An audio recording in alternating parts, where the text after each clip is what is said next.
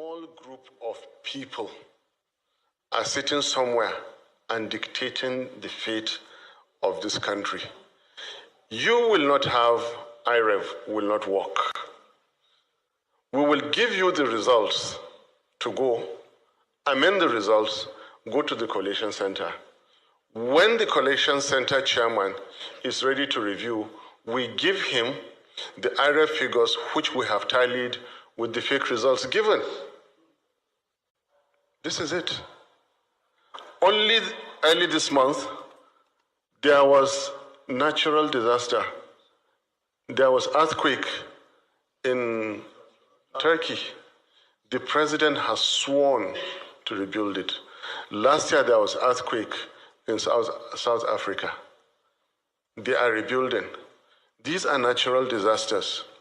Human disasters are when you have one individual destroying the future of hundreds of millions. They are worse than tornadoes, most powerful tornadoes. They are worse than earthquakes. 60,000 people died in Turkey. Remember, 800,000 people were killed in Rwanda. One individual brought Somalia to its knees. One individual brought Iraq, an ancient civilization, to its knees. One individual brought Libya to a sorry state. We have individuals who have amassed wealth and think they can, in the Eagle Square, disgrace citizen number 1, citizen number 2, citizen number 3, because they have millions of dollars to spend on state governors. And they will come out, hold INEC, control the security, control the judiciary. That is why they are telling you go to court. People are afraid to mention courts in civilized societies. The moment you mention court, he will say, okay, what do you want? That is the truth of the matter. We are heading, like I told you, when everything is at stake, and right now everything is at stake. My country is at stake. So I'm ready to deploy everything I can within the Constitution, not to let this happen.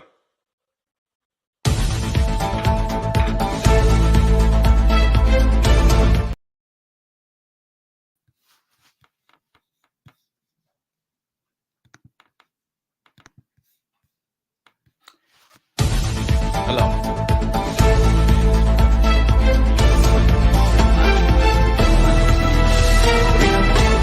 Here to finalize our coverage of the 2023 presidential election in Nigeria.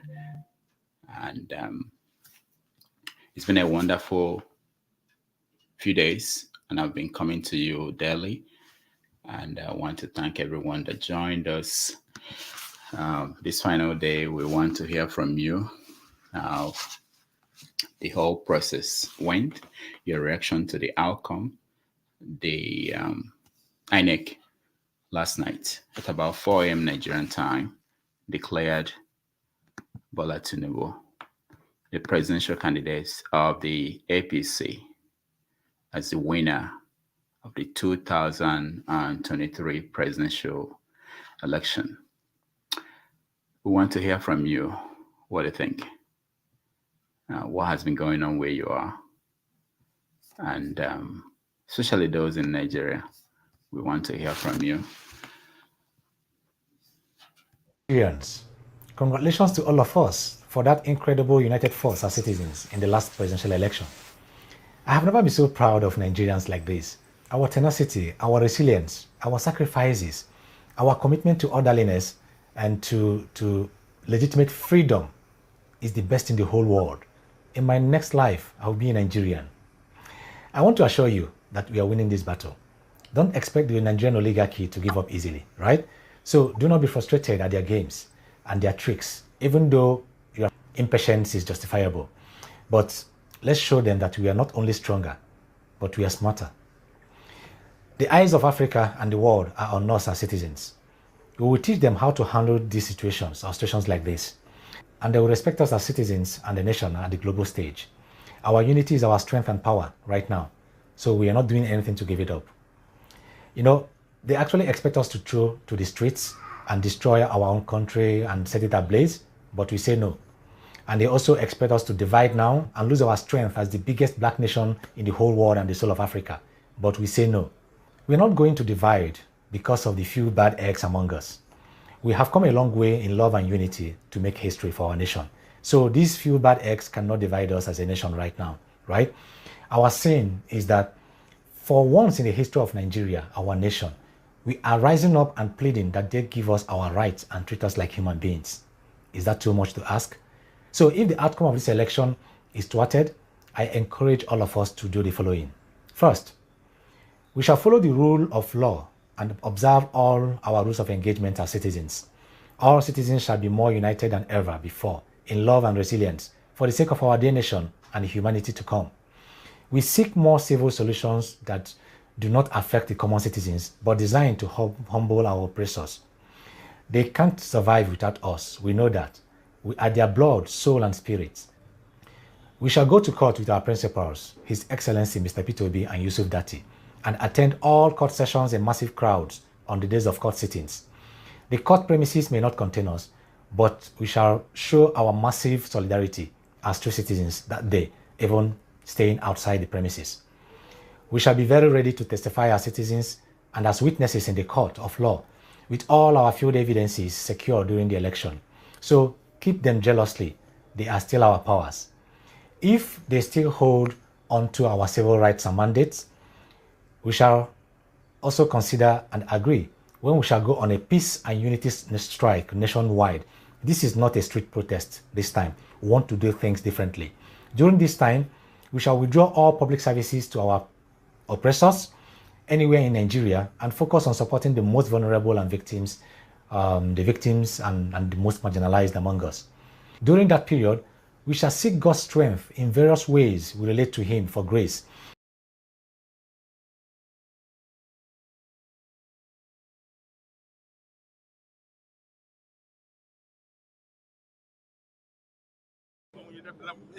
To hear that announcement has been made that I have been elected the President of the Federal Republic of Nigeria.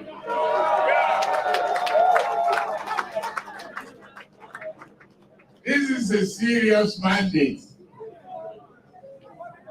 I hereby accept it.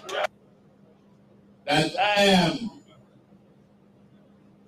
profoundly humbled that you have elected me to serve as the 16th president of our beloved country.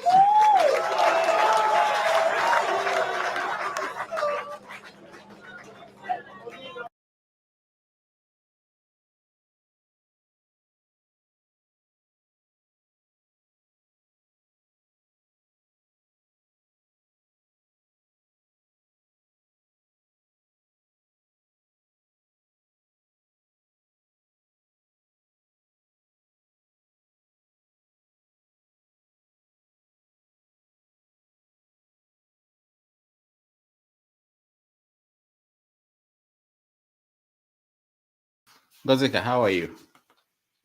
How are you? What's wrong? Are you okay? My mood is reflective. Sorry, today has been terrible. I can't even hide it. My What mood happened? has been terrible. I mean, you wake up to your hopes for the next 8 years dashed, and you're suddenly faced with the reality that the next course of your life,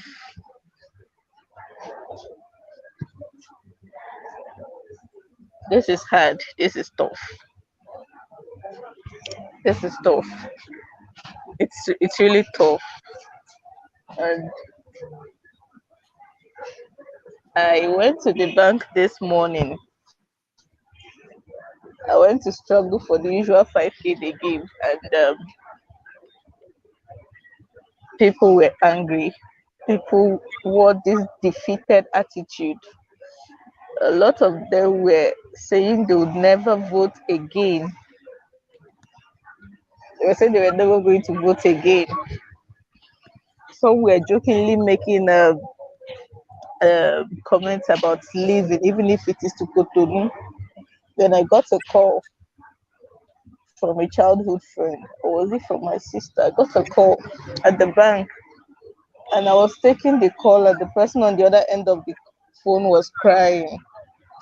I said, so what is it now? I said, another 8 years. Another 8 years. You know how many opportunities I have lost because I came from Nigeria.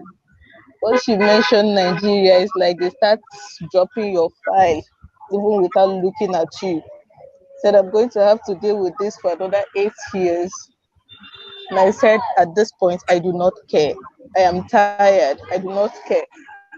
Then there's this elderly man beside me. He tried speaking to me, and I told him, excuse me, sir, I'm on a call. I'm on a call. He said, okay, when you are done. So I ended the call. I said, sir, I'm free now. And he said, something you said caught my attention. I said, what was it, sir? He said, you were tired. I said, sir, I am tired. As of now, I am tired. He said, that is wrong. They want you to be tired. I said, sir, I don't care. He said, you should care. Then he went into this long lecture. And he said something that struck me. I told him, sir, so what do you want me to do now? What do you want us to do? He said, well, you can sit down and take it, which is what they would expect. But I expect that you wouldn't. I said, so what do you suggest you do? He said, you stand up. I said, stand up so that we'll be pushed down again. He said, no. I said, the people we are dealing with do not have scruples. He said, when you are dealing with people with scruples, you throw your scruples out of the window and face them at their own game. I I don't know. Let me find a way to show the video. I wish I could walk and speak to random people so that you get the general mood here. It's a sad one. It's as if some natural disaster happened. I wish I could just walk around and just randomly, hey, how far? Did you hear that somebody else did? So that you get the feel of what is going on. It's that bad, and I don't know. I don't know what to say. I don't know. All right. Ngozika, thank you so much. Stay strong. We'll come back to you. Let's talk to. Wait, Ngozi, what can I do from my end to just put a smile on your face? I need you to get back your energy. Tell me something to do, and I will do it. You've not lost. You are a victor, and we are getting it back. I promise you. But I don't need to do something to just make you happy this morning. What can I do? Ngozika, can you send me how do I get your account number, please? Let me buy some ice cream for you.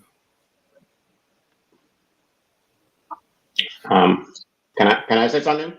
Yeah, I wanted to. Ngozika, we don't necessarily need your account number. Give us your WhatsApp number, okay? So we can send you something through and your name. Just put your name. Your labor cannot be in vain. Your first and your hold on, Echo, hold on. I think your account number is not relevant. Just give us your WhatsApp number, your first name and your last name, okay? That's all we need. And your WhatsApp number, please. Just put it on the private link or whatever. That's all we need. Please do that. Your account number is not necessary. Can I go ahead and speak? Is it my turn? Go ahead, Man of Prestige. I can't find. Man of Prestige, I have a phone number, but I don't know if the name is there is her name. I will put it there. Just confirm it, Ngozi, please. She need to put her first and last name, the way she can collect the money. I'm going to send you the on one the WhatsApp number. Okay, that's all we need. I'll send you the one I have. She will confirm it. Ngozi, be strong. We are here for you people. We are not leaving you guys behind. Please. All and right. that is the message you must help us to take into the street. Sorry, can you guys see me? Can you hear me? Yeah, we can hear you. Can you see me? Yeah, I can see you. I can't see myself. All right, man of prestige, go ahead. I'll figure it out what's going on. Man of prestige, go on. All right, thank you very much. Good afternoon in the East. It's morning here, and good evening Nigerian time. I greet everybody. So let's be, I hope it's not lost. There's nothing really changed. In my own, let me just give my own opinion. I'm obedience, and I supported Obi. I never expected Obi to win outright. I've been saying it in any platform I've been. My main permutation has been hopefully Obi will, and because of the spread wasn't there to begin with. So I never really had hope that Obi is going to make it like get Ghana 25% in 24 states. I never expected that. I was hoping maybe he can have majority of the vote, come second or first or whatever. Then whatever happened in the next round, let it be. That had been up with my perception, but it didn't happen. So let's be realistic. Tinubu is has been elected, regardless of the process that he was elected. It is what it is. Nigeria got where they want. I wish them good luck. If Tinubu perform, good. If he doesn't perform, let him be where it is. But if I have to give my opinion, it doesn't necessarily mean that my opinion is going to work if I'm expecting a doom for Nigeria, because whatever has been happening, is there going to be any change? I expected a change. Now that we have not been able to dislodge the APC or PDP, it's going to be a long road for Nigeria, okay? Because these people are not relinquishing the power. Because I wanted somebody different, or be one person or anybody, so we can go to a different direction. But it seems that the status quo has remained, which is the same thing. So nothing has really changed. But the problem I have when it comes to Nigerian space is the process. I've been saying it. The process, like I said yesterday, the process was probably the worst thing. Nigeria, we talk about structure, because we have governance, like what we could do, then you're going to win your state. Everybody here is in a developed country, state, United Kingdom and everything. When has a governor ever prepare you to win their state? I'm in the state right now, I'm in California. Let's assume any Republican has a better, platform, a better, whatever to win. They can win my state. Governor doesn't have any structure, but we are so, messed up. The orientation in Nigeria is so bad that you have to depend on structure to win. To win election in Nigeria. That's exactly what happened. Structure in Nigeria. Wike is an epitome of what I'm saying. Everybody saw what Wike did in River State. It's very, very clear.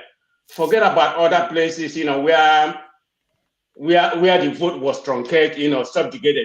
We know what happened, in every state. Look, how many? Tinubu won about 8 million, Atiku about 6 million, it will be about 5 million, and the other one 1 million, so whatever it is. Okay, calculate it. It's less than the previous election. And it's going to get worse because the hope, the hope has been lost. I have no intention of going to Nigeria. What would be win? Obi could have done nothing for me. But Kwankwaso couldn't have done nothing for me, but I wanted a better Nigeria, not for myself, because I'm not going to Nigeria. I'm established here, okay? I have business and all that to work. My job is here. So my family is here. I have no intention of going to Nigeria, but I wanted a better Nigeria for people in Nigeria, like my relative, the ones that are supported, But what they are telling me right now, say, Uncle, don't, if you're going to send us money because you want us to go vote, don't send us any money because we are not voting. So the voting apathy is going to be worse than it is right now. So let's just see what happens. But let's be my opening, commentary. So I will say more later. Thank you. All right, thank you, man of prestige. Let me go to one man. Just because you came second, so that people who just joined us won't think that I jumped everybody to go to you. Go ahead, one man. Well, thank you, Rudolph. Thank you, Rudolph. It's the morning after the night before. This is really where we are. It's the morning after the night before. So this is what has happened. So it was a long, hard fought battle for the Nigerian presidency, and the anticipation, of course, that this guy Tinubu was always going to win it. And a lot of stumbling blocks along the road. Right through the primary, it was never anybody's will, especially the power brokers. It was never their will. You know, power was meant to be retained in the north. He surmounted that. And then they wanted to put a stooge in Aso Rock to satiate the south, but still have the levers of power. He surmounted that. And then he got the ticket for his party. And then he went on this long and grueling campaigning thing, campaign of calumny and, you know, fighting both the opposition and his party. He surmounted that. So a lot of allegations, a lot of back and forth. But I invite you to concede that Tinubu is the popular will of the Nigerian people. So this is what has happened. This is what has happened. Tinubu is. We can do the back and forth, and I know that emotions are raw at the moment, and people are clutching at things to hang on to. So I can understand all of the narratives that we hear, both that we have heard and we will hear going forward. But Tinubu is the popular will of the people. So that is what has happened. So Mahmoud Yakubu declared just yesterday that Tinubu was the president-elect. That happened after having fought a grueling battle to land that ticket. So that was what happened. And today, Mahmoud Yakubu again invited Tinubu to the coalition center and handed him his certificate of return. So that was what has happened. So going forward, in the next processes, the handover processes will be done with Tinubu assembling his team to synergize with the federal space to see where they are in progressing the country so that there'll be a seamless transition of power 29th of May. So that is what will happen. So that is what will happen. But of course, it was a hard-fought election. People invested a lot emotionally, you know, in terms of financially even. Just yesterday on my platform, we had somebody nearly in tears. He went from the United States at great expense just to cast that singular vote. So passionate was he for the process. So passionate was he for his will to hold. But this is the reality of it. We have a lot of debutants into the political space, and this is the dawning. So what I am inviting Rudolph, because you're a lead voice, you're one of the voices, by the way, that matched a lot of people in hope to the top of this hill. So I'm inviting that you should be one of the voices then that match them back down that hill again. So all the Grand Old Duke of York and all that. So this is what has happened. So Tinubu will be sworn in as the president of Nigeria. There'll be a lot of you know when you chop off the head of a snake, the body still pulsates somewhat. So there'll be that pulsation, just that rabblings from the disappointment for next few weeks, and things will peter down because the swing of the state has moved.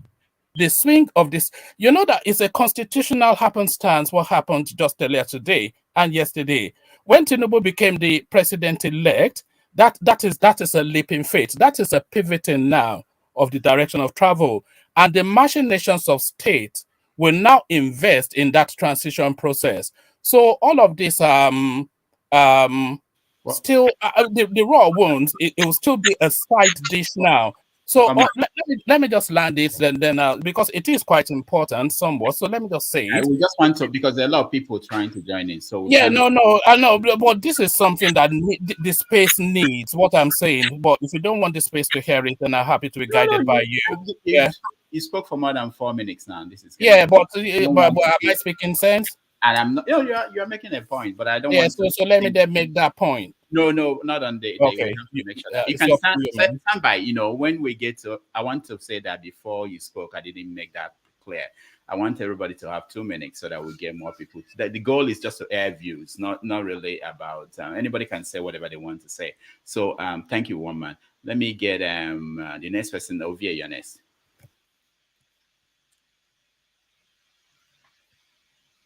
Ovie. Forget this. You are bad and talk, man. Oh yeah, unlock. Chairman. I'm mood of yeah. I'm with your stuff.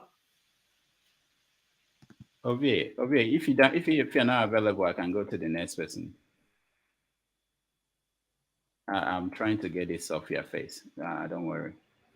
Go ahead, Ovie. I unmuted you, Ovie. Go ahead. Yes, because I don't know what is going on. I those button to mute or unmute. I can't fancy see there. Anyway.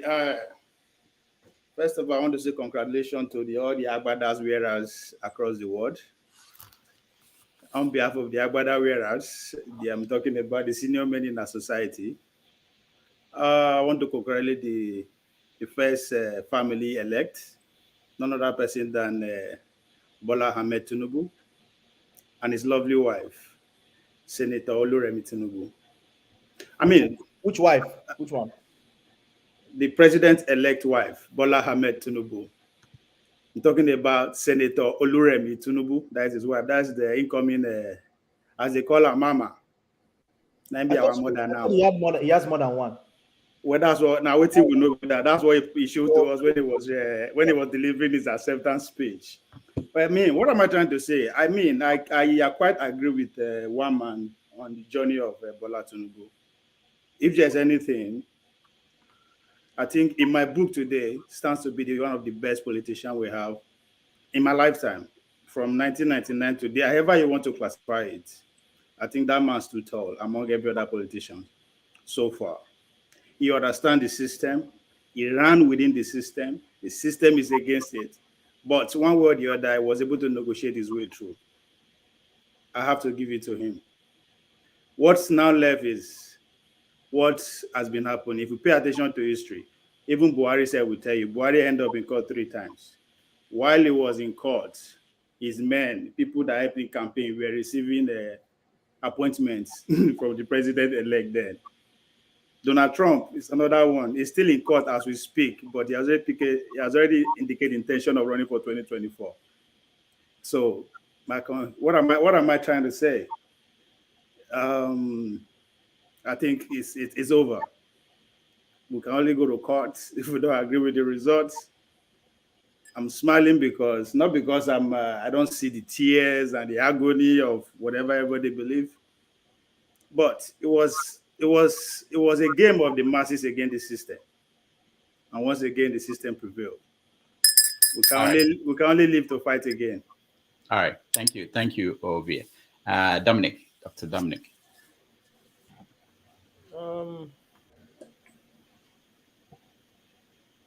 I'm speechless.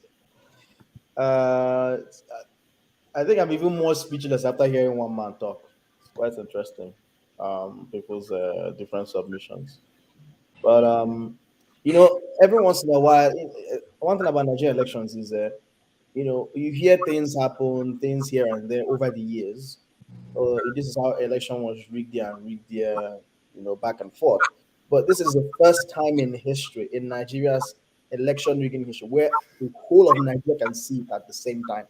And it's not a question of did it happen or did it not happen. This is a question of when did it happen, how did it happen, and can you show me?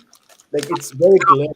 And then you get someone who's well learned make a submission that does not take that into account. Makes a spends 4 or 5 minutes, trying to bedazzle Nigerians, and you wonder, like, how do other people process this? It's quite interesting. Like, people see all this stuff, and then you wonder, how do people process this? Like, this is a fact. You can say the sky is blue, but if it's orange, everyone sees it. You can say the sky is pink, but if it's black, everyone sees that.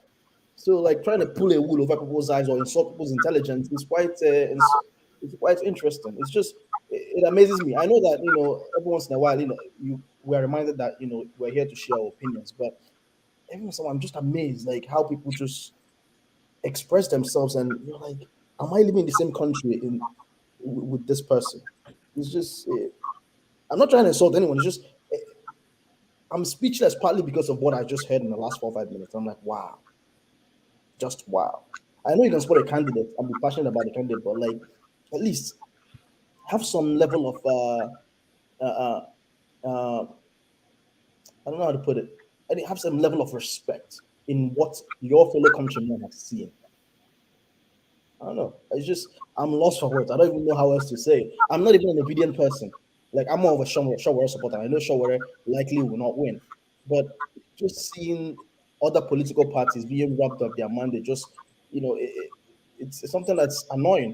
And for people to make the point of olive branch and all whatnot, like how can I be accepting an olive branch when I know you glaringly stole an election? Like you're seeing ballot papers and collation papers where they're literally a scratching of votes and writing something else, or they put a piece of white paper on top of someone else's vote and they write a different number. And this is something that's widespread. I don't know. It's just this country is quite interesting. It's quite interesting. The people that you live with, people who you call your fellow citizens. It's interesting. All right. Thank you, Dr. Dominic. Forefathers. Yeah, thanks for having me, and greetings everyone on the panel, the chat, and the viewers. Human beings, isn't it? We like to play this game where one side is jubilating and the other side is in lamentation. And this is one of the reasons why I ask that they draw the power from the center and to the people. Because this thing where one side wins and the other side is in lamentation is not ideal. And I must say, one man, there's nothing wrong with being a gracious winner. Being a sore winner it doesn't look good on people because you seem to lack empathy for your own countrymen. The Ngozika was here in tears. So sorry, what did I say to lead to that comment? What did I say? Because you were like, oh, he won. You all have to acknowledge it that he won. He won. I never said that. That's what you said. You didn't. Okay, you can play it back yourself. Please, I'm not making it up. That's what you said. Don't prejudice my words. Everybody I'm sorry. I'm sorry. Just address your space rather than me, please. I'm just addressing. I'm not here for a battle. I'm here to heal. I'm not battling you. I'm just saying these things because I also said no, don't reference me. It's invited your thoughts, not your commentaries on me. Your thoughts. So give us your thoughts and just leave. But you are talking. I'm just saying that the way when Dominic said the same, you didn't have any issue with it. But when I say something, it's all right. It's all good. He said something in the group chat. He said something. Allow one man to celebrate however I want to celebrate. Man, people are trying to bust him. Let's face it. He won. Let him no, he's allowed to celebrate. I'm not. See, it's when you come I'm and not start. Celebrating. Sorry, I don't want to be the topic. Just be guided by Rudolph. Some people deserve to celebrate. Nobody. No, I am not celebrating anything, but just is inviting your thoughts. No, sorry. Rudolph is inviting your thoughts, not on me, but on the politics. So give him that. All right. So I will speak on what I feel like speaking on. I'm sorry. Regarding this matter, if there was widespread, cheating and whatever has happened, eventually to come out, just like he did in the case of Ondo. If he doesn't, then he's duly elected fair and square. And the people and everyone that has campaigned for Peter Obi have to recognize the achievement that he made, because this is the first time, if I'm not mistaken, a president has been elected in the country by 37% of the vote. He didn't get most of Nigerians' votes. 62% of Nigerians didn't vote for him. That is the vast majority. So the way he governs, if he goes ahead to govern like somebody that won 100% of the votes, God help him. Because there will be consequences. And I hope the kind of attitude I heard from El Rufai, calling people angry people and all the rest who's come to the... You are asking people to come to the table and you're referring to them as angry people. This type of attitude is not going to help. I don't know whether these people want to keep the country together or whether they are trying to break it. What are they trying to achieve?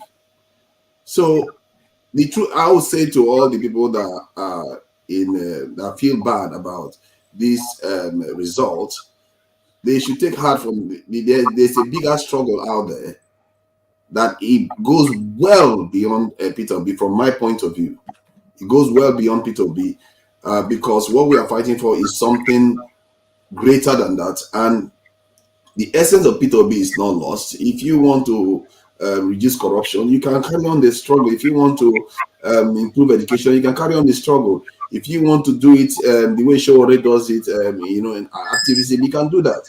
And if you want to join the participate in the government, you can do that. Personally, I will advise that Tinubu consider a government of national unity, because this country needs all the brains and everybody's hand on deck. Thank you. All right, thank you. Casper, you're next. Unmute yourself, please. Yeah, thank you very much, Rudolph. Yeah, thanks for the opportunity. So first of all, before I say anything, I'd just like to lend my voice to those of us that were actually talking to Ngozika yesterday, and this message is to everyone that's actually really interested in that's actually supporting the movement that was actually being led by Peter Obi. I mean, we should not be discouraged.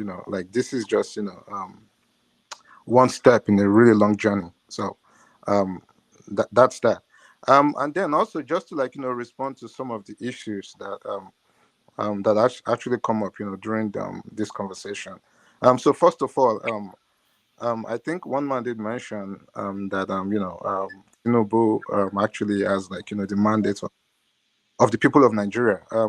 I mean, I think that's debatable when you consider the fact that you actually have more than 60% of the people that did not vote for him. So how he intends to govern, given that, it's totally up to him. But then another question that just looking at some of the data, some of the results, something that I find really puzzling, and I don't think there's been a lot of a lot of people haven't been saying a lot about this, is the fact that when you look at the total vote count or the total results, you actually have about 21, 22 million people. And when you consider that, INEC told us that they actually distributed about 87 PVCs or something like that. And when you compare this number to what we even had in 2019, when we actually had about 5 million less, 5 million fewer PVCs, and you're still able to have about 26 million people voting.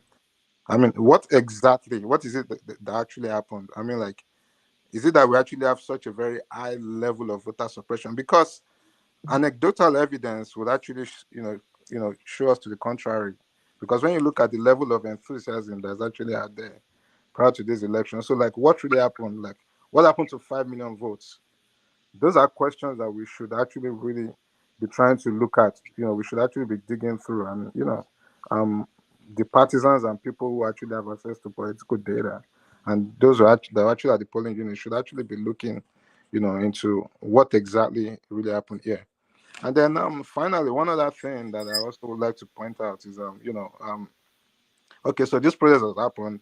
I'm of the view that a lot of progress has been made, considering, I mean, whether Obi wins eventually or is eventually sworn in or not. Because I still believe that there's still an opportunity for him to actually, go through the courts. And even though there's not a lot of confidence in the judicial system, it's still an option to be considered. The question is where do we go from here? Because that's really what we should be looking at. Yeah. Thank you, Casper. We are going to do that later on, but I want everybody to have 2 minutes to just air their view. Mama H.O., go ahead. You're next. Congratulations, Nigeria. Congratulations, my children. Don't lose hope. They said he that the gods wants to destroy, he will first of all make them foolish. Tinubu, you are foolish and you are an idiot. You cannot sleep my children's mandate. Kosheshe. It's going to be a cold or hot fire in your hands. If you have integrity and you have dignity inside of you, you will not have sent your talk after them if you have integrity and you know they will vote for you. But because you lack integrity and moral dignity, you decided to send talk to harass them. And when that didn't make sense to you, you send your idiotic Agbero children to rig result for you. Shame! Shame on you, Tinubu. Shame on you, Amen. Bola Tinubu. The children is a hot coal in your hands. You won't take it. We will collect it back. To you, you have the Supreme Court judges in your hands. But my Bible tells me the heart of kings is in God's hands. And it is only God that has the final say. Therefore, my children's labor can never be in vain. They will not labor for another to inherit a woniye, a warisha. Ọmọ aláṣọ Tinubu kì í wà kísà. You understand Yoruba and you know the meaning. Ọmọ aláṣọ kì í wà kísà. Therefore, àwọn ọmọ mi wọn ò lè wà kísà sẹ́ èèwọ̀ nìyẹn. You want to rule? Not with my children's mandate. Never. You use money to bribe or bribeable. Gbogbo yín tó gba owó lọ́wọ́ Tinubu to steal my children's mandate. The money will turn to dust in your hands. The sun will work against you. The moon will work against you. The power of the sea will work against you. The power of the earth will work against you. The blood of the innocent and the spirit of the innocent will begin to haunt every one of you that collected money from Tinubu to take my children's mandate. 2023 will be a calamity year from now and all your generation. And so shall it be in the mighty name of Jesus. Amen. Okay, thank you, Madam H.O. Dr. Eberichi Yanes. Good afternoon, Dr. Konkwo. I really have a lot in my brain, so let me see how I can compress that within 2 minutes. I was going to react to one man, just express my disappointment at his cockiness this afternoon. But I think Dr. Dominic and the other fellow have already done a good job there, so I wouldn't really waste my time. Now, the election proper, just this morning, after I saw the result, the final result that was published, I wondered what could have been. I think like Mr. Man of Prestige, I never really believed that, Peter B was going to win this election. And I thought he didn't have, he would fall short in some ways. But when I saw the result, I'm like, so after all this rigging, after all that happened in Lagos, in Port Harcourt, in River State, he still was even running close to the Mr. Tinubu. So then I wondered what could have happened if they had allowed this election to go free and fair. And so what we have now is a situation where everybody is a lot of folks in Nigeria are totally despondent. Mr. Tinubu may have been declared the winner of this result, but he really has his work cut out for him, because I'm not sure how he's going to manage a population that is highly agitated. All my politics appears to have left the screen. I was going to wonder. Okay, I think he's here. When during the campaign, when they talk of alliance between NNPP and the Labour Party was on, I recall Galadima. I think Galadima was a spokesperson for NNP and even Kwankwaso. I can recall some of the things that they said on air. How P2B how an Igbo man how they were comfortable with voting an Igbo man. How NNP had a lot of states and stuff like that. So now that the election is come and gone, and now we now see the reach of these parties. And I wonder if it was today, whether Kwankwaso and the Gladima would have had a different take altogether. Whether they would not have been better off being going on their alliance and accepting the position of a vice president as opposed to the position that they took. So I'll just leave it at this point, and then. All right, thank you, Dr. Eberichi. We're going to go into details about what happened. So when we get there, we analyze it. But let me also say that I want to rotate people, so that new people can come in. We will have time. Everybody will have opportunity to air their view and go into the conversation. So if I move you out from the screen or move you out from the studio, it's just to let people in. The Blackstone, you're next. You can always move me out whenever you want. No, I can't move you. That's the problem. People don't know that I can't move someone like you and forefathers because you guys have access to. So go ahead, the Blackstone. Okay. Good evening, everybody. Thank you, Mr. Rudolph. Yeah. I don't think the victory of what they call the victory of Tinubu is a desired victory. It did not deserve it, actually, because if you call anybody in Nigeria and ask, are people celebrating the victory? No celebration. At least most Nigerians are sad, and a victory whereby the majority of the people are sad, are not happy, then there's something wrong along the line. So I think that I know that this is a stolen mandate that was handed over in the path of God to Tinubu.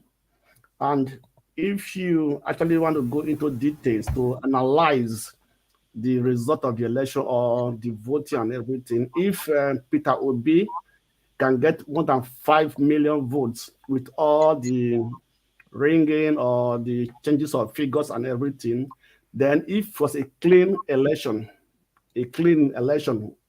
then we would have expected that we have a landslide.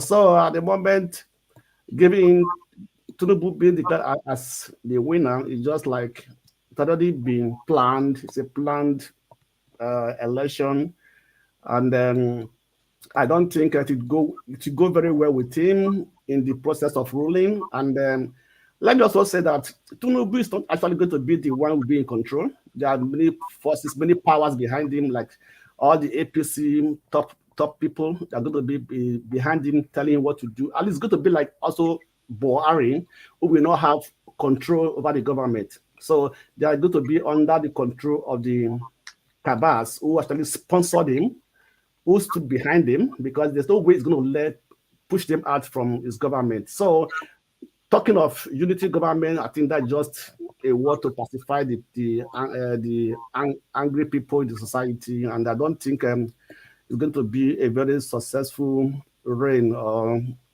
Tinubu in the next election. And I think there's still a lot to do. Labour Party, Peter still have a lot to do. He can go to court, and I think there are many chances for him. If the judiciary can be impartial, I think what they can ask for is to recount recounting of the ballot papers. And if they recount the ballot papers, I think there will be a chance for him to get his mandate back if the Supreme Court can be strong enough and be impartial and stand on to call for a recount or cancellation of the election. Thank you. Thank you, Blackstone. Janaba, you're next.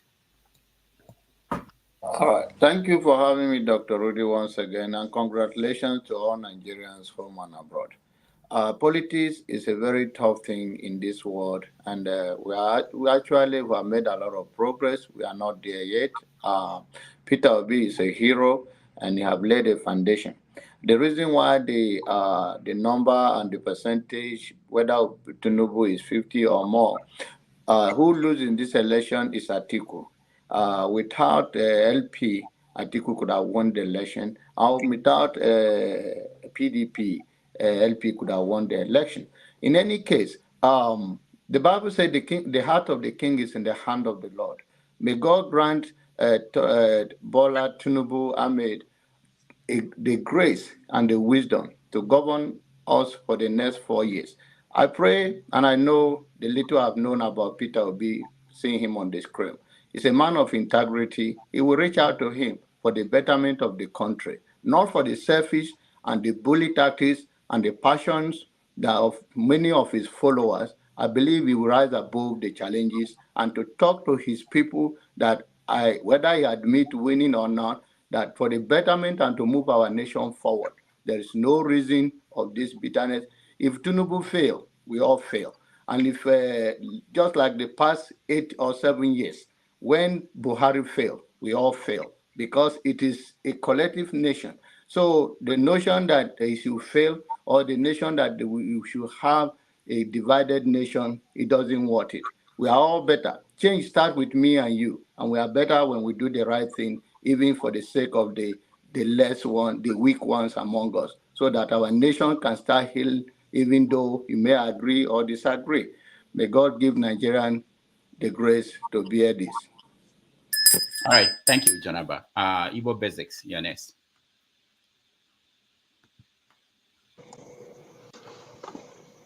Good morning, Dr. Dalagis. Good morning, Nigerians. And good morning, fellow panelists. I was the last man standing last night. Oh, yeah, I have that knowledge. Sorry, before you start. Igbo Basics was on until probably, I don't know what, 4 a.m. or something else. Yeah, it was unbelievable. He was on the platform. We did 22 hours, even though I wasn't there, but he was the outro. I don't know how he woke up now. Okay, go ahead. Wait, by himself? No, with a few people, and they were just. Okay. Yeah. I'm like, okay, we start talking to yourself. That's a big problem. All soldiers never die. All right, go ahead. 2 minutes. I really tried to get some inspiration from how Rudolph keeps the cool. That is really a blessing on its own. This is not a Nigeria. This is not the Nigeria that I was born in. It was not fair to say that. The selection has come and gone. What has happened here, I would dare say that Tinubu, he won the fight, but is going to lose the war. When I saw Tinubu come to Dobale for a woman from my village, I knew that we are now heading towards what we call the 37%, Alibaba, not Alibaba and the 40 thieves, but Tinubu and the 37%, which is what we have ended up with. So without missing words, I would just like to say, particularly to Ngozika, I'm very touched on the sacrifice that she made and the rest of the people that made sacrifices. But that was yesterday. We are now today. Nobody should be so down to the extent that you can't function. Let's pick ourselves up.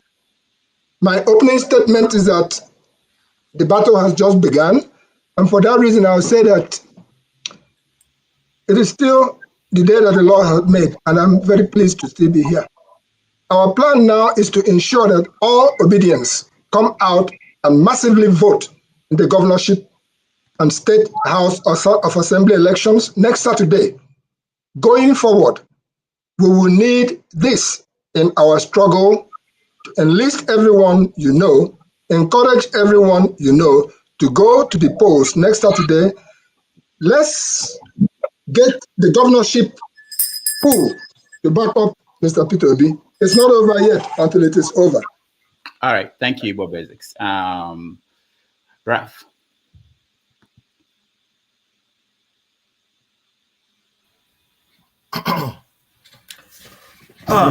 Yeah, hi Rudolph. Hi everyone. Yeah, I was watching the whole drama last night, and I already figured out I saw the mathematics. What's that song that the late Sound Sultan did? What's that song called again? Is it Nigeria Jaga Jaga? That's Idris. Oh, Idris Abdul. My bad. Mathematics. But anyway, they did it, and but that's why I was waiting for her at the end, because I said, I don't know who's giving echo, but I said we should wait for the end, because when they make the announcement, then you can start making your deductions. But what I would say is, watch who has been celebrating, watch how they have been celebrating. You will hear people talking about unity and all that nonsense. I still go back to people who are telling you that they are for, even the Tinubu speech, he still gave insults. He still threw insults while calling for unity at the same time, which was fantastic to see. But there are people who come here and say they are for Kwankwan Show, they are for everything, they are for this and that, or they are neutral. But none of them called out the people who were denying people their rights to vote.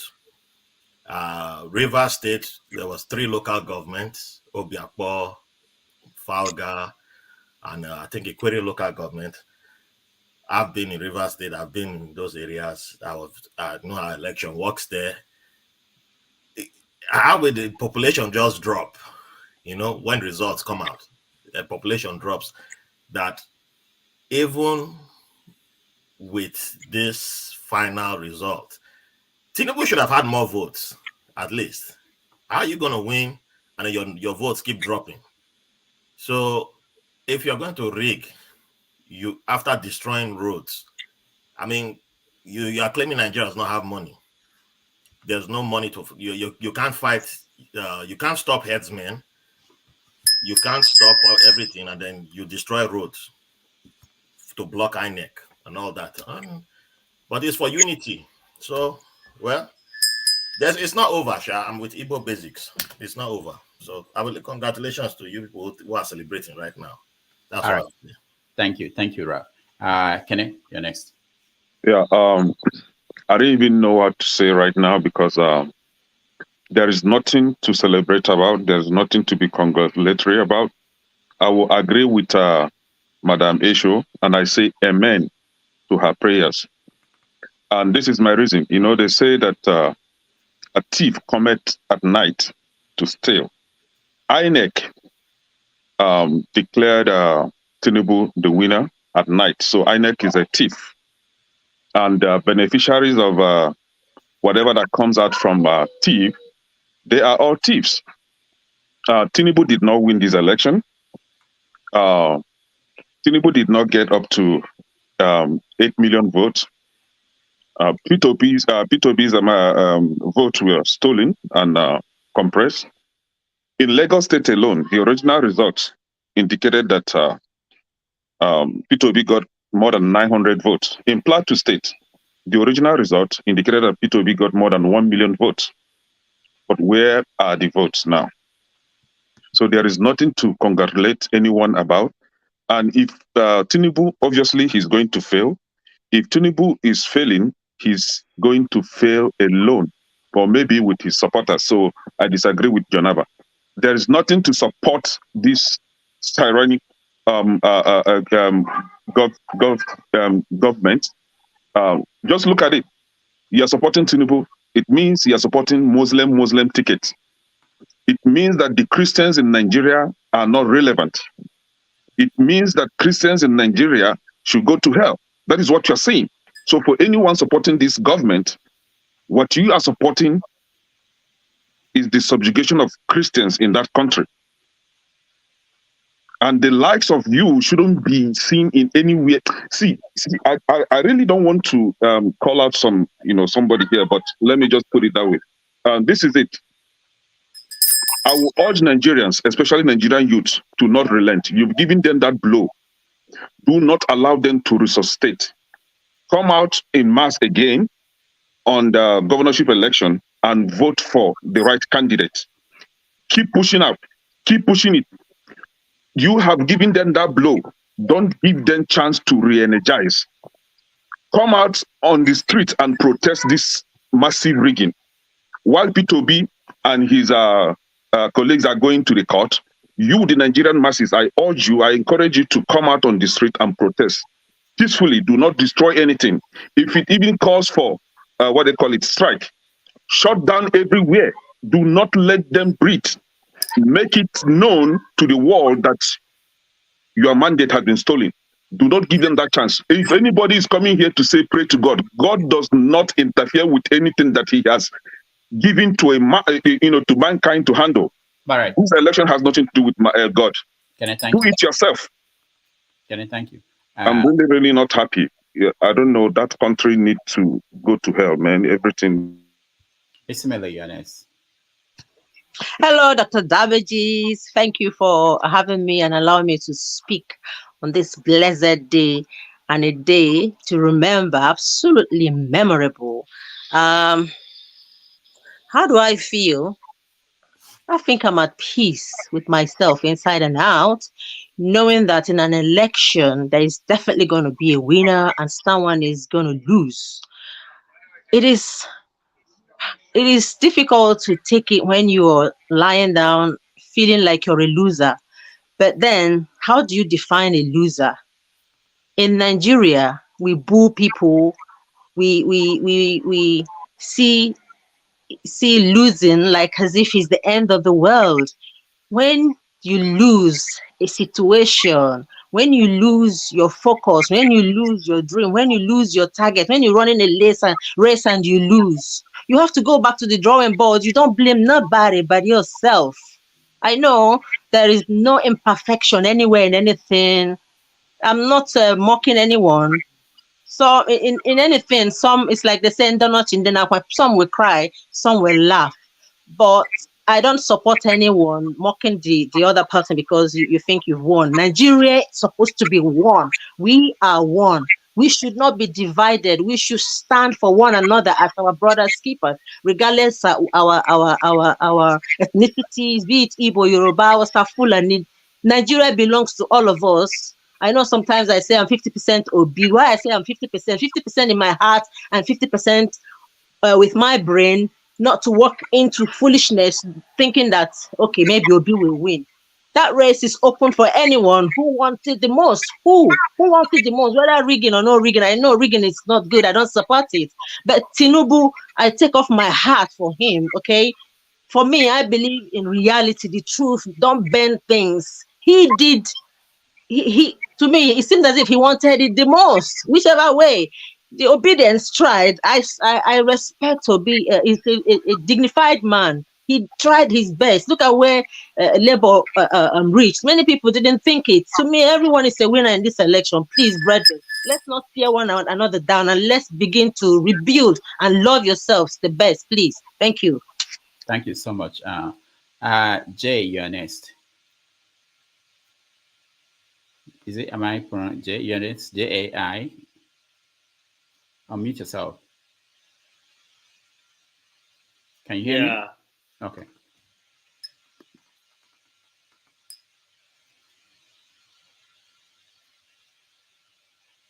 All right. If you're having problems, we can go to the next person. We'll come back to you. Justice, you're next. Yeah, I can't even unmute Jai. Jai, go out and come back. Wait, you just unmuted yourself. Jai. Yeah. All right. Justice, go ahead. You're next. Thank you, Dr. Damages. How I feel. The only way I feel now is that after Igbos have betrayed themselves, given Nnamdi Kanu away, shouted for the head of Simon because of this election. Now the election have come and gone. Can they now release Nnamdi Kanu? Because the election have come and gone. We know Nigeria. You know, we keep lying to ourselves as a people. And that's why no progress have been made. This will be movement. Give it 3 weeks to 1 month. Everybody will go back to their shell. Because Nigeria understand the psychology of Nigerians. Some of their key leaders in Port Harcourt, one of their labor leaders was collecting money. We all know this is on record to rig the election for the River State, the same labor we are talking about. By the next 2 weeks or 3 weeks, when this government will be formed, they will look at some of their key players and employ them to the government. At the same time, some they will hunt them or they will hunt them down with DSS, and everybody will change their tone. At the end of the day, Nigeria continues. Nigeria will continue falling down because you can't put this kind of person as president that you want Nigeria to progress. But my own thing is what I'm making demand that Nnamdi Kanu should be released. Nigeria is not going to work. We all know that. We keep lying to ourselves. We have done election over and over again, and up till now, nothing have changed. and it's not going to change. So what I'm saying, let Nigeria let Nnamdi Kanu go, because Nnamdi Kanu is not your problem. Simon Ekpa is not your problem. Your problem is the lies and wickedness of a black man who have choose not to make, who have choose not to take the responsibility to make a dramatic change for his own people. Or they will lie, one Nigeria, one Nigeria. Now one Nigeria will continue, and they will continue killing our people. So let Nnamdi Kanu go and have their Nigeria, and let's see how we're going to go in the next 4 years. Thank you very much. All right, thank you, Justice. Joe. Yeah, hi everyone. Good morning. I want to congratulate all the true Democrats worldwide, or especially the ones in Nigeria, the one that stood firm to uphold our democracy and all obedience. I want to say congratulations. You did not lose. They must have rigged us out, but we did not lose. It's so sad that some people are celebrating the injustice being done to Nigeria because it favors their person. In as much as Tinubu won, and right now it seems like there is nothing to do about it, that nothing can be done. But that does not mean that we should celebrate the way or the method at which he got in there. We also saw the mass spread of rigging. We also saw the voter suppression. We saw the vote buying. We saw everything. Even the INEC chairman, his the way he was responding, his physical how do you say it now? The Body way he language. was, yeah, his body language could tell you that this guy did not even care. There is a saying that when a thief tells you go to court, know that his elder brother is the judge. These guys have bought the court system. These guys obviously know that nothing will be done. And our fathers, I'm sorry, I have to say this word, one man, whatever, you are somebody's father. You know, your children are coming behind you. Tomorrow we might not be here. Our children, are this what the legacy you're gonna leave for them? I'm celebrating Tinubu because he rigged it. Tinubu, the other one said I doff my heart for him. Doff your heart for him for what? That he rigged his way in, he killed so many people. So many people died because of this. It might have not gotten to our house, so that doesn't mean that the pain that another person is going through, we should just wash it off. These men, they are dangerous, we know that, but there is nothing God cannot do. So I want to tell all the obedience worldwide, keep pushing. They think it is over, it is not over until it is over. So therefore, I want to thank everybody in the panel, and I just hope God's will is done. Thank you. Thank you so much. Shegun Yanes. Good evening, everyone. Nice to be back here again. Well, I'll play a devil's advocate for a bit. And so somebody wins, his supporters would celebrate. I mean, that's the way it is. Somebody will win and somebody will lose. But however, I think it's a cold victory because it's all glaring that this is a victory at all costs. And that reminds me that when Tinubu said he was going to play dirty, this is the dirty remains. It's glaring in everybody's eyes of everything that happened during the election. So why are people not asking specific questions like the fraud that was perpetrated, the mutilated results that were uploaded, the reasons why results were not uploaded. These are the questions I believe will be tested in the court of law. I do not expect.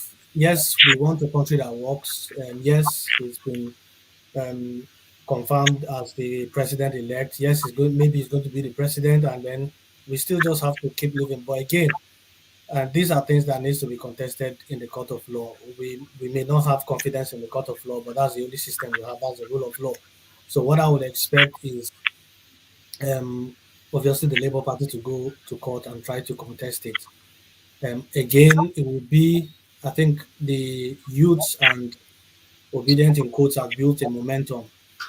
I know sometimes Nigeria gets to depress people, and then you just want to just forget about it.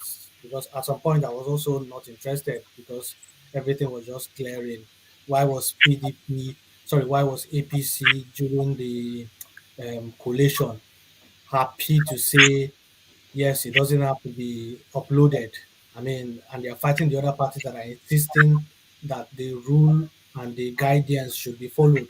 And you're coming out to say the guidance is not followed. So for me, that shows culpability. But again, we don't want anarchy.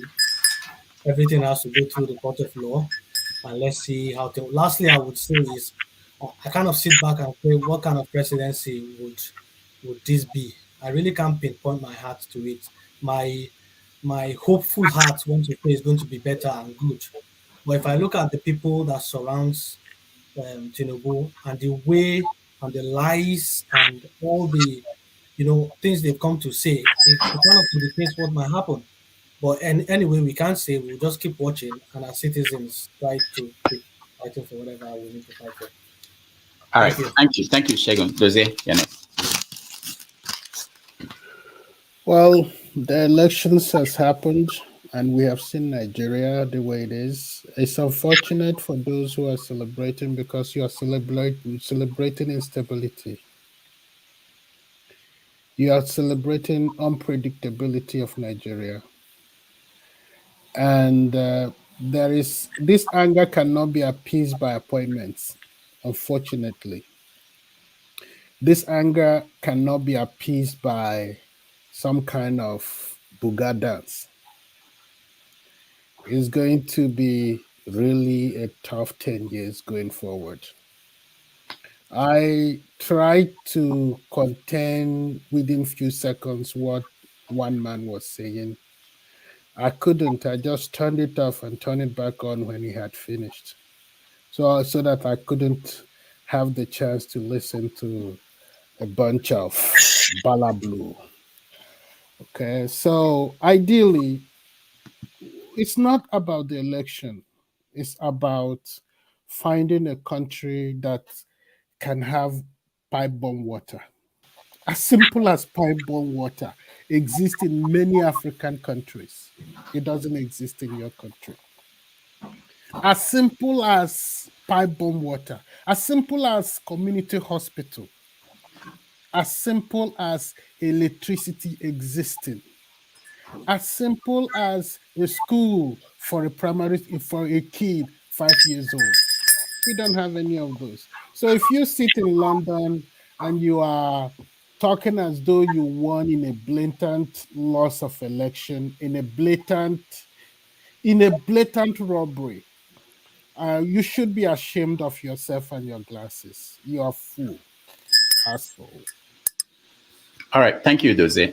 Let me say this. I did something here that people may not understand what I did in a few minutes. I allowed Ovie, one man, Raf, Dominic. I wanted forefathers to be there and maybe this Mr. Scribe.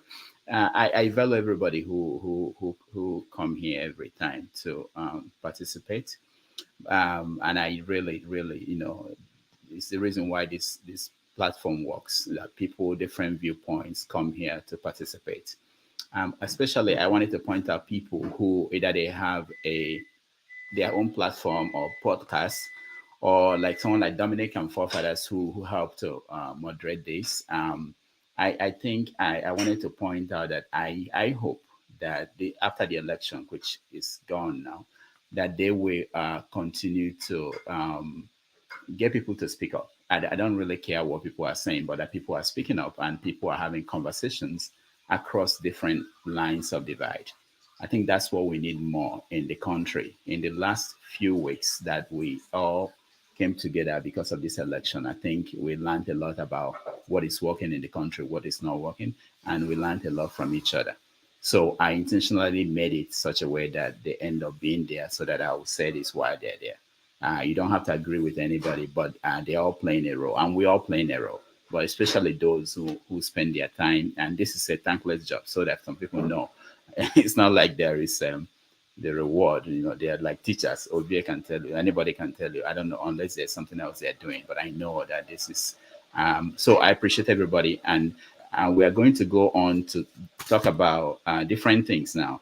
what do we expect to be to do, P2B? Because there's two things now left for him to do: accept the results or go to court. I know that his campaign and the people around him are saying to their people to calm down, don't go on the street. And then Atiku, I have not heard from him. What is he planning to do? Is he going to go to court, or is he going to say, let's move on? So that's one question we are going to tackle. Then what kind of presidency is Tinubu going to give the country? Because we have to think about it, that it's actually on the path. It's happening, even if we don't agree with what happened. And then are there positive things that came out of this, especially as we go along to think about the election next Saturday, not this one, next one? All right. So I will now let everybody up. So if I ever take you out, don't think there is any particular thing. There are some things I wanted to illustrate. All right. So we'll go around now. Everybody will have your say on what do you expect Obi to do? And I mean, it's simple.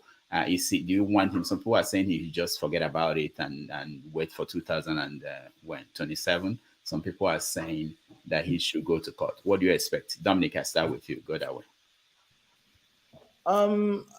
This has nothing to do with Obi. This is more of every party that was part of this election should file a case. I don't know what it's called.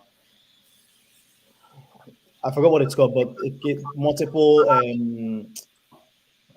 litigants, class action lawsuit or whatever you call it. I'm not a lawyer, but some of you who have some leanings in law understand what I mean. They should all join together and file one case, because obviously there was a lot of rigging. It doesn't matter if I'm the last in terms of the score. If you cancel out one of my votes, that is illegal. So I think they should go to court. The only sadness in it is this was all a game all set up, right? If you paid attention to everything that happened at the collation center, you could see Jaga's body language. You could see all the not Jaga. Not Jaga. I mean, I keep saying Mahmoud. Yakub. You could see all the protestations that happened, and at the end of the day, it was all about let's just finish collecting this thing so that we can declare Tinubu. And then once we declare Tinubu, he's now out of the hands of INEC. Now we can go deal with the courts, which we have already all set up so that they will help us win. So it's not even about Obi at this point. It's about doing the right thing. Right? Yes. Doesn't matter if it was an article that was rigged out, I will still have the same opinion. So at the end of the day, I think they should challenge it. What was the other question? What to expect? No. Just let's deal with one and then go back and do the other one. Yeah, because they are different questions. Yeah, why I mentioned Obi is that he's going to speak today. We haven't heard from Atiku, and we don't know whether he's actually worried about this.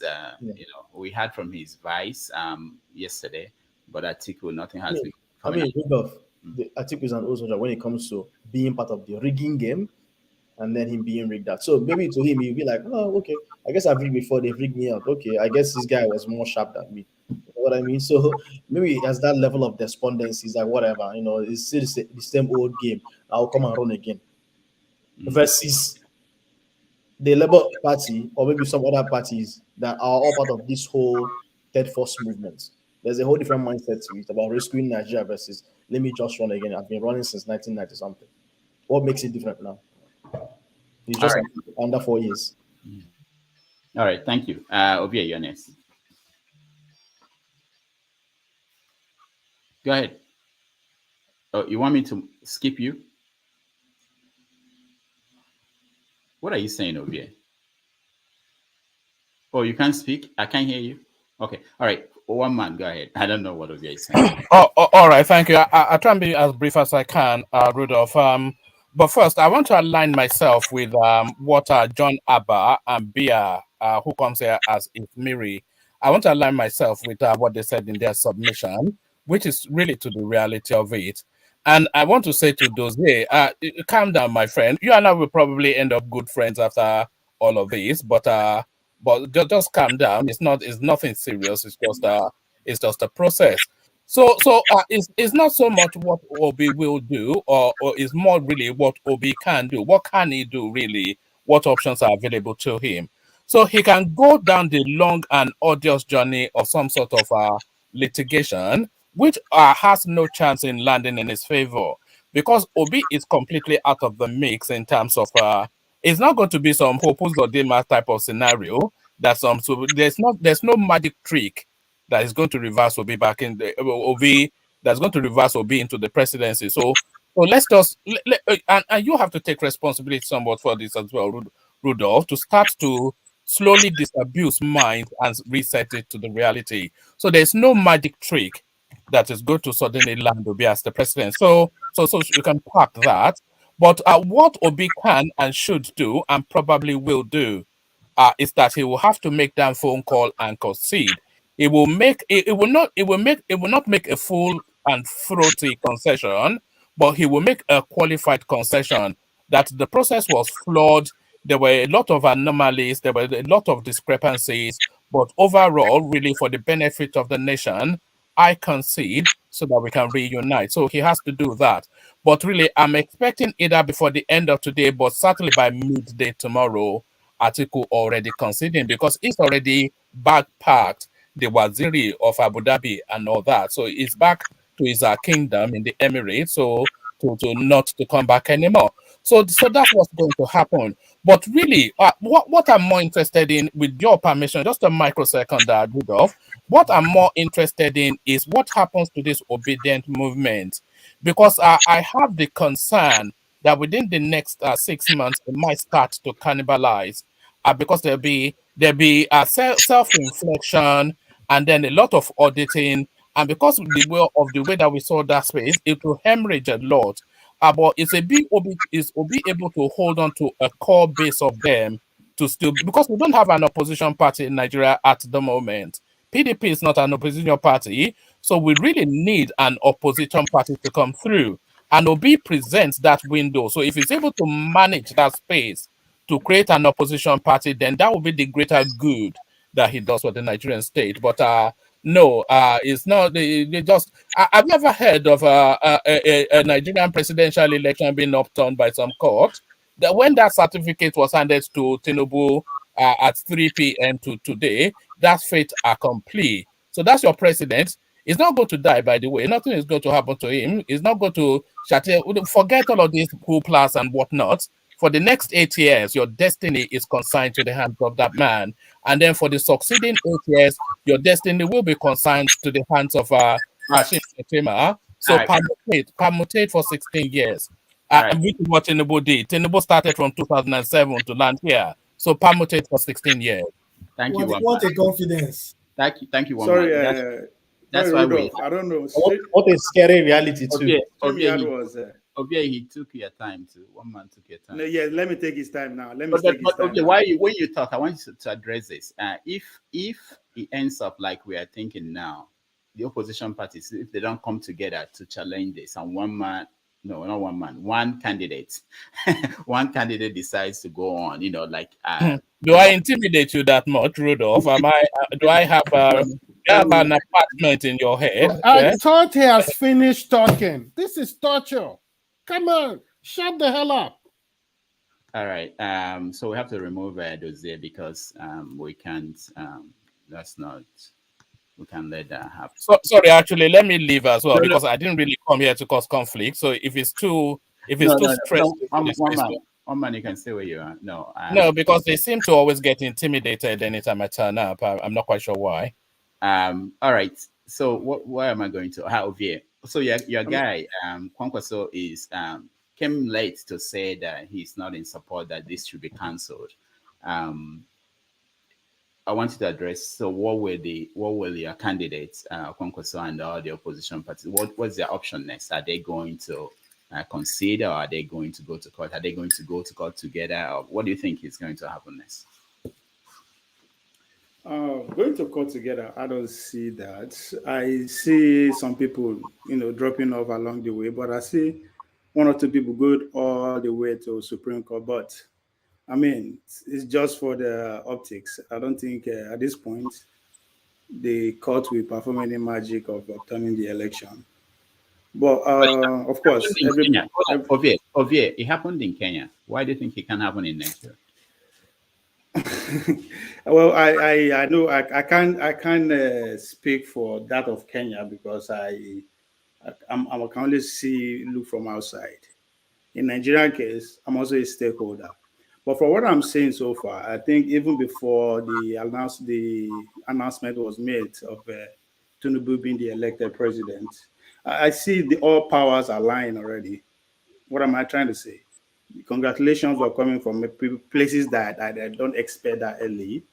They kind of hold on, like from where? I mean, even on Aeze, I threw a congratulatory message already by their secretary. So individually, people are saying that. But the point I'm trying to make here is that it's as if the individuals, people who have pretty much say in how the system works, kind of in a jovial, in a very friendly, and it's as if it's already been done and concluded. Yesterday I was asking a rhetorical question for the fact that these people are not up and harmed already. When I mean up and harmed, the major candidate are not saying anything. That means maybe they know something that we don't know.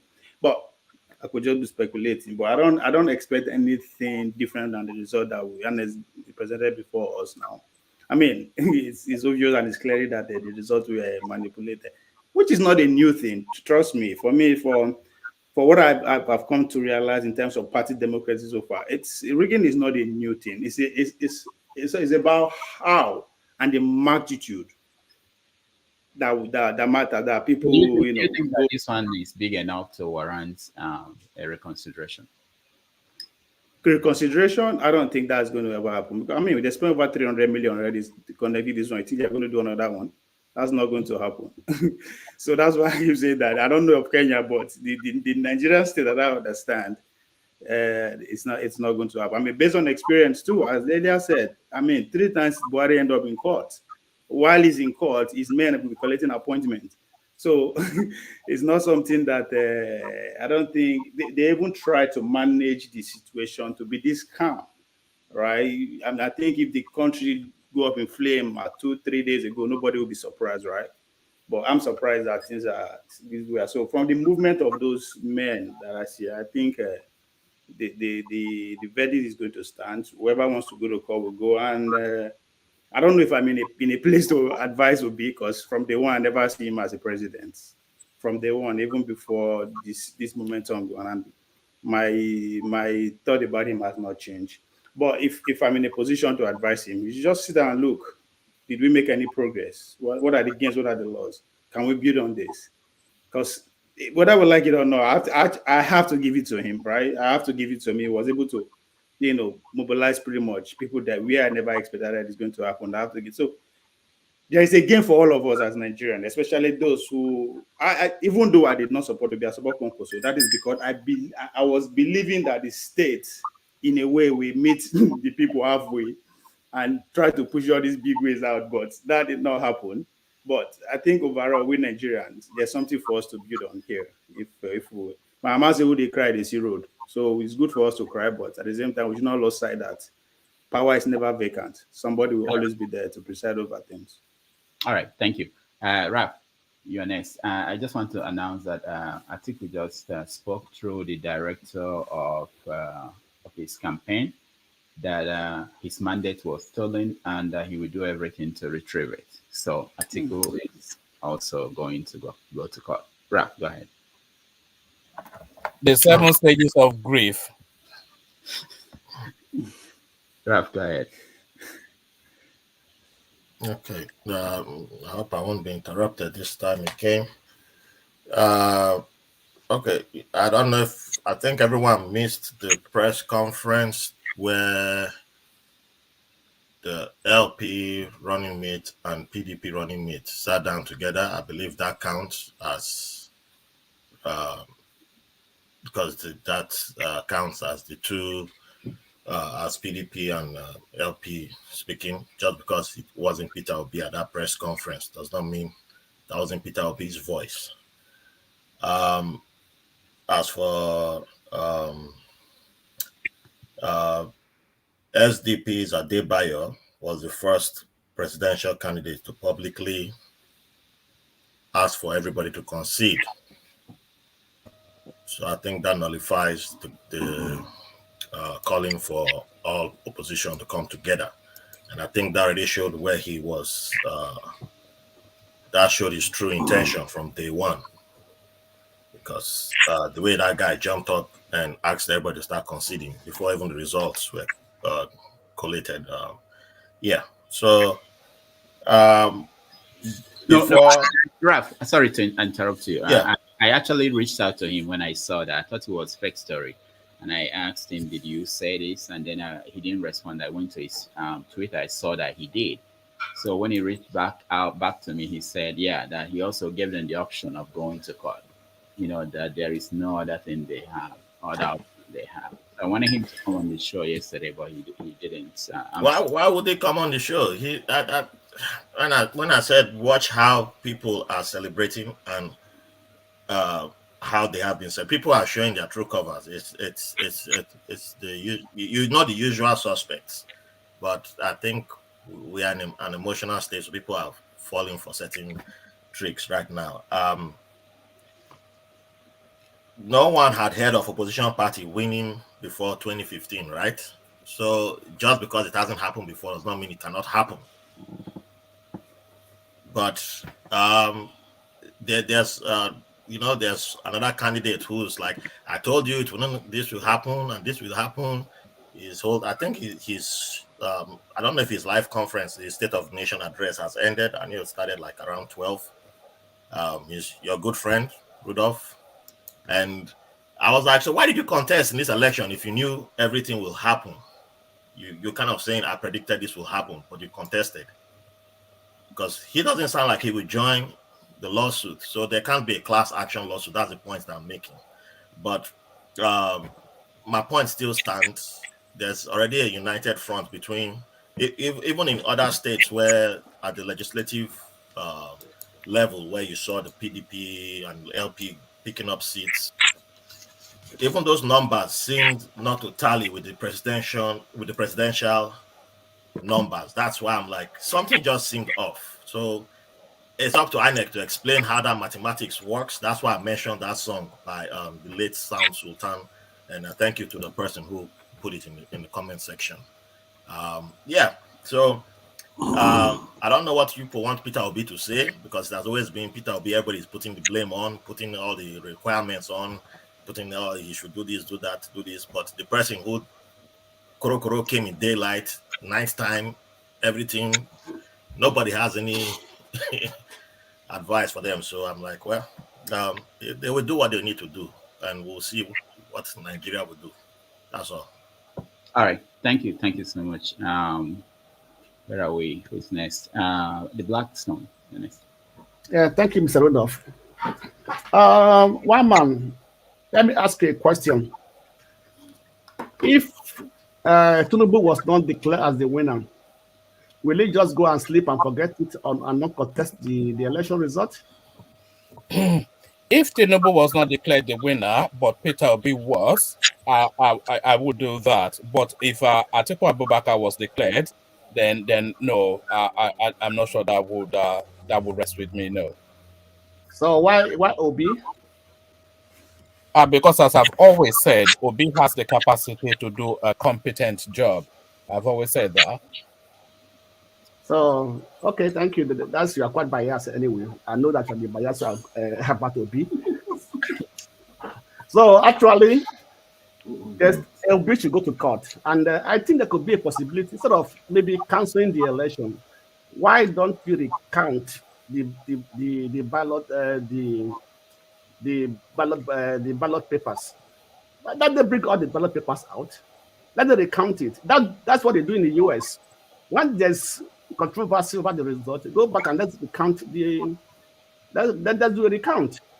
So they still have the ballot boxes. They're not thrown away. They're not destroyed. So that will be a clever. So even though it was not uploaded into the IRF, but they still have it. We can recount it. That should be the route they will take in the court, because if they should cancel the election, I don't think the court will accept that. But there could be a possibility of a count, right? So if they count, we will see who each voter voted for.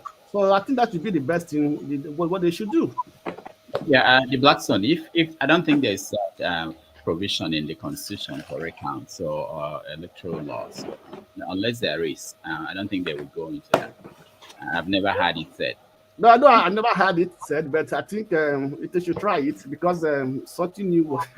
Because they go for cancel the election and they do it, the court will not accept that definitely. Rudolph, I think the constitution says even if INEC make a mistake, the best bet is to go to court.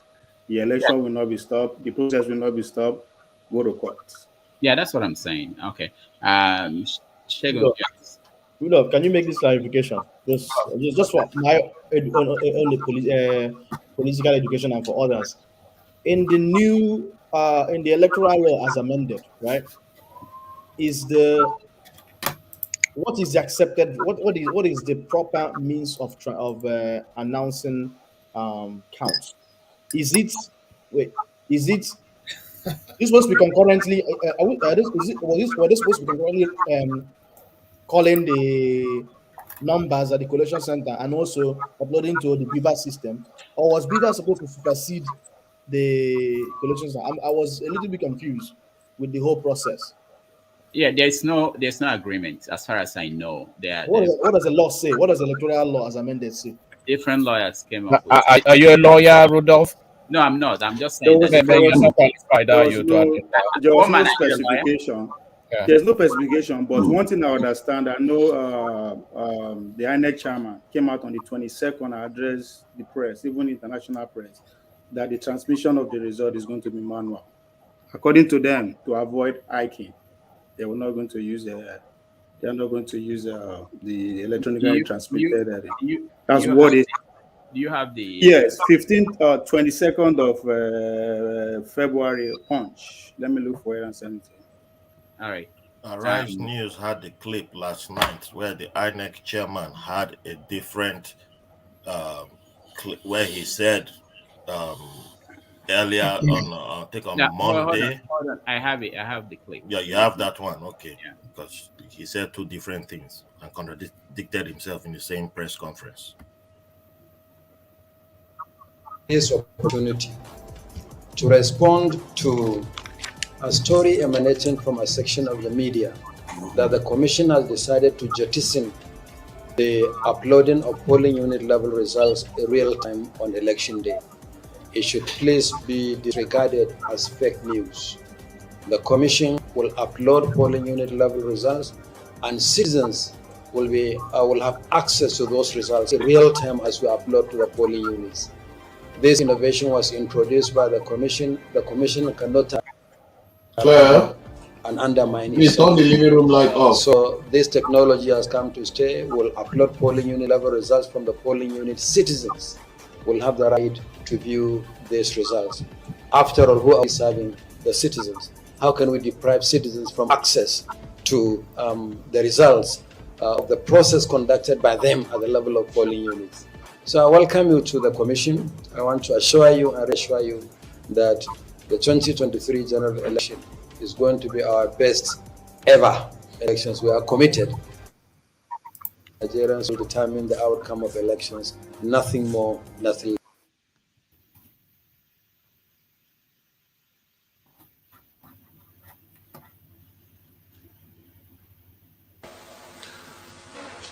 There is nothing like electronic transmission, because transmission is when you vote and it goes to the server. What we have passed, and I can recollect this vividly because I read that act when it was a bill several times, is to transfer, after all the paperwork that we normally do are done, the agents and everybody there, security, everybody will have the papers. INEC will snap will scan or snap the result sheet and transmit or transfer or whatever it is. That whether it is transmit or transfer is that thing that is captured with beavers, the results. And for me, my understanding is, if any result. Now, for those who do not know, Senator, you should have finished. You should have played the whole clip because he contradicts himself in the same. Oh, clip. that's the only part I have. I don't have that. Do you not see logic to that argument, though, Rudolph, what you just said? What's the logic?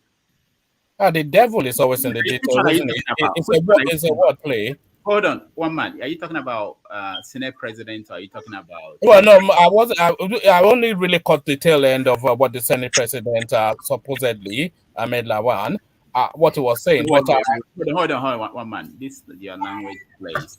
Supposedly, you just had him and you said supposedly. Are you yeah, saying? because he became the Senate president under dubious circumstances. So that's why the Oh no, supposed. I thought you were saying that what he said was supposedly said. No. It's his qualification as Senate president that I'm Oh, putting the okay. question mark on. All right. But One man, does that allow us to use supposedly for Hello. President-elect Tinubu? Hello. yeah, you can use supposedly, but you'll be Hello. using it for 8 years though. So there it is. Can Sorry, this can I be make a my little bit? Who is speaking? Who is making a call while with us? Somebody is making a call. Go ahead, that one man. Go ahead. Yeah, no, I was just saying the devil always is in the details, as you know. So if I'm not, I'm only really going off the back of what he said because I've not really read the statute. But if he's saying electronic transfer or electronic transmit, so that still falls under the ambit of a capture and then upload. So the active word you want to look at is if the word automatic is there, because that is the wiggle room that you might have for legislation or for agitation. But if it says electronically transfer, if it doesn't put a time frame or it doesn't put specificity, it's not specific. I struggle with that word, but if it's not specific as to the conduit of that transfer, there's an ambiguity around that space that really wouldn't really hold in a law court. All So right. it's really, yeah, that space really. One Rudolph, man. One I man. sent it to your WhatsApp. I don't know why I can't paste CD on the private chat. So I sent it to your phone. Okay. The link to Okay. Me or Rudolph. I have No, a Rudolph. counter to what one man said. It doesn't matter whether you say transmit or transfer.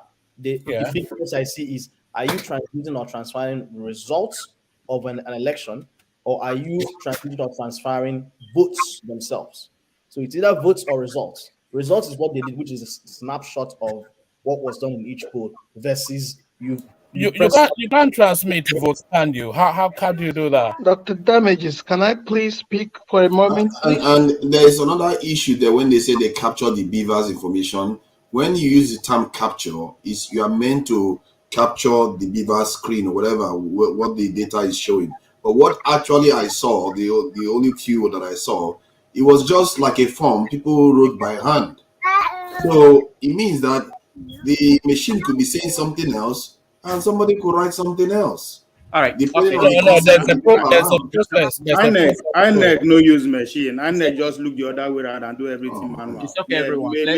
Let's continue. May anybody verse. That's what they did. That's what INEC did. It's my turn. It's my turn. All right. Emilio It's gone. Shegun's son. Dr. Emilio Caleb. We're coming to you. Shegun, go ahead. Yeah. So, where do I start from? 2 The minutes, topic, wherever you start. Just, the topic is what should Obi do? yeah. What should your position? Then you can expand it, not just Obi. But now Well, I see the article is also going to do something. well, I don't really think the opposition should all come together, because at the end of the day, what's in it for them? Somebody that's got a vote that is not going to make him win. What's he coming for? Well, you may say that for the for morality and to ensure that the processes are well, he could join a class action. There is the chance, but I don't see all the 17 coming together.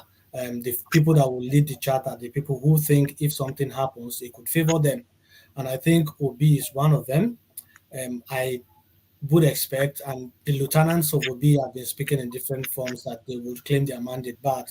I personally think evidences that I personally think there are evidences. So how they present that um, would probably be a driver to them going to court. So I would expect that Obi should go to court, even to the highest level, we know that the court have never overturned a presidential election, but they will still need to challenge the process because you can't just let the process stand like that. So personally, I think it was one man who said that Obi should concede. I will personally be disappointed if he to concede to the guy. So again, there was a chat about what happens to the obedient movement. um, I think the obedient movement didn't really start as obedient movement. It metamorphosized into Obi.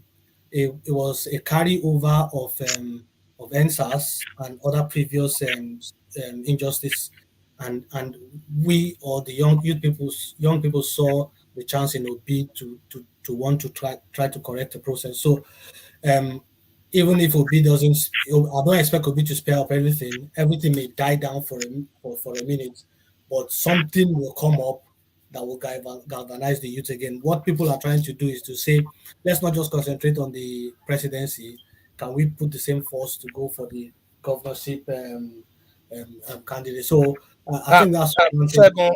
Shegun, do you expect Obi to? Is the question is for you, just on your train of thought. Do you expect Obi to continue to arrowhead that obedient space, or do you expect that obedient space to move away en masse and find rather a new champion within their own mix? So do you expect that obedient movement to still be led by Obi going forward, or because I anticipate that they'll find a new champion? Well, I just said that I don't expect Obi to spearhead obedient movement as the agitations of the youths, because that metamorphose into his own aspiration to become the president. What will happen is there may be a little die down at the moment, but whenever anything triggers the country, which I know will happen, they will also rally around and push that. Obi is just in LP to pursue to pursue the purpose or service of being the president of Nigeria, and I think that's what we do. But obedient movement will metamorphose into something else at the end of the day. So I expect him to go to court. I don't expect all the opposition party to come together at all. They may PDP may go to court on their own, Obi may go to court on their own, just to challenge the process. All right. But whatever the outcome is at the end of the day, we all have to live with it. Thank you, Shegun. Kenny, you're next. Yes. Well, I said this here last time that why Naira was seized, because I don't believe that it was to deter politicians from rigging the election, but to prevent Nigerian people from protesting whenever APC decides to rig this election. The military were sent down to the east, to the south, to also help them to further their devilish plan of rigging the election, not to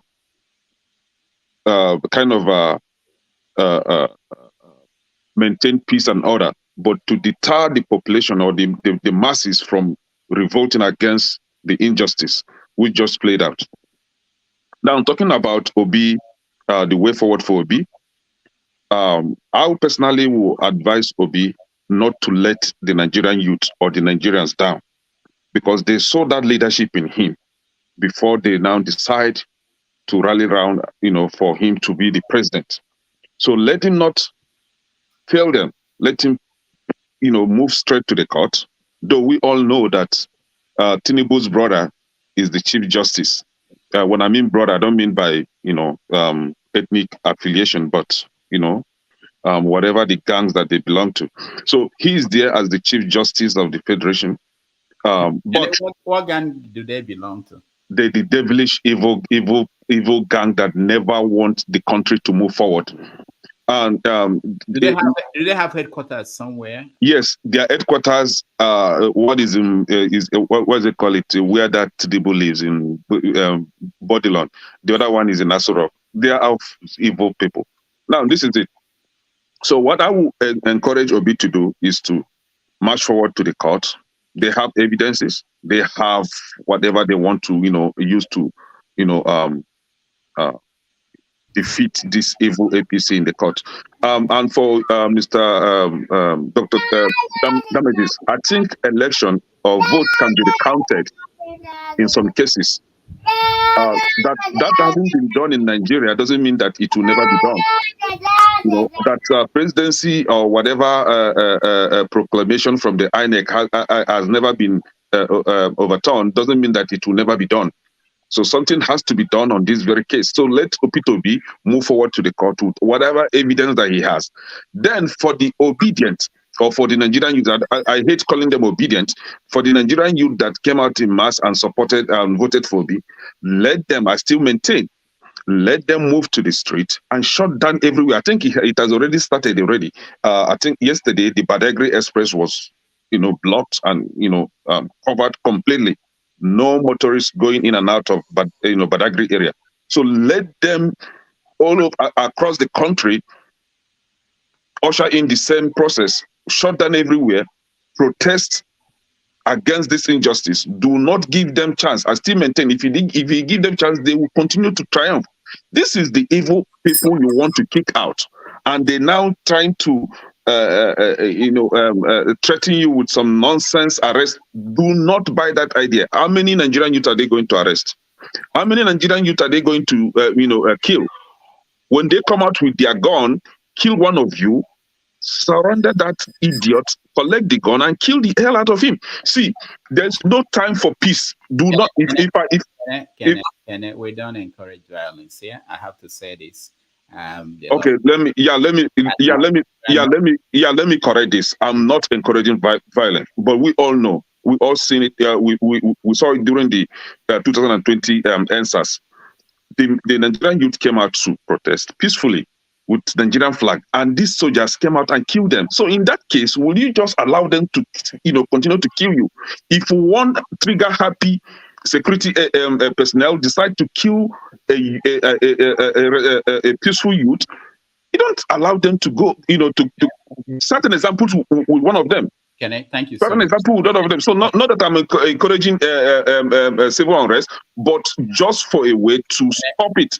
Can I thank you? Because of what you said now, I have to play the video of Peter. Sorry, Rudolph. Let me take my leave and attend to my boy. Thank you for having me. All right, thank you. Yeah. Okay, so let me play the video of Peter B. What he said on his way to Abuja from Asaba, where he was. He was in. Yeah. Before you play that, all right, Peter B is different from Kenneth. P2B is man of peace. Yeah, but he can condone everything. Like he can condone slap from anybody. Somebody like me, I wouldn't take that. So I'm just saying my mind. So P2B is calling for peace. I'm calling for peace also, but in a different way. Yeah, but he's the leader of the party that is aggrieved, I think, and you're not the leader of the party. So I just want to mention that he said this, and let's watch.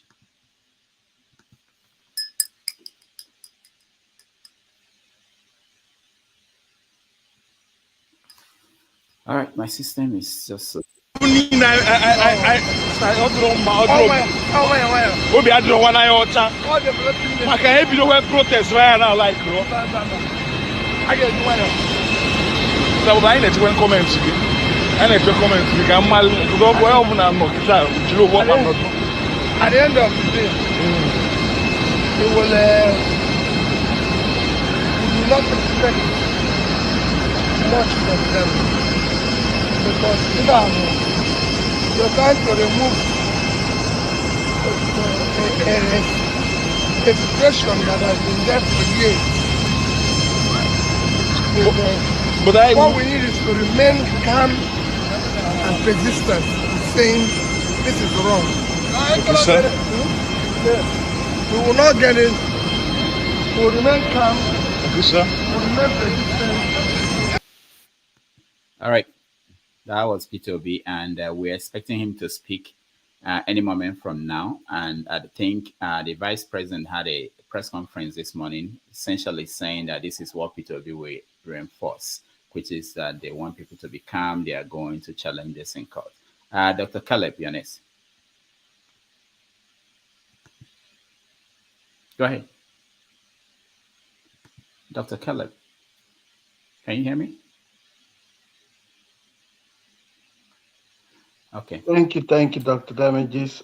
Please, everybody, First of all, allow me to say this. I have never been in any forum.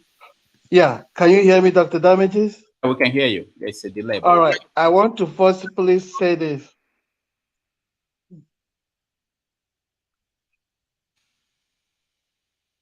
Go ahead.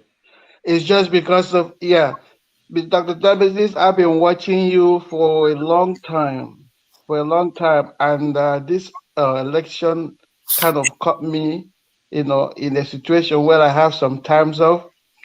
So I wanted to first come here and make my history on the internet or in anywhere in any forum of the internet on your show, Dr. Damages. And my wife, I took permission from her before I come here. Thank you. Nobody will say they have seen me anywhere comment or speak or be in any forum. But I want to do this and make my own history as Nigeria is making its own history with these election issues. So please, everybody here, forgive if I take much time. You will benefit from what I will say today.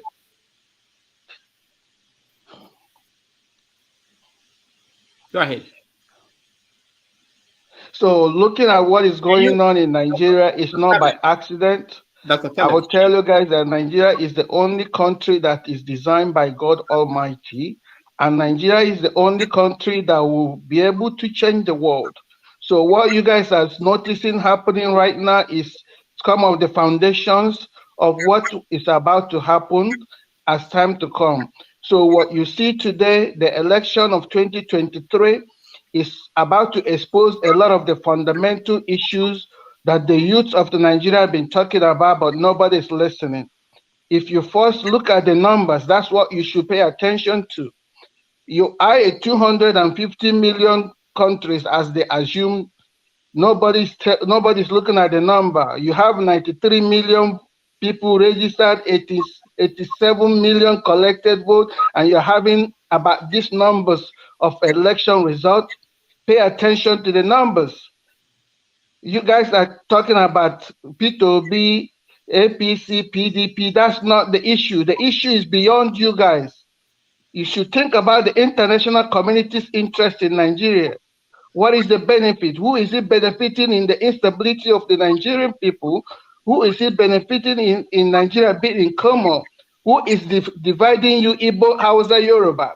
You guys are here talking about races when people are dividing you for their own interest. They're benefiting from your resources. Everybody in this forum is not in Nigeria. You guys probably all live in the United States enjoying all the brains, all the people, all your resources are all outside the country. And you guys, somebody, Jagaban was one time outside the country before he went back to Nigeria, make all the money. Pay attention, guys. Don't lose the track of what is happening. Please, please, I'm begging everybody in this forum. Please, pay attention. Something is about to happen in Nigeria that have never happened. For the first time, 3 parties, each of them won 12 states. 12 states. That is the same thing with Azikiwe and the founders' fathers. A Yoruba man won, a Hausa man won, an Igbo man won. Pay attention. If you have a forum, gather yourself now and begin to pray for what is about to happen. The Nigerian numbers is about to expose.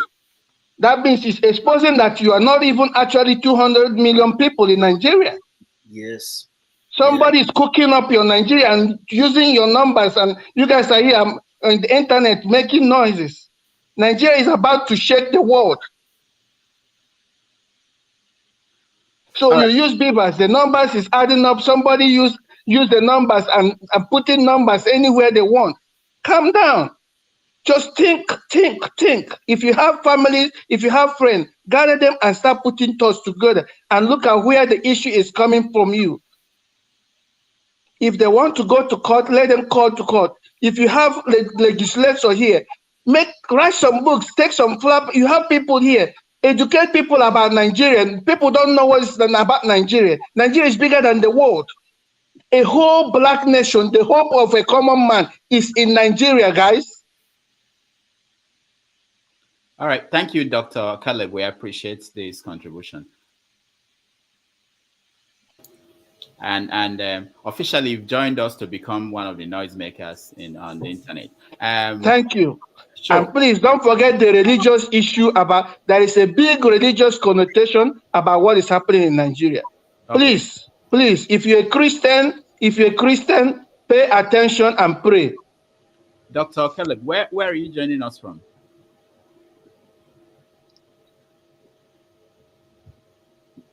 Can you hear me? All right. Sure, you're next. I thought I was. Actually, I am joining you from Texas, my brother. I know you're in New York. Yes. Wait.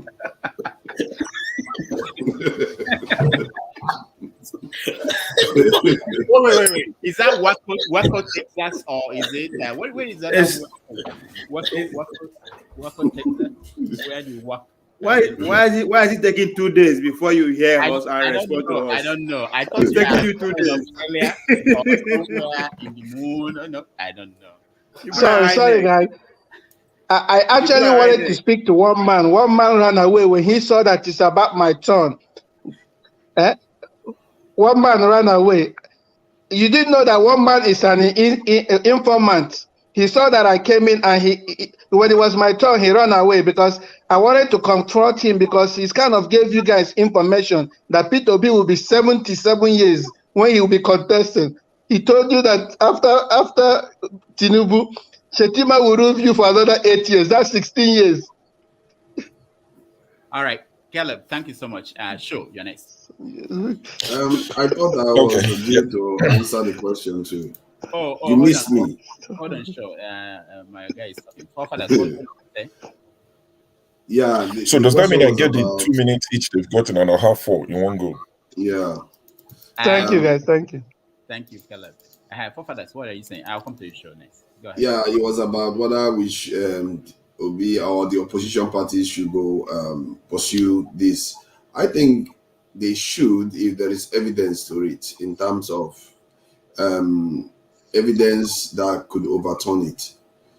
And one can argue that they should just do it just for the sake of the fact that, even if some people were disenfranchised, they need to be defended.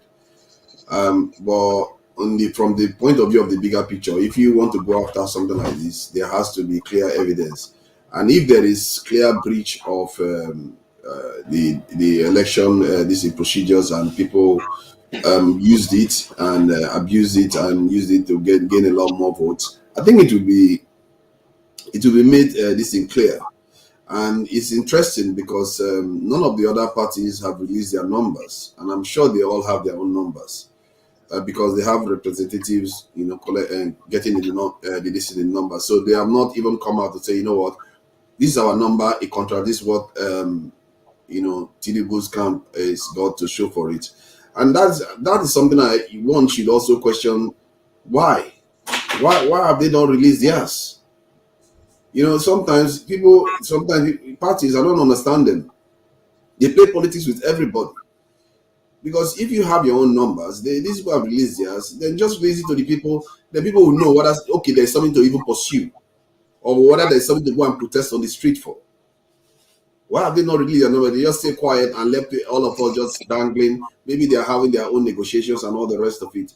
But I think that if they are going to pursue it, it's going to be for specific reasons. And I think that if they had something to go with, they would have released the numbers by now, because they have the numbers themselves. So I think that's how I'm going to leave it. Thank you. All right. Thank you so much. Sure, you're next.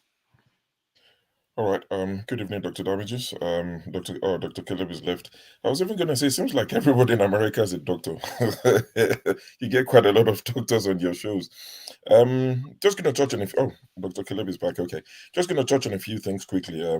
For the first time, I think I wrote them down because I often forget, some things. I'll start off by encouraging and appealing to everyone who's watching to please like the video.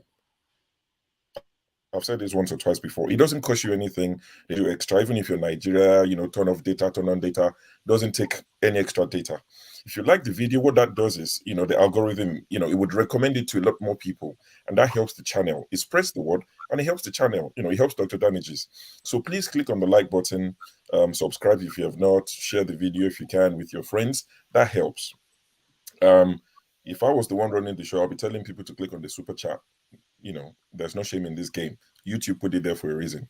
If you can't do super chat and drop $2 and £5 and €5, or I watch a lot of football. I literally binge on football. My wife is going to kick me out at some point because she said, you've moved from football, it's now something Dr. Damages every day you're talking about.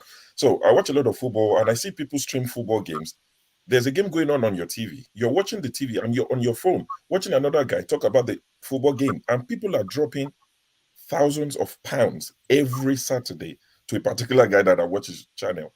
So, if people can drop super chat, people do it from Nigeria. I see people 2,000 naira, 20,000 naira on this Oyinbo Boys channel, and props to him. So, Dr. Damages, there's no shame in asking people, support the channel, use the super chat. If you cannot, click like, that one is free. So please support the channel, Biko Ejo, So thank you, sure. That's that. And for anyone who's not speaking, please mute your mic, because what I've found is there are some other channels since this election cycle. I've stumbled on a lot of channels. Some I like, some I don't particularly like. But when you're watching the live videos, when you're watching it back 2-3 days after they've done it, when you start hearing people's background noise, and that's my son coming, very typical. When you hear the background noise, honestly, it puts you off. You literally just move away from the channel. So if you're not the one speaking at the moment, please mute your mic. It helps, so that when somebody's listening in 2 weeks, 3 weeks, 2 years, 5 years, it's a better listening experience. The next thing I was going to talk about now is the actual Nigerian, politics and all of that. I've seen a lot of oh, thank you. I can see the super chats coming in. Thank you, guys. I've seen a lot of these things that people uploaded on the IREV, Beavers, and all these phony names. I've seen some of these things. Honestly, those dodgy pharmacies, when they go and buy some morning after pill or something, that pill, those dodgy receipts that they write for you, some of those uploaded results look like those dodgy pharmacy receipts. And you're thinking, even if you're going to rig, and this is where I worry, the people who are going to be in charge of Nigeria, they can't even rig and make it clean. Their rigging is so poor. It's so poorly executed. It's a shamble. And these are the people that are going to be in charge of that. That worries me more than the rigging itself. It gives me an idea of what you're capable of. You see people like Dele Alake and Festus Keyamo vibrating at the sight of Arise TV lady, asking them a question or advising them to turn their rhetorics. They were vibrating. They were literally like shaking. But you can't look. If this is the best they can do, Nigeria is heading. I don't preach doom. I don't preach gloom. I'm a very happy guy. Honestly, I talk. I'm happy. But this worries me. These guys cannot rig. It's so poorly executed. We should be worried. If this is the standard at which these guys operate, we give them too much credit for what they're able to do. No, forget them. Another thing, I was going to liken, this election announcement to the VAR. Like I said, I watch a lot of football, and I mean the one kicked with your feet, not the one in America that you throw. Football in the UK, I watch a lot of it. They introduced the VAR. The fact that Manchester City or Bayern Munich is playing Shooting Stars of Ibadan, where I grew up, and they are losing 20-0, and Shooting Stars feel they will have a penalty, doesn't mean we won't ask for a penalty from the referee. And the referee's job is to stop and review it before we continue. Dino was making that case. I don't agree with Dino a lot of times. I think half of the time he acts like a comedian, like a clown. But why? What was the hurry to announce the result? If there's enough evidence, and that you said something yesterday, Dr. Damages, Dino missed a trick. If you had presented some of these figures to say this particular place, everything he quoted was wrong, but present some figures to say this is wrong, show some of these, things that they've uploaded. Let's stop and review it. You can't tell me as a referee, oh, forget VAR. FA or go to the Premier League Association and complain later. It was almost like they were in a hurry to release the result. It was clear infringement on many fronts. And I've tried to speak to my APC friends because I'm canceling a lot of them about it. Because for a lot of people in Nigeria, it's life and death. It's about life and death. For me in the UK, it doesn't affect me much. Like I keep saying, my mom is living fine, me and my siblings with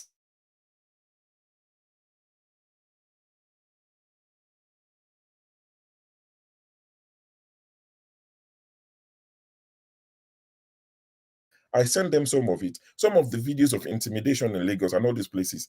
It's almost like they bury their heads in the sand and they don't want to discuss it. One will say, oh, it's part of politics. Rigging is blatant cheating is not part of anything. We need to do better. And this is why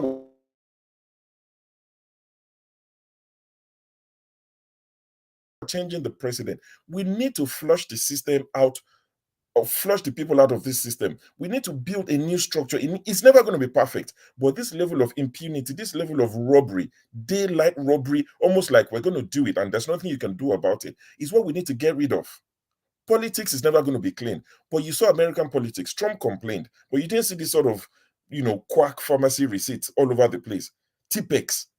I saw a video today of a Kogi State local government chairman with police men, 3 or 4 of them, standing, watching him ripping ballot paper, shredding it, ripping it apart. Police stood there. And that, not David Udain now, Benjamin Udain, the Lagos State spokesman for the police, went on TV and said, oh, what do you expect policemen to do? What do you expect them to do? These are the sort of things we're saying. There's only so much that one human being can take. Nigeria is almost an experiment to see how much a group of people can take before they revolt. You cheat people blatantly. It's enough. And we are saying, let's make little progress.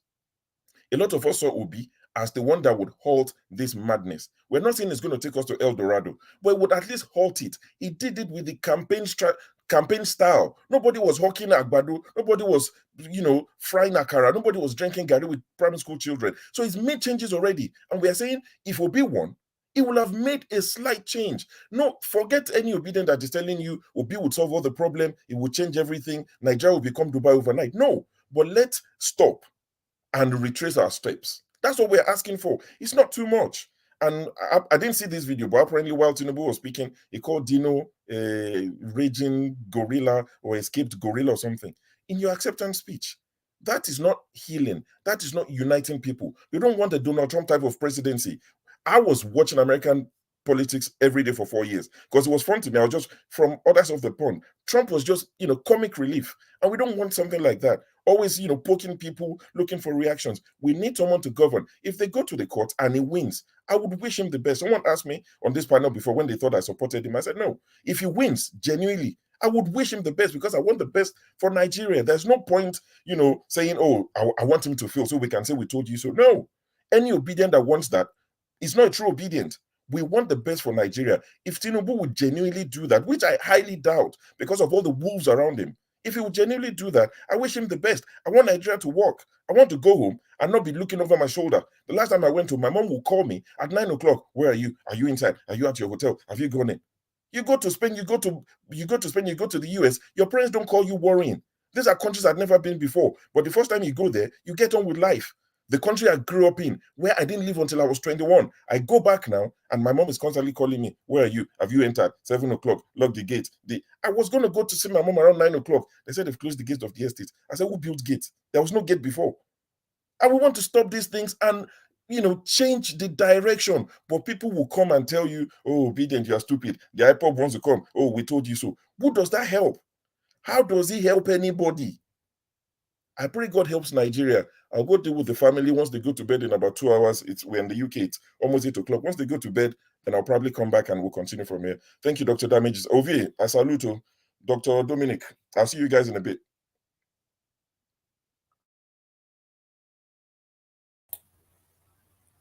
Seems Dr. Rudolph, Dr. Damages, it seems his computer is having problems. We need to buy him another computer. I think Jai is supposed to speak. Okay, yeah. Jai is supposed to speak. I beg, I want to go. Let me just make quick submission and go. I beg. Sorry. Yeah, let me just jump. Please give me. I have a meeting. Let me just. I don't have much. I want to pick up my picking. They'll charge me money. Which one? Who Oh, Ralph, go first, and then. Ralph, please gonna be sure. I have a meeting at. Ralph, don't worry. Asiwaju is president. We'll give you the money to pay. What Asiwaju all this time? You just hate to be with me already. So anyway, my submission is this. I don't know. Is Rudolph back? I don't see Rudolph on screen. I don't know what's happening. We have Jabajan internet now. Let's take it over. Anyway, all I want is 1% increase. That's all. 1% every day. Government can do that. That would be nice. But I know it's not coming from Jabajan. You don't need to no juju, no witchcraft, nothing can bring that to happen. But those of you that were using Wayo to support your candidate in the shadows, you can't even say it publicly. I can't hear you, Dominic. Oh, I thought you were saying something. Can you hear me? Dominic is muted, but who can hear you? Was talking to me. Some people are using Wayo to support their candidate in the shadows, which I just like how Show said it, and that I'll go, brother Show. But the people who, all of you, you put all your attack on Peter Obi, meanwhile you were supporting the evil. Go and enjoy your evil. That's all I'll tell you. Well, you have what you want. So I'll see you all later. That's all. My brother Okija, I hand over to you. Dalo, thank you. Okay. I don't know. There's this poem in the Bible. I call it, it's in Psalm, but I call it it's poem to me. The book of Psalm is poetic. It says, why do the hidden rage and people imagine eventing? When Bush the second won over Al Gore, I'm a Democrat, so I couldn't eat, and for days. When Trump won Clinton, I the same thing, I couldn't sleep. But since this election was announced, I've never been perturbed. My friends and family, they've been sending me messages. I said, calm down. The show is starting. It's gonna be the mother of all court cases in Nigeria. Like Africa has never seen before. That's what's going to happen. People, Tinubu suppose that they can celebrate and do whatever. Some people think, the court will never do anything. But I mean, this is the defining moment for Nigeria. And I believe that everyone knows that. And I'm believing that there's going to be an interim government because this will not stand for the international community, for Nigerians. I mean, this is, absolute, open, naked violation of laws, violation of rules. You made rules, and I mean the constitution gives you the right to make the rules, but you have to develop a guideline, and then you violated your guideline, so it's not going to stand not anywhere. Nigerians Tinubu is a compromised person, and people know there are so many things wrong with him, and with his ticket. Tinubu is sick, so I mean, eventually, I think I've said it that day before. Eventually, there will be a meeting. Nigerian stakeholders will sit in a meeting and decide this election and how to go, and probably impose on the Supreme Court. But let me tell you, everybody, people thinking, I mean, I'm pro Tinubu. I don't see Tinubu May 29 be the president of Nigeria. You can take him, maybe take it all somewhere and say, I don't know what I'm talking about, but that's what's going to happen. Tinubu will not be president of Nigeria May 29. Thank you, guys. I have a meeting. All right. Thank you. Dr. Dominic, I don't know where you stopped and where we are. Jai is next to speak. Okay, Jai. Oh, yeah. Thank you, Dr. Jamijis. Can you guys hear me now? Yeah, I'm trying to get in. Yeah, okay. Yeah, I think the question was, what should Obi do at the next stage? I think going with the court case is a good start. But you shouldn't do it with a mindset of overturning the election, because I don't see that happening. But I think you should do it with the mindset of actually asking the questions about what happened with the beavers, because everybody trusted that the beavers were going to walk and be uploaded. You should go with that and then keep building the team that he already has, because Tinubu and APC, I think they ran a numbers game. They didn't run a popularity context.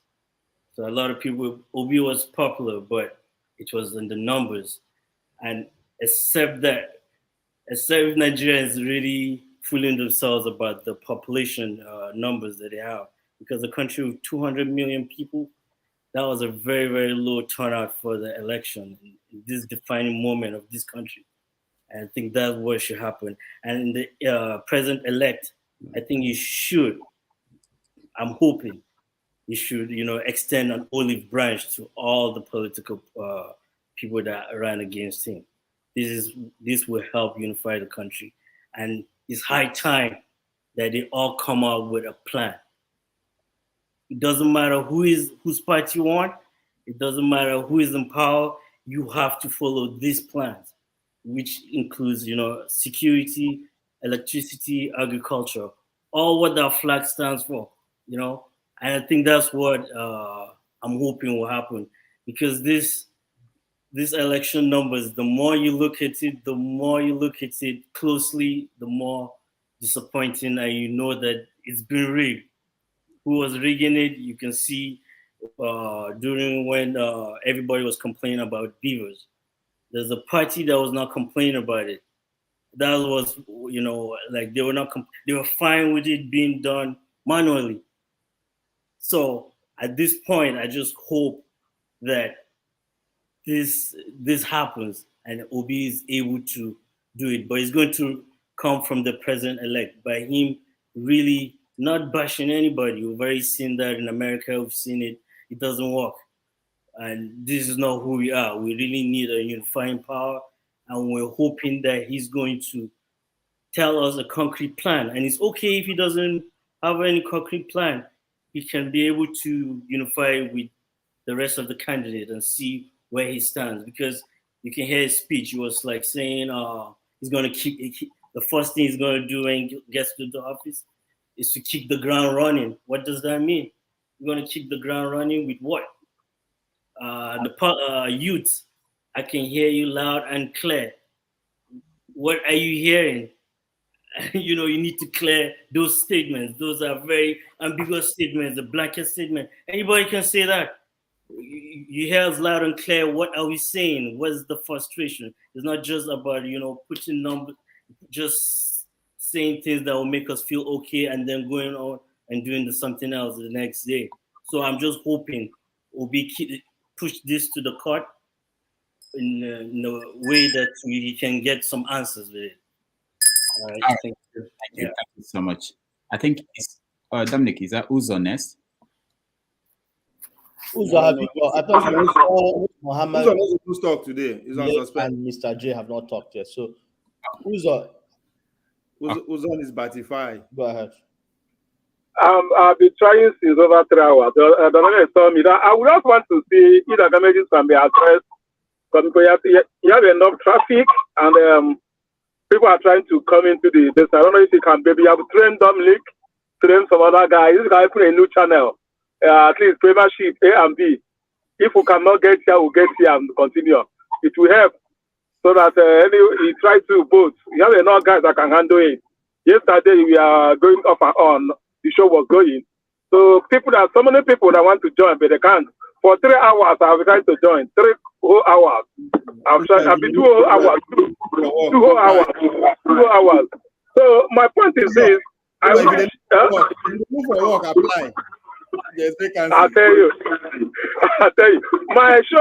I will expect those people that supported people that he won. All our obedience.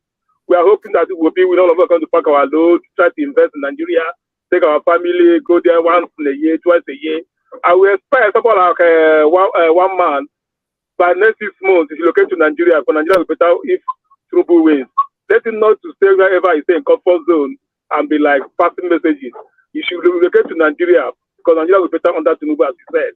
He should not be come online and say in America, I don't know where he is, and start telling us Nigeria will be better. If Nigeria is better for you, you should go there and enjoy it as well.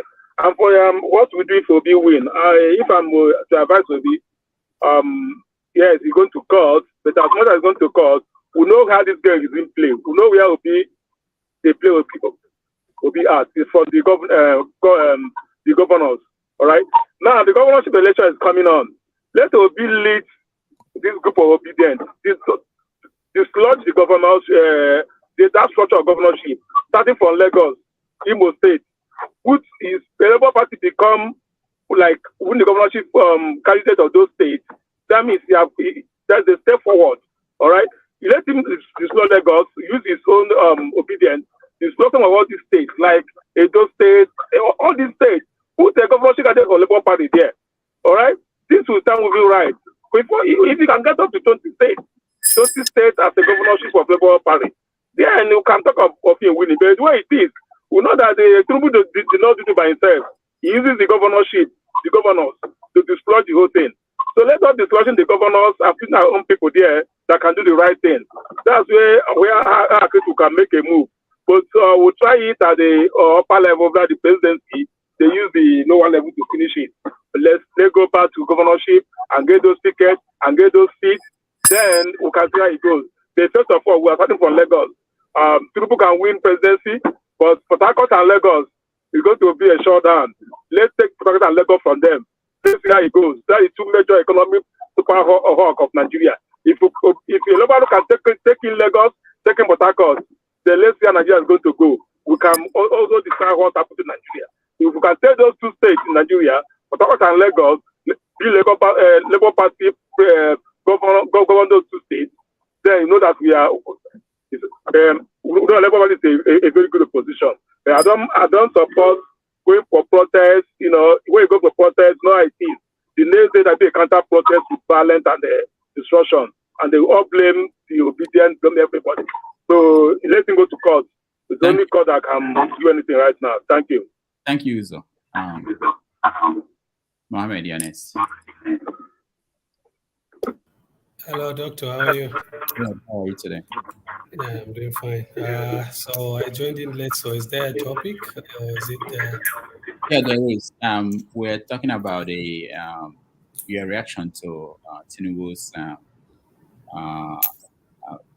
anointment as what do you call it? Declaration as president-elect, and what it means, and what is left for the opposition parties to do at this point. There's something that Uzo was talking about. I wanted someone to address it. You know, Uzo said something about Labour winning Lagos and Port Harcourt, and I wanted someone to think about: do you think also that NNPP will win Kano, for instance? You know, because that's the next election coming up next in next Saturday, not this current one, the next one.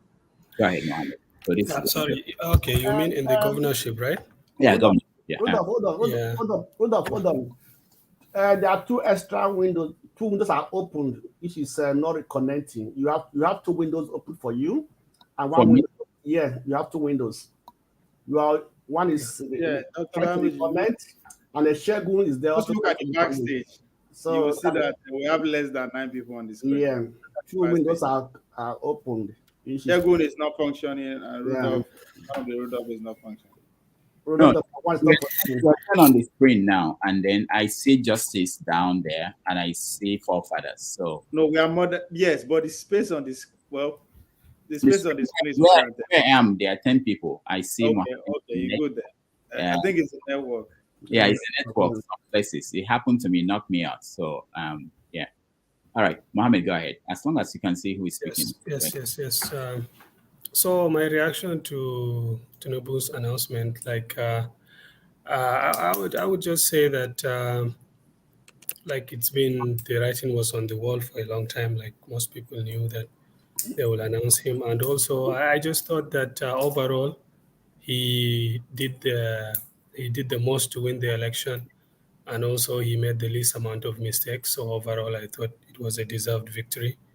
Like barring all the lapses in the election, I think they are not enough to. The margin is just too wide between the first and the second to overturn the election results. It was not a perfect election for sure, but I think the difference between him and Atiku is about 1.8 million when I saw that. So I think all the lapses that we saw, at least the ones on video, I think they're not enough to overturn. And I just thought that he did the most to win, and did the least amount of mistakes.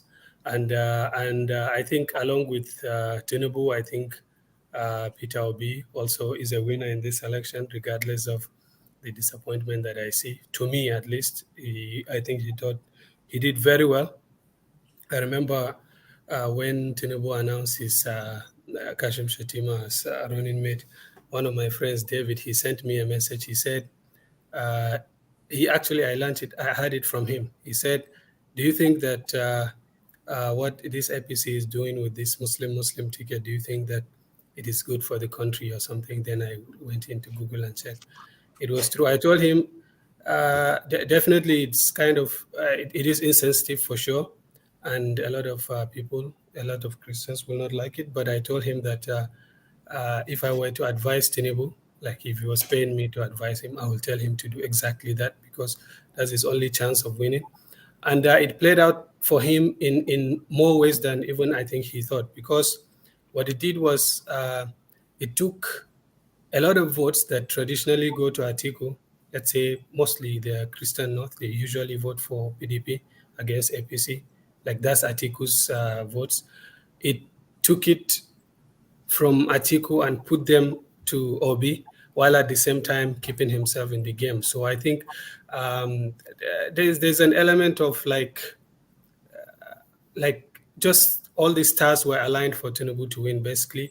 And for Atiku, I think he's the biggest loser in this election. Everything was with all the problems that APC, like the insecurity in like, let's say, the Northwest still, but he was not able to convince them to vote for him.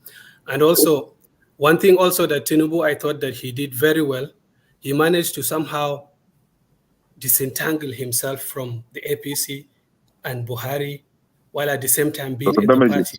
can I Somehow in interject? the minds of No, people. Yeah, I just I want to have ask him a question. It's very sorry, important. calm down. Let me finish. Huh? Not yet. Okay.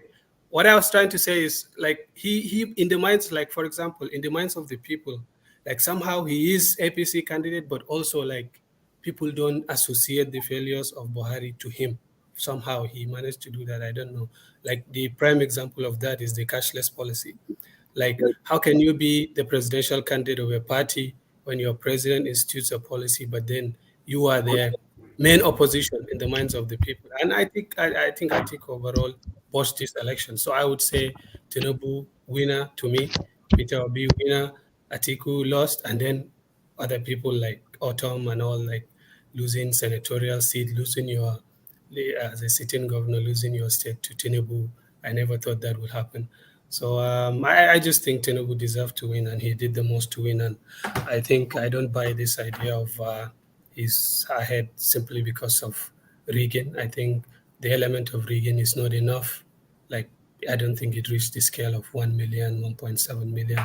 And in any way, like, of course, like, and then to your second question quickly. So what can the opposition do? Like, I think it's not an appropriate question to ask. Like, so PDP thinks that they are rigged out. Labour thinks that they are rigged out. So what are they collaborating on? Like, if you think about it logically, like, their interests are mutually exclusive. Like, they're collaborating on what? They should have collaborated before the election. Now it's just, they're just going to waste their time and money, and nothing will happen. What collaboration are you talking about? Yeah, like I saw joint press conferences, and No, that they're was not a talking. joint press conference. I mean, Yeah. to my understanding, they are speaking at the same I time. saw two vice presidential candidates talking, and Yeah, they're making the same point. That's a collaboration, of course. Like, at this point, they are going to they are going to court. They are going to challenge the election in court. Yeah. So. But we don't know if it's class action or if it's just individual. Yeah, so that's what I'm saying. If you think about it, it's a mutually, they have their, so if PDP thinks they have been rigged out, Labour thinks they have been rigged out, like so what is their aim exactly? Like, so then the court will say, yes, PDP, you are rigged out, you won the election, but you were rigged out. Yes, also Labour, you won the election, but you are rigged out. Like, the outcome can never favor them at the same time. So I just don't see the point in them going for a joint press conference.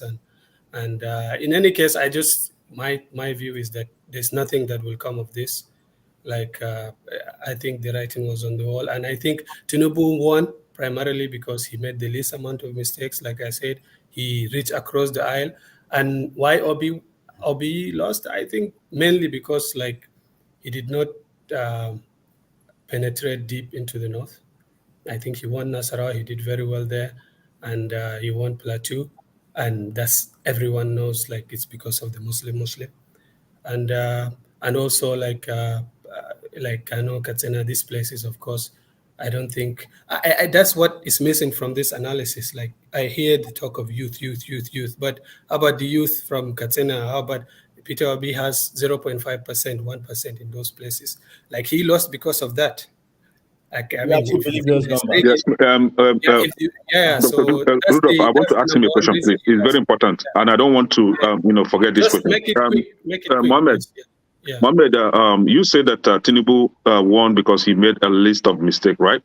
Yes. Do you agree with what Rivers State governor did in Rivers State, especially when it comes to his, involvement in rigging of the election? Do you also agree with how the electoral documentation were falsified? Specifically the number of votes that belongs to maybe that went for Itobi, how it was suppressed and falsified. Do you agree with that?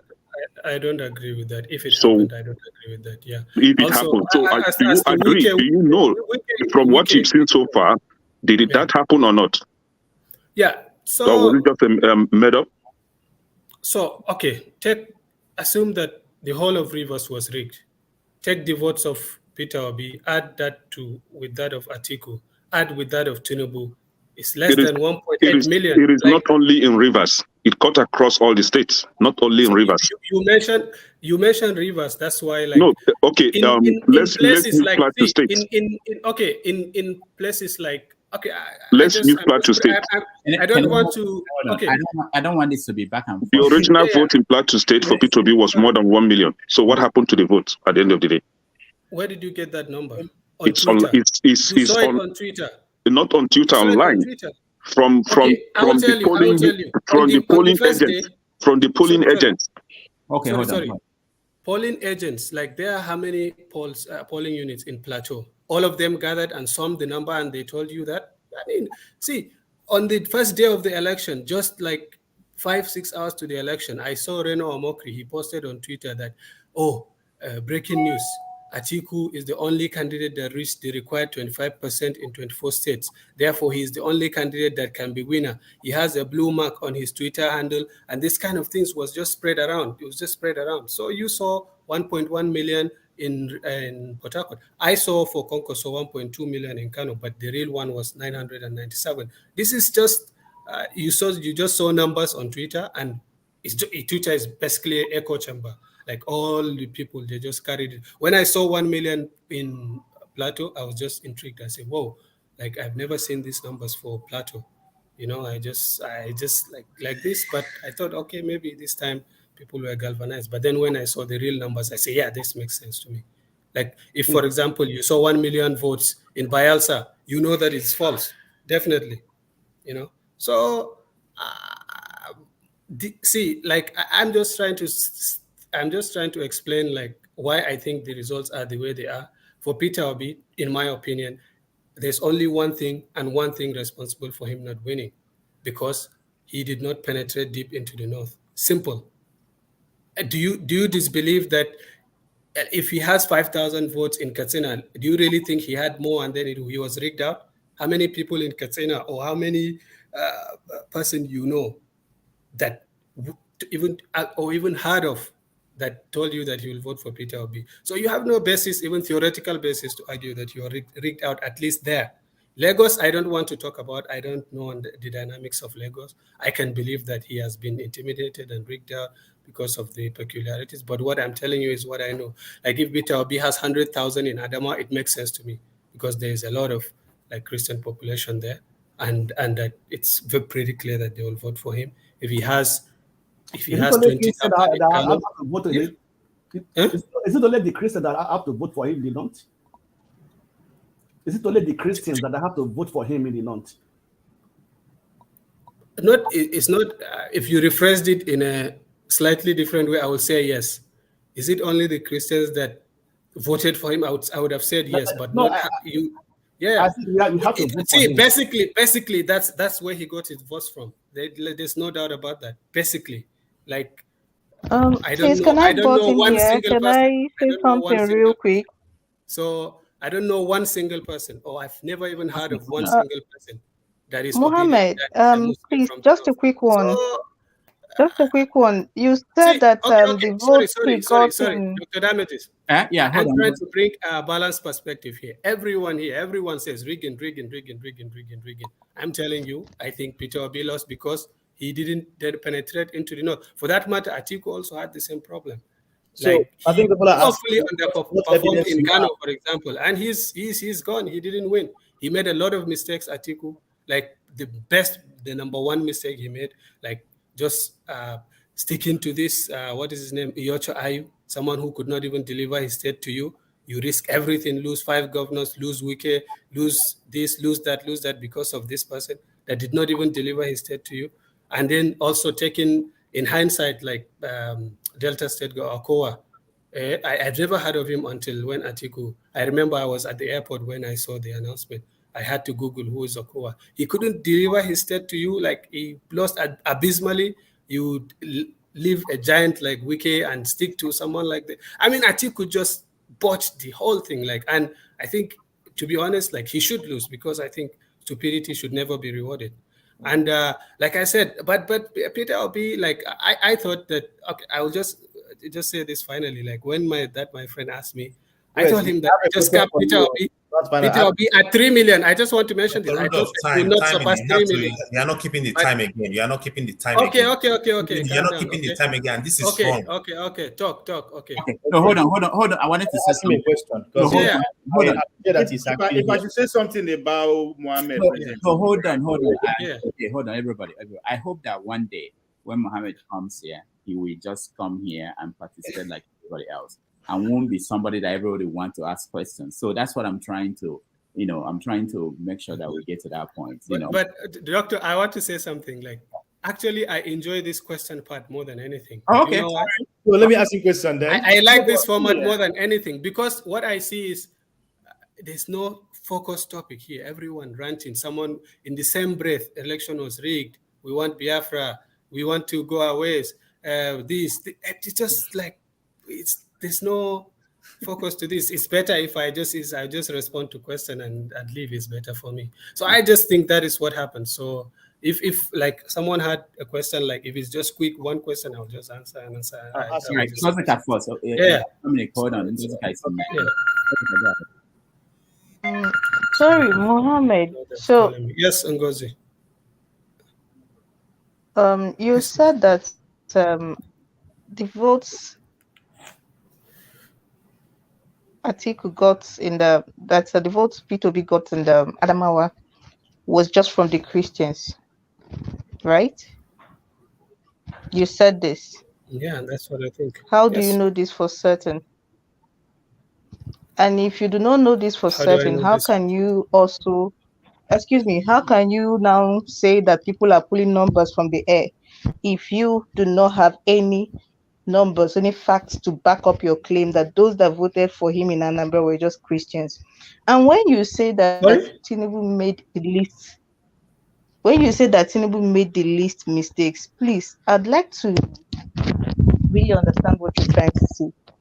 Are you trying to say that by collectively insulting the whole sensibility of the Christian North, that he played a smart game? Is that the least mistake? That's picking Please a don't add Christian another question because I will forget it. Sorry, I still will the forget it. same question. Okay, let me let you answer the first one. You told every other person that was bringing statistics here that they were pulling it from Twitter and they were pulling it from the air.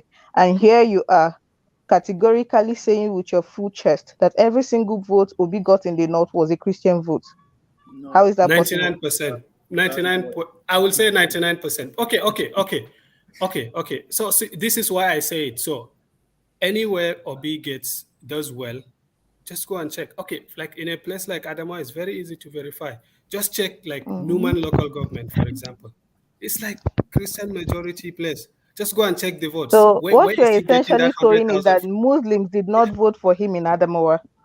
He's talking Yes. about the majority people that voted for Obi and the other Oh, party. It's yeah, not. and he can answer the questions himself. Yeah. So I do that's not why think so you're his you come and spokesperson, start are 3, you? 4 questions and you add commentary. I forget what you're saying. Just ask one. I will answer it very quickly. You said You said that the what is vote my he basis got for? in Adamawa Don't was repeat it. Christian vote. Yeah. Yes. And I'm asking, so it means Obi got nothing except Christian. All the votes he got in Adamawa were Christian votes, right? You got this figure from where? See, I cannot tell you every single one of them, but I'm saying 99%. Then why do you why do you argue the fact that somebody else is saying that the numbers do not tally up, and you are saying it is Twitter number? Where did you get your own numbers from? Are you working with INEC?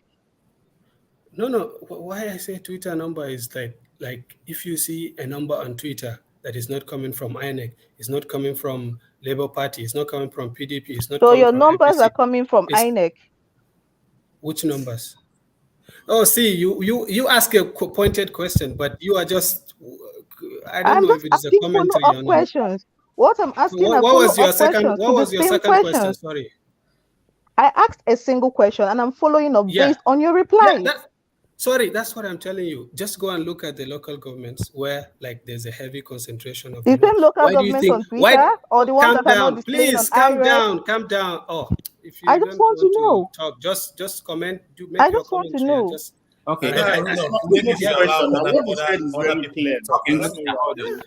So you are just commenting and going around, and I'm trying to explain to you what I'm trying to say, but you don't want to listen. What I'm saying is, why do you think that it is Adama that he has 100,000, for example, and Katsina 5,000? What do you think is the reason? Why do you think it is Nasarawa that he has he's one Nasarawa, for example, and very well in Benue, and not in Jigawa? Okay. I have to head out. Okay. So that's what I'm trying to tell you. Yeah, so so your second question was more interesting, but I forgot what it was. I'm gonna ask Mohammed one question. I'm gonna head out. Okay, hold on. I want to has to talk. Justice has to talk. Yeah. Dominic, after you Lake speak, because he's been here. I don't think he's okay. Lake, go ahead. Oh, did we skip Lake and go to Ngozeka? Sorry, Lake. Of course. But and meanwhile, the time you guys say 2 minutes, except if Muhammad is a guest speaker here, then I'll understand it. But if he's not a guest speaker, why do you leave someone to stay for 2 minutes? And the other guy that was trying to speak, you had to stop him in that 2 minutes. You know what it is, Lake. Can you tell us what is happening in the north, Lake? Because look at every one of you here, you are just obedient here. So yeah.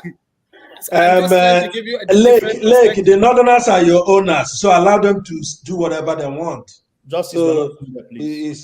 Dominic, don't come here to say that you're English. The Northerners are your owners. It's a proof here. Why are you complaining? Let them finish. No. So give me a second.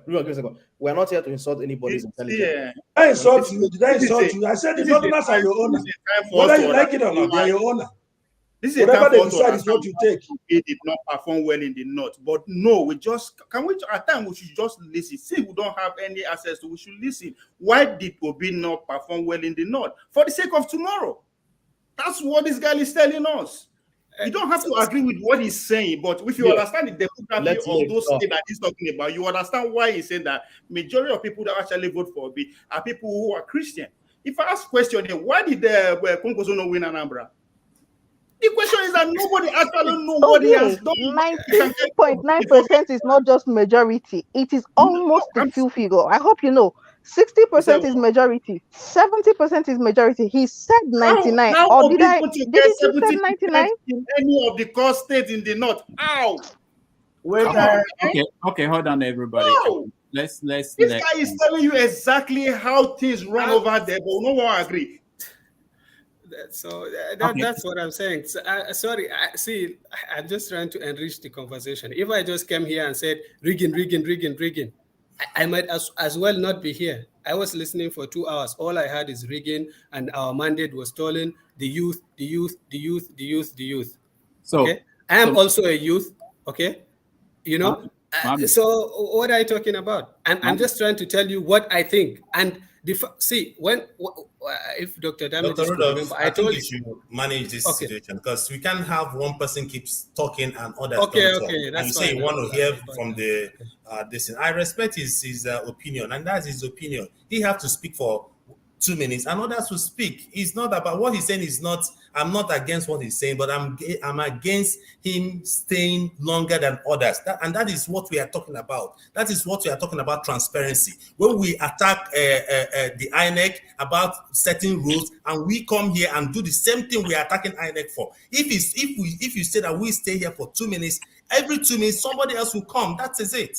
Okay, so like you speak next. This is what I'm saying. I started talking about it, and people interrupted me. I said that I hope one day when Mohammed comes here, he will come here as a regular person like everybody else. But what happens is that after he speaks and he says something, a lot of people want to ask him questions. That's what extends it. Understand? If he says his own part and we move on, but it looks like when he says something, everybody else will want to now ask him questions. So we now have to pause what we're doing and then take questions from people. And that's what they want. And this is your show. This is how we are saying. If people want to question him because he says something totally different. And also the other part of it is that I also want diverse conversation going on, not just one track. So I value when I know that there's a woman here, there's somebody from this part, there's somebody different viewpoints. But I'm not saying that I'm giving more time to anybody. But what happens is exactly what just happened now. He will say something, everybody will raise their hand, they want to ask him questions. What do you do? You have to let him ask him questions, and he's willing to answer. So it's not that we are trying to give him special treatment or anything like that. Sorry, Right. like if I come across as like, because I was speaking, they say, okay, I want to ask, because I say things that most people here don't want to hear. So sorry if it sounds like this. But, go ahead. Mohammed, hang on. When we get what we're going to do. Let me just say hold on one more minute, okay? When we get to somebody like Blackstone, if you want to use your time to talk to Mohammed, you can use the time and talk to Mohammed. Okay? Go ahead. Yeah, I think that's a better way to put it. I wouldn't want to. I believe that Mohammed have his opinion is his opinion. I think I respect his opinion. And what I want to say is that I was in another platform and I noticed the trend after the charade thing they did with INEC. I noticed, you see people coming into platforms to try to down stations, to give you a contrary view of what's happening, to try to manipulate you and everything. A lot of them are paid sponsors. They are paid to do that. So I don't really when I see people, saying things, I don't really, take them at heart, because I know a lot of those people are really being paid. Hold on. This is the easiest, the most common allegation people put out there. I've been told that everybody pays me. Different people pays anybody. You don't have to say something like that unless you know that somebody is being paid. You can disagree with somebody. How do you feel now if I say that you are here because you're representing the CIA? Do I know? You don't say things, unless you know that somebody is being paid. No, I know for a fact there are people that are being paid. Yeah, but I know for a fact. If you want me offline to give you more information on that, I will give you more information on that. I know for a fact that people are being paid. Yeah, but I'm not saying it because of anybody in this platform. What is wrong with being paid? because of anybody in this platform? No. No, please, Mohammed, don't be offended. I'm not referring to you, please, Mohammed. I'm not referring to you. I just want to make sure you know. No. I would actually want someone to pay me. It's not because of Mohammed. Let me just put that caveat. No, it's not because of Mohammed. Is it a bad thing to get paid to do a job? Is it a bad thing? When does it become a crime to work? It's not a bad thing. It's not a bad thing. People have that job as their thing. People are being paid for that kind of thing. It's not a bad thing. It's legal. Okay, go ahead. I just wanted to make sure. Same way you have a lawyer to represent you to talk. It's legal. It's a job. So going forward, I think the topic is about what's next? What should P2B do next? And I want to say that anybody that is, trying to discourage people about P2B going on his way, about going to court, or what will happen, that he cannot overturn anything and whatsoever, I think you're getting it wrong. The right thing, P2B's mandate, he came to tell people to do a different thing from what we've known in Nigeria. And you cannot see all the ills that happened. Everything. I have a polling unit. I have a polling unit that I know of, that I was in contact with. When they were counting, it was videotapes. After videotaping everything, I went to the rev.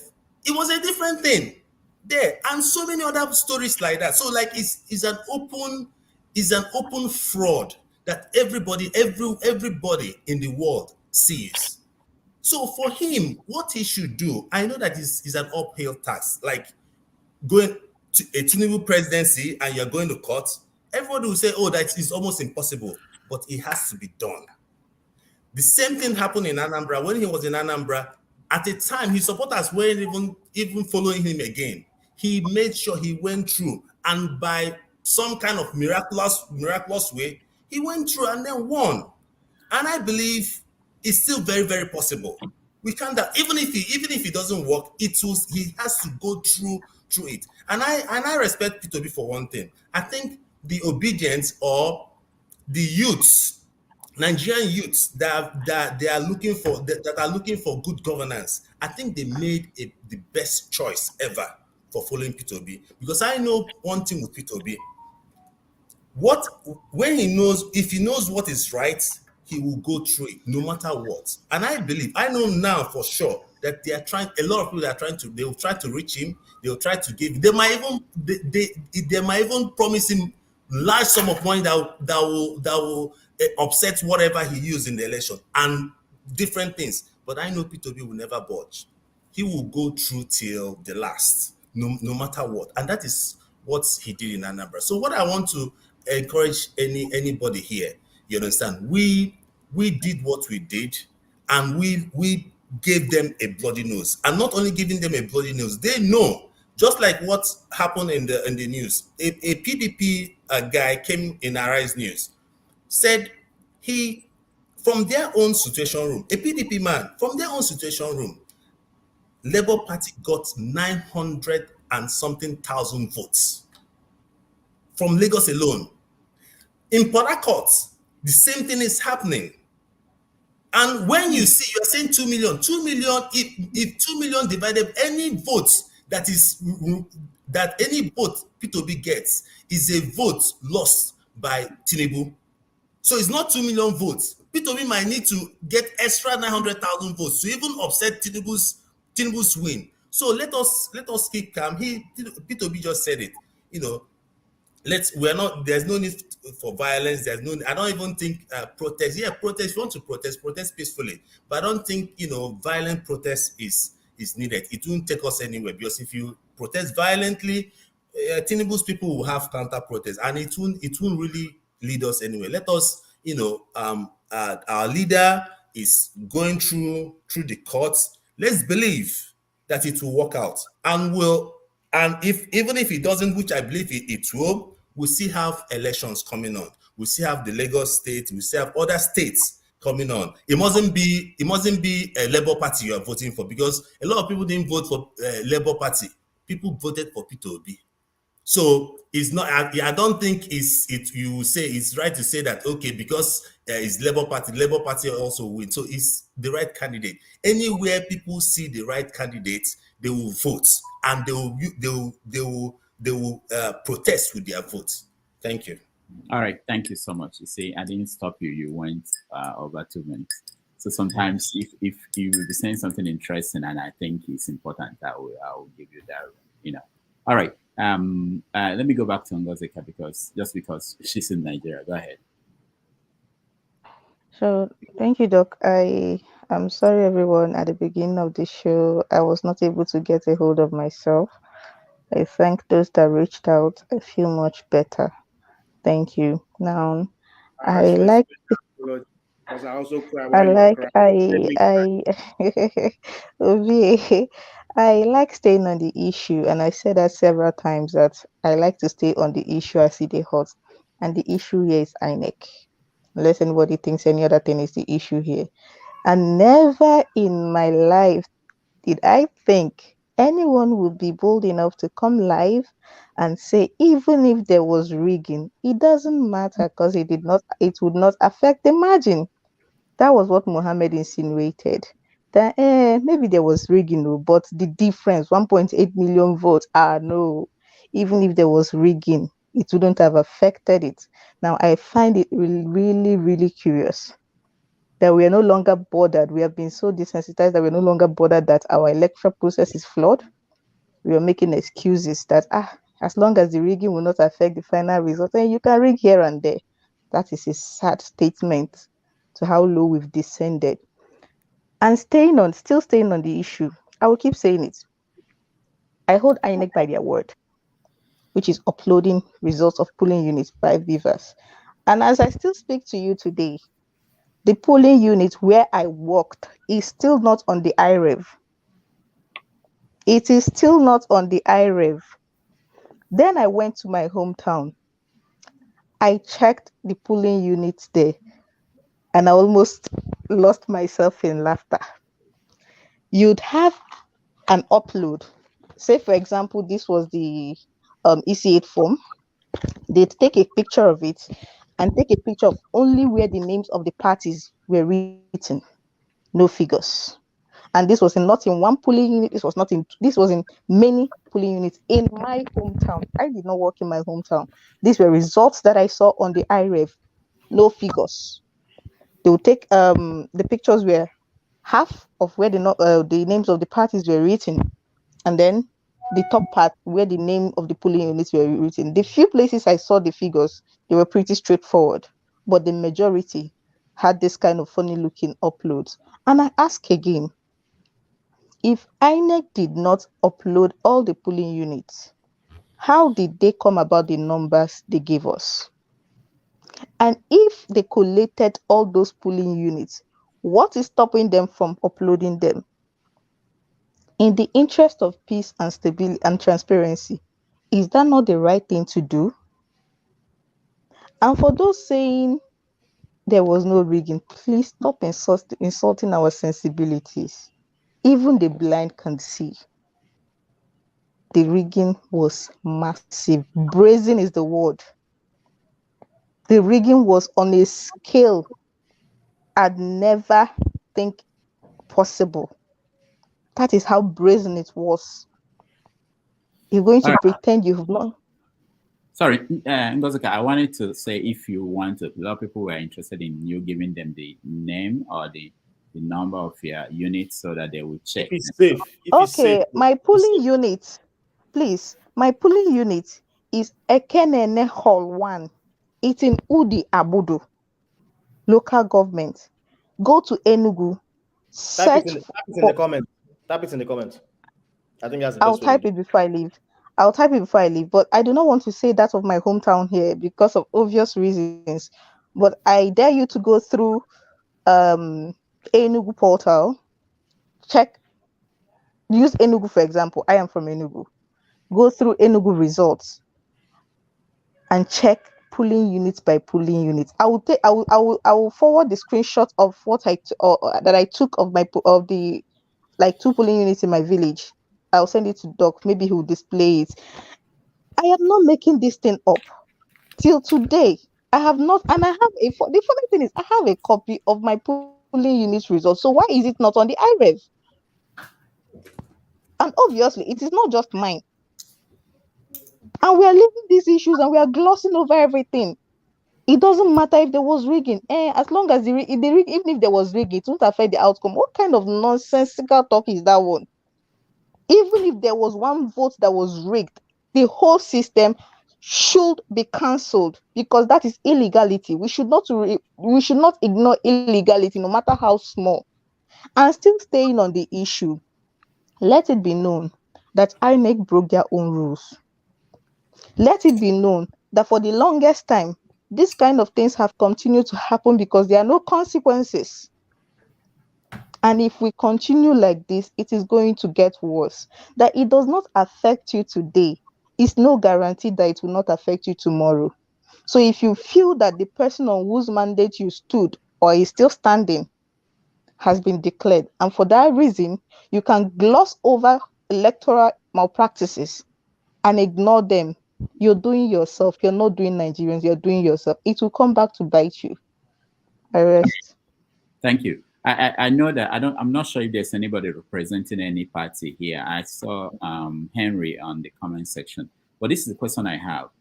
Now there's another election coming up in a few days. I mean, next Saturday, not this Saturday. And I'm thinking, why is it difficult that none of the parties could set up their own alternative system where their agents at the units, polling units, can send in these figures to them and they will tally it themselves. So despite what INEC is doing, they will do their own. They can do it. Why is it that they don't come out to present? Okay, go ahead, Dominic. Why am I missing? You are declaring impossible. Why? Here's why. Even INEC itself does not have enough workers to do that. Who are they using?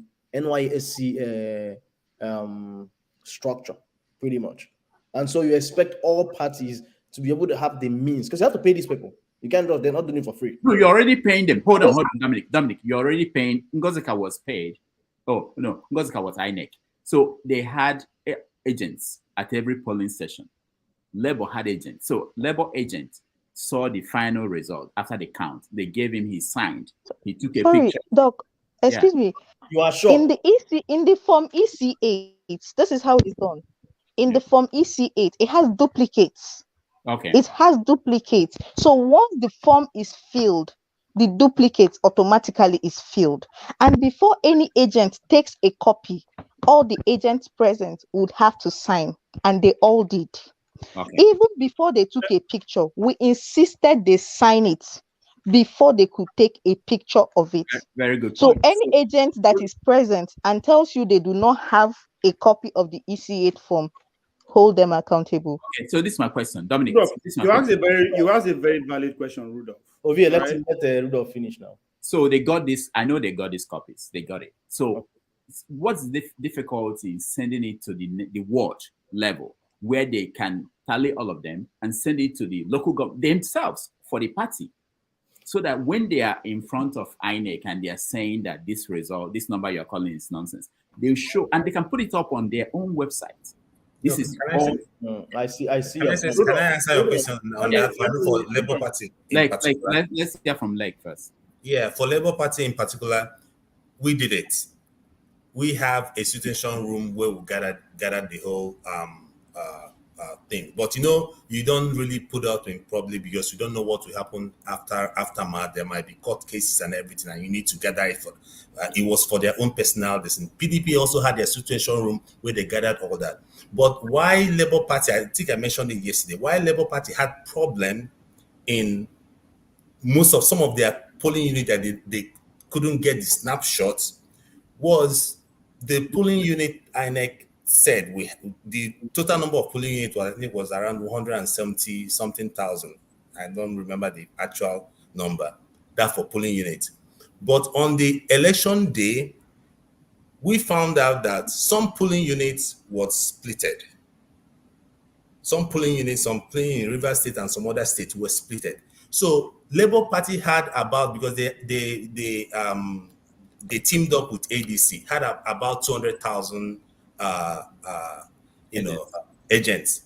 So when those polling units were splitted, because some of them have multiple beavers, Labour Party agents couldn't man the whole, and it was intentional. We believe that it was intentional from INEC. So when they couldn't man every polling unit, that was why, and some polling units, there was attacks and everything. That was why they were calling people that were present, obedience that were present, that took the picture of some polling units, especially some in Lagos and in Port Harcourt, to get the pictures. But from the situation rooms of Labour Party in Abuja and Lagos and PDP, they all have all those documents, filed in case of court proceedings. So you said we are saying that INEC. Hold on. If things had gone well, INEC will have put it up, and everybody can see it. But things didn't go well with INEC. What's the difficulty in having the Labour Party put up these things, even if they don't have all of them? Let's say they got 80% in every state. What's the difficulty putting it up there? It won't mean that it's not going to be accepted in courts if they go to court. So I don't understand why they did not put it up, so that people can see all these things we're talking about, the difference. You understand? Yeah, Rudolph, I think I totally understand your question, and it's very valid, right? But again, I will also make excuses for the party who did not go ahead and do all this you're talking about. With all the money that all this party are spending doing rallies, campaign and all that, it does not cost them anything to set up a special room where such like this that Ruben is talking about, will be delivered. There's nothing wrong in having a very stand, or just like what Leke is saying, all the party have a situation room that they collect data and all that. That's normal. But why I say I will give excuse to this party today is because we've never been here before. That's one. This is our first time being at this juncture in terms of this election. Two, I think we all believe that INEC will do the right thing. Maybe it's a mistake on our part. Pretty much over 60% of Nigeria believe that INEC will do exactly what they say. And I think the most painful thing here is that it's the totally disrespect and disregard for that process that they promised us they are going to use. They decide to just look the other way around and do everything manually. And why I'm not really mad about this thing, because there's no way anybody would tell me that the state or the federal government is not aware of what INEC did. That's why I'm not like, because all these are said and done. Yes, I think in next election, if we are still going to be at this junction, I think it's our time the political party invest heavily on how to checkmate all these irregularities. Rudolph, if you remember the very first day on Saturday, where I was here, people were saying, why are you there quiet now? I was actually jubilating the people that they are celebrating. And you asked me, why am I not like every other band? I said one thing. I said, come, I don't care about the result that are just coming up now. I'm paying attention on how this thing is going to be flipped. I said something exactly like that. The violence they are going to use, the money, at the end of the day, we are going to end up in court. Those are my exact words. So I think we should, as I said, our people say, who they cry, they see road. As much as we want to be hungry and do whatever we want to do, we should pay attention and learn from here. If not, guess what? 4 years from now, 8 years from now, we are still going to see these same Nigerians. Now, they are not imported. All people that hated in doing all the irregularities, the INEC are about, they are us. So we need to be a full step ahead of this politician. Okay, let me say something. Let me contribute actually. Okay, when they did the speaking, just to be on the safe side, while we were speaking, I still went back to check on the IREV, and the results have just come up. While we were speaking, I went back to check. Hold on, okay, let's tally with what you have. So what came up? Lozika, what came up? The result, I went back to check. Before I came online, it was not up. But now that we were speaking about it, before I gave out the word, my polling unit, I came back to check. And yes, I can see the results has finally been uploaded. But I could send you a screenshot and with the timestamp of when I checked, and it had not been uploaded. But finally, I can see the result for my own polling unit now. You have is the numbers in the tally with what you have. Yeah, that's the next question. Yeah, was it what I have checked. I've just opened the presidential, and just a few seconds, please. The presidential. Just a few seconds. Let me open this. This is taking longer. Are you using the same device, because your stuff is not frozen? Sorry, I am using the same phone to check. My system is bad, real bad. So all Okay, so I will come. Let me go offline and come back. I'll come back. Yeah, come back. Let me just do this. I will reserve you one Okay, spot. thank you. Okay, the black. Okay. Go Yeah, I ahead. wanted to say something right about the old result. Actually, first and foremost, when they did the Anambra election, there was somewhere in Anambra where they did not vote on that day because of insecurity, but it was rescheduled for the next day, right? But in this election, there were many places that they did not vote. Why did INEC not repeat the election in those areas? There are many areas where they did not vote. Only the places they did was in Lagos, whereby they could not continue. They did not finish the election on Saturday. Then they continued on Sunday. So INEC once said that anywhere that election did not take place, that would be do it again. Right? But they did not do this in this area. And about second thing is that I was monitoring the IRF on that Saturday. If you check the IRF, if you see some of the uploaded PDF documents, you'll be surprised. You ask yourself, are this document real? You can still go down and some of them can't even see any figure on the document that was uploaded. So at the end of the day, so that means that they did it in a special way that when it was dark, they screenshot this document that you cannot actually see the number that was written because the numbers were so faint and some were cancelled, right? Some were that pasted over. I saw one that was pasted over. Like that. So these are issues that actually surprise everybody, right? And actually, if INEC want to be really sincere themselves, if these forms were uploaded on that day, right? Why can't we use what is uploaded to compare what is being presented? And in the first place, why must we do a three level collation? If from the polling unit is uploaded, right? Let INEC use what is uploaded to do the result, to do the announcement, and then they collect from the IRF and they announce the result. Then they're going to the local government, to the state, and before Abuja. So this is where everything is being messed up. All right, thank you. The question, okay, yeah, Justice here will be nice, okay. But the question why I asked that question, I wanted someone, if anybody has knowledge of technology and computers, because there's another election coming up in a few days.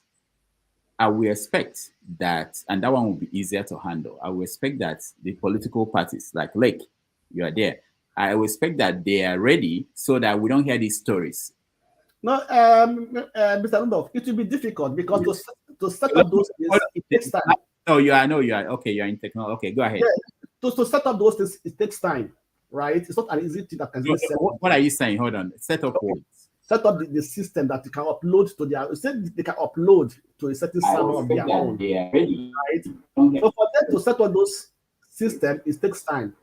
You understand me? Then, okay, for example, the IRF is on AWS, it's in the cloud, right? For you to set up this cloud and everything and start uploading those data, it takes some time and it's very expensive. Okay. Okay, hold on. That's fine. Hold on. Can you mute? Some people are on. Okay, let me go to where is Christopher, mute yourself. Oh, Christopher, mute yourself, please. For some reason, I can't mute Christopher. Can you try? People like that, you can mute. I don't know how they do it. I technically take them out if they know it's coming from them. All right. So black. So even if you can't set up server and all this system, okay. If you take this picture when you are signing, you sign off on it. You take a picture. You send it by even WhatsApp to your to a phone number. They can sit down in their situation room and put together. This is the ward. This ward. This is this town. This is this local government. This is the state. Why can it be done within 2 days? Yeah, of course. Some of them did it. Some of them, like Ngozi said, that they photograph it. I saw a video when they were trying to photograph it. The INEC officer said, "Do not photograph it. Do not photograph it. Do not photograph it." Okay. That was But wait, Blackson, that's not an excuse because no, what I'm trying to say is that they can be able to photograph it and send it to. But hold on, Blackson. Ngozika said that they were given a copy. Yes. So you can take it home. You can go home and take a picture of that. You don't have to take it there. So they have it. So the question is, why didn't they do it? And are they ready to do it for next election? Because we don't want to hear this excuse that INEC didn't upload anything when you can do the summation. Because just to think about this, if Dino had come in front of INEC, in front of the world really, and say, this is what we got for every local government in Lagos State for PDP. This is what we got for the whole state. It's different from what you are showing us. And you can go to this website and see the original, what we signed, our agents signed for at the polling station. So why are you presenting something different? That's it. Okay, Justice. Oh, go ahead. Dominic, go ahead. But Rudolph, you're missing one thing, right? Yeah. You are missing a couple of factors. When I looked at some of the results, you can see that some parties didn't even sign. And when you look at some results, the same person signed multiple times. So it begs the question, were there no agents there in the first place? Some parties don't have all the agents. So one person signed the entire thing. And you can obviously it was mutilated. One person signed the entire thing. I'm like, then that one is not the original one. So we're thinking about, we're talking about parties like PDP, Labour, that they have resources, okay? So they should have somebody there. And they should have the real one that their own agent signed. So anyone that wasn't signed by their agent, I'm assuming that either they don't have agents or that it was the wrong one. It was but Rudolph, when they are snapping the picture and uploading to the server, all you see is just the original. You don't see the multiple. So what if everything has been signed and all the agents took their own copies and then someone went and mutilated? Yeah, it would be easy. Uploaded up to this thing. Yeah, you don't have to worry about that because let's say PDP has the same one that Labour has, and APC people will change something. That's not important, you know. All right, let's go to Justice. Justice. Sorry. Oh, Justice, hold on. I'm sorry. Ngozika is back. Let's see. What did he say, Ngozika? Sorry. So I checked again, and it's been uploaded, thankfully, and it's the same. Okay. Exactly the same. And to buttress what to answer the question Dr. Dominic was asking, to show you how serious they take this agent signing the copies, signing the main thing, because when you sign the main thing, it reflects in the copies. To show you how serious it is, the polling unit after my own, that's second NA Hall 2, after my own, they had an issue. What was the issue? The presiding officer was not properly informed that to write in the from EC8 from EC8A, you need to deepen your writing, because we're talking about more than 3 copies. So you need to really deepen your writing. He did not know, he was not properly informed. So he wrote normally, casually, and some of the duplicates, the figures did not appear in them. And he did not know. So he went on and said, oh yeah, everybody come and sign, party agents come and sign. And they came and signed. After signing, he took a picture and uploaded it on the Beavers before they started collecting their copies. And that was when they discovered that some of the copies, the numbers did not reflect. And the party agent said, no way, that they're not living there. They had to call the rhetoric, that is the tech people in charge of the Beavers. And she had to come over and they had to restart it all over again before the numbers reflected in the duplicate. So that is how serious it is for this party agent. So in a case where there is no party agent, I don't know how they do it, because in my own polling unit, all the parties that have substantial number, except for obvious, I didn't see any NNPP party agents over there. But I did see, surprisingly, I did see an NRM, something like that. When the guy said it was the agent for NRM, I said, I had to look at the form again. I'm like, so there's a party called NRM. They had no votes. And he signed. I said, okay, you're not even faithful to your party. You didn't vote. And you have 0. And you're not ashamed to sign this form. Oga, fear God. He said, no, now, this is not my polling unit. I said, okay, that means people don't have even one supporter here. Lesser, or your sign. And he signed it even with the 0 votes. So that is it. All right, thank you. Justice.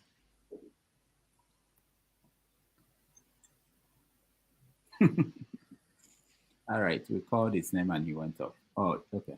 Sorry, how many minutes do I have? So before I know what I'm going to say here. You have 30 seconds, Justice. 30 seconds. Mohammed speak for like 20 minutes. So how many minutes do I have? 2 minutes. Okay, thank you. Let me tell you what we give you 1 minute. Say you are I'm going to manage 5 minutes. Ovie, just keep quiet. I'm going to manage 15 minutes. First of all, Ngozi have validated the election. He said his polling unit, that what they upload and what he have is the same. Or I didn't hear it right? My polling unit was not the only place election was conducted. I just want to make sure, because this time around we are going to work with evidence. At least your own evidence have showed. You say you work in Enugu, and they have showed in a stronghold of PD, in the stronghold of Obi, they didn't rig the election. They showed exactly what you have. That is a sign that was a due process. Let's take that one at one side. So when people complain of wanting they know how it's going to turn out, it boils my stomach, because we all know the outcome of this election. We know. But when we are crying, people don't want to listen to us because they feel that we don't want Nigeria to work.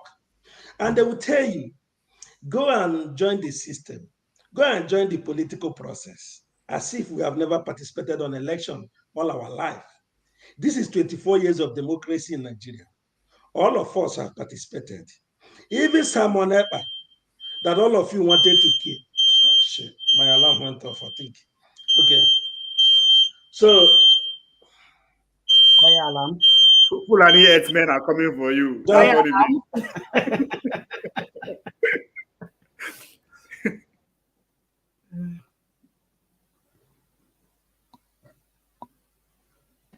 Rudolph, if I claim to be Biafra, will I get more time? Let me speak up on behalf of Biafra. Let's go to Black League while we wait for Justice to come back. Go ahead. Thanks for having me. Well, elections have come, but it's not a destination, it's a journey. So I see people already giving up that they've been rigged out, but I think it's a journey. So we still have more coming up. March 11th. Yeah, hold on. Let him finish, and then you come on. Yeah, we still have more coming up March 11th, and thanks to candidates like Peter Obi, our political map in Nigeria has changed, and I dare say has changed forever. It will never remain the same, because there were a lot of upsets. I knew Peter Obi would do well, but not as I was surprised by his victories outside of the Southeast and the South-South. Now I knew states like, my permutation was he would win at most one state in the North, and that would have been Benue. But he didn't win Benue. I believe he was rigged out there for him not to have won Benue. But states like Plateau, states like Nasarawa, he got considerable votes from places like Adamawa. He won House of Representatives seat in Kaduna State, which was an upset, and so on and so forth. So I think there's hope in the process. Now the process is flawed. I said it before the elections. I've told that on our politics numerous times that yes, it's going to be rigged. We all put in the factor of technology, beavers, IRF, this and that coming in. I said, what about the human factor? We've never had elections that have been free and fair in our history, including the one that was supposed to bring Abiola in. It was just the freest we've had. So that doesn't mean it didn't come with its own hitches. So, and I mentioned that to Ovie, that this one will come with a lot of hitches. For one, that there's no incumbent president contesting. Yes, his party is there, but he himself is not contesting. So a man like Tinubu, who has come out to tell you this is his lifelong ambition, and he has never lost elections before. Every time he comes out, he wins. And he's known to deploy all means, conventional or unconventional, to win elections. He has done it several times in Lagos State. He has done it all over the Southwest. So my question was, what will be different this time? And can we start to put our minds around the response when this human factor comes in of rigging? What will be the response? What's the quality of our judiciary? Do we have judges in the land today with, pardon my English, the testicular fortitude to overturn elections? Does that exist in our judiciary? So we keep thinking of Nigeria, maybe because most of us have been out for so long, we think of it as a European or Western country, that yes, the judiciary can come and overturn things, but that's not the case. When you're looking at a country and its democracy, you have to look at the people, the temperament, the culture, the traditions. Everything has to come together. It's the same country. Supreme Court gave a verdict about this cashless policy. The president came and gave a contrary statement, contrary to the verdict. Nothing happened, and nothing will happen. Can that happen in a place like America or other democracies, even South Africa, where the Supreme Court will make a pronouncement and something contrary would be done? No. Same thing with people like the current Senate president that did not contest elections to become senator. Well, he's on the ballot to be a senator. So there are things that in Nigeria does not work the way it should, and we understand that, and nothing happens. So we understand the type of system we've put in place. So then if we are going into elections, I think one of the major discussions should be how would we checkmate these inconsistencies with regards to elections if in the event we are rigged out, which we know has already been happening. There's no election that some level of rigging wasn't involved. So it's expected. So in case we are rigged out, what are the steps to take? Would it be to go to an international court, the West African court, the justice in the land? What's the quality of judges and advocates do we have that can actually look the presidency, which of course that's what controls INEC, in the eye and say, no, you lost elections? What process will we start to bring in to see that our judiciary can become really a judiciary of world standard that can uphold justice? So things like this should come on. But regardless of all the rigging, I still give Peter Obi that credit to be able to create such upsets in this election, because he's the one outside. You know, the two Atiku and Tinubu, to me, they're like twins. So for Peter Obi, actually, from my own observation and from my own permutations, if it were to be a free and fair election, he probably could have won. But then there's the other human factor, as I said. So I'll round up by saying the election is a journey and not a destination. There's still March 11th, and there's still time for us to really test it out in the judiciary. All right, thank you. Justice. Hold on, I'm going to head out. Oh, okay. All right. You want to say something? I've shaken the platform. Be heading out since. How many doors do you have to exit from? You'll be heading out. I was saying something when I was out there, and you started butting in. you want to say something before you leave? You can go ahead. Yeah, all I'm gonna say is Nigeria is a very special case when it comes to elections. It's the only place that I know where there can be blatant rigging and someone will still show up and tell you, you're a sore loser. I don't understand the kind of conversation that we will have to bring Nigeria together if things are blatant and there's no level of redress at all. I don't understand what kind of country we want to run where people will go out and vote. You're encouraging people to go out and vote, and then you end up discouraging people. How will people go out and vote March 11th if they know that you rigged massively and the INEC chairman still accepted the results without even any sort of verification? So I don't know what's happened March 11th, but I will still encourage everyone to vote and protect your votes. That is the only voice we have for now. And then when it goes to the courts, I don't know what's going to happen, but I don't really bank on the courts making that much of a difference. But the most important thing in this election is that it has shown that structure is not about criminality. Structure is about the people and having the support of the people. And so you don't necessarily need to win. What has happened is that the obedience movement has shaken up the political map, like someone else said. And I think that enough is a starting point. Every problem may not be solved at the same time, but little by little by little by little, I believe that at some point Nigeria will get to a level where we're able to hold free and fair elections, where the voice of the people are actually what ends up prevailing. I'll take my leave. And thank you for always giving me an opportunity to express my views. And thank you, everyone else. All right. Thank you, Dr. Dominic. Bye. All right. Justice. Okay, thank you. Sorry for that distraction earlier. Like I said, we can argue from now till tomorrow.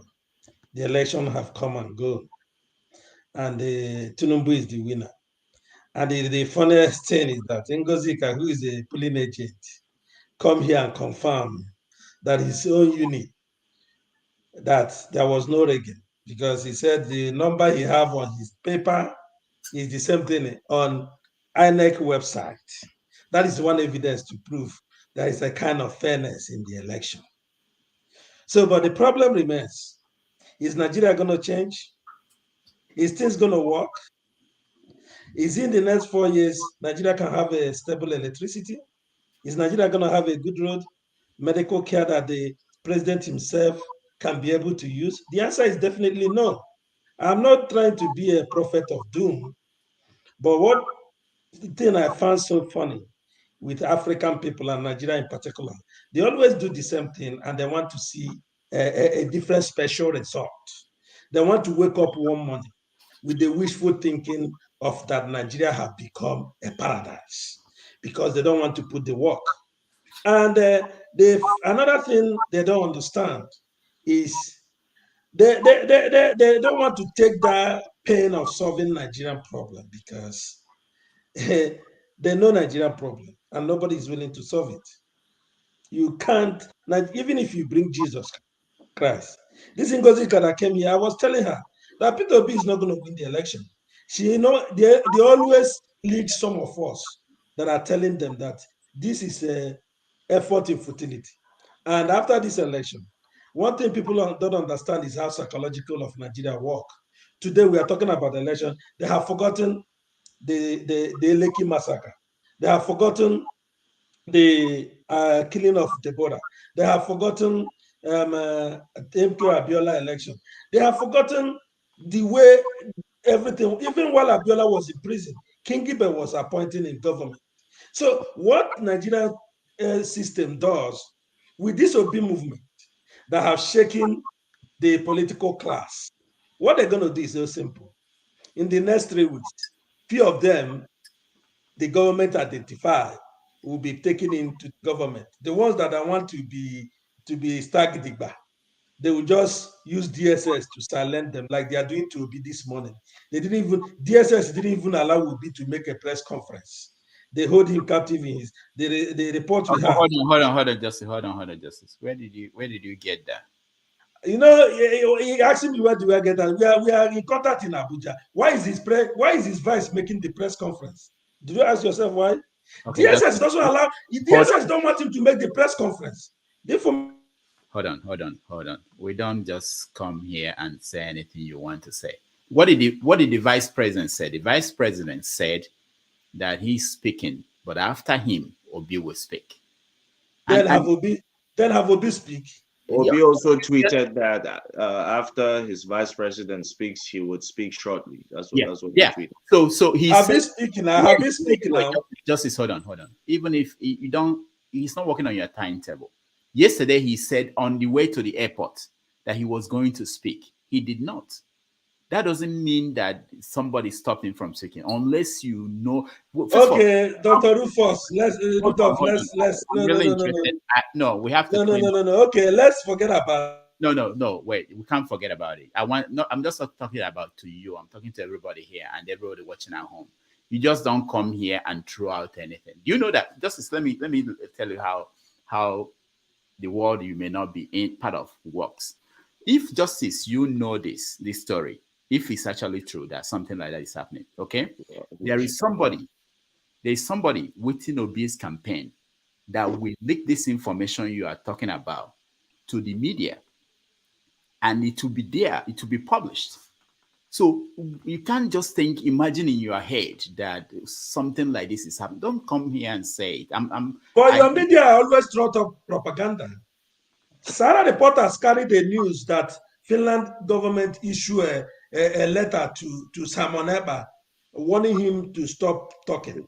Your media, Sarah reporter, is there. Do you want me to show you the screenshot? Justice. Your media always lie now. Why are you coming here to defend the media? Justice. Your media is lying. Channels TV cannot tell you the truth. So these are the things.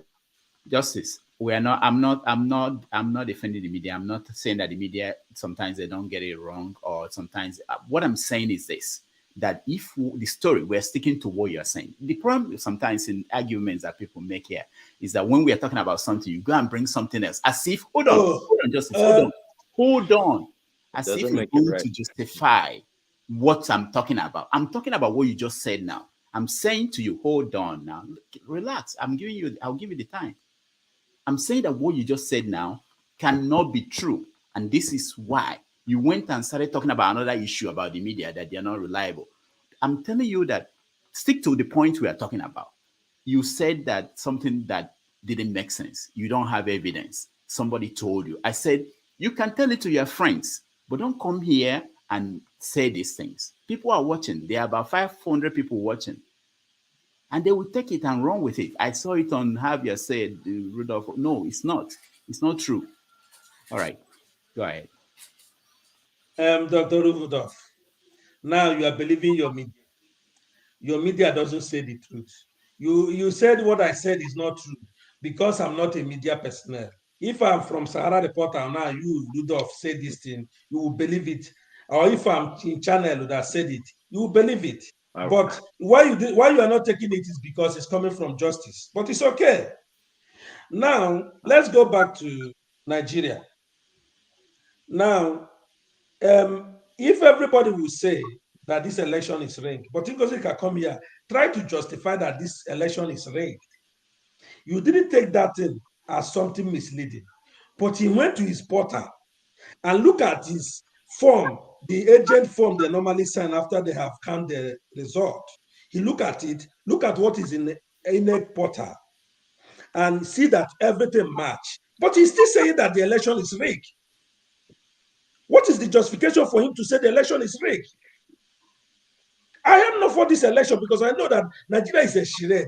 They know what they are doing. They know that they are not for the people. But I'm trying, if you want the truth, or interrogate other people's truth now, because he's a polling unit, he's in the polling unit. He brings his result, but still, he's insisting that the election was rigged. Okay, but you didn't say anything about that. Hold on, Justice, hold on. Okay. People who are saying that the election was rigged, did they say that it was rigged everywhere? No, what I said, did I say that DSS was everywhere? Answer the question. Did they say that it was rigged everywhere? Have you had anybody come here and say everywhere this election was conducted? Yes, they say it's everywhere. Many people say it's everywhere. Everywhere was rigged. People are crying that everywhere was rigged. I have to move on to the next person. Charles, you're next. Hey, Dr. Rudolph, what's going on? Why are you back? Okay, thank you, Doctor. Oh, I thought you spoke already, man of No, prestige. I'm not. Man of prestige. I'm okay, sorry. let me. Okay. You, Charles, you want to speak first, or you want to wait for man of prestige? Should I go ahead, man of prestige? Okay, go ahead. Hey, let man of prestige. Let City Boy fans speak first. Let City man of Boy, prestige. Man of prestige. who is City Boy fan? Who's ready for Tinubu to speak first? Man of prestige. Go. President Charles. Okay. Let me go ahead. Where's Justice? He's gone. I was gonna make a comment to what he said. I think Rudolph, you have already replied him. You know, when he come here, I mean, I can understand his narrative. You know, he's one of those people who don't believe in Nigeria. You know, I mean, he's a Biafran, you know, agitator to the highest level, but there's nothing wrong. He has an opinion in that regard. But he's come here playing some misleading information. And, you know, you need to come here with some factual. You know, because like he's properly stated. When he made that propaganda here, you know, he carried all over. People, you know, some gullible people will believe what he said without no fact check, you know. And he's here quarreling Ngozi what Ngozi said. Ngozi said, my polling unit, I have verified it, everything is correct. But nobody's saying that everywhere was raining. There are some places that was properly done, like he properly stated. And most of the Southeast was properly done, in my own opinion. But let me make a statement about what happened in Imo.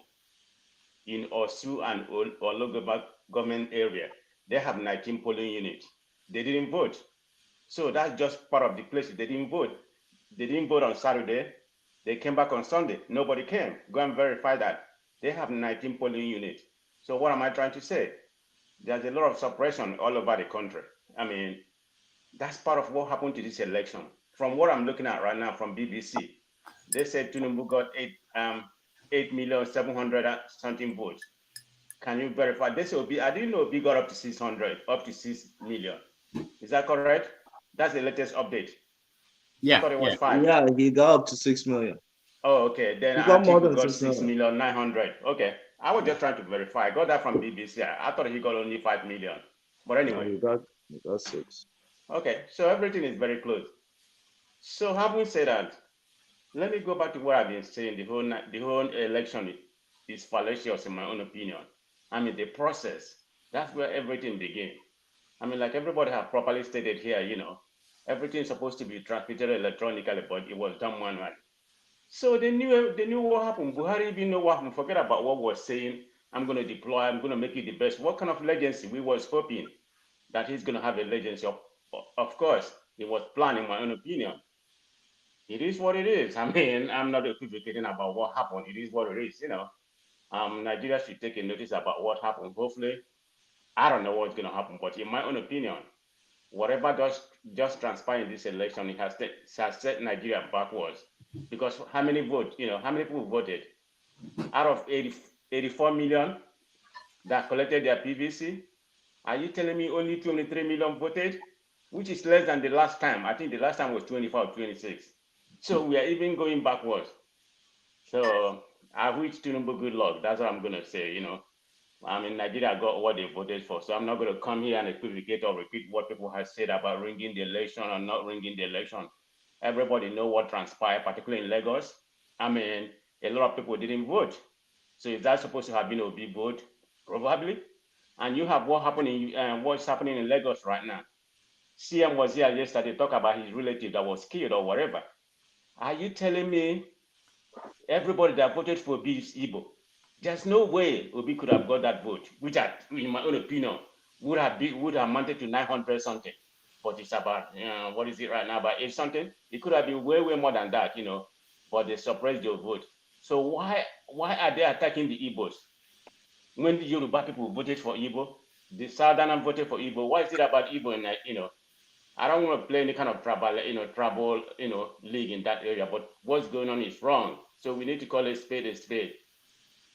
That's all I'm gonna say, you know, but good luck to Nigeria, okay? So in my own opinion, nothing like let me make one more point.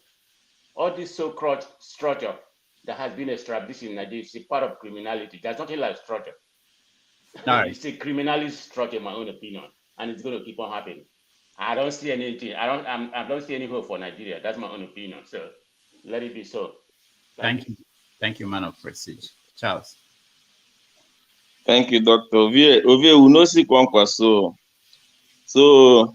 for me, I want to start on the positive thing that happened in this election. Some good news. A bike man won a seat in Kaduna. That was what seat? National Assembly reps in Kaduna. A bike man in Enugu, village chairman Hunter or something like that also won a seat with Labour Party. In Delta, the former minority leader, this is Tony Elumelu junior brother. Somebody, LP, one Labour Party person, unknown person beat him on the election. You see progress in Abia State. Almost they retired all their problem. Olu's or Okala, I don't know how he survived. I believe that is also rigged. The governor lost, so it's also progress. So the election, if you look at some in Lagos too, one guy like that won some seat, unknown people, won some seat. So some progress were made in those other elections. So the presidential, I think they just did it deliberately for us to see it that way, because others they transmit easily, like Senate and others, they transmit easily. So others, the presidential, they don't want to do that. But anyway, we still make progress. We watch out and see what will happen in the courts.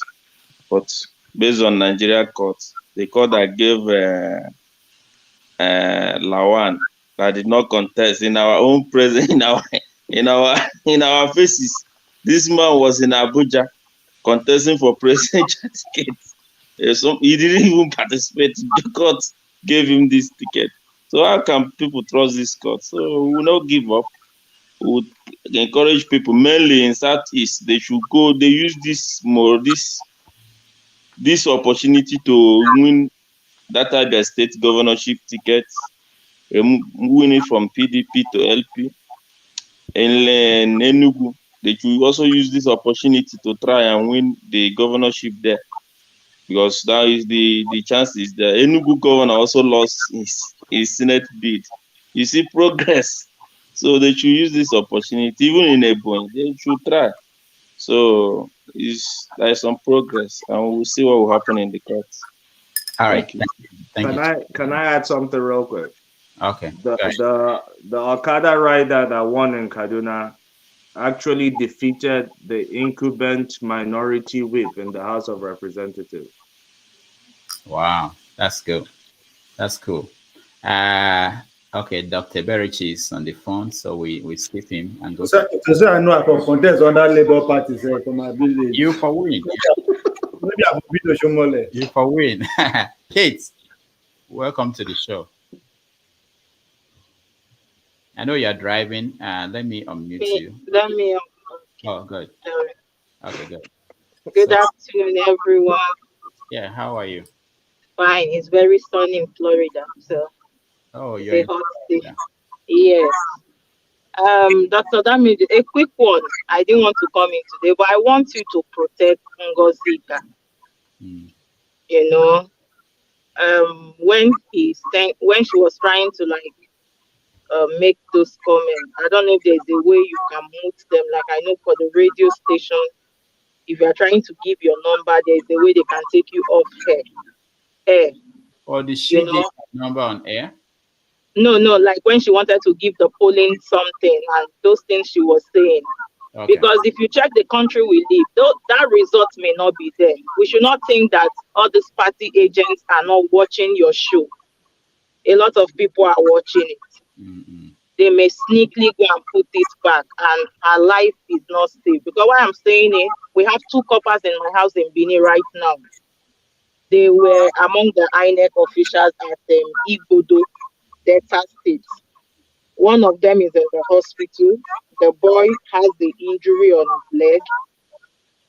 And he said they were beaten by soldiers and they collected their ballot boxes.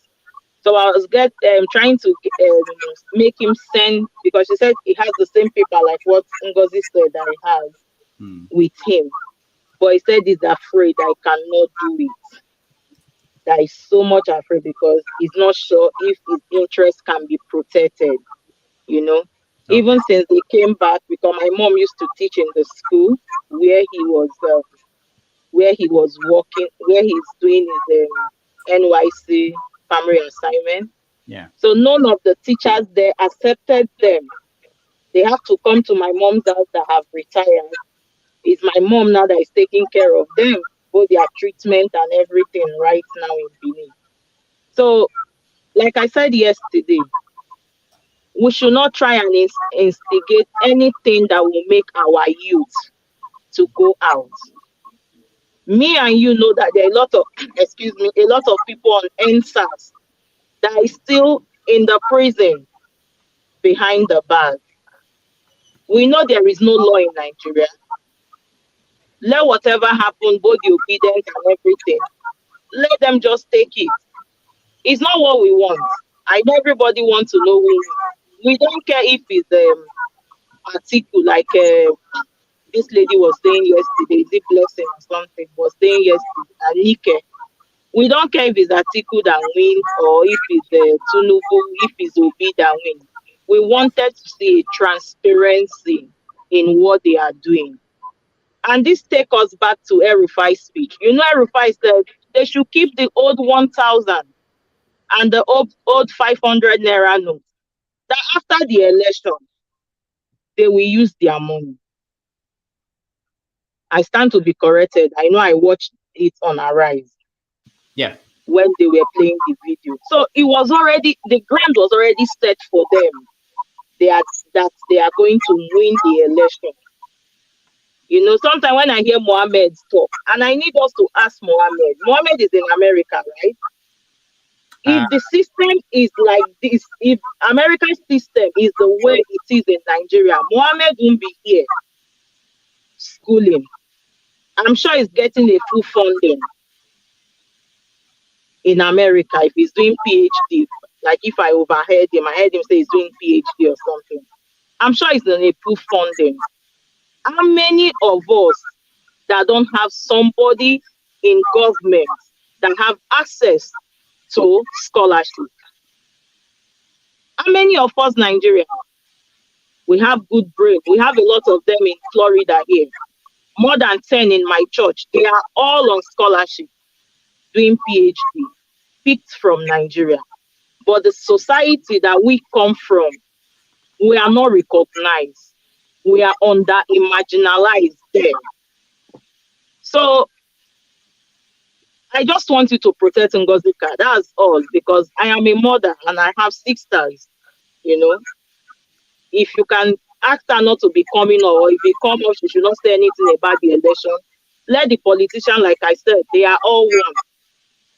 They will come back to look at Festus Keyamo. I remember during Obasanjo, Festus Keyamo used to fight the government, but today he's benefiting from the national cake. He doesn't care anymore. So we that don't have people to speak for us, let God fight our battle and let the politicians settle themselves. And before I go, I watched this boy. What do I want to do with this? As if Paz, he said something like what you just said. Let all the youth come out massively and vote on the governor election. They should not give up. Let's unvote those ones in power. Mostly Soyolu should lose Lagos, so that they will know that it's no longer business as usual. Why do we think when all the other states were being given to APC, they did not complain that the election was rigged in those places because they didn't win? Because they already know the underground work that they did. They know that come rain, come sun, they are going to win. So we are just crying over speed milk, like my father will say. We are crying over speed milk. So let's think of moving forward and let's protect our youth. That's all I have to say. Thank you. Thank you, Kate. Thank you so much. Janaba, you're next. Dr. Rudy, thank you for having me again. I think I have to get off medication now. It was a big threat for me here on my head. Today I have to get off my medication. I thought Dr. Dominic is here, whether he will advise me to continue with the medication or to get off of it. But I will see my personal doctor one of these days. I have to get off medications because the reason, so many reasons, joking apart, is that uh, look at the demography, the map of Nigeria, and when people like Mohammed and Danladi say Obi is not known in that part of the world, the people that access internet, they get upset. Why are you going to say Obi is not known here? Obi have laid a foundation.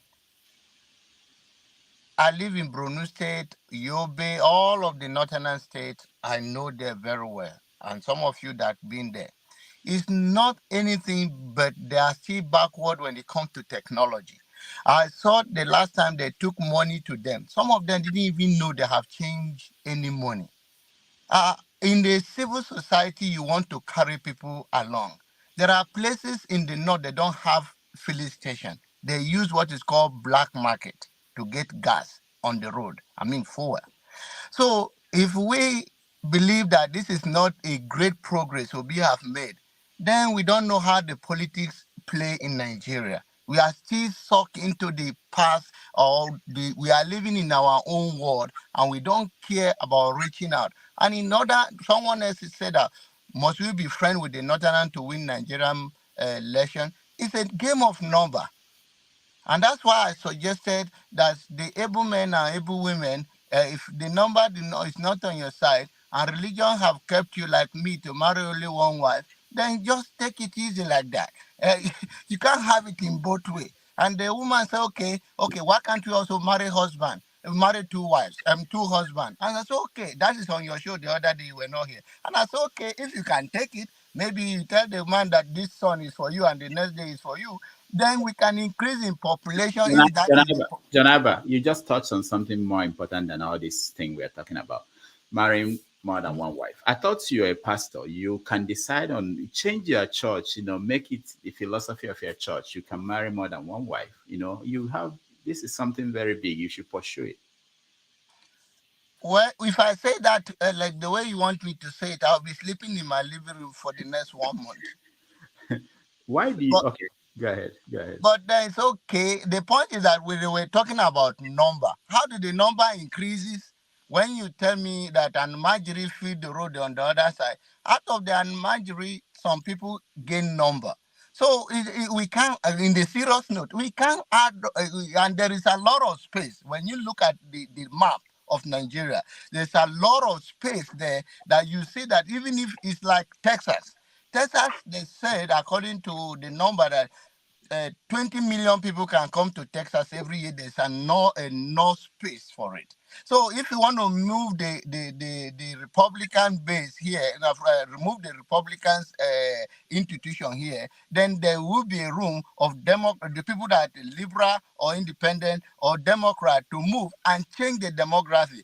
And through the Spanish growing and so many black and foreigners from Africa, you can see the last election, the gap is closing on. It's politics. So let us have a bigger view. And to be honest, Obi blow my mind. I think he would. I didn't know he would do this better. But any other thing, no inciting violence. I think in the next election, it's improving in the system. And I've said to you on this platform, power is not given in any society. Even in America, if you go and look how Obama come to power and look at how he was walked to speak on that Kerry Democrat convention, I think it's in Marquez Square Garden in Manhattan. It's not the way we think. So we a lot of progress has been made. So please, I pray. I'm pleading with my brothers and sisters. Let's keep the momentum. Let us forget the fact that this guy worked the system and he was able to succeed.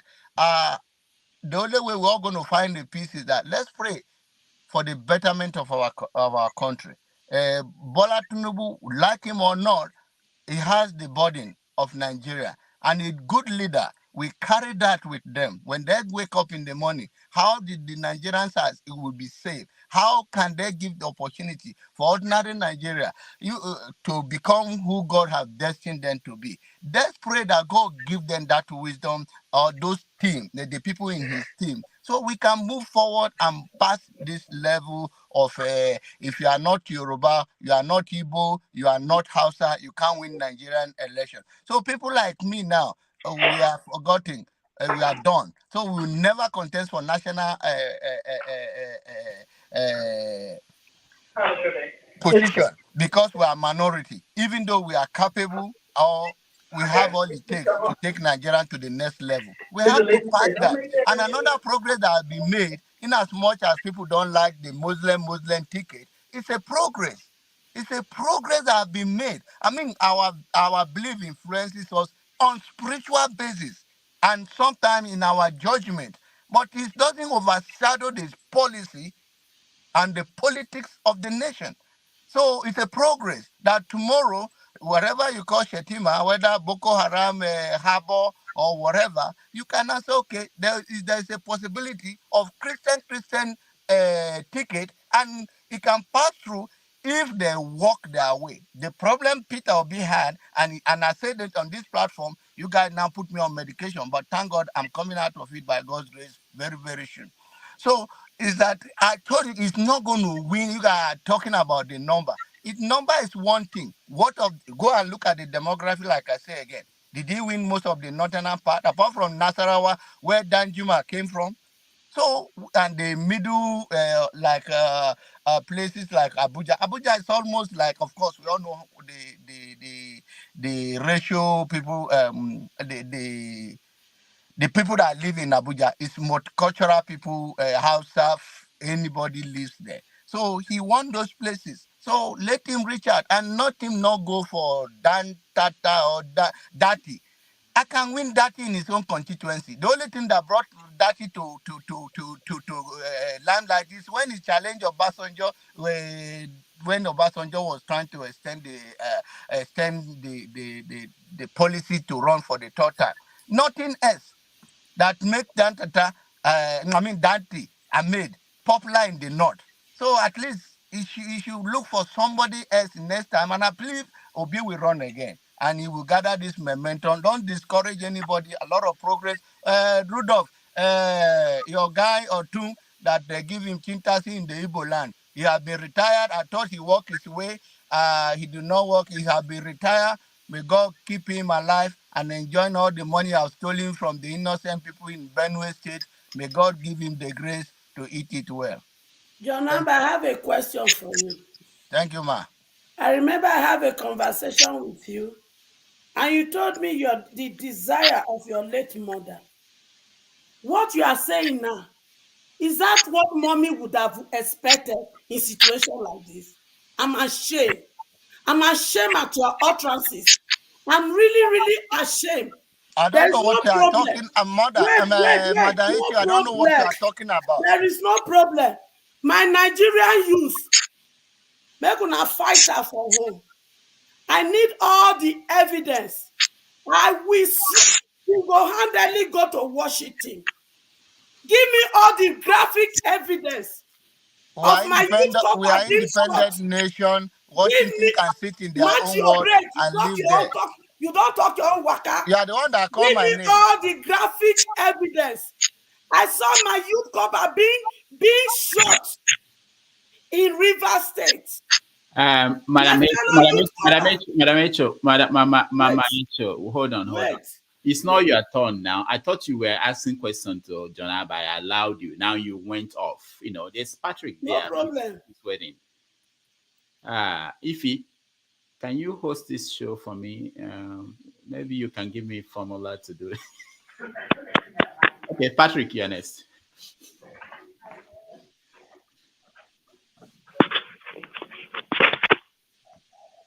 Unmute yourself, Patrick.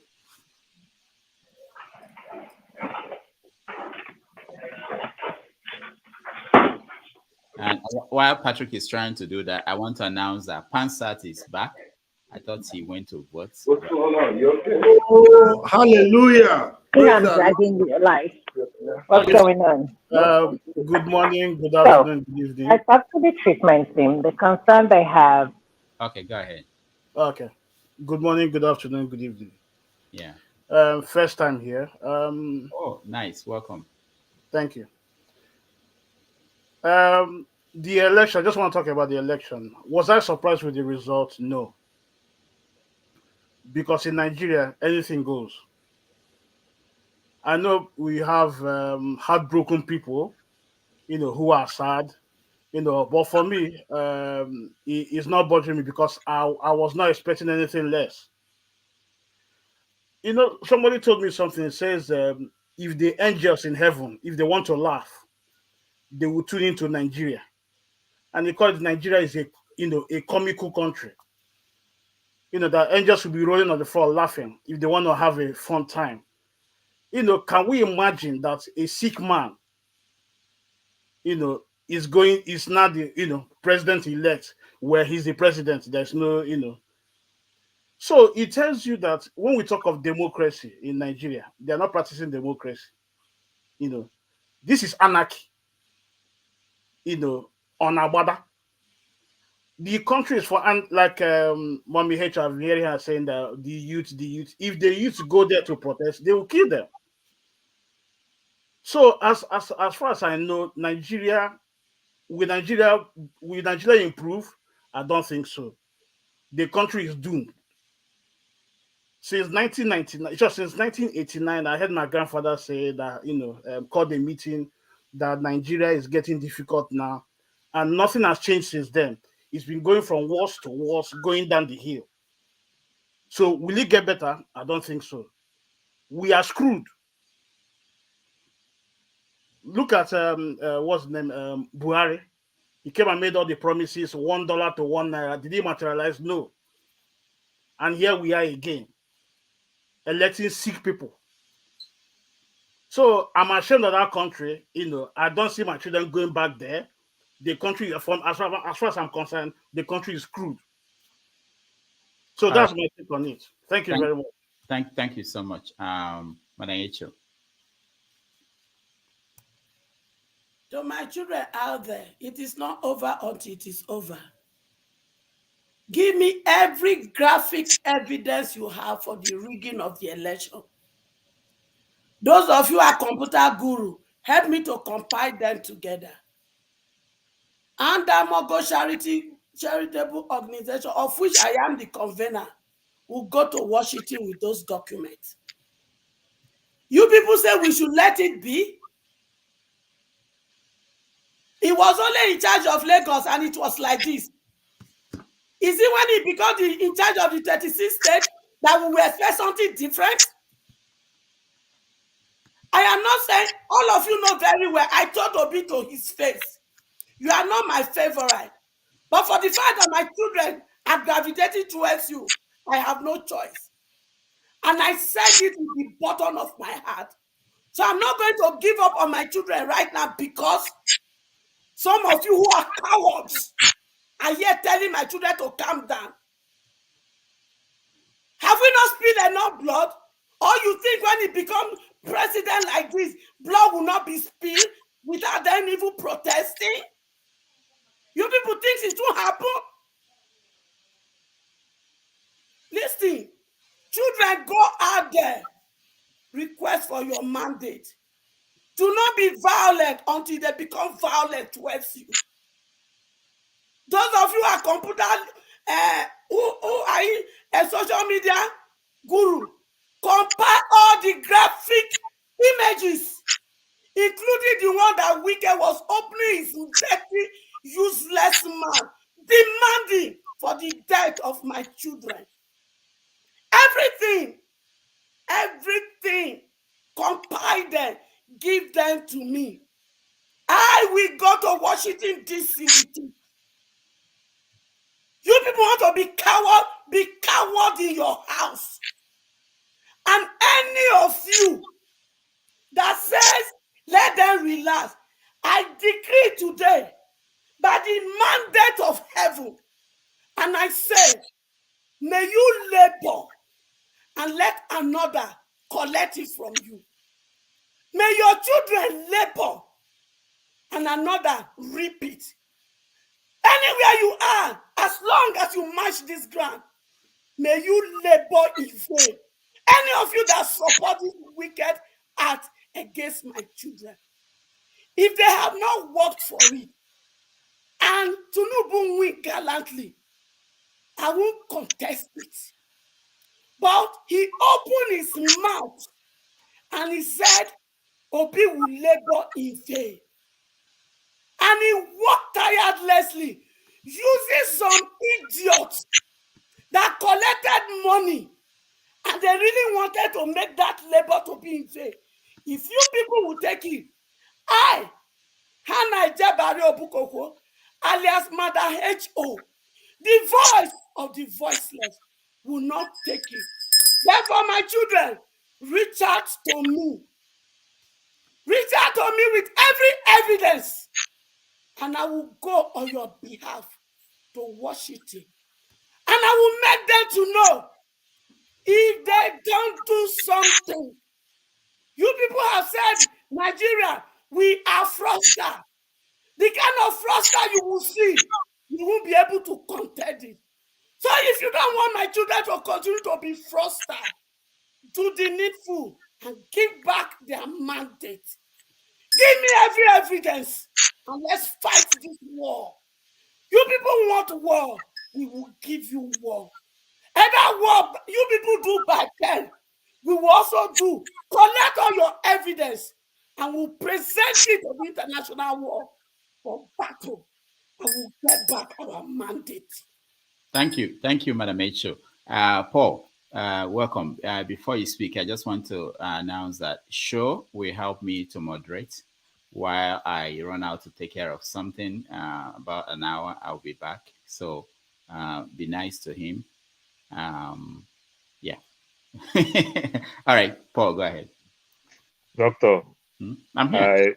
It's time for me to start protesting. This one that you are giving all these people from London and in Canada, this is our position. Now discrimination, no. Okay, this Paul, if I go protest, so and I go report it to Mama H.O. They'll carry you go Washington. No. You see, I asked if I know you're a businessman, so you don't have to. I asked if she wants to moderate. She said no. But anyway, yeah, go ahead, Paul. But I will see you guys when I come back. Okay, yeah, talking about this election and everything, I don't even know what to say after Mama H.O. It's so painful. I feel the pain of everybody.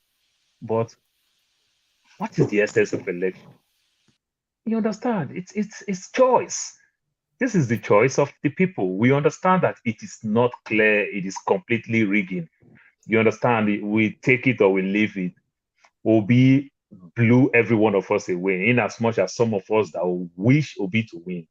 To some extent, Obi won 12 states. No matter the demographic that he won 12 states. Like I said the other day, everywhere APC is leading, we don't see any trouble there, or their strong zone. Everywhere the PDP is winning, we did not see any trouble there. It was where Labour is doing well. That's where we see all these problems going on and the likes. So it's clear that even though Obi did well and every other thing, but I still want to beg. I don't still believe that we still want to use violence. I keep saying it. This election is kind of funny. Remember, Nigeria is one kind of funny state. We have the North and the South, like they fondly said. Then another minute, they said it's 6 geopolitical zone. Now, the 6 geopolitical zones, there are 3 strong ethnic groups, the Yoruba, Hausa, and the Igbos. Now, whenever an Igbo man is contesting, it affects the Yoruba man. Whenever a Yoruba man is contesting, it affects an Igbo man. It's going to be a problem. So by the time some of us want to think that we want to protest, protest. When we protest, we may not achieve what we want. And it will also deepen the hatred because we feel like some people betray us, some people did not join for the campaign. I've not even seen anything that to some extent. Mama, I'll finish. Let me explain something to you. Nnamdi Kanu was exonerated but he was locked up. His brother contested the election and he's being robbed. What are you people talking here? What are you guys talking? Mama, I said, Mama, I said something. Mama, I said something the other day. Mama, Mama, okay, it's my turn. Okay, Mama, it's my turn. Mama, it's my turn. Violence in the East. Mama. When your brother was released and you people locked him up, Mama, it's my turn. Mama, it's my turn. Remember that you and I, we are from the same place. So I'm not speaking as a Yoruba man, not speaking as an Igbo man, or speaking as an Hausa person. I'm a pure Robo boy like you. Mama,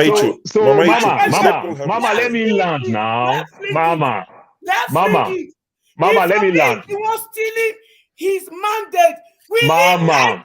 Mama, let me land. When you talk all these things that you talk and everything, Mama, I understand. I feel your emotions. Like I said the other day, I know some people. Mama, it is not emotion, then if it is not emotion, then it becomes violent.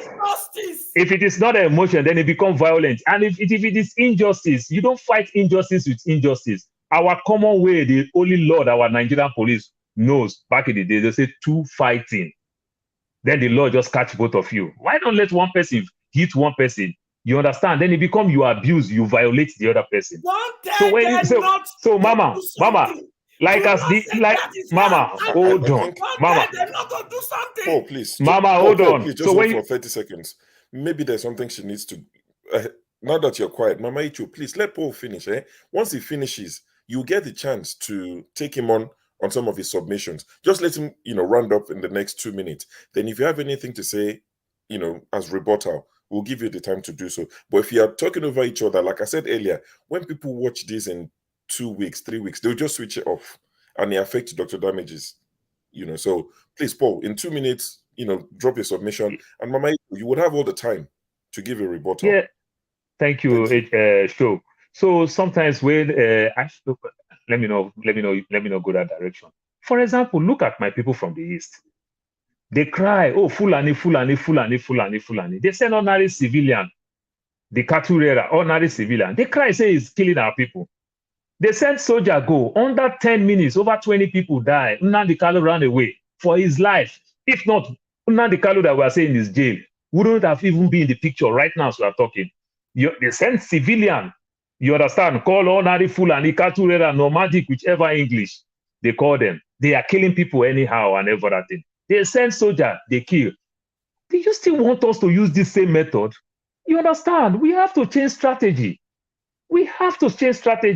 I understand it is painful, like they say, the long arm of the law. There is a reason why they call it the long arm of the law. It takes time. It's painful. It's everything. You take it or you leave it. Obi might lose this election, but Obi win a lot. They have senators. They have House of Representatives. They want 12 states. Obi want 12, like as Tinubu want 12 states. Like as I think he's the winner. PDP even though they declared Tinubu, I think he's still the winner because he only had 8 months. He had a new party, was not a member of the party, could not campaign like the rest of them. With no structure, Instagram structure and everything. They want 12 states. Now today, as we are talking, that the next house now, they're going to have people out in House of Rep, in Senate, in State House of Assemblies and everything. Mama, it's a plus. When we go to school, when we started going to school, when I was sending my kids to school, how do you learn? You first of all learn by not knowing it. That's how you learn to start knowing it. When we're going to school, you learn 2-letter word, IT, it, ATF, IF, if. Then we learn 3-letter word. Then we learn 4-letter word. Then you start learning how to use it to make a sentence. It's a process. It's painful. It's everything. So when you talk all these things, like I said, I like my Igbo people because they are good to cry, like the way very many of us will cry in America. I use, for example, like Delta Airline United to make example. Delta Airline is closing Lagos-New York route. What did they say? They run to America. They say, we are losing 100 million every week. We are losing 5,000 staff. I said, Delta Airline will get only 8 staff for Lagos. Now they lose 5,000 staff. You understand? It is good for the business. They whine. They need attention. You and I that come from the oil-rich region, are we not suffering there? In Nigeria, to the tell many community that have what they call community work, that I will go work for 6 months till the next 4 years before I work again.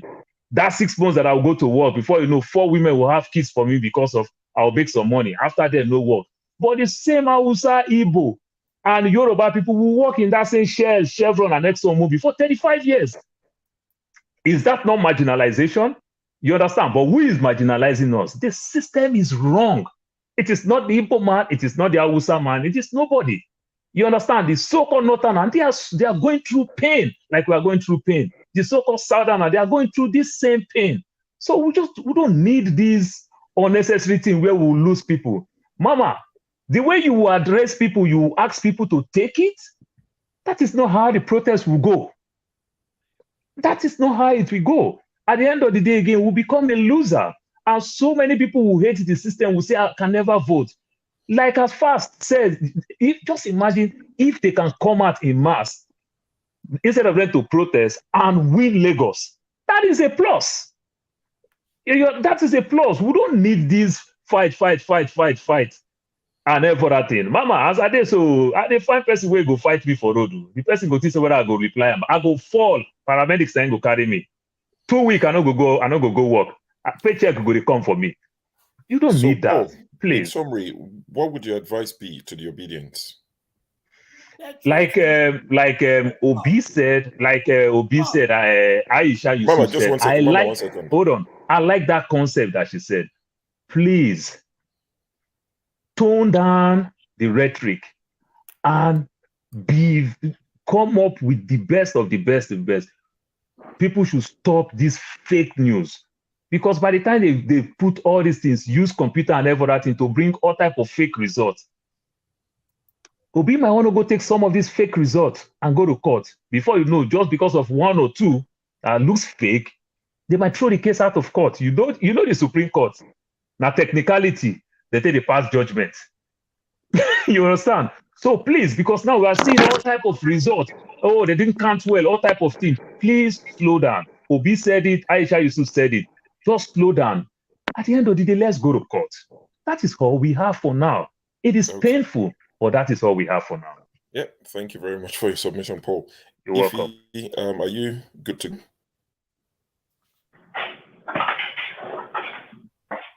You see. Good evening, everybody. Mama Hecho, we'll come to you. Shebi, you spoke just before Paul. We'll come to you. Don't worry. Now we did here before Dr. Damages. He can't add anybody, he can't remove anybody. So we are stuck here for the next 1 hour. Just 6 or 7. We'll go on. Mama Heche. I feel your pain. I'm hurting more than anybody, to be honest with you. This is not what we all expected to see, but unfortunately, it is what it is. Yesterday, somebody came on this show and said that Nigeria is working for him, and he's a youth. And I'm looking at him, I don't mean to shade him, but I'm looking at him sweating like a Christmas goose, and I'm like, you don't even have electricity, and Nigeria is working for you. But I don't want to go there. Like the question everybody is asking, where do we go from here? I didn't believe what I said to myself yesterday, and I keep saying it again, is either we go back to regional government, which I don't think we're going to get with Tinubu. Everybody go their separate way. And when I say it at home, we have a lot of disagreement, but I can see where everybody's coming from. Paul just said something now that I agree with him 101%. Yesterday I said that the youth will not come out to vote again because of this, because they're going to feel demoralized. However, Paul said if people can come out again and vote in Lagos and vote, I mean, there is how you will vote. There is no way they can rig it. I think it's going to help a lot, help Obi, and also help in the House of Rep and help on the House of Senate. We have to accept this election, whether we like it or not, unless there is any magic that is going to happen when they go to Supreme Court. At least we know who owns the Supreme Court. Tinubu owns the Supreme Court, the Chief Justice of Federation. He put him there. So, but we never know. A lot of things, they might be cooking up a lot of things. So let us wait. Even if they swear Tinubu in, let's just calm down. because there is nothing at this point we're gonna do that is gonna, help us. I don't want us to start fighting and start protesting because we know how the protest goes in Nigeria. Somebody's gonna hijack it before you know what is happening. There's some people they start burning, businesses and start stealing from people. I'm not happy again being in the country where I am. Like I always say, in as much as I am comfortable, in as much as I have good job. However, I want to go home. When you come back, touch your leg in Murtala Mohammed Airport, there is this joy you have because you're in your country. I want to go home. I want to retire in Nigeria. I have family back home. I told you guys how I went home in December to see my auntie. I haven't seen in 8 years. Instead of the excitement being there, she asked me, "Why did you come back? Go back." That was what she told me. Can't you see how the country is? Why did you come back? She was raking and raking until my uncle said, sister, calm down, calm down. At least give her a hug. She was so reluctant to give me a hug because she feels that, it's not safe. I understand that. Everybody's panicking. I mean, a lot of people don't want to go home because of the insecurity. Let's give Tinubu a chance. There is nothing we can do at this point. Mommy Hesho, I know you're going to disagree with me. I know, Mommy, it's okay, but that's what we have at this point. What are we going to do? Are you going to fight the system? When Ovia was talking about this is a game of numbers, I now understand. Even in American politics, there are some states you have to win in order for them to declare you president. Without the Northerners, I see now that nobody can become a president. It's a game of numbers. And we know that this election was massively rigged. But what are you going to do about it? So let's move on. Let's wait and see. Mommy, hold on. Mommy, hold on. Let's wait for people. He hasn't considered yet. Atiku hasn't considered. None of them have. The big people, they haven't considered. So listen, let's give them opportunity.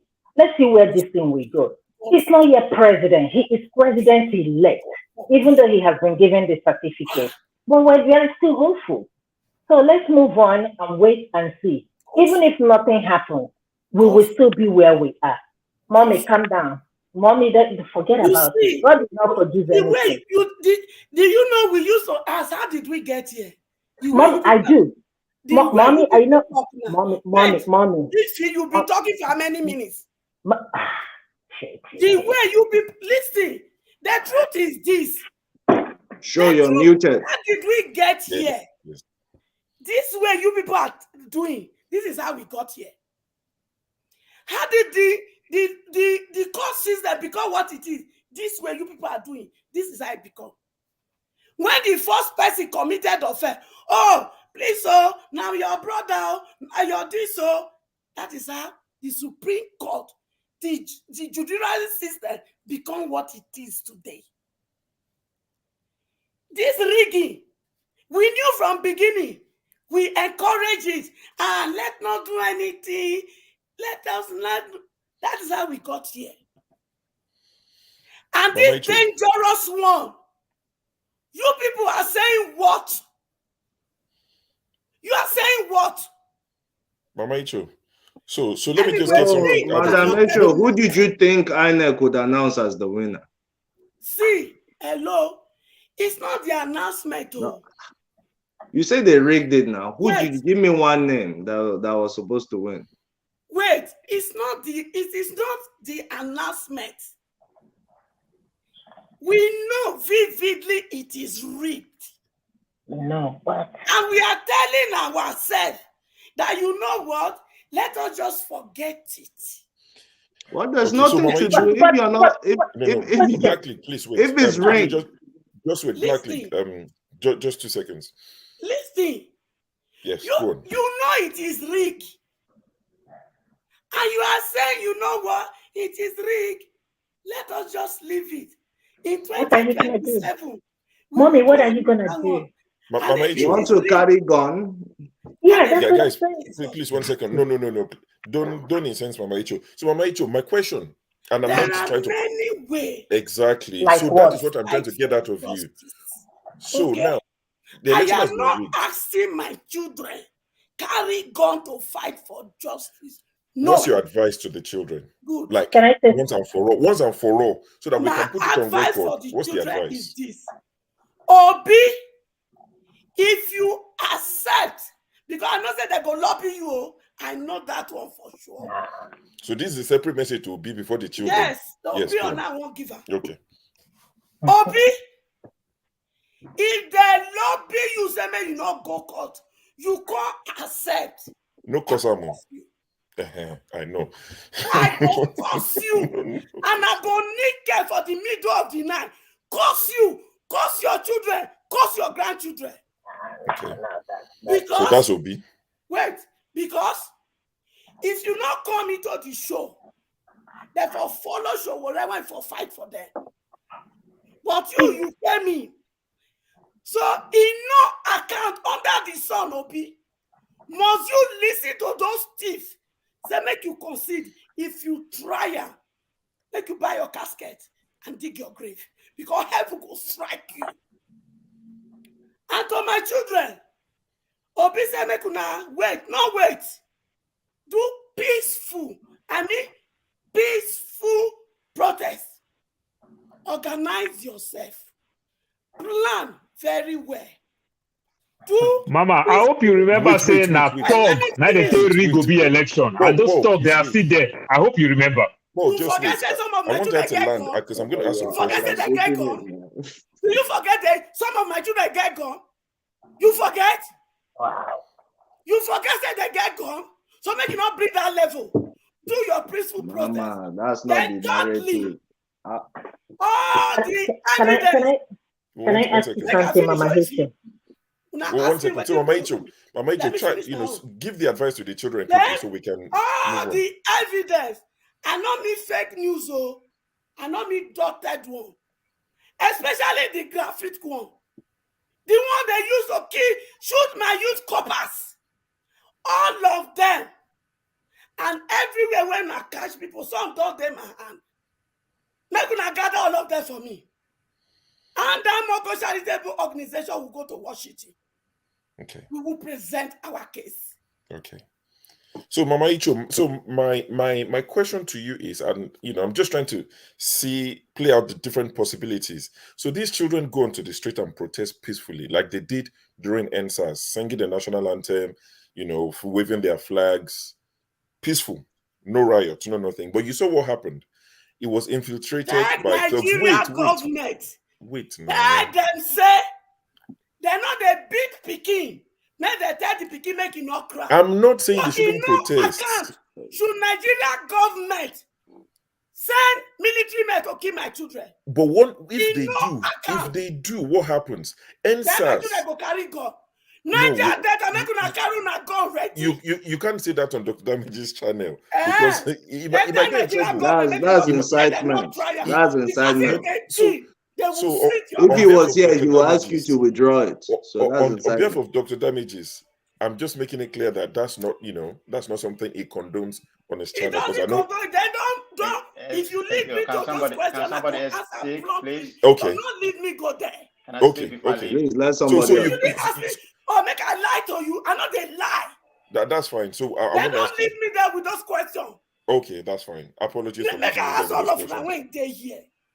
I want ask una make una answer me this question. The last point, yes. Good. All of now when they. Okay. You labored over something that dear to you, over something that will make a meaning to your life and the life of your children. You burn the light. You spend all the resources. And it was taken from us. And it's taken from you. What will you do? Don't answer me. Yes, would I want to try and answer you, and I'll leave the other guys to. I will leave the other guys to answer you as well. So what I would do, I would strategize. See that. God bless you. I've heard you speak Yoruba many times, and I'm a Yoruba man. Yorubas will say, "Sorry, Yoruba will say, wait now. This is what Dr. Davichi said. Let me speak. Something from the West. It can't be a monologue. Someone else has to talk as well. So you see, we waited patiently for you. Yoruba will say, "Eni towo bati tekwida kombe rekuto pa babai." I don't know how to say it in English. If your hand never reach cutlass or like a weapon. You don't start going around the neighborhood asking who killed your father. They did their destiny, And at the same time, Yoruba say, kì í tán lára ọmọọba kó má kù dànsákì. Mama, so I'm not. All You those understand? Mama, see, inciting the kids to go into the Nigeria to streets. where we did so. Una Okay, can't even when we continue this way. I think we have to. So we have to move on. Mess. Okay. Now Yeah, let go. apologies. We have to move on from. Unfortunately, I can't remove anyone. I can't mute anyone, so I don't have the power to do so. Nigeria. Let's go to Man of Prestige. We'll come back to you. Let's go. Man of Prestige, you have the floor. So can you mute everybody? Unless I the can't. person Unfortunately, I don't have access to the background yet. Man of Prestige. So just to change the topic slightly, there's conversation. I'm not sure if you've heard about between PDP and, well, not conversation, but the PDP gubernatorial candidate in Lagos is saying that it won't rule out forming an alliance with LP if that's what it takes to get rid of APC in Lagos. What do you say to that? Wow, that's a good one. Okay. He said it won't rule out the conversation. Thank you very much. Good evening, good afternoon, everybody. Is that a developing story? Yes. Yes. Oh, okay. So they are trying to oust the APC governor, something like that. That's the main motive. But Yes, anyway, before I proceed to my own commentary, Mama Echo. Oh no, please. Can I beg that we don't? Yeah, can I beg that we don't particularly address Mama Echo, because it would lead to more rebuttals. Yeah, okay. I just want to let her know we should not come here, stimulate any kind of violent protest or whatever. Okay, that's all I have to say. But anyway, going back to what you said earlier, it's all politics if that's what they want to do. But I'm afraid there might be a lot of voter apathy in Lagos because of what transpired. Is everybody's going to come out and vote like they did before? I don't know. Sometimes I tend to be very pessimistic about the, about the outcome of situation because of what transpired. If that's the case, that's not even my issue. They can put anybody they want in governorship or the person there can be the governor. That's not the issue. I think the issue I have with Nigerian space is the process. Like I always say, whomever win, Tinubu is the president. Let's just admit, okay, he's the president right now, so we need to respect that. Whether we like him or not, he wasn't my candidate, he was my candidate, but it is what it is. We have to take the outcome. It's the process, it's the structure that was set up in Nigeria that we produce whatever the people in Nigeria want, like the so-called structure. The governors have structures or whatever they put on. We have a structure elected somebody in a developed country. In California here, let's assume let's use some of the red states. An example, there's a lot of California. There's a lot of US here. Let's use a red state. Let's use a state that is very contested. That's not a red or blue state. Yeah. Right now, Arizona. Okay, Arizona is a typical example. Georgia is a typical example. A governor there, we never win a presidential election for you. That is what is happening in Nigeria. We are, basing on structure. You have to have a structure to, what I call a structure is a criminal structure to begin with. It's not even a legitimate structure. I don't know what they mean by structure. So that's what is happening in Nigeria. It has never changed. But Man of Prestige, didn't we know this before the election? Huh? Didn't we know this before the elections? You're talking about obedience? No, about the process being rigged. I personally brought it up to you several times before the election. Yeah, but what I'm saying is that the process we have in Nigeria, I'm talking about going from INEC, they're supposed to upload this and automatically was supposed to be uploaded automatically. But we predicted these inconsistencies. All you kept telling me is it has changed. There's technology. Everything is new. Nigeria is now Europe in terms of elections. I say, come on, the way people are talking about this process, let me say it's something. like Let me say something. One at a time. I was hoping. This is the first time I followed Nigeria election. As long as I've been in the US, even when I was in Nigeria, I never followed Nigeria election. But this is the first time I was hoping. I've been following it since '99, and I told you that this is how it works. That does not take away what I hope. It doesn't take away my hope. That was what I anticipated that may happen. I was thinking it's going to be a new paradigm shift in Nigeria about how to organize, not even about who wins. That's not my main focus. I was hoping it's going to be a new paradigm shift about how things are conducted. We were sold on this beaver, thinking that it's going to change system or not totally change, that it's going to help. But it seemed nothing. It was a game changer. We're talking about, do you know how much that was budgeted to beaver? I mean, they gave that man all kind of money. So sometimes, I just kind of over 300 billion. Exactly. All right. Imagine that. Yeah. Imagine that. You're not able to train. You're coming up with all different kind of schools. The situation in Nigeria is an impunity. When does the governor go to an electoral office and command and tell them what to happen? By that time, the governor is supposed to be an ordinary citizen who's supposed to come out there and vote, like what Wike did in River State. Imagine that. And we're just going backward. Let's admit it. We have like about 23 million people that voted, isn't it? The most is 23 million. Last year, the other election was about 26 million. So we're not heading anywhere. We have about 84 million people that collected their PVC. And you telling me that they didn't come out and vote? Yeah, maybe half of that came out and vote. I'm not going to say about 84 million, came out and vote. But at least half of that came out and vote. But a lot of them was truncated, suppression and everything. So we don't know how it could have gone. So what's the way forward, man of prestige? What's the way forward? I like to discuss solutions. What's the way forward? I don't want to advocate any good way forward for Nigeria. I'm sorry, my brothers. If you had all the powers in the world, what would you do? Man of prestige, I disagree that we'll move back. Thank you. 1 second, Black Lake. So, man of prestige, if you had all the powers, absolute power, what would you do to chart a way forward?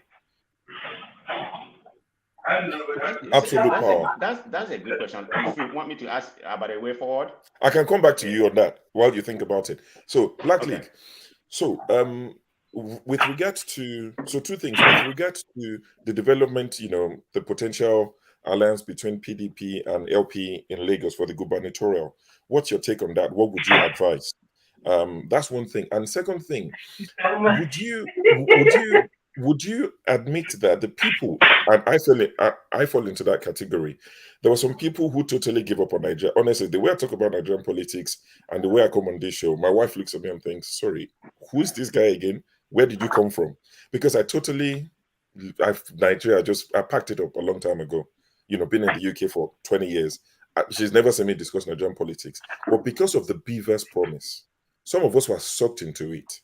You can call me naive, but Beavers was one of the reasons why a lot of us got involved again and thought, oh, maybe, because I heard you say you told people it wasn't going to change. But for a lot of us, honestly, and I see a lot of people who went back home from the US, Canada, and all these places to go and vote because of the promise of Beavers.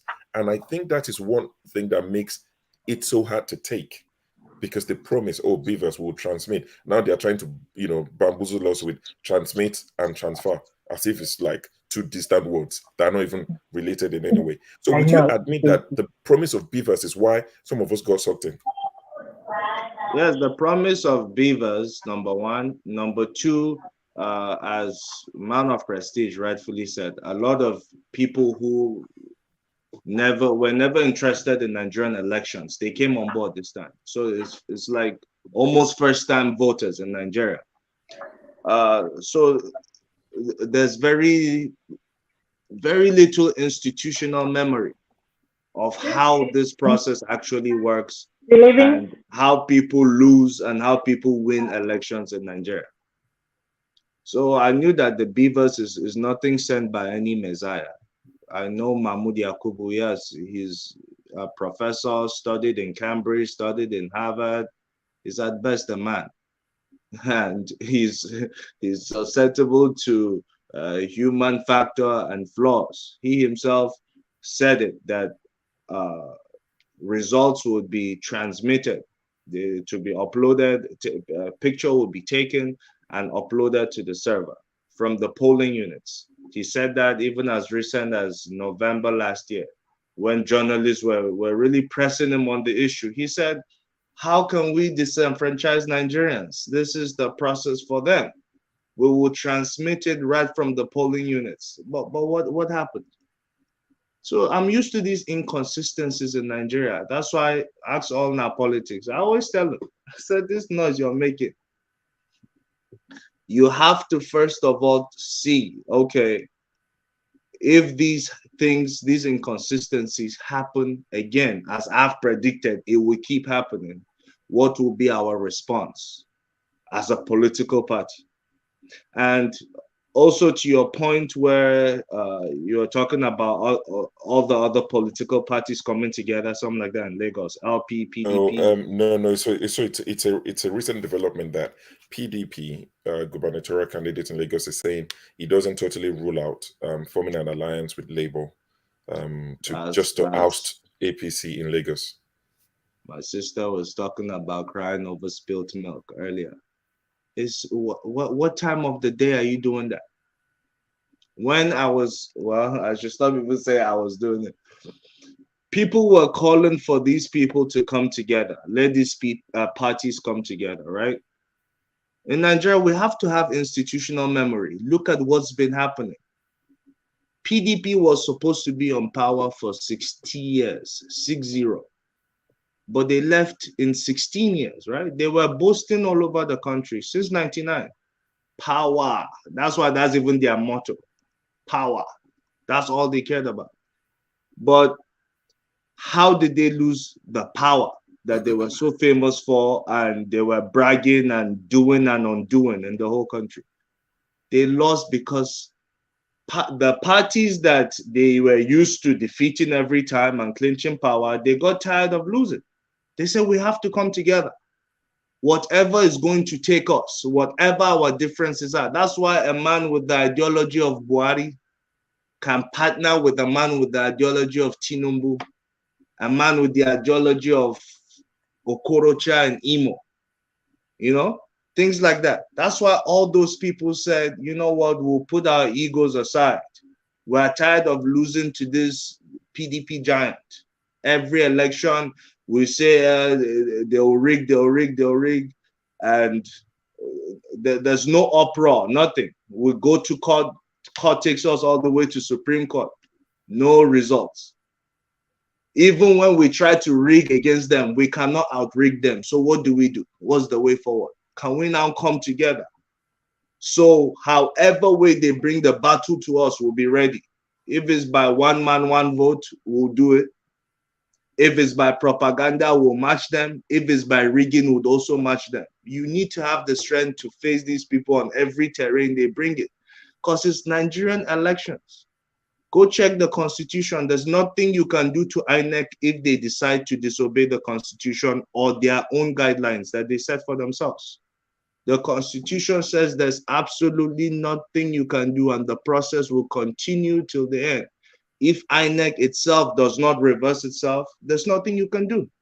Constitution only gives you one thing that you can do, is go to court. It's these same politicians that put this in the constitution. That's the problem. That simply means we will win elections by any means necessary. The end will justify the means. Yep. I can go all out.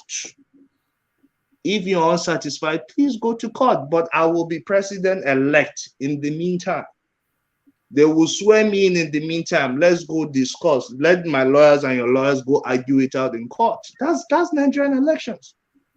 That's what I've been trying to get everybody to see, but everybody thinks Mahmoud Yakubu is the new Jesus Christ. That because he said Beavers has no flaws, that's how it's going to be. I said, that's not how you play politics.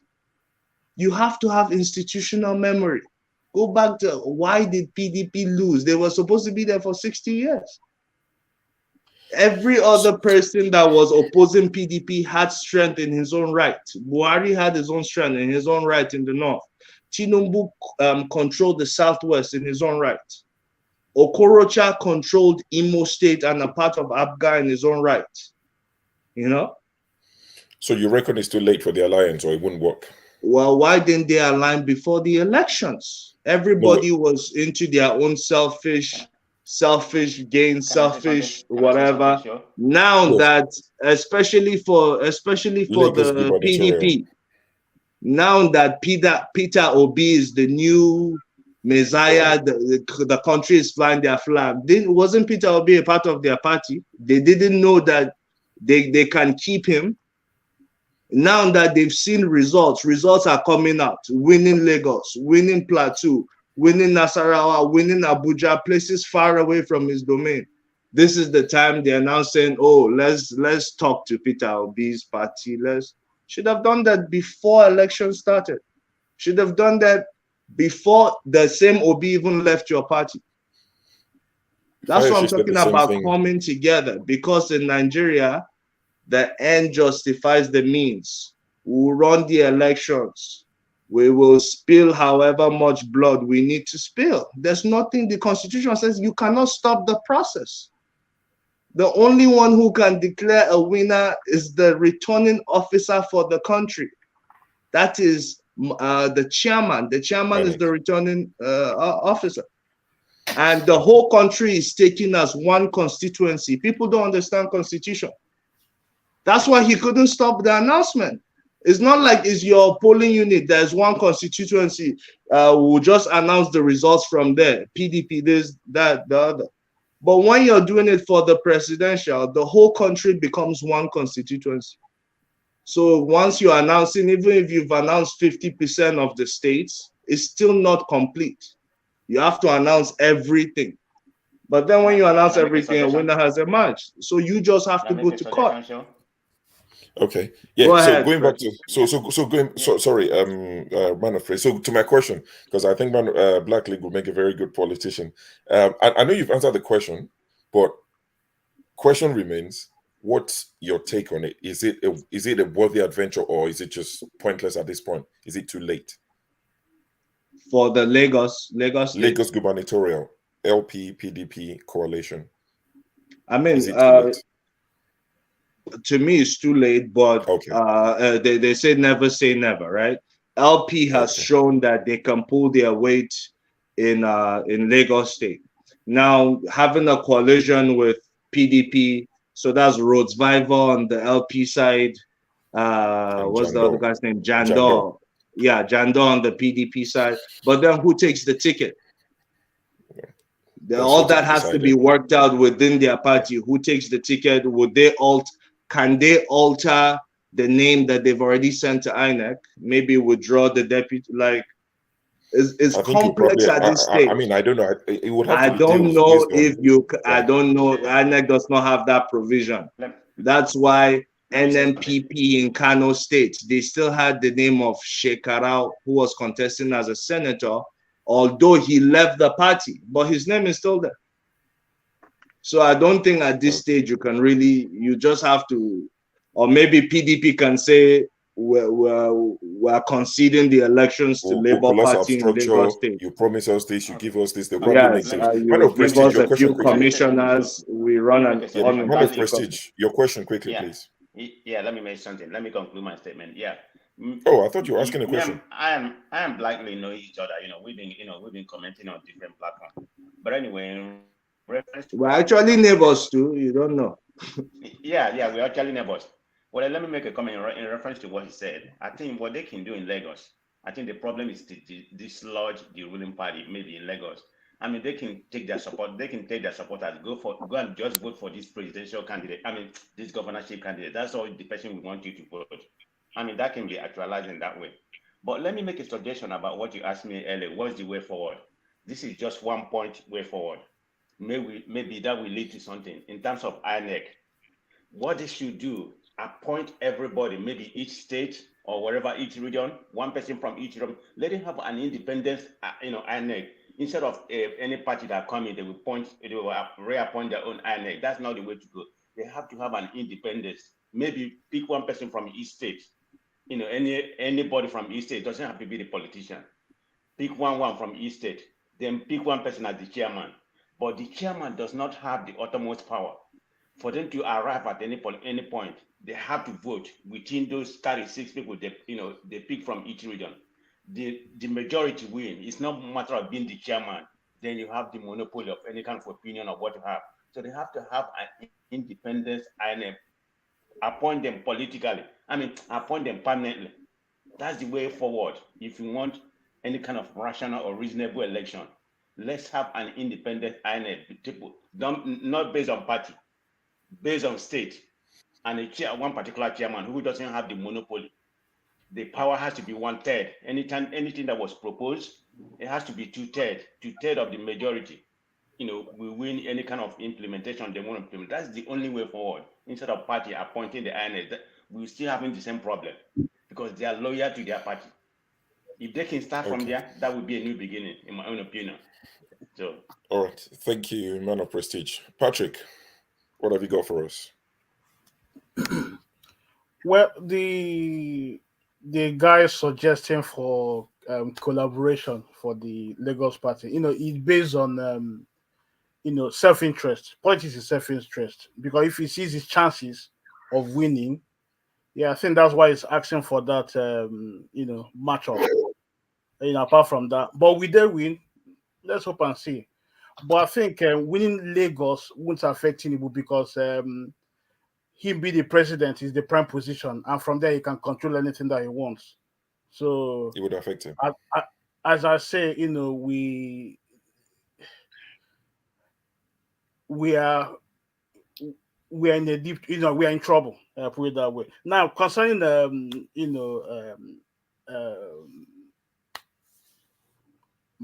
I don't want to trigger Madam H. Let her just wait for me. No, I just want to say something. Is it possible not to address her? No, I'm not. No. Anyway, please. You see, when we talk about prayers, and causes and all sorts, God does not get involved in the election. He doesn't vote. It's we that will leave our houses and go and vote. Nigeria. Let's get this fact. The state of Nigeria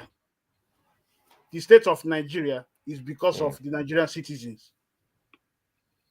We've allowed the mess to go on. Not vote. Mama Icho, you are next. Don't worry. Mama Icho, you are next now. You are next. You are next.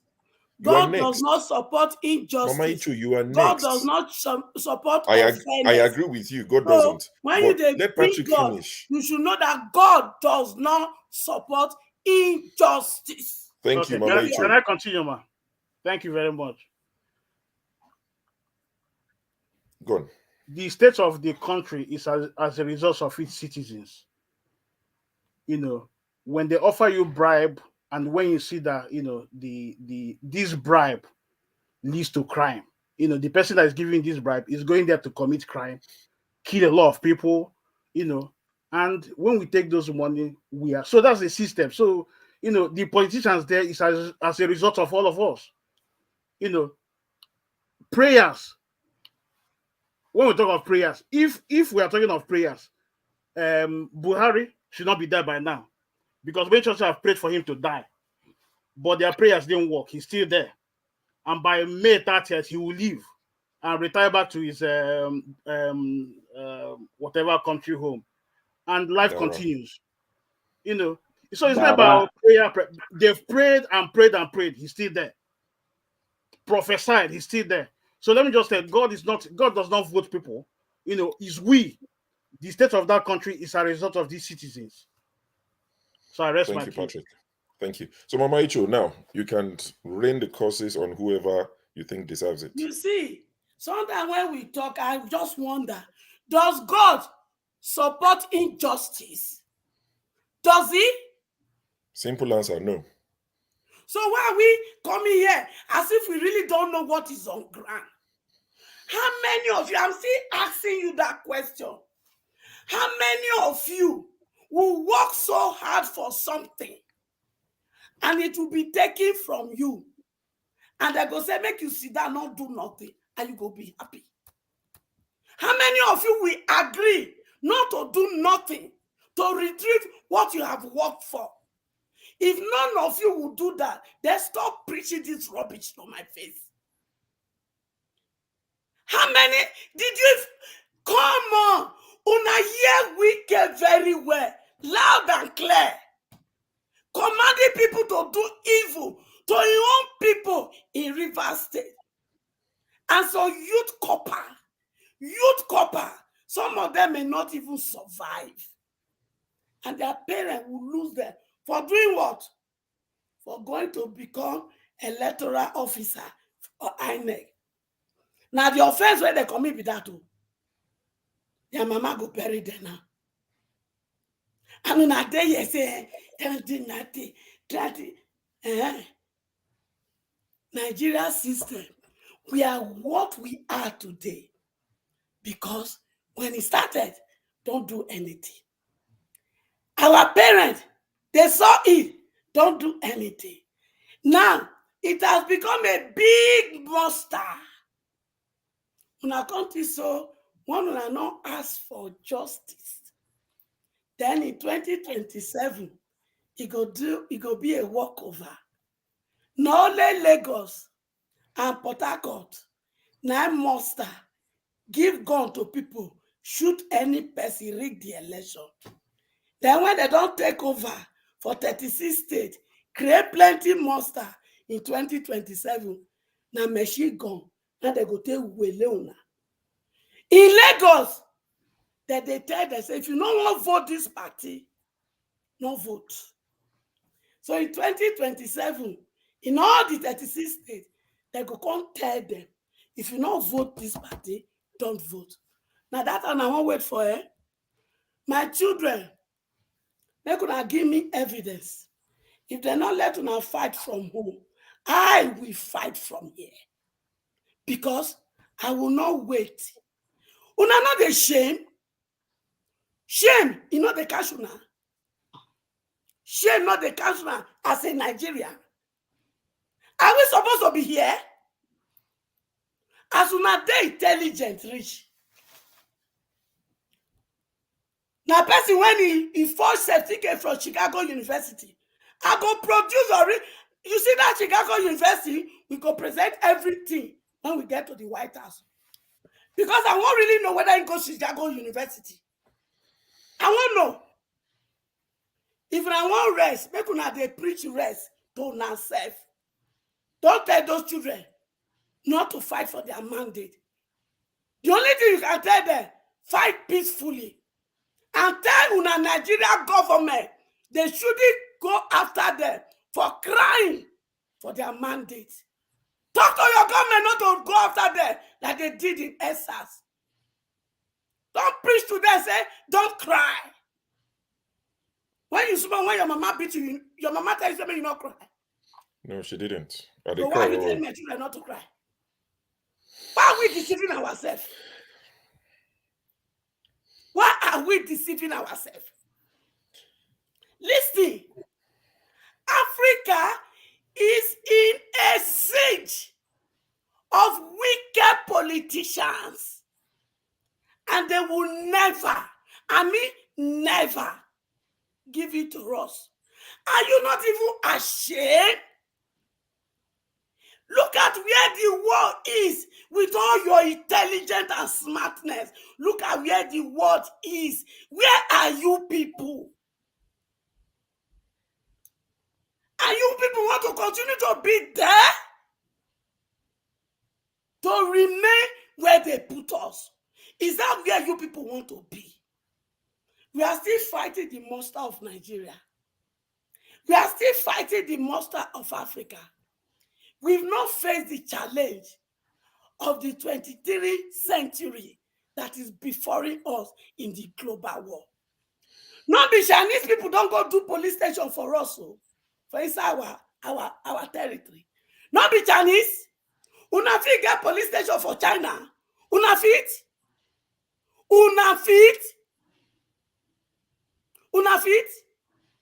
Like una dey they preach Simon. No problem. Shebuna won't go second, third slavery market. They go bow now neatly. Now go be slave forever. Black people, you want to be slave forever. You will be slave forever. That is what you people want to be. No, Mama. You want to remain a slave forever. The rest African country are looking up to you, Nigeria. You people are so smart and intelligent, but no. You want some idiot that are quarter to go to the grave to dictate your future. You and I come to this place. They treat us like rag. But when they go to your country, you treat them as king. You give them cook. You give them drivers. You give them luxury men and women. You give them security. But yet your people don't have security. You and I come here. We have to labor for anything. And all, we put it in paying bills. Is that what God created us to come and become on earth? I'm asking. And who put us in it? All these leaders. All these leaders. Okay. So you people should go and think beyond. This is not Obi. You people should remove Obi, come up from this equation. This is about your brothers, your younger ones, your children that doesn't have a destiny, that they have turned to become Boko Haram, that they have turned to become kidnappers, that they have turned to become Yahoo boys and girls, that they have turned to become Olosho. Do you know what is happening in the Olosho world? No, I clearly don't. Good. Do you know what is happening in the hookup world? No, never. Look at the Facebook, you will see their confession. I don't use Facebook because it's too toxic. You will see their confession. The other day I was listening to one. She said, I went with my friend. And my friend didn't return back with me. She was killed. She didn't return back with me. And the next day, I saw her corpse in the school compound. I couldn't tell people that I knew what happened to her. And ever since then, I am guilty. And I know the mother is looking for her, but I was there. I was the one that convinced her to go with me so that we can make some money. And you people are here telling them to keep quiet. Mama Icho. Have you seen the one? Did you see our youth? 19, 17, doing what? Using their mother to do ritual. Using their mother to do ritual. Is that what we want to continue to experience? Definitely not. Definitely not. Have you seen a little girl less than 15? Two of them. With a baby in back bag from Owerri to Imo State. What are they going to do to sell the child? They kidnap that little innocent child. Put that child in a back bag. And they were going to go and sell the child. They were less than 15 girls. You people don't understand. Because of the nature of my work, I've seen so much. So when I come here to talk, that is why this cannot happen. Please. Mama Icho, I mean, those are very touching stories, and we all feel bad about it, and we would work in different ways. We're all looking for the same thing. We won't work the same way. Some people would follow the route you follow. Let's stop this stealing. Yes, we will. Let us say, let's fight for it. If at the end of the day, we didn't get it back, we will pat our shoulder, we'll say we fought. I agree. Then we will also know we have to strategize, but not doing something at all will create 36 monsters of Wike, of Jagaba, and MC Oluomo for us in the 36 states, and we won't be able to stand it. Okay. And the Biafra agitator will come like a rupture, and it will consume us. But if we fight, and they know we are fighting, Mama, I read this book by Willie Jolly. Oh, this one work. I read this book by Willie Jolly. The title of the book is a setup. I kind of forget my line now. Said a setback is a setup for a comeback. How did we get here? So Mama, this might be our setback, but equally, it will still be our setup for a better comeback. How did we get here? So Mama, get here? When it is not me. I think Mama, hold on. I think you should take a minute. I will say five. Mama Icho, I think you should take a minute. I think you should take a minute just to calm down. Turn your camera off. Take a minute, okay? Mama Icho, turn your camera off. Take a minute. Catch up. Turn your camera off. Take a minute, and you come back. Yeah. So just for everybody, just the fact that Mama Icho is gone, she can still hear you. So please, whatever you say, let's not trigger her. I'm not saying walk on eggshells, but let's not say anything that would just make her jump out and come back. Yeah, but we also need to work on our family values too. Yeah, we do. Things like that border on family values. You won't blame the president for that. Like, I mean, just like stealing, touches on social vices, right? Prostitution is also part of social vices. I kind of understand. There are millions of women going through hardship, but they didn't take themselves there. Please, I'm just talking. I hear you. I know. Black League, we all understand. It is life. It is life. Things are bound to happen. Let's it's life. That's how life works. Black League. Black League. Let's say we all decide the country is bad. The way forward. Just wait. Jay's been here for a minute, okay? Because I don't have the right to add or remove people and to mute people. So for those who are wondering, what's this guy doing? Just letting things go out of hands. I don't have the right yet, but don't worry. Watch out for me. Next week I'm going to be global, removing people, adding people, muting people. I'm working on my license. Okay. So Dr. Damages, you're still on temp now. Yes. You're still working on the temp agency. I'm an apprentice. So Dr. Damages, is going to do some stuff. So he's logging in and adding people. If you see people coming, because I saw someone Amaka saying I should send link. If I can't send link, I should do. So Dr. Damages comes in to add people when he can. He's the one adding and removing people. So don't think Sure is just ignoring. I'm keeping an eye on the comment, but I cannot do that. So what I'm trying to say is, Black League, I like where you're going with that, but I just, we need to manage it. So I know Jay's been here for a minute. I don't know, if he's got anything to add to the conversation. I will come back to you, Black League, and you can carry on from where you stopped. Oh yeah, I think it's the way forward. What we can do next. That's what got me intrigued to actually chime in. Thank you for this opportunity. I agree with mostly what Black League said.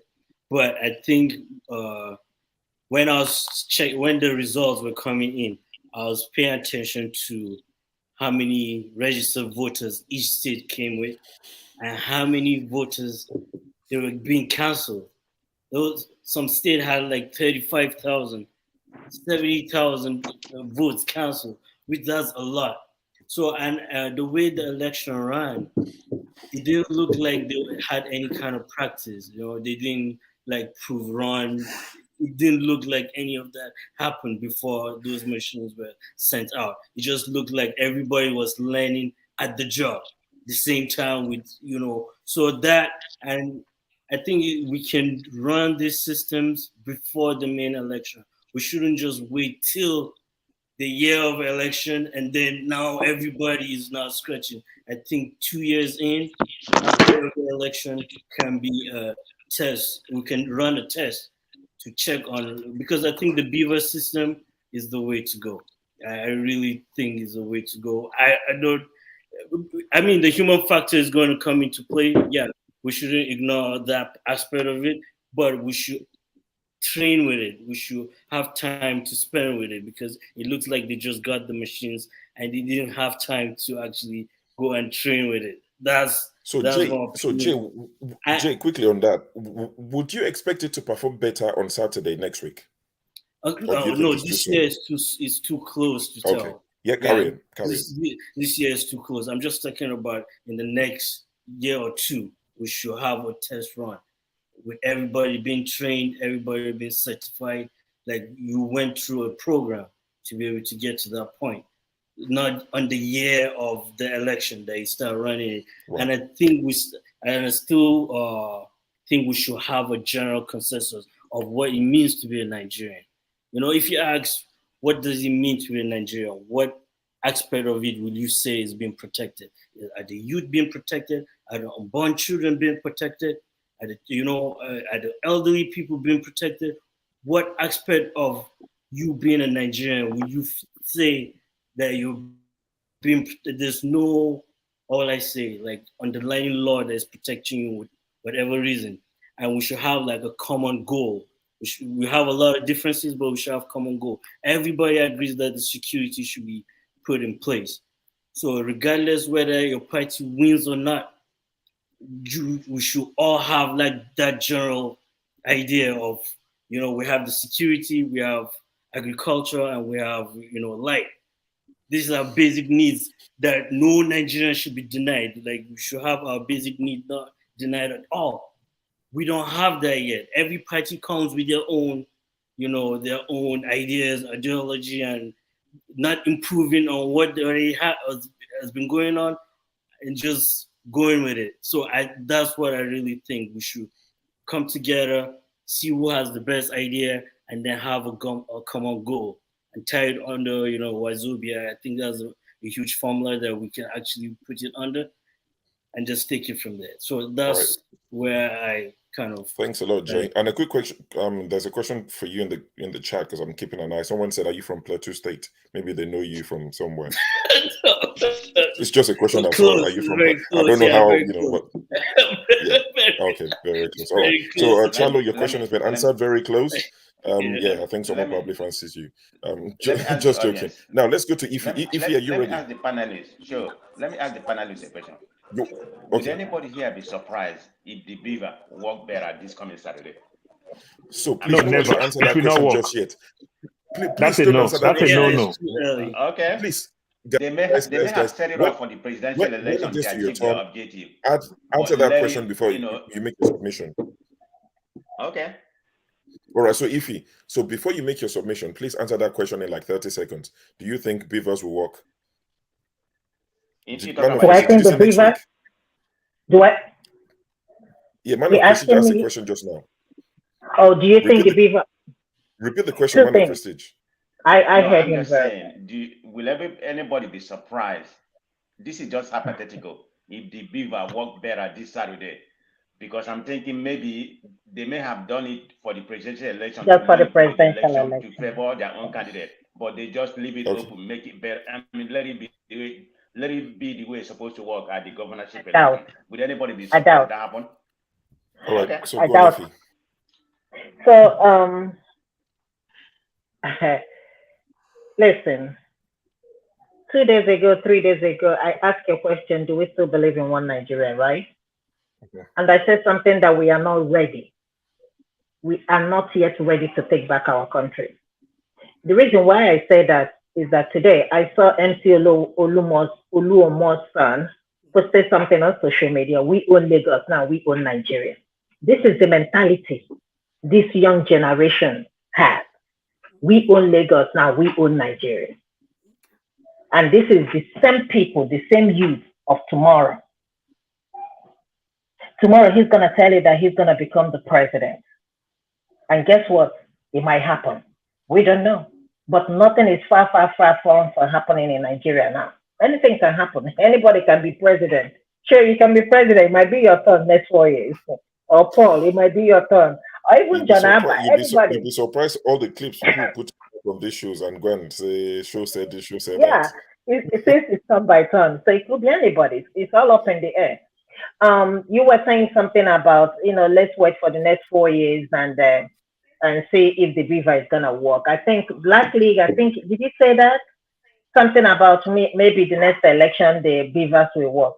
I don't think so, because they know what they're doing. The next 4 years they're gonna be in the election. It's even gonna be worse.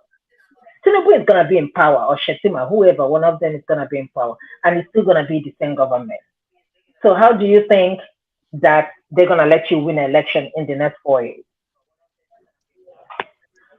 So it's not going to work. I don't know where we're going to head or where we're heading to from this election moving forward. To be honest with you, I feel Mama H's, frustration. But the point is this, I'm even tired, honestly, because any way you look at it, it's going to look as if we're not making forward. Janaba, yesterday, I know you left before I say something. Everybody's, all they care is your pocket. All the people Tinubu is going to surround around himself. I saw what's his name? What's the other lawyer? The one that always makes noise, that talks like a tout. Oh, Fani Kayode. No. Kayode. No, not even Festus. Kayode.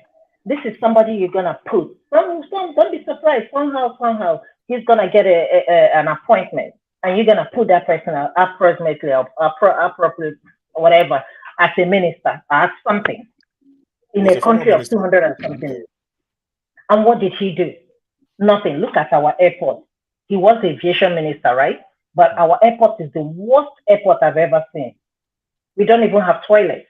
You have to ask for toilet tissue when you want to go to the restroom. You could barely breathe when you come to the airport.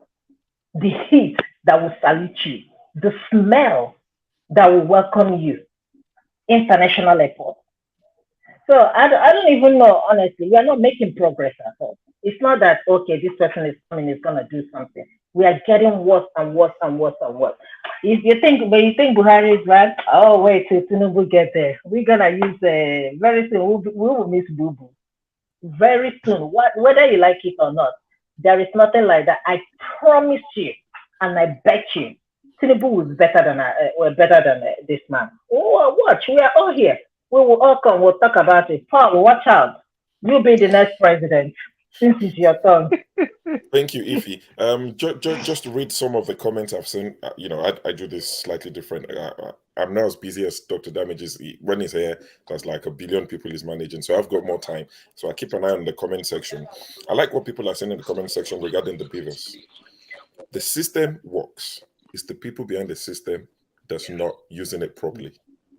Beavers is okay, but the people have deliberately decided not to use beavers. So it will never work for as long as they choose for it not to work, which makes a lot of sense. So Shegun, and Osas have said the same thing. So we go to Jonaba. Jonaba, leave Mama Icho alone. Whatever you say. Oh, Paul, I think it's because Jonaba and Jay came in about the same time. So just want to hear from them. Then you're next, obviously. All right, thank you. Thank you once again for having me. Now, the deal is this. If he was saying about the possibility of the next... Jonaba, check your audio. Your audio is a little bit shaky. Oh, hold on. I thought it was me. That's why I was... No, my Jonaba with this is $3 earbud. I go buy $25. Paul, calm down. Now, let's make a deal. Right? Now, the problem we have is not because of the system is not working. You remember the peace trinity they went to sign, and Sowore was there. And Abd Salam, which was ex-president, he says when Sowore talked, and he said, oh, if you become a president, then some of us... Huh? NEPA don't take light for Texas.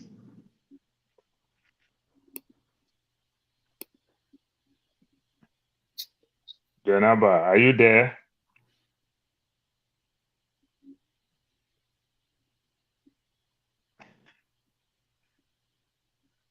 Oh, you got a call. You got a call. But I can say something real quick. I think with the beavers, I think it's the way to go. I don't know any other system or what else we can implement. We gotta keep trying and seeing what loopholes are there and work on it, and just keep improving on those things. Because doing it manually, I don't think is the way. I think it's a faster way to actually manipulate. I don't think anyone said scrap beavers. I think what people are saying is the people behind beavers, the people you've handed it to. What have you given? So that's what we should keep. I mean, you can have a loaded gun. If you don't pull the trigger, it's not going to do anything. I think in as much as we want to blame the people because we don't have good institutions. So this is the problem. Like we find ourselves in the West. What do you hear? Sure, I know you are an IT person. We all hear something that you call project management. You bring professional, you give them a job task to carry out these tasks. When they finish with it, you understand and everything. That is one. Then also, INEC itself. I don't think it makes any sense. As we are talking today, some kids just turned 18. They deserve to get their voter's card. They don't need to say there is an opening for you to get your voter's card. You understand? So these are all the problems. So when you don't have all these things on ground, Yeah, you might do the project management and bring some other persons to come and help you. You understand? Upgrade your systems, do everything. But the beauty of it is that you already have a system that is working for you. You know, so 3 months ago, First Bank and GT Bank, sorry, I'm deviating a little bit. They came out, they said, we are lacking our IT staffs and it's affecting us before these things came up. You understand? The jackpot thing, guys are running. These days, UK are taking guys that can even work from Nigeria. They can work from home, so they don't even need to stress themselves with visa to run all the way to UK. So if I'm working exchange rate and everything, I'm making millions a month. Why do I want to do that unnecessary or guy in the banking hall? You understand? So these are all the things. So in as much as we want to say the beavers is working, no, there is no system on ground. My brother, they just order maybe 3,000, 300,000 beavers, just order these things and just believe they're going to give people and test them for 1 week training and everything, then believing they can use it. So it's not even about the people. The people did not get the training. Yes. The people did not, first of all, they didn't get proper training about it. You understand? That is where we started hearing the word transfer and transmission. You understand? This guy from Canada the other day, Eddie, said something. Why do you want to transfer from your polling units to your local government, to states, to federal? You understand? If I have access to transfer direct. So there is a problem. So in as much as we want to blame the people, they did not put anything on ground. They just order things that over time they're going to sell them again. They're going to go missing. The battery going to go flat. Everything just not going to work. Then they'll allocate another money again to other state-of-the-art facilities again.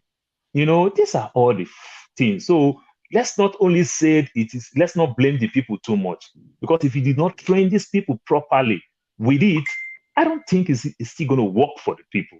That I can tell you. So it's a peculiar problem. Then, you talk about the Lagos issue between PDP and Labour. I think to some extent it might work. It may not give you the best because it's too late. But even within PDP, they kind of understand to some extent that, Labour take the shine. You understand? Because Labour take the shine.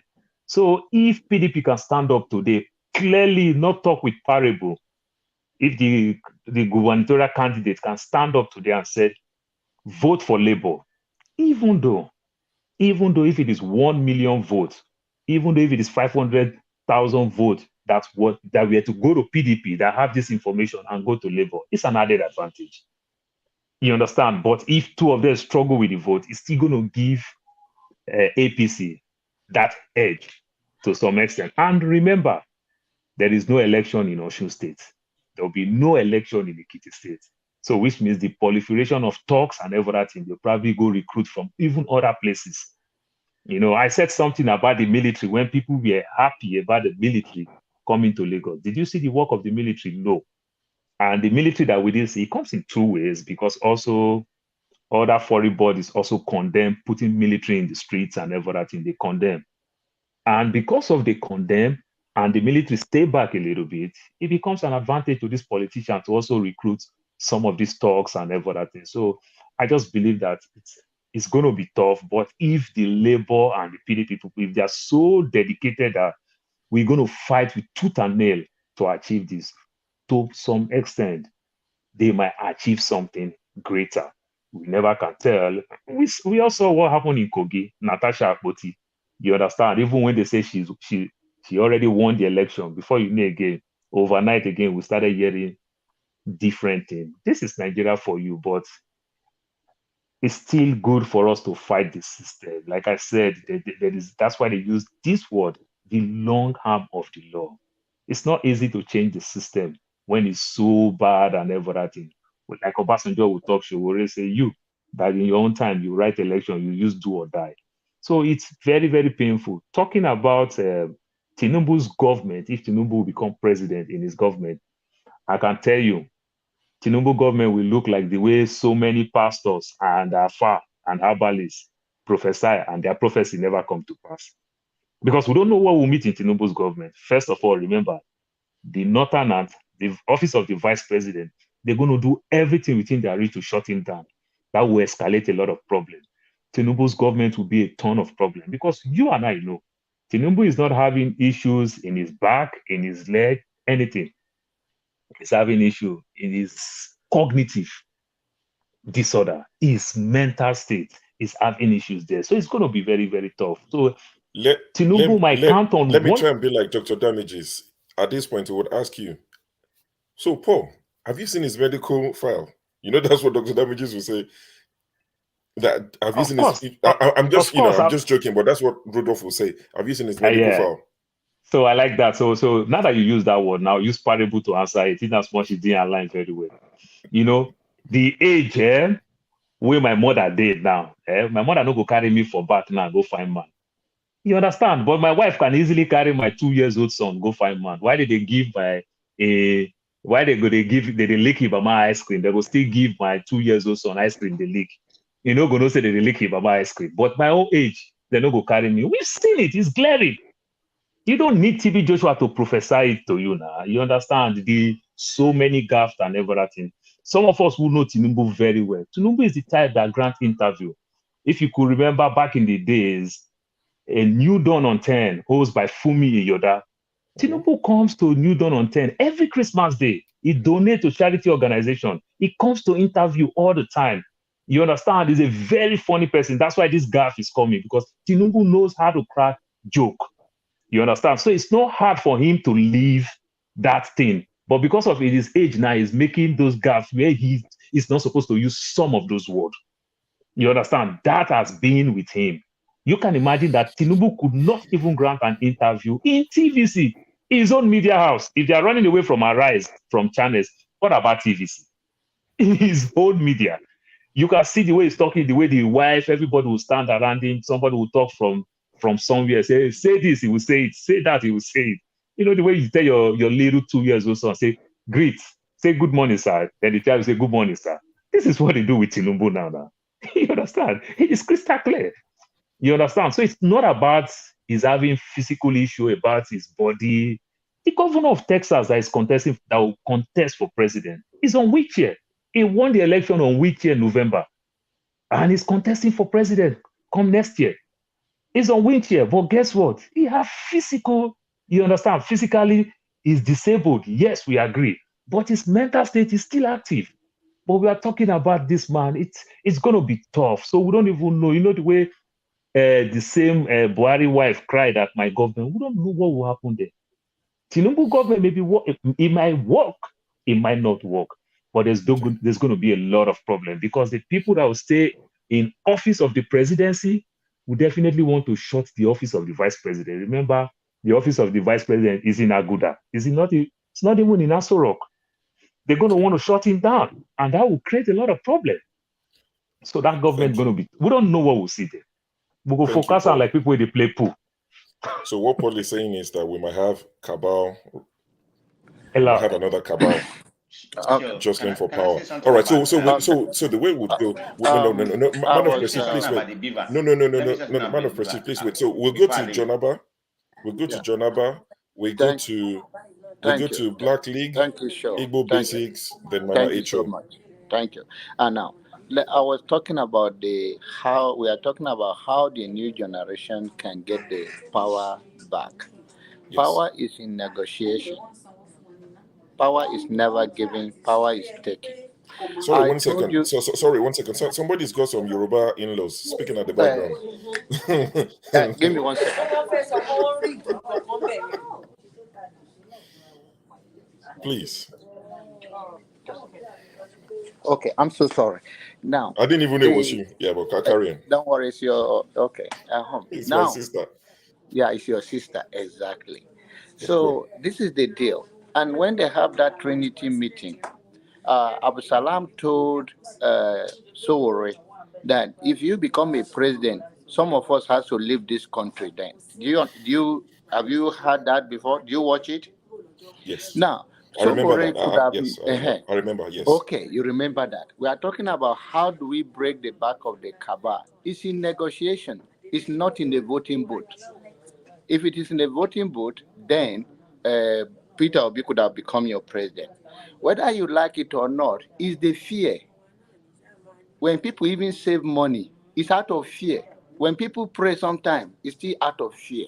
So the Kabbalah that have the power in their hand, they are not, Shoro is not negotiating with them well. He's the young guy with them, and they're afraid of him. And he could not get the youth enough. Even if the whole youth of Nigeria go behind Sowore, Sowore himself have a very tough head. He doesn't calm down for them. So I support him. But that is his problem. He couldn't break through. Before the train take over on this election, if this train take over with Papa, with El Rufai inside, El Rufai and Shetima, they are the new generation cabal which we call the Kadna Mafia in this day. Whether you underestimate them, when the president ruled, he ruled back. And it came through for him, not Buhari. Buhari is not a cabal. So, and the cabal of the West is Tinubu, and Tinubu we work with them better. So, if we come here and we think that next 4 years and the youth do not get it together and send a message to who we negotiate with the cabal, you are safe. We're not going to come after you. Let's sign it. Obi did it in one way, but Obi didn't finish it. And before Obi finished it, the train already took over with Papa. Papa is already on the board. So he can't. You can't have two people, two captains in the ship. So that is the deal. If we're going to think that it's in the boat and Nigerian, the current democracy we are running, that people will take it out. No, the next thing you're going to do, they will unleash police on the road. They will unleash soldier on the road. They will calm everything down. So let us be wise about this thing. And for my saying that, no need of anybody sending anybody to the street. Let's just pray. And you guys say you don't want to take it. I mean, God don't go to vote. God is not interested in our election. He wants people to be okay, but people should make a choice. I think God respects people's choices. We are not a robot in God's hand, but there is consequences for our choice. The next 4 years we see what Tinubu will do. I believe Tinubu will do better than Papa Buhari. Thank you. All right, thank you very much. Black League will go to you. Then after you will go to Igbo Basics. So Black League, please, in 3 minutes, if you can. As it stands, we'll come to you, Igbo Basics, just after Black League. Well, as it stands, whether we agree with it or not, City Boy is our president-elect, and only the courts can overrule that and put in Atiku or Obi. But I think this time around we've improved our electoral process. We've brought in new people. Now new people will start having institutional memory of how things work in Nigeria. And political parties would now start thinking about possible alignments, because as I always say, electoral process is a journey, not a destination. So we still have governorship elections. There have already been upsets in the presidential elections. The governorship should also come with some upsets. I heard a man of prestige asking whether beavers would work better in the next elections, March 11th. I think it will. Well, I think it will work the same, as we all rightfully pointed. There's nothing really wrong with the beavers, because the hitches came from the human factor I always talk about. And to me, that's the most important factor in our elections, right? Where agents are complaining that they didn't even have passwords to upload anything. So they couldn't even get into the server. So it's not really the server's problem, it's the management of the server. So the management can be skewed in a way to deliver victory to a certain party. And that's just how elections run. America is not running a perfect system. Donald Trump still thinks he should be the president as we speak, right? Electoral processes in America are riddled with several hitches. Matter of fact, one time they almost goofed to a point where they nearly elected a comedian, just like Ukraine has elected a comedian, Dick Gregory, a black comedian, actually. Before him, actually, he would have been the only black man to have contested presidential elections in America if Obama had not contested. So this is real. elections are not just free and fair anywhere. Machines goof, the people goof who run the machines, actually. So we need to start looking at our judiciary. Maybe now is the time that a focus, some sort of focus will be on the Nigerian judiciary, because that's the only arm of government that has the power to change anything. If they don't intervene, City Boy is our president, and you know City Boy doesn't lose elections.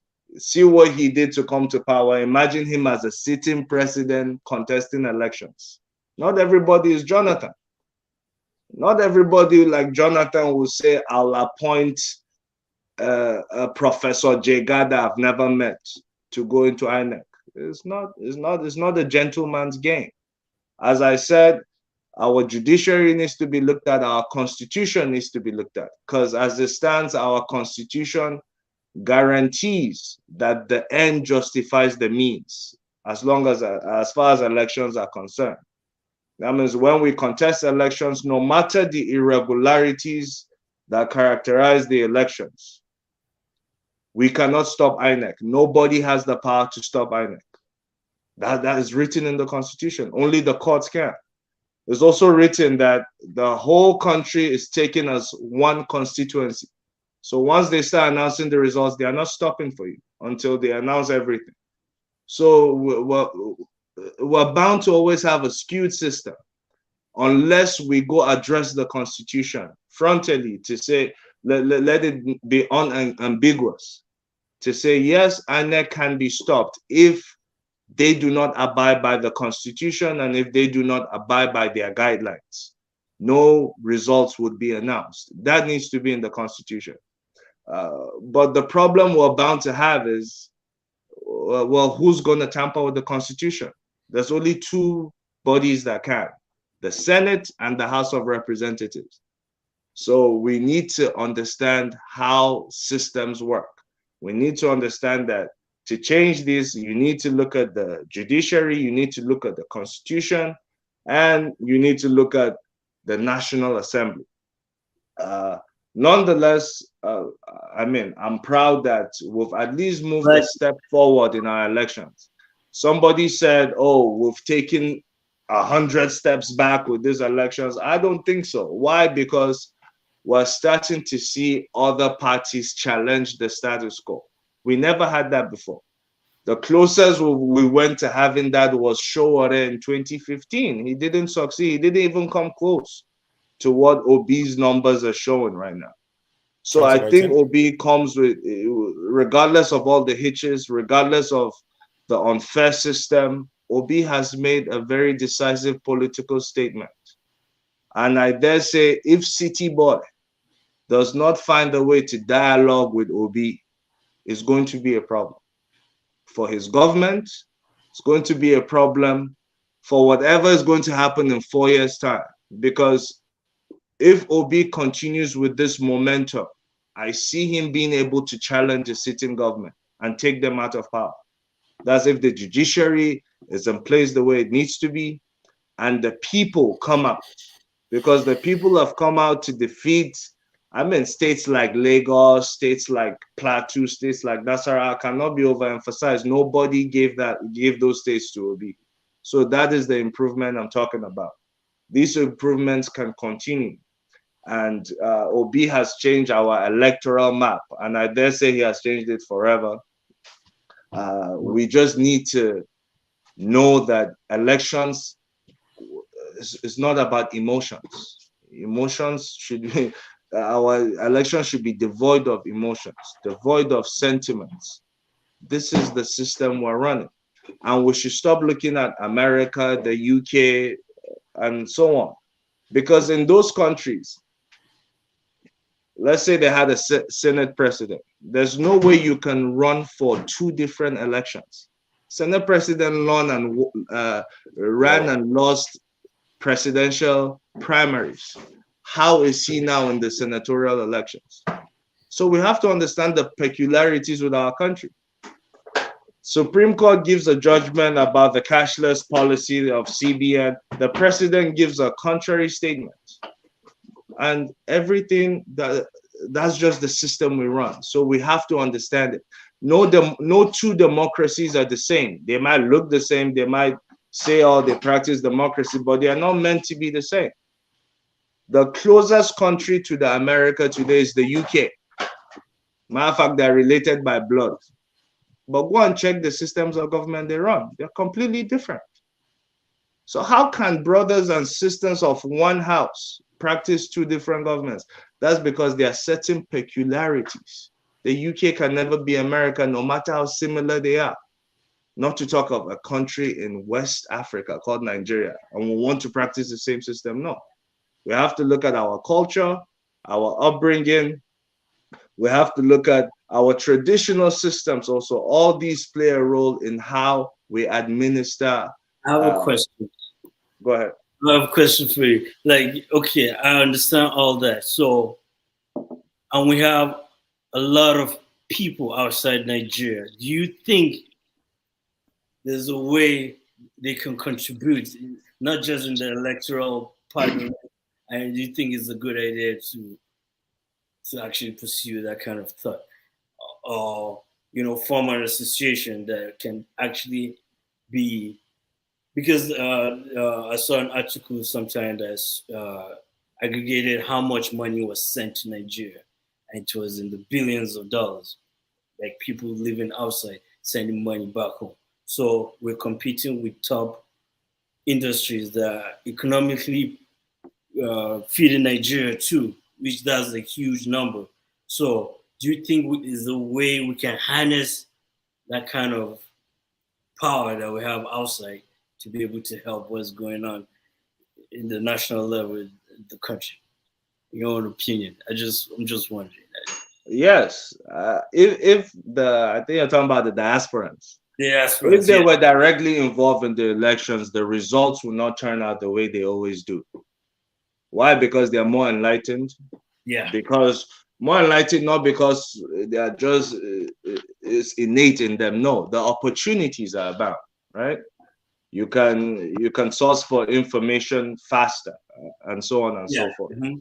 So and we've seen countries that are not, some of them not half as rich as Nigeria, conducting diaspora elections within Africa. Those countries exist.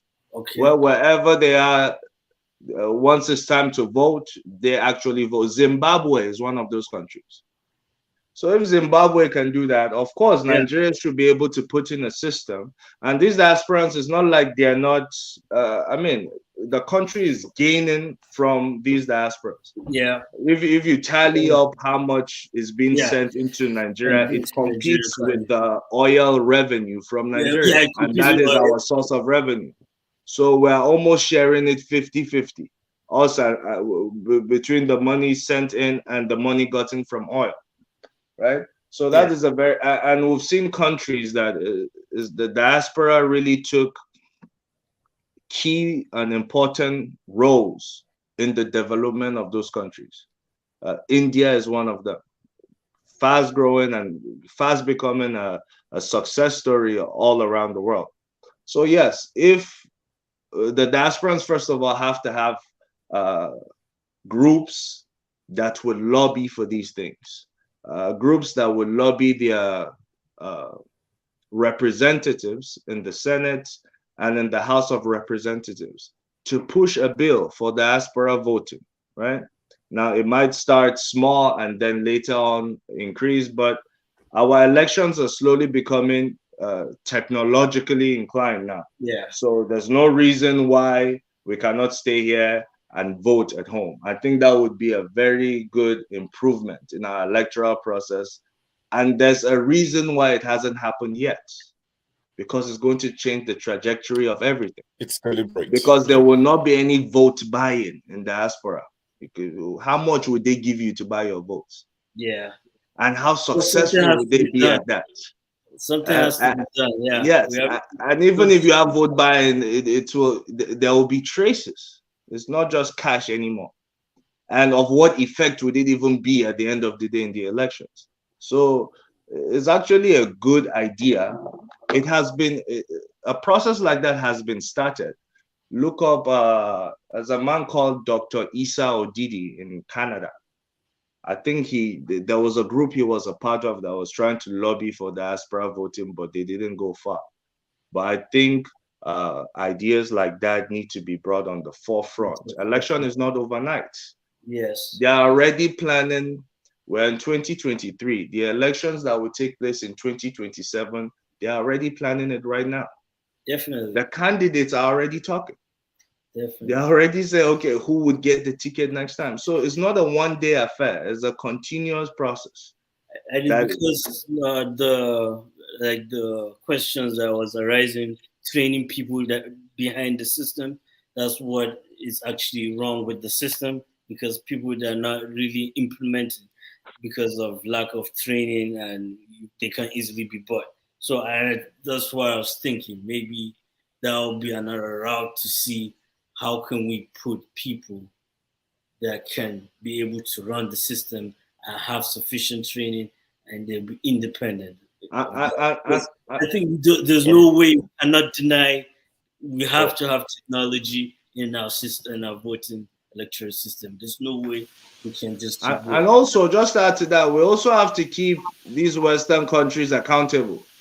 Yeah. Because they cannot, I mean, they have vested interest in our elections, of course. Yes. A lot of revenue, a lot of resources come from our country. So of course they have vested interest in who takes charge of the country. Definitely. They always come with these punitive measures against election riggers and so on and so forth, but they never follow through. Now that there are cases of election rigging, we'll wait and see whether they'll make any statement regarding that. But going from their history and trajectory, they usually just pay lip service and eye service to the whole situation. They are not going to question why INEC would say that we're going to transmit results straight from the polling unit and didn't. There's been reports of several journalists being attacked that even tried to report on things like this. There's been cases of violence. So why do we even invite these observers? What are they doing? If they've observed these irregularities, they've reported it back to their host countries or their unions, be it European Union or whatever bloc they bring. So really, what's the outcome?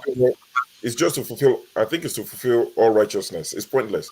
The European Union came, they said, the election was flawed. They've gone back. They've left. They're not going to do anything about it. Like you said, Black League, they got vested interest. It doesn't, work in their favor. Thank God, poor father is not here. Will have taken over at this point and just went to town on, European slavery. And yesterday, I was worried for that brother who said, they should come back, and I literally turned off my screen as soon as I said it because I knew what was going to happen next. But we're going to go to Igbo Basics.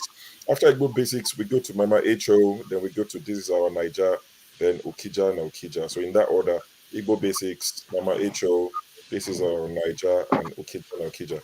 So Igbo Basics, reports reaching you. Go ahead. Yeah, Dr. Damages, I was wondering if you have gotten hold of the speech by His Excellency Peter. No, I just came back. I left. I went to town. I just came back, so I don't. Okay, just a couple of things. Toby has spoken. You may have not hit everybody else, but let me get it to. They say the stars come at night, late night on ABC. Yesterday night, I actually took a closer look at Area Father when everybody else was all gone, and I listened to his message directly. Even though the previous day we had encouraged Area Father and a couple of other persons to make a particular move in terms of holding down as long as possible, we were actually hoping that by standing down INEC, that they wouldn't have announced the result when they did. But obviously, as has been explained here, once they kicked off, they had to announce. And finally, like a thief in the middle of the night, they came, 4 a.m., announced the result. So that's where we are now. But some things developed within our late night discussions. And here is my appeal. What came out of that late night discussion was LP has to take Lagos, LP has to take Rivers. Those are financial capitals. And a movement in the background started brewing to actualize that. A Western brother came on the scene and actually said, listen, folks, if you don't get your act together, if you think you're just going to come into Lagos and take Lagos, you have something else to think about.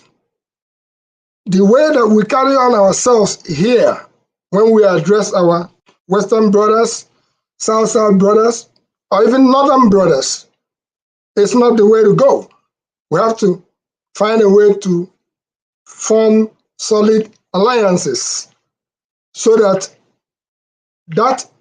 it's not just a dream. It's actually a reality. It's achievable so that we can do that. So all I'm trying to say in that commentary is that we should really be as civil as if we are in a restaurant or as if we're in a bar talking to, like I'm an Igbo man, talking to a Yoruba man, and we have a civilized conversation, not to make it seem as if I'm saying, oh, okay, come and try me in Lagos. This is my backyard. No, that's not the way to go. We have to be able to dialogue among ourselves, and we also have to be able to be truthful to ourselves. And if we so do, because it's for the good of the entire country. But here is what I have out of Peter Obi's speech. And he goes, he says, fellow Nigerians, at this point, I want to address everyone and all my followers and all humble obedience that your efforts, prayers, and votes are not in vain. It is obvious and clear that the level of manipulation of results this time is well seen with evidence of videos flying all over. I wish to say that this matter is still not over because lies can't stand in this country for long. The truth is coming and is coming with facts. Let all Labour Party voters and supporters be peaceful and be of calm and prayerful spirit. God is preparing something behind the scene. Something is cooking. In this country, Nigeria, Peter Obi will be declared the winner and sworn in as the president of Nigeria. Don't let current drama deceive you or make you feel that God doesn't answer prayers. All are the tricks of the devil. The victory that is coming at last shall be glorious and shall shake the world. This is out of His Excellency, Peter Obi. Thank you so much. Thank you, Sho, for stepping in. If you are still available, I will still need you, but if you are not, well, thank you, Igbo Basics, for that that readout of the statement. Did he read the statement or he just issued a statement? And this is from his allies, but I'm quite sure that is coming. So he didn't come out to read the statement? I haven't seen that read, but this is from the grapevine. Are you sure? So wait. Did you just read something that hasn't been issued or what? No, it's out there. It's out there. When it comes from certain quarters in Canada, Asanya, it is true. Oh Lord! All right. I'll figure it out. I'll find out. I'll reach out to people. I have seen other videos flying around, but including that of Dati with Osalo Kabase. I've seen those, but I haven't had time to sit down and scout around for the videos. But that's the route it's going. Remember, they said there was going to be 3 announcements. Announcement 1, Dati and Osalo Kabase. I saw that. I didn't even look at the video. Dati made a speech yesterday. Yes. And I think the summary is that he's going to court. They are going to court. then they're just urging us to be calm. I think that's just the summary. That is pretty much the classic message that is summarized here.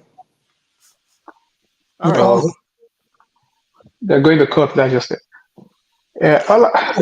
Oh, just in case, because Dr. Damages, I hear we saying if we have all this evidence, why don't we put it out? No. That's not what we're doing here. Why do I say that? The faith-based organizations have the real result. I will not name the specific faith-based organization, but I know that they have the actual results. How did they get it? How did they get it? They have their agents now. Faith-based organization. Yeah. Have their agents where? At the polling booths? All over the place. They have more ability to be able to correlate things. Let me just address the one that I know.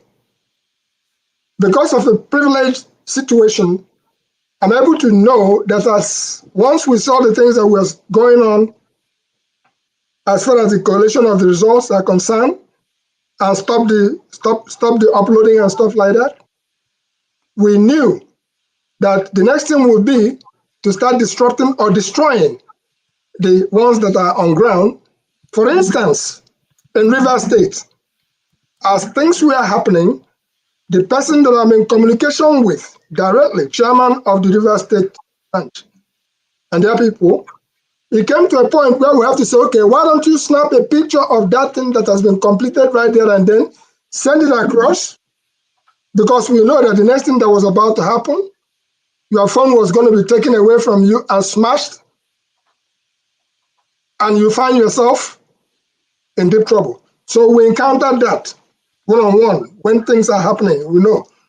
So I've received quite a bunch of the actual results, but we're not going to try because we have to gauge. Then when we have like 85% of materials coming in from Benue, coming in from even Ogwashuku, that's why I was very happy to hear from Chime.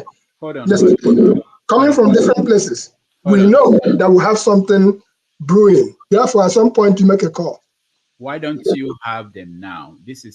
If you are blaming INEC for being ineffective or incompetent, why don't you, as a political party with agents at polling booths, why don't you have it? The press is not the press is not the court. It's public opinion. You have it. You don't tip your hand. You don't tip. No, the first. Do you have it or not? Yes, we do. Okay. So, but you don't present your evidence before you get to court. Yeah, I know. But this is the issue. Is you have two issues. One is perception and public opinion.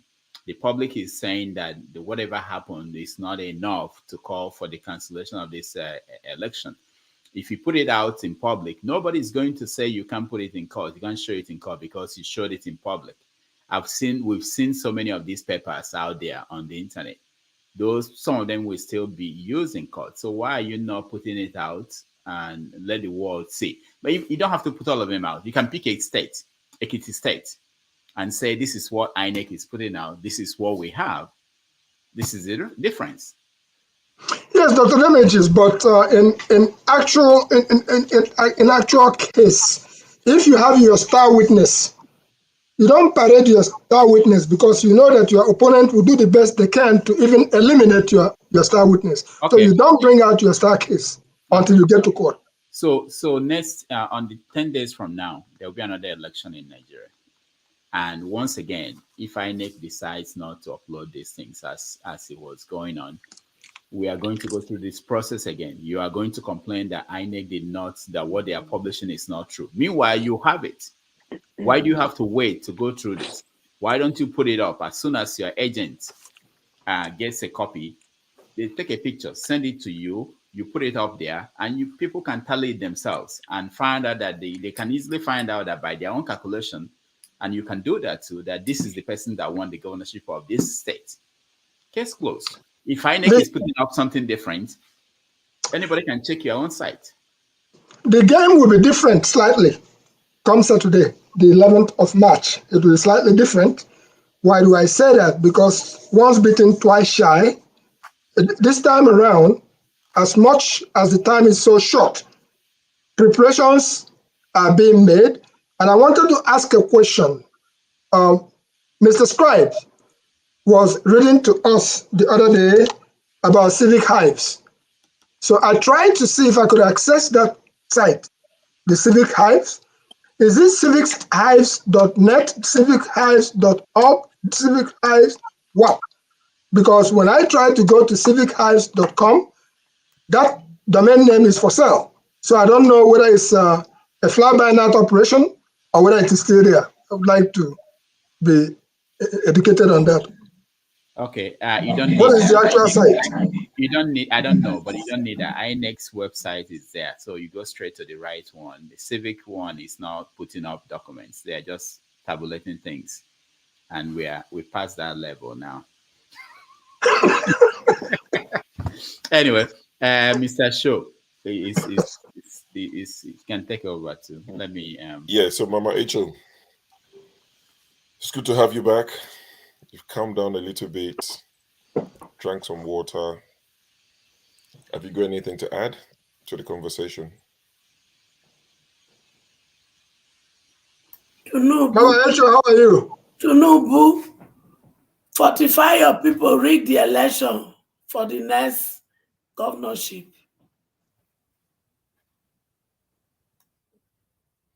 Okay, thank you. Mama H.O., that was fast. Dr. Damages, before you go, the CNN, MSNBC, since yesterday, I was hoping that I could hear them say something, but we had our, how do you call it, our 5 minutes of fame. Very, very briefly, late night, around 4 a.m., 4 something a.m. before I went to bed. And they're telling us that only 27% of Nigerians of the whole thing voted. That's what they're saying, 27%. And going by the calculations of the result that INEC read out, it seems like it's like maybe about 20-something million people, 27. So I don't know. I haven't calculated it. Out of the 100 and something, 90-something million, that's the number of people that voted. And then CNN was reporting, and that they are very short. I don't know whether it was 30 seconds that they gave us, the whole Nigeria. They were saying that what is lacking in Nigeria, there's no social contract between the government and the citizens. That the citizens of Nigeria, they provide their own water, they provide their own electricity, they provide their own everything, and they provide their own security. That what that all boils down to is some form of apathy where people are just saying, can we just allow us to just exist? That's in a nutshell. So that's a very serious concern, because a country where people are going through what Nigerians are going through, we just have to find a way to say it's not over until it is over. Okay. So still encouraged. Igbo Basics, hold on. Yes. There is no good hospitals, there's neither good roads, nothing worse. The educational system is in shambles, and for once, youth are coming out to vote, and we are being disenfranchised in broad daylight. It is heartbreaking. Abigail Samuel Spain, shared by other young people who registered to vote in record numbers in this election, hoping to reboot a deeply dysfunctional Nigeria. I must fight for my daughter, praise. I must fight for her. She must have a better life. She must go to better school. I'm tired. I'm tired. We are tired. Me, I'm tired. I'm tired of seeing this crap. Officials of the Independent National Electoral Commission say they're already tallying the results of the area without the missing polling units. You know, we use constitution. Anywhere there is violence, there's no way to vote again. But CNN saw no signs of violence at the polling units, where election workers did not show up as people cast ballots just steps away. So there will be no other election in these places where the election didn't take place? There's no other election again. There's no other election. The election we want to do is what we've done. The disenfranchised voters see this as an attempt to deny their preferred candidates crucial votes by the establishment. In an election without an incumbent president or a former military leader running, it was seen as a fresh start for Nigeria. We are suffering in this this country. We are suffering. It's very bad. I don't even call them leaders. I call them rulers. Musician Banky W stood on the main opposition PDP's ticket in the Lagos area with the affected voters. They understand that their votes are their voices and they want their voices to be heard. So when it starts to seem like there's allegedly some sort of intentional suppression of that voice, people get frustrated, people get agitated. Nigeria's agitated youth could be a powder keg at risk of exploding if enough of them feel that their voices were not heard in the most significant election of their lifetime. What did voting mean to you? It's my choice and I did my best. That's what it means to me. It's clear Nigerians are exhausted and frustrated, and they're taking back their country. I was here covering the 2019 election, and I've never seen this level of participation or commitment, Zain.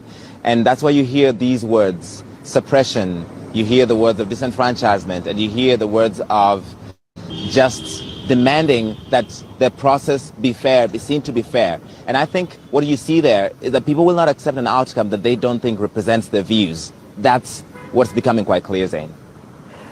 I mean, the fact that there was that level of palpable frustration in literally every single person you spoke to, Larry, especially Abigail Samuels. I mean, I literally could feel her anger coming through. Larry Waddell, we'll see what happens over the next few days. Thank you so much. We appreciate it.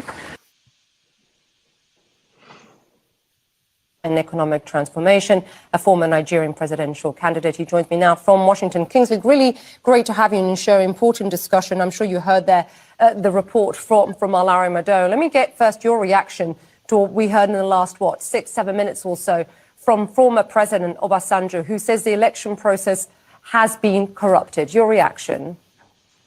Well, thank you for having me. It's disappointing that there have been significant operational failures by INEC, the electoral umpire. I must praise the young people of Nigeria, the youth of Nigeria, who have so much looked forward to this election to be able to express themselves, perhaps for the first time, and feel that they have elected their president in a free and fair election. What we see in Nigeria every 4 years, unfortunately, is that INEC claims to be ready for elections, but at the end of the day, you have very serious glitches that begin to undermine confidence. I am aware that the European Union, the American observers, and various other international observers have expressed some reservation about the transparency of the process, and I think that's very unfortunate. And now we have former President Olusegun Obasanjo chiming in, and that's quite a weighty voice indeed. Yeah, and it's not just, people, it's not just the glitches, I should say. It's actually electoral officials not showing up, violence too. Obasanjo also said in the last 7 minutes or so, the Electoral Commission should repeat polls in locations where there was violence, where officials failed to show. What do you think, Kingsley? I think that's a wise suggestion, and INEC might be or would be wise to very seriously consider that in order to shore up confidence in its conduct of the elections. If, as it claims, these things were simply just failures that were operational and nothing more, then they should be able to repeat some of the elections, because if a large swathe or if there are problems in many parts of the country, that could undermine the legitimacy or the confidence that people place in whatever are the ultimate results that are announced. Obasanjo said that the current President Buhari, Muhammad Buhari, should intervene. Do you think he ought to intervene? Well, the Independent National Electoral Commission is officially supposed to be independent. Many people, of course, do not believe so. Do not believe that. And in a country where the institutions are weak, not strong, many people do believe that a sitting president certainly can, for purposes of national security, for example, suggest to INEC that they may take this kind of line of action. I mean, we have so many questions. The most important one, I think, is why did the Electoral Commission get this so wrong, you know, voted blighted not just by delays, but violence, those not showing up? I mean, how much was incompetence? How much was voter suppression here? It's a large mix of both, to be very, very honest. First of all, elections in Nigeria are run in the usual political way. The elections are a huge logistical operation. Nigeria should take a professional project management and risk management approach to running elections where, in this case, 87 million people collected voters' registration cards, but they never do that. So we see a huge failure of institutions in Nigeria, and it's always at the last minute. There will be huge operational failures, and then you'll just be having excuses. And of course, there was voter suppression. Now, we know that, you know, one of the major surprises in this operation, in this election, was the performance of the third force, which is the Labour Party, Peter Obi, and we saw the upset they recorded in Lagos. You know, but we also know that a lot of voter suppression went down in Lagos, in Port Harcourt, in Rivers State, and reports also we have it in Imo State. So these are very significant shortcomings, and they should not be happening. The security forces came in. A lot of army people were moved into Lagos, but they were not properly positioned to be able to stop or prevent these voter suppression exercises. Kingsley Mola, really appreciate you taking time to speak to us. Thanks.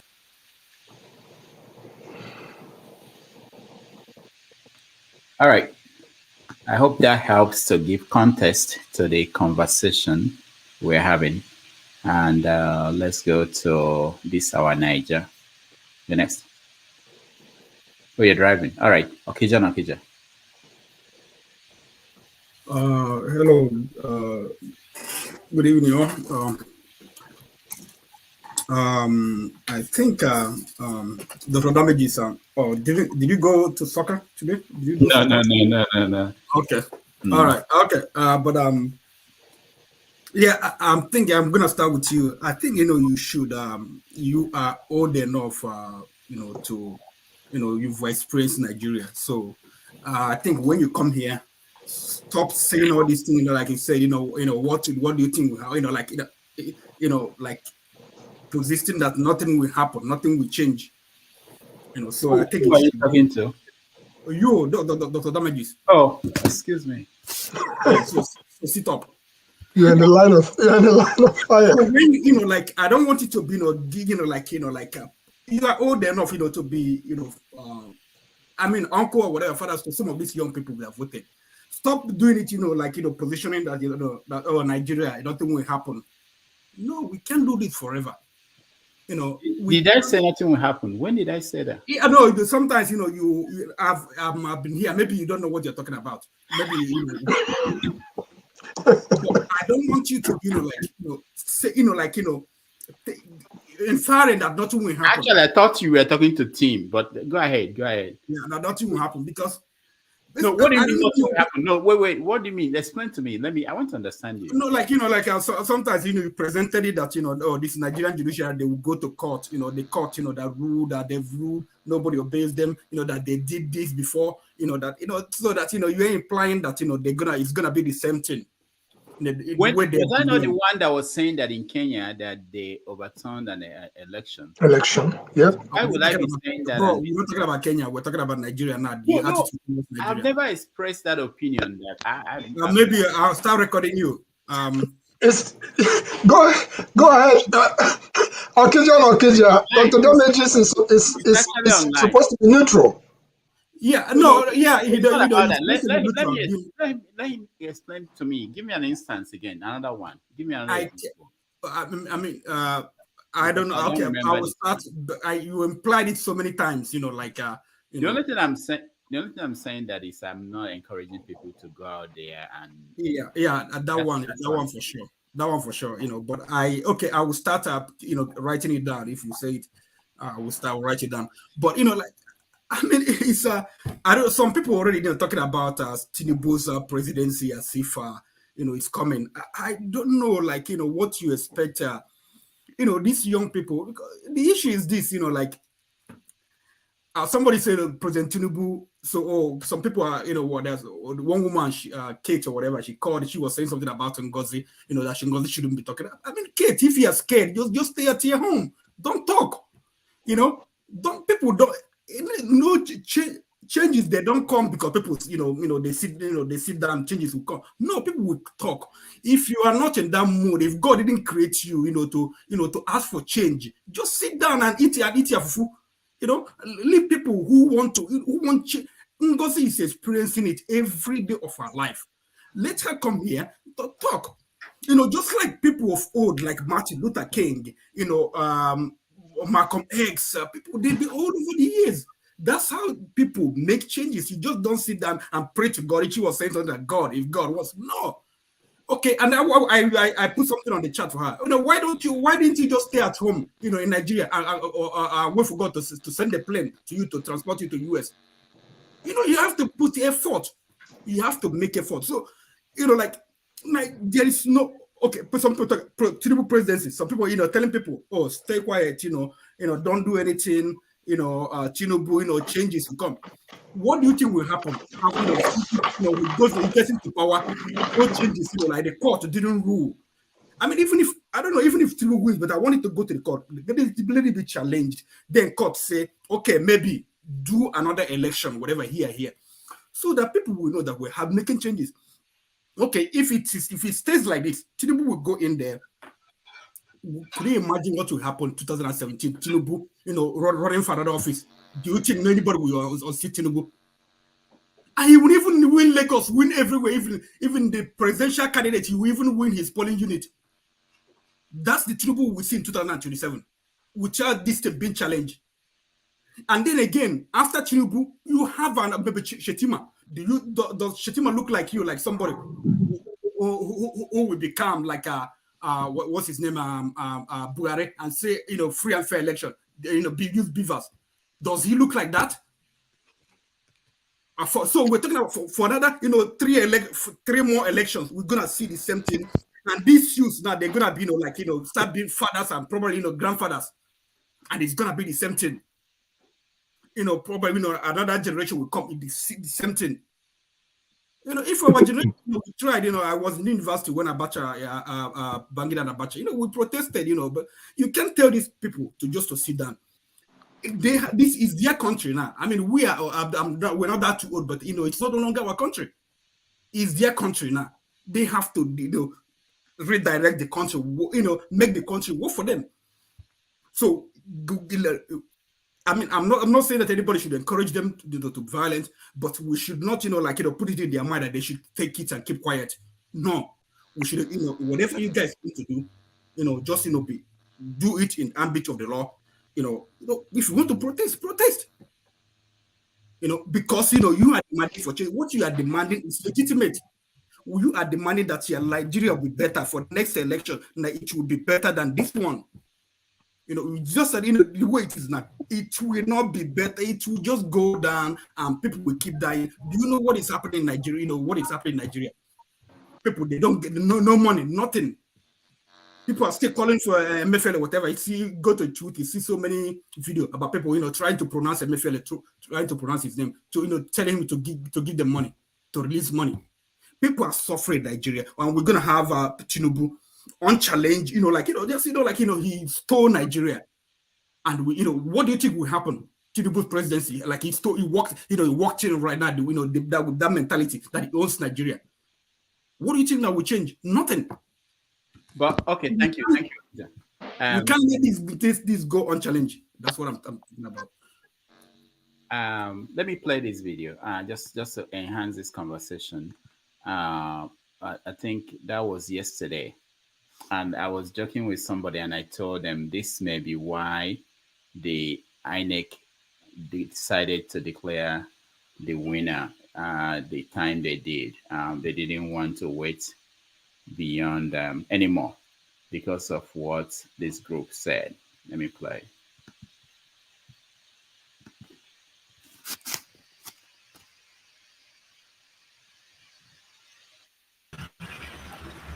We have come to deliver a message, which we have done very well. But most importantly, what we are seeing here today are just leaders from various youth groups, religious groups, concerned Nigerians, Yellows, and all other people. This is a combination of all people. But as we go in this very spot, should our message not be adhered to, behind us is where the fraudulent collation is taking place. This is the National Fraudulent Collation Center, where we have Professor Mahmoud Yakub and all the other people. Tomorrow, we are calling on the old, the young, the obedient movement across Nigeria to occupy every INEC office. And in this place, we are going to be here by 9 a.m. in the morning. What they haven't seen before, much more than the 1 million march, they are going to see it here tomorrow. Yes! Should they not heed to this call? Yes. We are calling on everybody to be here by 9 a.m. tomorrow. Yes. And the will of the people will be seen in their character. Yes. This is what we are saying. And we're going to continue to be here until this coalition is suspended. Yes. So probably these were the people that basically made the INEC to say, you know what, we have to do this night. And then Tinubu to say, you know what, I have to go out there and make a statement. But I think looking at this, I blame the opposition. I think they didn't do a lot of things very well. The fact that APC will have to come out and sue the opposition party to stop them from compelling INEC from stopping the coalition of the results is amazing. Opposition should have been the one that will run to the courts to try to stop. So I think they are very slow. They are very, I don't understand what's going on. But actually, the opposition was weighing its options at midnight hour, 2 a.m., on which direction to go.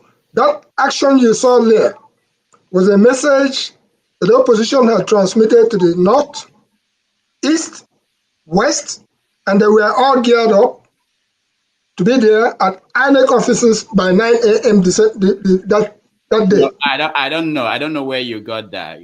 No, I didn't get it from somewhere. I know what I'm talking about in terms of why will Peter Obi be saying everybody should calm down? There's no need to go and protest. And the vice president of the VP candidate for Peter Obi and that of PDP all said no protest. Why would that be? And then this, no, I don't think protest in this sense, it wasn't go out and knock the place down. It was stand them down.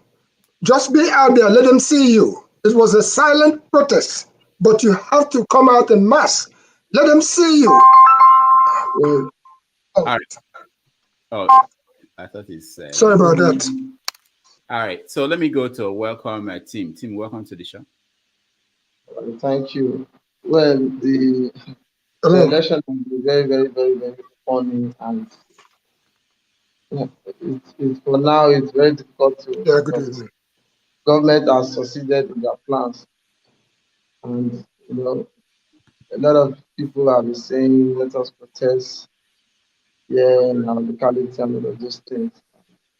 In terms of managing protests, managing most of these youth, which are very, very, sometimes they just get angry and do things that you might not expect out of protest.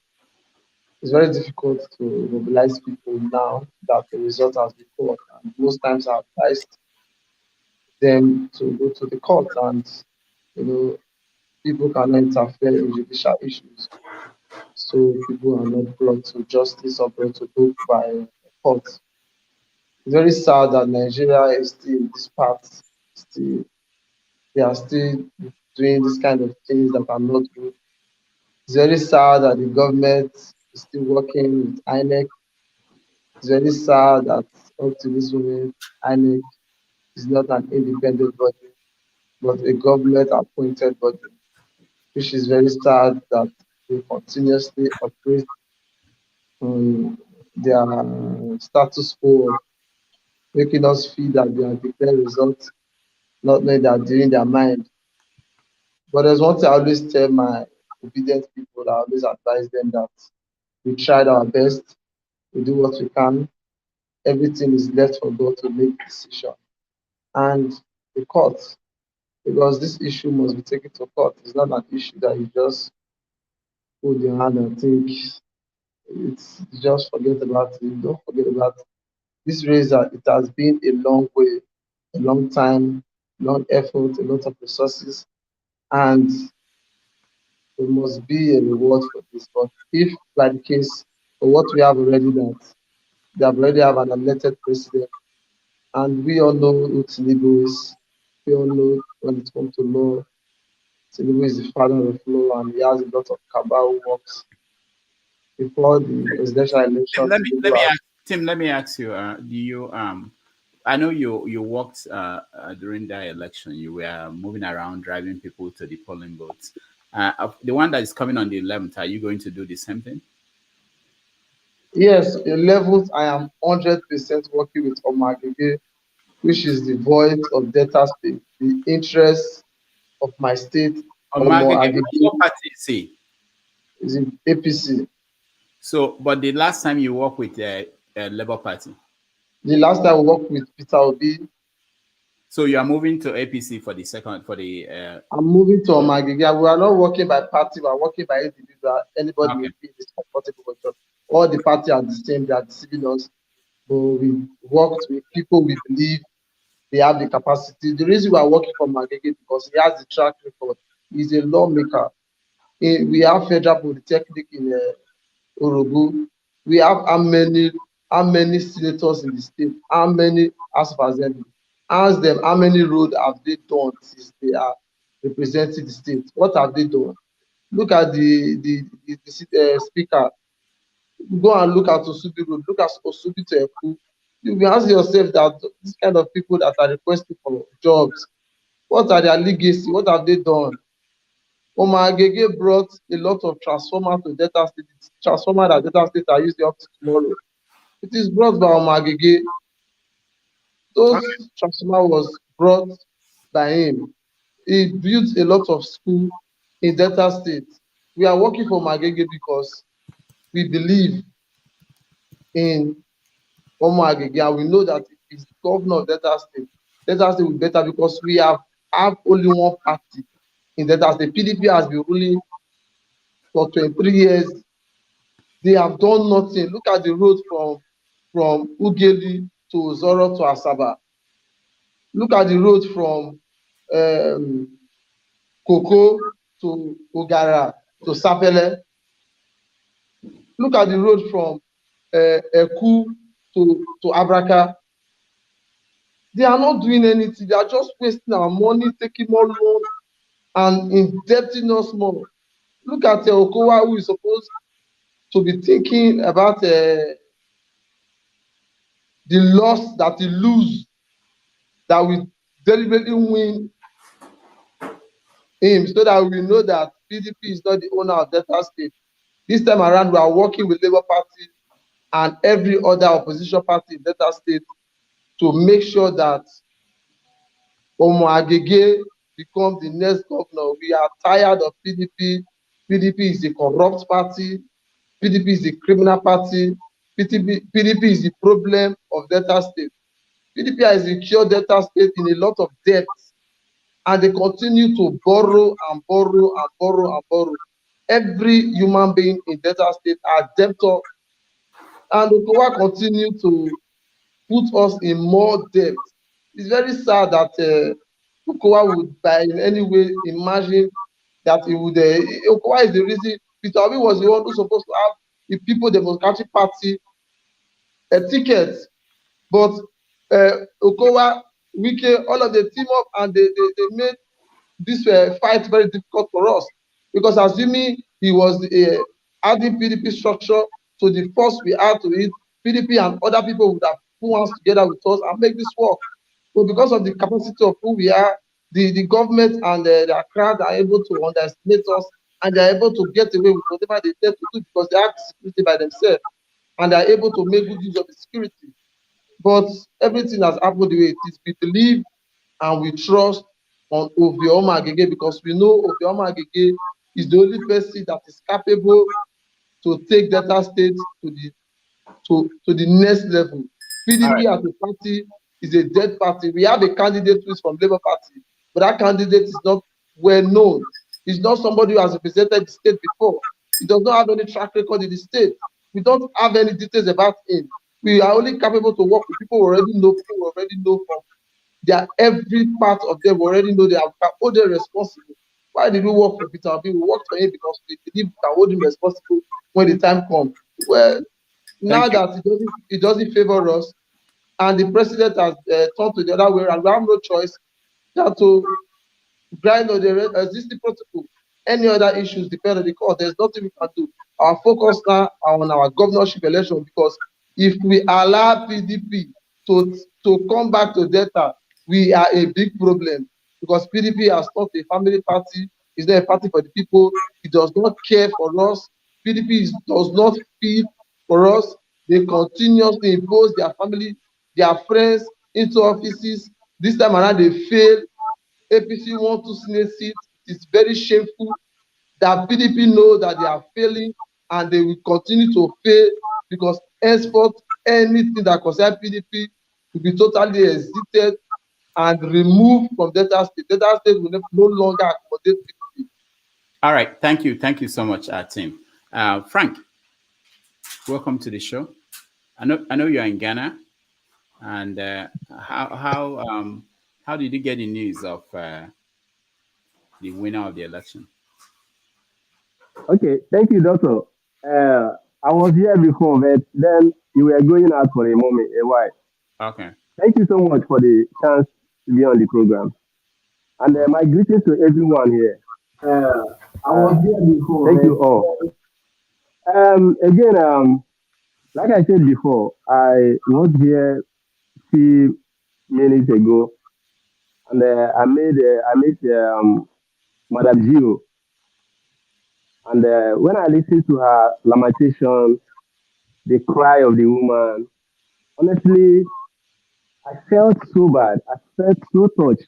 I felt so disturbed. Yeah, the truth of it is that no one sitting here would want to condone violence or ask for anyone to go for violence. I personally, I wouldn't ask for that. Though I might do things differently if I'm in position to do it right now. But I wouldn't ask anyone to do that, because when you live in a lawless country, you should also be smart enough to know how to deal with issues. We've seen people protested before. We've seen the government shut them down. We've seen people come out for protest without any weapon at all, and we see government take them with their bullets and guns. So, and nobody said anything, and nothing has happened about it till today. So I don't know why anybody should think that this one will be different. If there's any youth coming out on the street, he should also know that he's signing his own death warrant, because if the government can be brutal just to conduct election in this manner, it simply means anything can go for it. And trust me, these people, they are prepared even before declaration of the result. I was here on this program and I told you something. The results that are going to be given to you has been written long before now. If, Doctor, you can still remember that. So hold on. Improved. I wanted to ignore that. You brought attention to it again. So you think the result was written where? If they can prove to the entire world that the result they have given us. Which result? All right. We'll skip him for now. Sorry, your network is breaking. I can't hear what you said. Oh, okay. I said which result was written and where was it written? Hello. Frank. Can you hear me clear? Yeah, we can hear you. Yes. The result INEC used to declare APC winner of this election has been written before the election. Where was it written? The result that is coming from APC has already been jotted down even before the election. Where was it written? The issue is that if INEC is saying that what I'm saying here is a lie, they should stand out for it and let's defend it. INEC didn't say they wrote a result before the election. You said it. I'm saying where was And it? I'm saying it now. So INEC should come and challenge me to come and defend it. Then let's play it out. Frank, you know I that don't think you are getting my point. I don't think you are getting my point here. No, Frank, you know that INEC is not going to. INEC doesn't know where you are. Are you really serious? Then it shows if they are not going to do anything. Frank, you are making the accusation. You are saying that INEC wrote a result. The result was written before the election. So where was it written? Who wrote it? Oh, they even have the documents themselves. You are telling us. Tell us the whole story. Doctor, INEC is not telling us this. You are telling us this story. Tell us. We want the complete story. INEC can't tell you this. Definitely, they can't tell you.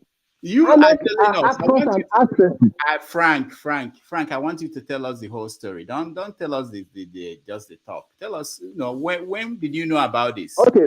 And who okay, wrote now, it? Okay, now this is it. Before the election, honestly, I don't want to talk about this. And when I start saying some certain things, people felt you have to finish. I am Frank. No, wait, hold on. Now, Frank. before the election, it's very easy, Frank. It's easy. So tell me, I want to understand because I really want to know how these things work. Who told you? Where were you? Were you sleeping, or were you? Somebody called you and told you, I have an big information for you. Listen, take a pen, write it down. How did it happen? How did you get this story? Yeah, I have people everywhere in the system. I know. I worked in 2019 election. I know. And I know what we did. I know. Install a governor on the seat.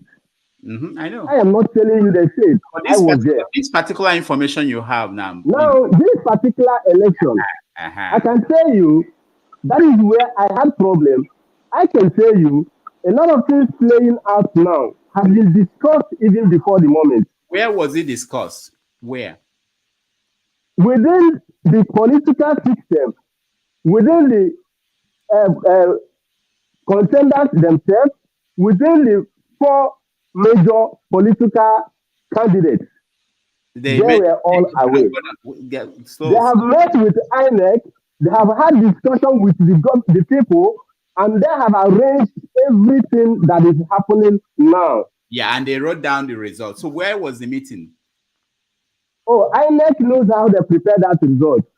No, where was the meeting? The chairman knows. Frank, where was the meeting? The chairman knows. In Abuja. In Abuja. And it happened in Abuja. Were you there?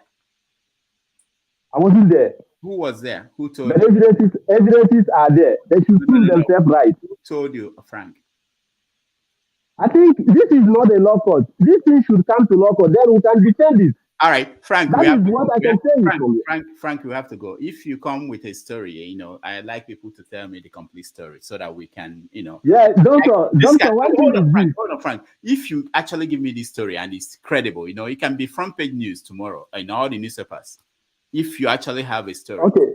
But you don't. Okay, then Frank, hold on. Can you acknowledge that? Doctor, do you know what you have to write to me on my email? Then I can give you all the details. Let me give you my email. Let me give it to you. Send it to me, Dr. Damages. Yeah, send it to me on your private site. No, it's so private. drdamages@gmail.com. Just send me the email. And I want you to send it down so that I can read it and tell the people the big story. All right, let's go to Brown. Maybe if you have an uncle inside the room where the meeting was being held and his uncle called him, then we can be able to take that seriously. Brown, welcome to the show. Dr. Damages, so happy belated birthday. Thank you so much. Yes, so welcome. I got scared right now myself because that's why it's not good to assume stuff. Because the way you were asking that question like a police, like as if you're interrogating. No, but this is how editors, because anybody can bring a story to you. Right. You have to assume that the story is true. I was scared. The guy said, I don't want to talk about this. You have to assume that it's true, but they have to prove it to you, before you can then go and publish it. So, like, he brought a story that was interesting, but, he couldn't give me. Morning. Go ahead. Right. Okay. Good evening, everybody. Madam H.O., everybody. Okay. Yes. What I was thinking, I said, it seems like the INEC job like the boss of INEC, Mahmoud or whatever, it seems like that job position is a kind of a job that requires a lot of morals, So I was thinking that what if they start putting men of God, nuns, pastors, reverend fathers, in charge of all these sensitive posts? I was Wow. like, you know what I'm saying? I said it could be a Like Apostle Suleiman, It's something like something like that. Yeah, something like that. So, I said if they put men of God, I'm sure they're gonna want to be Brad, like, it is better we put the devil. The devil is a saint when it comes to Nigeria. The it's okay. devil But is a saint. Madam H.O., the thing is that we should also, in this world is a temporary world, we should have a heart of forgiveness, because I believe that's the key to heaven. Because you might be surprised to see Tinubu on your It is street in not heaven. out of forgiveness. You might be surprised to see Tinubu. You must first of all acknowledge you've erred before you ask for forgiveness. Let me tell you something. Even Jesus Christ on the cross. No. Even Jesus Christ on the cross forgave those that killed him. We should just have a heart of But love. That's what. even the forgiveness, the person he forgave, he asked for it. The person thief they go heaven, thief they go heaven, I'm robber. The person he forgave that he told, today you will be with me in paradise. What was his statement? It just asks, remember me. Tinubu might ask the same thing on his dying bed, that God remember me. And God will remember him. He go surprised, say you go see those people where they criticize now for heaven. You go vex for them again. You go hug them now. Now the Tinubu teach them, boo, I teach my children how to do yahoo. The decades of our country is as a result of all these leaders that are thieves.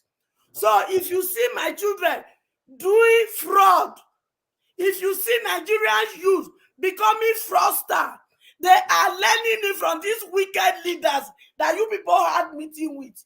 It's not only Nigeria that is fraud. It's not only Nigeria. It's not only Nigeria that is fraud. Some Indians call me. I'm in the US here. I'm in the US here. Some Indians call me to fraud me. So what are you talking about? The fraud is everything. It's everywhere. Wickedness is everywhere. It's not like because of the situation. If somebody want to be number one capital of the world. With all the things, Papa, God bless you now rich. The only thing you people have for your citizen is poverty, lack of food, no social amenity. They have to provide water for themselves. They have to provide medication for everything for themselves. And at the end of the day, you people no shame, now still loot their mandate. God go punish all of you now. No, the way they think, the way God they think. Shame on Nigerians. Shame. Hold on. What happened? Brown, I thought you were speaking. What happened? I was speaking. Ms. H.O. just hijacked my. Now you carry talk, reach my hand, and any person who carry, he go get them hot. So, the point. Yeah, Mr. Dr. Damage, thank you for the time. You know how Mr. H.O. is like a dynamite. Once you light her like this, you don't go. Yeah, that's what I was thinking. I said maybe these sensitive positions should be given to respectable people of the society. Where do you find them? Who is respectful? Who in Nigeria can you now? Like Adeboye, like people like that should be INEC chairman, whatever. You know what I'm saying? If they have integrity, which Adeboye? I believe they do. Only this more. Like Reverend Fathers, not PhD. The Bible says there are those are sheep and those who are goat. All these GO, they are goat Christian. Dr. Damage, I was talking. I'll take care of it. Don't worry. I'll take care of it. All right, go ahead. So that's why I was saying. I think that's a good idea. That's a good idea. Because in England, the people who install Queen are, whatever, religious fathers. Instead of going for the pastors and, why don't you go straight to babalawos, that's everybody will behave, you know what I mean? That's what we used to do in the olden days before the Igbo people came. The babalawo will swear. It's the fault of the Igbo people. Let's go to Baba Let's go to the spiritually because I waited that they fear be that. Yeah, I watch Igbo movies. When they want to give Igwe, they will go. If you carry the staff, come up for ground where they put the priest put up, something like that. That's our own democracy those days. Okay. So now we both say, I say Bill. Those days now who pure, who get good mind. Now it doesn't matter who you are. If you feel by people, you will become who. Sure, you want to say something. No, I was just asking if Brown is trolling us or is he serious or is he No. I'm just thinking because that guy, Brown, let me cross. I beg your pardon. Let me cross examine you. Let's look at it this way, okay? I don't actually think that is Mahmoud that is the problem. Okay. I don't think he's the one telling the woman, let me play the video, the man or the woman who is changing figures to do that. I don't think so. I think we have to accept responsibilities. The people who probably, and Ngozika said it here. Ngozika said that even when she was doing her job, and we had a lot of people who did this work for INEC, people approached them and they were offering the money to change things for them. So the assumption that is the people at the top. So when you bring Adeboye and make him INEC chairman, that doesn't mean he can control the people down there. Right. There are people who collected money, like the man that was arrested the day to the election, who collected money, and they are going out there to give people money to change outcomes. So it doesn't have to be the person at the top. It's easy for us. That's what we do with Buhari and whoever is the president. It's easy for us to hold that person, and that's our target. But that Buhari is not responsible for what is happening in your village, in your police station, so that's something we have to think about. So we always want to get a solution, a gold bullet or something that will solve everything, magic bullet, but I think it has to boil down to us. It's like a domino effect. Yeah, we have a role to play, all of us. Anyway, we'll continue. Let's go to Victory. But we have a lot of church in Africa. People full, instead of here, if you see big warehouses, now companies there, you see docks where trailers, semis. Yeah. I'm about to Sure. Dr. Rudolph, is it my turn now? I think. Oh no, I don't know what happened to you. This our Niger. You don't call me before now. I was driving. So I'm back. Okay. I'm okay now. Just hold on, okay? I'll get to you quickly. All right. Victory. Go ahead. Yeah, thank you, Doctor. I think, I think sometimes we're kind of missing the point because I don't believe there can be any credible election in Nigeria. That is not possible. Because if you look at what the politicians are coming to get in terms of how much they will make when they get in there, anybody, any of us here will do anything. You will kill, you will do anything to make sure that you get into that position because you know what you're going to get. Politics is simply too attractive in Nigeria for people not to spill blood to get in there. That's number one factor.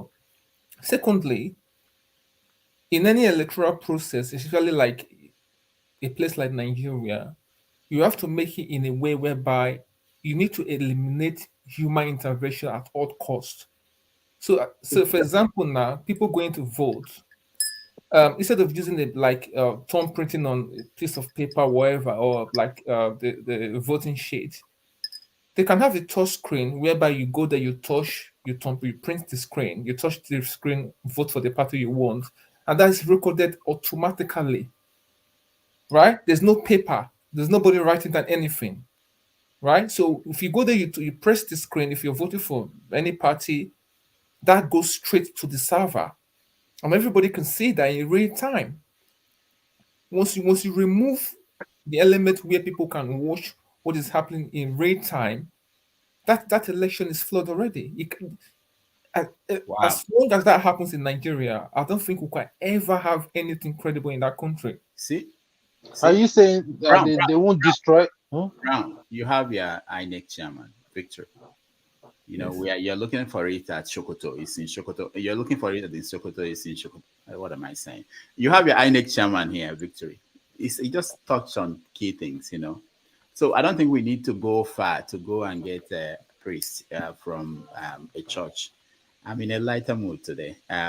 But Victory, thank you so much. You pointed at good points, you know, and I think that's part of what they wanted to do with the new system, but they didn't. But that failed. That because there's so many human. They didn't follow through. Yeah, but that's why I think personally, I think that it may be good for the courts to weigh in, not even if they don't change the outcome, but at least to say maybe if the court says you must do this, maybe that's when they will do it. Doctor, I don't think that will ever happen. Not don't say that. Don't say that. There are a lot of things. Doctor, I'm telling you, this guy is going to double down. He's going to double down on the process. I'm telling you, there's something you talked about. You know, we haven't done. You can say something like hold people accountable.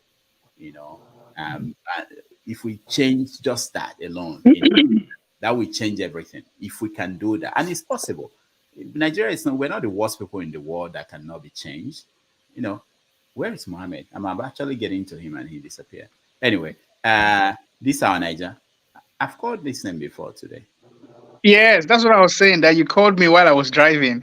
And I said, yeah, okay. Thank you for the opportunity. Yeah. Good day, my people. I hail you now. Dr. Mohammed, you disappeared. After him, you speak. So I just want to touch on a few things that was concerns to me. Yeah. So the first one was someone saying the youth should calm down. See, for me, I feel I'm with HO on this matter. The truth of the matter is, just so we know, evil. You see, evil things, they are like weeds. They tend to increase. So if you keep on saying no, I bet you it will always increase. You understand? So I think the best strategy of dealing with evil is to tackle it immediately, because it's like a seed that grows. And another thing about evil is that's with regards to Obi going to the court. For me, I'm 100% aligned with his decision to go to the court, because I feel evil hates exposure. So him going to the court is another way of it exposing more of these guys, their schemes with this election. So I'm 100% in agreement with that. Now, with regards to protests for the youths, see, I've concluded that Nigerian youths or the Nigerian people are so fearful. But I want you to understand that these guys, these thugs, these guys who do all these things, they are very, very much fearful. Those guys are very, very fearful. So just a little resistance against them, they will flee. I can understand how 7 people will go into a place with over 200 persons and be able to subdue the 200 persons. That to me is a mystery. I just don't understand. And you see the 200 people running away. I don't understand. They are, you say, calm. What stops 10 people? Assigning 10 persons to one, and let's see how those guys will overcome them. You understand? Just the truth is, Nigerians are fearful. Okay, you see, and okay, you're in a polling unit, and you tell the staff to upload. Now look at the logic here. The staff is saying he's not going to upload because he or she is afraid of what the superior or whoever after is going to do to them. And you have a mass of 100 or whatever saying upload. And you're telling them no. The staff is saying no. What stops 1 or 2, 3 persons to also follow the same strategy? Because these guys are following the strategy of fear. To counter it, I'm not saying you go and fight, but you're going to use it's just psychology as well. Counter it with also the same strategy. If you know upload here, you will collect 3 slaps, and let's see if they won't upload it there. You get what I mean? So I'm not encouraging people to fight, but there are strategies. That's what I'm saying. Okay, now Victory just suggested something about the thumbprint. That's also a strategy. I believe so much in strategy and structures. To stop these guys, you have to put a strategy. The Nigerian election would have been flawless if they had followed their uploading those due process, right? And it would have limited to a great extent the number of rigging, right? That tells you that structure would have achieved a result. The only problem is that these guys didn't follow the structure. And that's why what happened. So what am I saying? Now we talk about protest. And some people are worried that, okay, these guys will raise up soldiers and they'll kill them.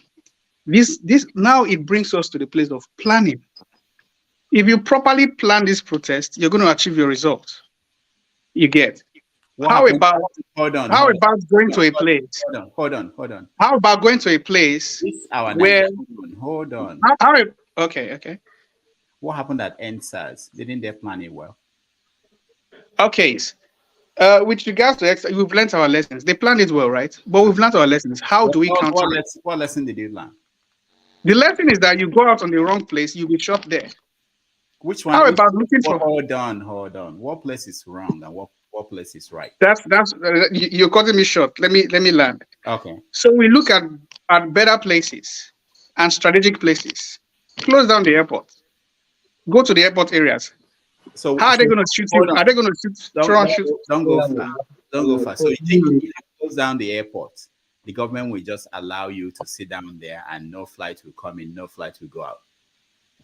You're staying there. Definitely, even if they're going to be shooting there, it's not going to be as bad as it is over there. And of course, it's going to call. Okay, imagine the Nigerian airport is shut down. Of course, the whole people, the international community will be there. CNN will be there. They will be careful with where shooting. Yeah. But they will make sure that there will be flights coming into the country. No government in the world will sit down there and watch you close down the airport. Protest. Go over there. I'm talking about strategic places. Of course, they will make sure. Yeah, of course they would make. So that's not the strategic thing. All right, let's go to Dr. Mohammed. All right, thank you. Yeah, you can come back. We're going round. You come back. I'll hand over. Yeah, good evening.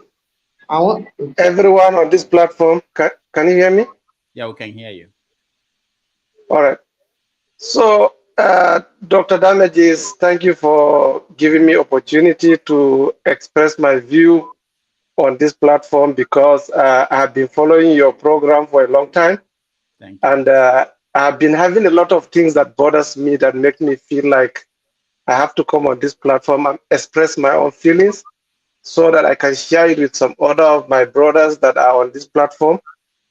It will shock you if I tell you that I'm obedient in the sense that because as a medical personnel, I do my NYSC in the Igbo land.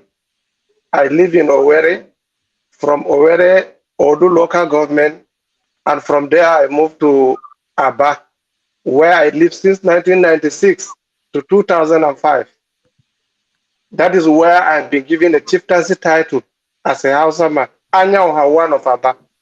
Anya Oha, one of Aba. Wow. Yep. Okay. So now I live in Igbo land as much as more than the age of my time I spend in my own hometown. I have my children who go to school in Igbo land, who speak Igbo language better than other Igbos that live in the north.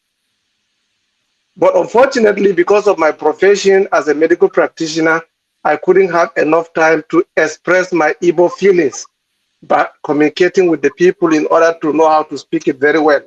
But I can understand it fluently. What I'm trying to say is this. There's many people like me who live in Igbo land who fall in love with Igbo culture and tradition. Presently, I could remember vividly. In 2000, there was Aba crisis. And we are 7,200 Hausa Fulanis that live in Aba at that time. And these 7,200 of us were saved by the same Igbo people who are hunting to kill the Igbo people. Many of us have been taken to CPS by the Igbo people. So if they wanted to kill us at that time, no single life of Hausa or Fulani will remain in Aba. As of February 28, 2000. So what I'm trying to draw your attention to it is that there's a propaganda of politics and politicians which bring a lot of difference among our livelihood right from 1999, the assumption of the political season of democratic system. Before 1999, 2000, when I was in Imo and Abia, I have never felt discriminated. I live in the most difficult places in Igbo land, like Omunachi Ezebok in Imbise, where a lot of Igbo people, when you tell them to go to the Imbise, they will not go. They will tell you that nobody goes to Imbise. And I live in Ahusulu, in Ungwa, where a lot of Igbo people, when you tell them in Anambra to go to Ahusulu, they will not go. But I have been received there with love, care, and protection. So what I want to tell you is this. An average Igbo man who lives in any part of the Igbo land will tell you that he has one good story to tell about his living in the north. But the problem we are having today is the politicians succeeded in breaking us by tradition of culture, religion, and otherwise. My joining the team of this movement is nothing but just getting better Nigeria. But the only thing that breaks my heart at all times is that when I come to this platform, I realize that there's a lot of brothers and friends here who love to make Nigeria better, but they are not using the right word or the right way of getting to that promised land. Discrimination, war, fighting will never take you to a promised land. But when you have a policy that you adopt that help you to organize people, extend your hand of friendship, love one another, will make you to create a great impact in every society. You can live with your enemy. If you're too good to him, he will turn to be your lover. We have Christians in the north. We have Muslims in the north. The same thing we have them in Igbo land. Afi-Igbo. A lot of Muslim community that are Igbo, they live in Afi-Igbo. Every Igbo man knows them. But what I'm expecting here is that I want us to believe ourselves as a common Nigerians. Nigeria problem is our problem. We should treat ourselves with respect and honor that we are Nigerians, not because you are a Fulani or you are a Hausa. Now, you people that are living in the South, if you see anybody in the South, you call him Hausa, but 99.9% of them, they are not Hausas. They might be Fulani, they might be Kanuri, they might be different tribe, Jukun, they might be different tribe. That is the same thing happened to us. If we see anybody in the north, we call them Igbo. Whether they are Ishakiri, whether they are any other tribe, we don't differentiate them because we only know the Igbos. At the popular face, we know. So, presently, we have a situation where both of us, we are losing our minds, forgetting that we that are here, I thank God that we are all living out of Nigeria and we are concerned about what is happening in Nigeria. But I'm sorry to take your time.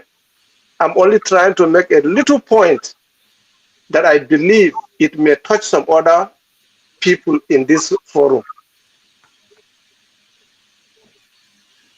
One cannot label everyone in Nigeria to be a bad person. We cannot say the Igbos in general they are bad. I will be one of the people in the north who will tell you that if you are looking the best loving people to live with, choose the Igbo people. I went to a village where a father denied his daughter who wanted to cheat me and made the community to take care of me in Igbo land, which if it is in the north, I believe some of my brother will side me and make sure that that daughter of them will be taken away of the community without being prosecuted. But I was being taken care by the community to prosecute their own daughter who want to cheat me. That happened in Igbo land.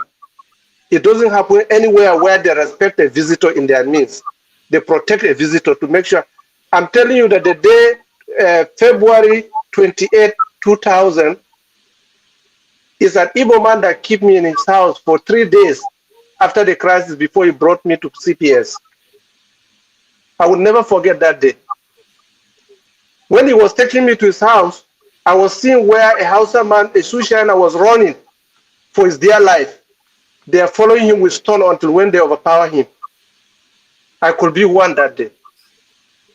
But I stand to give a glory to God to repeat this statement today to tell you that it's not the Igbos that are bad. It's the political sentiment among us that made us feel bad of ourselves. I want us to calm down and understand the terrain that we are trading with.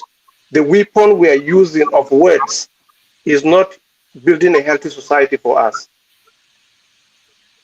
So please, let me not fill the space, but I just want to let you know that what is happening today in Nigeria as the claim of winning election, and people are complaining that how that election could be win.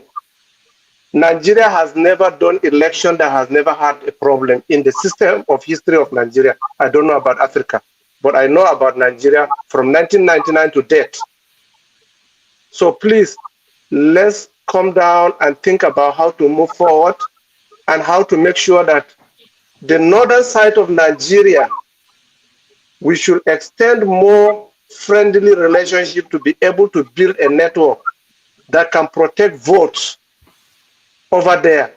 Because this election that took place, 60% of the polling stations is what the Labour Party cover. 60% or 68%, I could remember.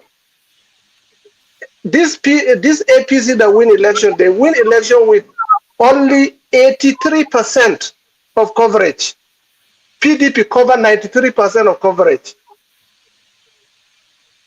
But that is not where the issue is. The issue is that we did not have enough manpower in the north who monitor and protect our votes. That is exactly what has happened. But please, let's be able to now embrace peace and find a headway, not to make things worse for ourselves, because already Peter Obi is a hero, because nobody in the history of Nigeria have a very new party that go to this level he went. And I believe that if we build on what we have now, the sky will be our limit. Because now agitating a problem, I don't expect it will be a solution. It will not be a solution, because whoever is in control of power may decide. Today, England has congratulated Bola Tinubu for winning election.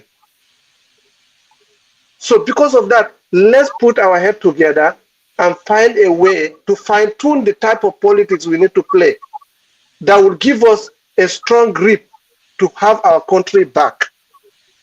But the more we continue this way, the enemy will advance in our territory, and we cannot be able to protect ourselves against the season that we are going through.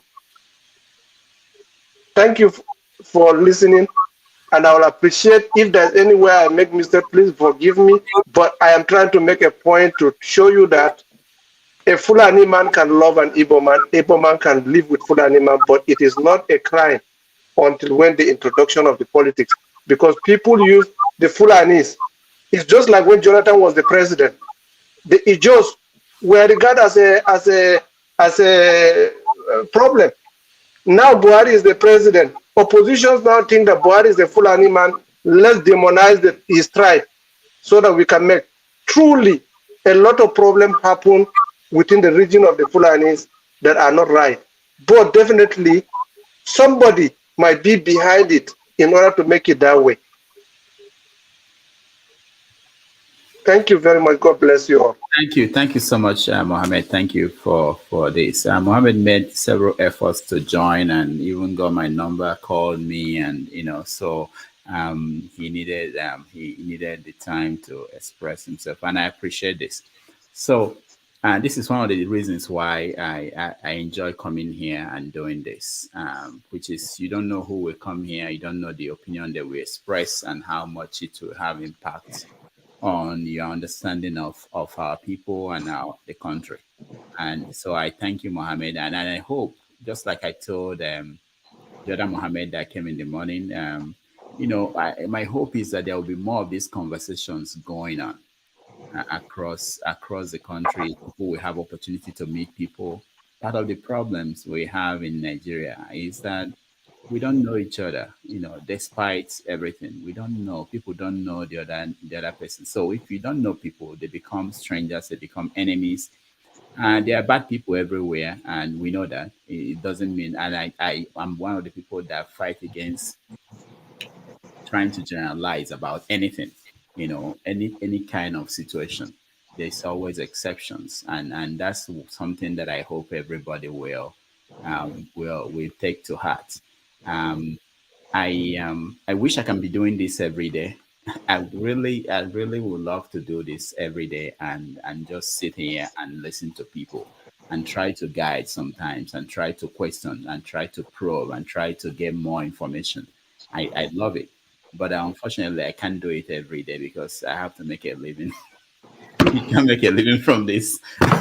So so this will be the last of this conversation during the weekdays. I will go back to Saturday, Sunday, but within the month, I will talk to several people and see if we can share the role of moderating.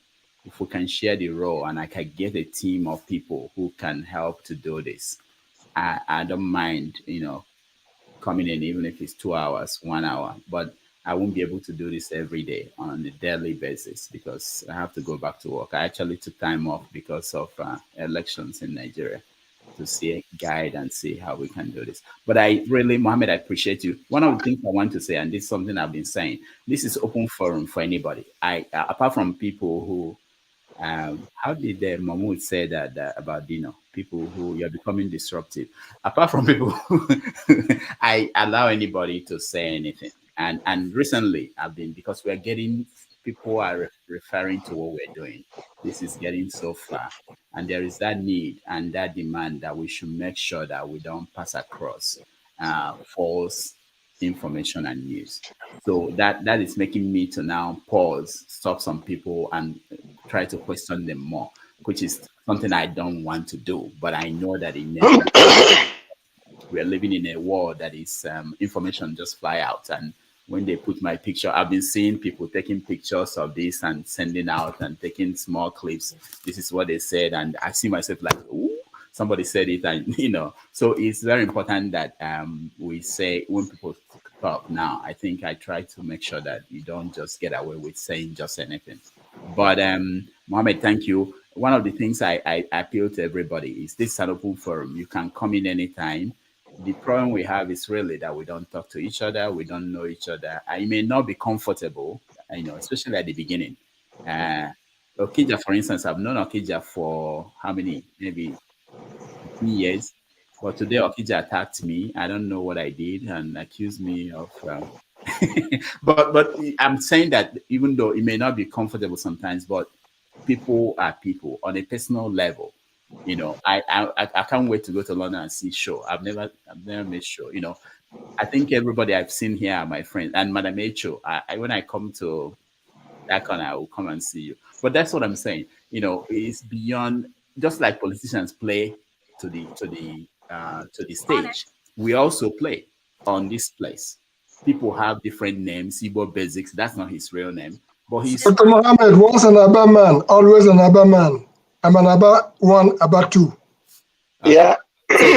So in Aba, I live at number 8 of Kigwe Road. And anybody that live in Aba for the last 10 years, my clinic was one of the 3 clinics that Aba have UCI care. Anybody you ask in Aba about UCIK, I've been there for 25 years. Wow. So and if you ask them about Anyaoha, I'm the only one that have Anyaoha as a title in Aba. So Mohammed, where are you now? You're in New York. I'm in New York. Okay. So Buhari drive me to New York. We'll catch up one day. So in summary, involvement, appearance, people. I'm really happy. This is something I could do for the rest of my life. Just listen to people, get them together and have conversations. We learn a lot and we understand each other more. People are basically people. It doesn't matter where they come from, and I think we can build. And the politicians are doing this very well. It's just that ordinary people like us don't do it as well as politicians. Is it, Dr. Rafael, nothing better than having people around you? Because when you have people around you, you have the good, you have the bad, you have the ugly. But at least all of them would be a lesson to others. Yeah. So me that is speaking to you, if somebody will tell me in 2019, I'll be in the US, to live in US, I will tell that person it's wrong, it's not true. But with time, I'll be able to unfold the political positions I hold in Nigeria before I leave Nigeria. I'll be able to educate some of our youth what Nigeria is made of, that makes Nigeria to be a country where people are living together. The ideas that I have regards to what is our problem of today, maybe I'll unfold it gradually when I understand that we are all thinking in the same direction, so that it will not be on a negative path. Yeah, even when it appears as if it's negative, I think nobody will come here and waste 3 hours, 4 hours, 8 hours, like 8 or 7 hours without the care for that country, the feeling that it should be made better. Nobody. If there's anything that made me to be on this platform is because of the love I have for Nigerians and people like mine. When we start this movement in Nigeria, I was expecting that it will be a movement that will unite Nigerians. It will be a movement that will incorporate all parts of Nigerians to be a system that will continue running Nigeria as a system. But unfortunately, the political system is being started without getting some basics. Those basics are that we did not build the blocks of friendship that will be able to conquer those opposition in the other side of the country. If I tell you that this politics, what play in this politics today is just about religion, forget about whatever they may say. Whatever happened there is about religion, because for Labour to win Abuja and Nasarawa, testify to you that the large population that located in that Nasarawa, more of them are from Abuja. They are all predominantly Christian zone. If you now take why PDP win the order is a sympathy vote for Atiku, because the Muslim clerics have made Atiku to understand that theirs, because some of them now break from PDP to APC, and some Muslim vote for APC, some Muslim vote for PDP. But Atiku has majority in that aspect. So if we did not remove religion and ethnicity in our politics, we will never be able to succeed in conquering people that are making Nigeria cripple. We have to remove that religious sentiment and cultural behavior that I am. We have to remove that. No Muslim, no Christian in the north that enjoy the way Nigeria is as of today. So if we are now voting for anybody in office who will come and worsen the Nigerian situation, it is not a welcome development for both religions. So we should try as much as we can on this platform. Maybe people will understand that it is not a platform maybe to encourage religion violence or to exchange word on cultural behaviors. But if you can be able to remove these two out of our policy, we can make a lot of progress. All right. We can make a lot of progress. And that makes me to always say there are only 2 tribes. Let's keep our faith to ourselves and focus on Nigerian project. How can we be able to get Nigeria into a working condition? Let's forget about, if we can pray to anything we are praying, let's do it separately, but let's not make it public. Because I cannot convince you to be a Muslim. You cannot convince me to be a Christian. It's needless for me to condemn your Christianity or you condemning my Islam faith. But if we think about Nigeria, everything will come together and work for us. Wow. Thank you. Thank you, Mohammed. Echo, you wanted to say something? Yeah, I say what he said makes me to always say one thing, that there are only 2 tribes in Nigeria: the tribe of the oppressed and the tribe of the oppressors. And in the tribe of the oppressors, they don't divide themselves with religion. They don't divide themselves with the so-called. Like she's muted. But in our own She's on mute. No, she's not. I can hear her. In our own tribe. But I cannot hear her. Oh. In our own tribe, which is the tribe of the oppressed, they allowed us, and we take it to divide ourselves with religion. Oh, is a Muslim. Oh, is a Christian. And we also describe ourselves with, oh, is Igbo. Oh, is this. Until we realize this and know that we are the one that will continue to suffer if we don't unite ourselves the way they unite to fight. They will not leave power, never. Okay. After if something is done to Tutsi, Shetima will not leave power. The thing is, our fathers served them. And we are still, and we will serve their children if we don't change things. All right. Echo, thank you. We'll go to Emma and Ike. So can you, I sent you a message, if you can look at it. Yeah, Emma, go ahead. Good evening, Dr. Jamis. Yeah, hi. Hi.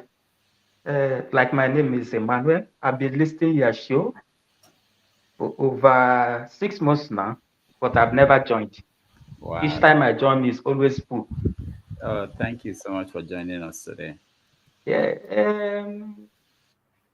I sincerely appreciate Obi.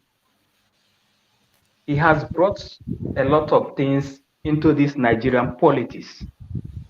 In my own view, Obi have shown us that he can contest an election in Nigeria without looting treasure. To contest an election, you don't need billions to contest an election.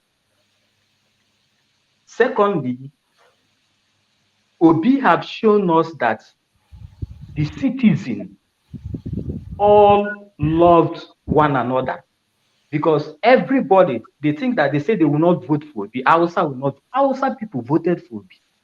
Yoruba people voted for Obi. So the problem is not among the followers. The problem is among the leaders. That's where the hatred is coming from. Thirdly, Obi have demonstrated that if people, the highest currency you need to trade in order to build a nation is trust. Because people followed Obi as a result of trust. That's why I keep on telling people now. I have seen some people, they say they are in the United States, they are in Europe, they are in here, they are here. When you are leaving Nigeria to move to United States, you don't know how United States look like. But because of the trust you have that that place is a better place, that's why you believe to board a flight to go to that place. That's why I ask people who's saying that I don't know this candidate. Our people don't trust him. I ask myself, when you come to a family, a man and woman, what brings them together is relationship. In mathematics, when you say S is equal to Y, we are talking about relationship. In a relationship, what binds people together is trust. When the trust is broken, it's difficult for them to work together. So when you come to ourselves now, when we are talking about in country, the trust we are talking about in a country, in a bigger context, like for example, if you see a Christian, he asks him what a Christian believes that is truth is his Bible. That's why when they want to speak to you, they quote Bible.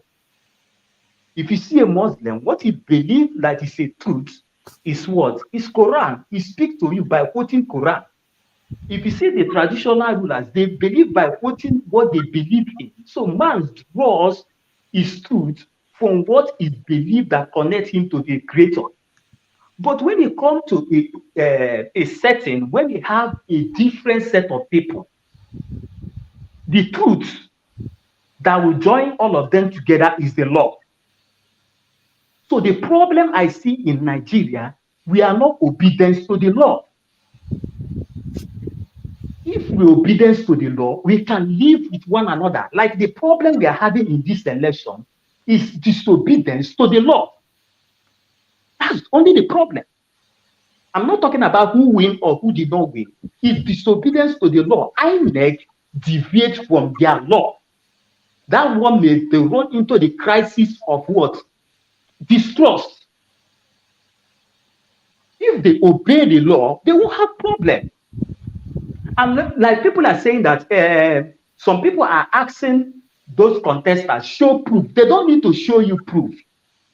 If you are running an organization, it has to be transparent. When your name is at stake, when people are saying that, please upload this in. If I were to be the chairman, I will upload it if there is nothing there. It can go extra mile to build that trust. Because when that trust is broken, you can never build a nation. It can be a president, but it cannot build that nation. And if you have the mind to serve, which means the aim of going there has been defeated from day one. Are you getting me? Yes. It has been defeated from day one. Like, for example, some people are saying that are calming people down. I have accepted that fact. But let me tell you, calming people down has a limit. Like, let's see NSAS. NSAS is as a result of distrust built for a very long time. Like when you see most of the Nigeria, are you surprised they are very aggressive when they are speaking? When you go to Western world, do you see the way they speak? They are different from Nigerians. It's just because Nigerians are speaking as a abundance of frustration. If you grant them interview, see the way they speak. So what are we saying? A trust, that's why they believed in INEC, because INEC sold a valid currency of trust for them. They bought it. The INEC board disappointed them. So it led for the Tinubu now to build that trust. And Tinubu need to work towards the expectation, the people that voted for him to build that trust. Because if Tinubu started working and reestablished the trust, people can start believing in him. And they can now build a nation. Because let's take, for example, if you get a rubber band, when you apply a force to a rubber band, let's use Hooke's law, for example. They say that force is directly proportional to extension, provided that that limit is not exceeded. Those people that push into frustration, they exceeded the limit. So those people were coming down. When you are now not giving good leadership, you are putting people, pushing them to poverty. And when a man is pushed to a poverty and he has no anywhere to establish himself, life has no value. And when life means nothing to somebody, it can do anything. I'm even surprised. That's why I keep on telling people, Nigerians are resilient people. If they are not resilient, Some of them will accept it to what? To go on what? On that protest. They don't mind if they will die. So that's why I'm appealing to this position. Let them do something. Like people that live in the country, what is pushing them out? They have exceeded their limits they can take. They now move out of the country to have a breath of fresh air. So that's why I keep on telling people. That's the problem of that country. If this 1999 constitution, we are saying that is bad. If we obey that 1999 constitution, that country can be right. But we are not obeying it. That's the problem. The law of Nigeria is not like, look at people you see over videos committing a lot of atrocity during the election. Who have arrested them? Those guys who helped Tinubu to win the election has already been emboldened. They can commit more crime. So how can you build a nation in that aspect? Even like people, like for example, if I were happen to be Buhari, Buhari is already old. He has spent 8 years. He's not looking for another. He's not going to qualify to run another presidency. I would have used this my opportunity to test my power on those people who committed all those crimes, even though they are in my party or not. So in this case, we can build a nation. So that's what I'm saying. That's only what I come here to say. So even the technology, they say that it's going to bring efficiency and the confidence. There's no efficiency or confidence in this election with this technology. Like I keep on telling people, they say that if you like, deploy any type of technology in this election. If there is no will to do good thing, it cannot work in Nigeria. Because the problem in that beavers, I believe in my own company, it's not a problem of technology. It's a problem of will to do good. That's the problem of Nigeria. Thank you, Ima. Thank you so much. Yeah. I will hand over to Mr. Shaw to guide you guys for the rest of the night. I'm sorry I have to run, but I thank everybody that joined us, and I will see you Saturday. All right, sure. Unless something big happens, then we'll come back. And then I'm working on if we can do it every day, and but that will be in a while. All right, Mr. Shaw. Thank you, everybody. All right. So who's next? I think it's not too sure. I've lost track of him. It should be IK. IK should be next. Okay. You can hear me? Yes. Can you hear me? Yes, we can hear you. We can hear you. Yeah. Yes, we can hear you. Okay, thank you. Dr. Mohammed has left also? No. Okay. Well, listen, I believe that I want to thank Dr. Mohammed for coming in the platform and for expressing himself to us to know. And this is a nation we call Nigeria. This is a kind of a country we want for Nigeria, for everybody, for our children and our grandchildren, where each and every one of us will live as neighbors and brothers and sisters, no matter the language we speak. I happen to live in the north. I lived in Kaduna for almost 5 or 7 years. And my best friend is an Hausa man from Kano, from Bebeji local government in Kano. And during my days in the north, I had the privilege to travel to so many parts of the north and to get used to them. You know, during the time of NRC and the SDP, if I remember, I was campaigning for the governorship candidate of NRC, which was Alhaji Lara or so. You know, so we have been part of this game for so many years. But what happened on Saturday, 25th, you know, I think it brought another sad memories in the minds of a lot of people like us. Nobody is saying that Mr. Peter Obi must win this election.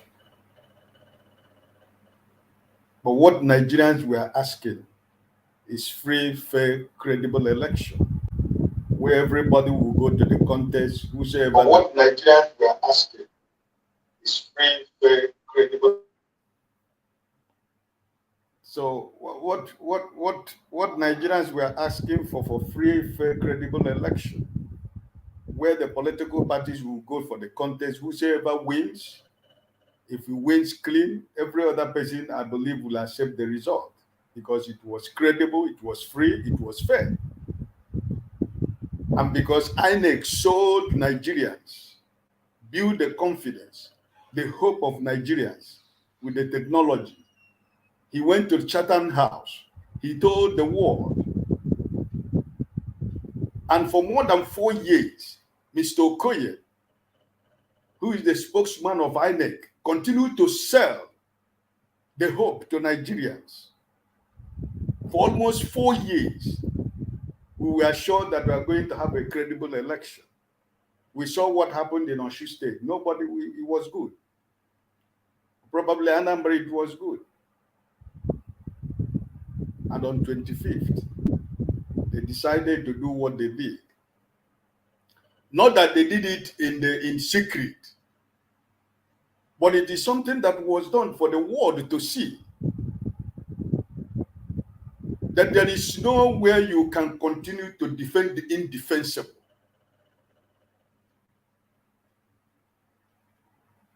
And I think that Peter Obi has become an institution. He has become an institution that was established in less than 1 year that uprooted the political criminality of Nigeria, that have decided to destroy the criminal foundation of Nigerian politics. He has become an institution that people will begin to learn the man called Mr. Peter Obi. That institution has become the solid rock. And there is no way anybody can clean it up. But rather, that institution will continue to grow. It will continue to multiply. And I am hoping that on Saturday, that institution is going to multiply. This governorship election on 11th of March, I believe between tomorrow and next, Peter Obi will make a statement. And I believe in my heart and heart that he's going to go to some state to encourage their governorship candidate and encourage Nigerians to go out en masse to cast their vote. Because we are going to establish that institution. That new Nigeria that we say that is possible today. So anybody that is talking about violence, no, nobody is praying for violence. But if you know the story of Mr. Peter Obi, you will know that he's calm, humble, quiet, respectful, but he's a man that never gives up. So if anybody is telling you that this election is over, you have something else coming for you. Because this man is going to fight this election to the uttermost end. But not with violence, but not trying to be disruptive of the processes of the law of Nigeria. No, he's a man who believes in the process, because it was through the process that he got back his governorship to become the governor of Anambra State. So he's not going to go against that. So I don't want Nigeria to be in a crisis mood, but we have to call a spade a spade. Anybody in Nigeria today that will try to convince anybody that accept this election, it is gone. Oh, let's forge ahead. Another 4 years, another 5 years. 4 years is coming. Listen, I don't know how I can call you a Nigerian, because most of us who are living outside are living outside Nigeria because of circumstances. Most of us did not plan to go and live outside for the rest of our lives. I know what I suffered in the north, in Kaduna. I know what I suffered in Mali. I lived in Mali for 13 good years. Most of us, we didn't go to university. We are not graduates. We are not professors. But life itself has taught us so many things that we have become more than the professors in the universities. So if any Nigerian, any right-thinking Nigerian who eats from his mouth that will tell me that this election, that we should accept this result as it is, for the sake of we want, let there be. No, we are not. Nobody saying Nigeria should go to war. No, there are processes. But what I want is that I want P2B and Labour Party to follow this process to wherever it leads, because Nigerians, the citizens, decided to take back their country. In a broad daylight like this, they were robbed of their citizenship. And somebody will come here to tell me to preach peace, preach one Nigeria. After all, what are we preaching about? So, in as much as we all are praying for a better country, a better Nigeria, the starting of that better Nigeria will start with this election. We shall go to the end. P2B have retired all the politicians in Nigeria today. They said we don't have a structure. They say it was only 4 people who were tweeting inside the room. They said, oh, it's going to go away after 2 months. Oh, after 6 months, it will fly away. Oh, he doesn't have the money to do the election. Oh, he doesn't have political friends. Oh, he has no political connection. If P2B has no structure, if P2B has nobody to run the election for him, why do you have to rig the election? The man that has no structure, why did you decide to rig the election? Allow the process to go through. The same man, he said that he cannot stay for 2 months. The same man that he said he doesn't have a structure. The same man, he said he doesn't have a local government chairman. He doesn't have a councillor. He doesn't have a house member. He doesn't have governor. He doesn't have this. He doesn't have that. On the day of the contest, you decided to rob him of the election with all your structures, with all your governors, with all your local government chairmen, with all your senators and House of Representatives and all your governors. You couldn't win an election with the man who doesn't have a structure. And you are coming back to tell me, oh, let us swallow it. Oh, in this Nigeria, there is nowhere in Africa that election is fair. Who told you? Kenya did it. And he recovered his mandate. There is no place it cannot be done. Nigeria is not going to be an exception. All I'm asking, obedience. And Nigerians all over Nigeria today, 11th of March, on Saturday next week, the same way that they went out to vote for Mr. P2B, they should go out and vote for the governorship candidate and the State House of Assembly. Because we want to take back Nigeria. Because when it goes to the local government election, the same thing we are going to do. We want to uproot that system. P2B said that I am coming to destroy the criminal structure. It is that criminality. And the journey has started already. So anybody who is telling me, oh, let's forget, no. He should fight it and go to the end. When we reach to the end and we couldn't get anything, but we have started the process. We have laid a foundation. And that foundation is a foundation that our children, we that live outside, our children will go back to Nigeria to stand on that foundation to build a better Nigeria. Because I'm living outside here. My children and my grandchildren can't go to Nigeria. They cannot go back to their country. And they think at my age I should be rejoicing, I should be clapping hands for Mahmoud and INEC to rig an election that is clear to everybody that Nigerians want to take back their country. Why? For security reasons. I am from Odu local government, if you don't know. from Hitenansa to Ito to Bibito, where there was no single election in Imo State, in the whole of the town that made up of Olu local government. There was no single election.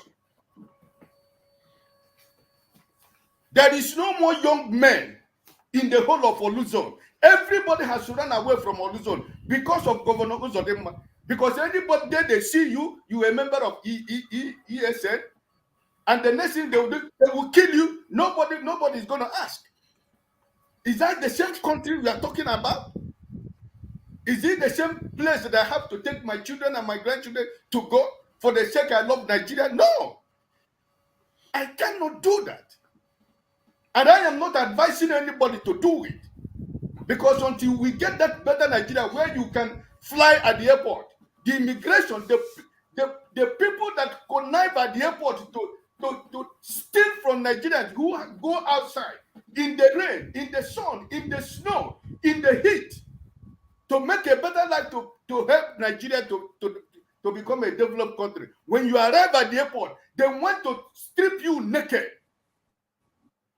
Is it the kind of a country that we want to live? When you travel from where you live to another place, nobody touches you. Only do they present your passport. Most of you who live in the US, you have an American passport, you have a Nigerian passport. Where I live, if you want to get their passport, you have to forfeit your first nationality passport. I have decided that I am not going to do that. For how many years? I know what I go through when I travel with green passport. In the whole of borders of Europe and America, as a Nigerian, with Nigerian green passport. But you can decide when you are going to Nigeria, you change your American passport and you pass because you have American passport. But I need my green passport. I said it in this platform. After what happened on Saturday, I told my wife, get my documents, I'm going to go and get a Dutch passport. Because I am sick. I am sick and tired of a country called Nigeria. I fought for the welfare of Nigeria anywhere I have lived. And this is what I get at my age. This is what my children get. Daddy, when are we going to go home to eat bitter leaf soup? Because all this one you buy from Amazon, it doesn't taste like bitter leaf soup. What are we talking about? It is sad. All right, Ike.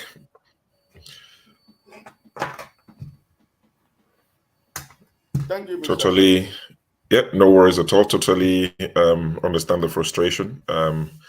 Obviously, I've not lived in your shoes, so I can only imagine what it feels like for you. We're all working to get Nigeria that we all desire. You know, all hands have to be on deck. Like I keep saying, we won't do it the same way. We all have different ideas, but this is what forums like this are for. So you can say the way you think we should do it. Mama Echo will come, you know, with fire and brimstone and prayers and curses.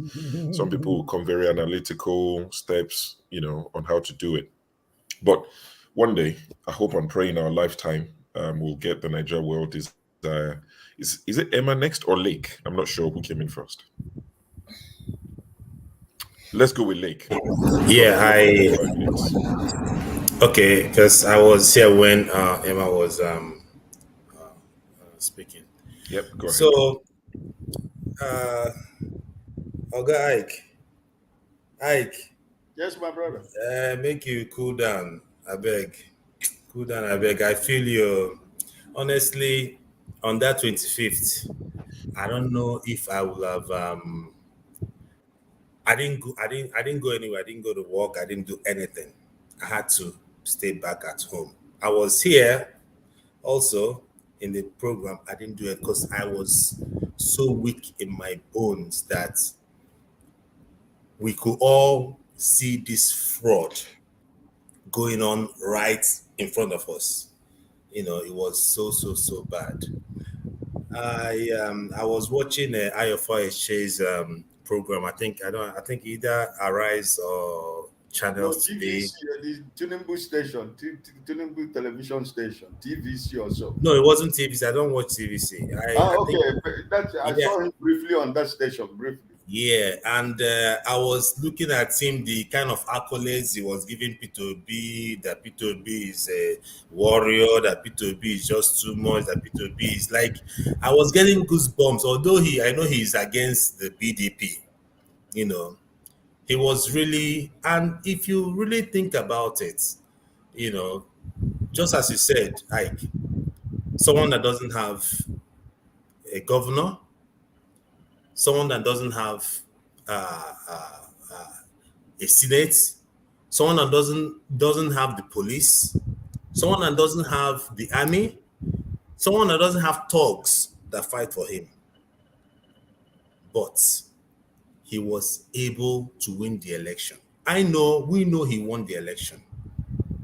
And there is nothing anybody can say about it. He won the election fair and square without, with just the help of the obedience, his followers. He won the election.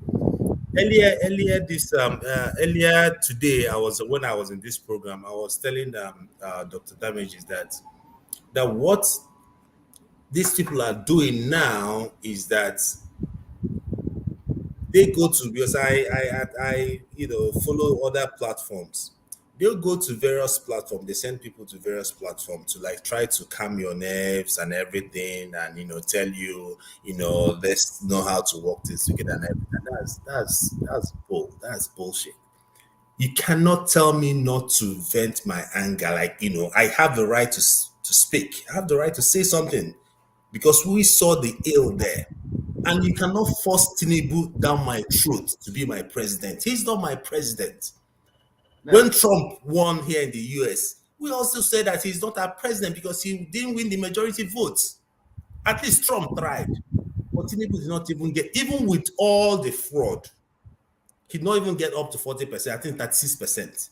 If the election was free, I bet you Tinubu cannot get even 10%. There's no way he will get 10%. And then you want me to call him my president? He's not a president. I don't regard him as a president. We don't regard him as a president. And coming to what Peter said, I think he addressed his campaign team today, and he was telling them that they shouldn't worry because that's right now it is they've put him in his comfortable zone. He made mention of what he did in Anambra because they threw him out. He won the election. They did the whole forgery and everything. He wasn't in the presidency. He wasn't in there because then it was Andy Uba and his brother. Andy Uba was personal assistant, man, the closest ally to Obasanjo then. His brother Eselo was in Anambra. So like he had nobody. But this man stood to his guns. He did not shift. With all the promises, with all the negotiations, he made sure that his mandate, he didn't shift, and he made sure, and by God's will, and also his efforts, he prevailed and got it. They impeached him, he came back. They took him away and said, okay, let's hope he still came back. So what I'm saying is, all hope is not lost. In fact, we should be even more stronger than ever. Imagine Delta State, that is vice presidential candidate for PDP, Okowa. He lost to who? To P2B. P2B without structure. P2B with 4 people in the room tweeting. Lagos, Port Harcourt. He won in all those states. Enugu State, the governor had to lose his senatorial seat. The governor that at one time P2B will call him on the phone, he wouldn't answer P2B's call.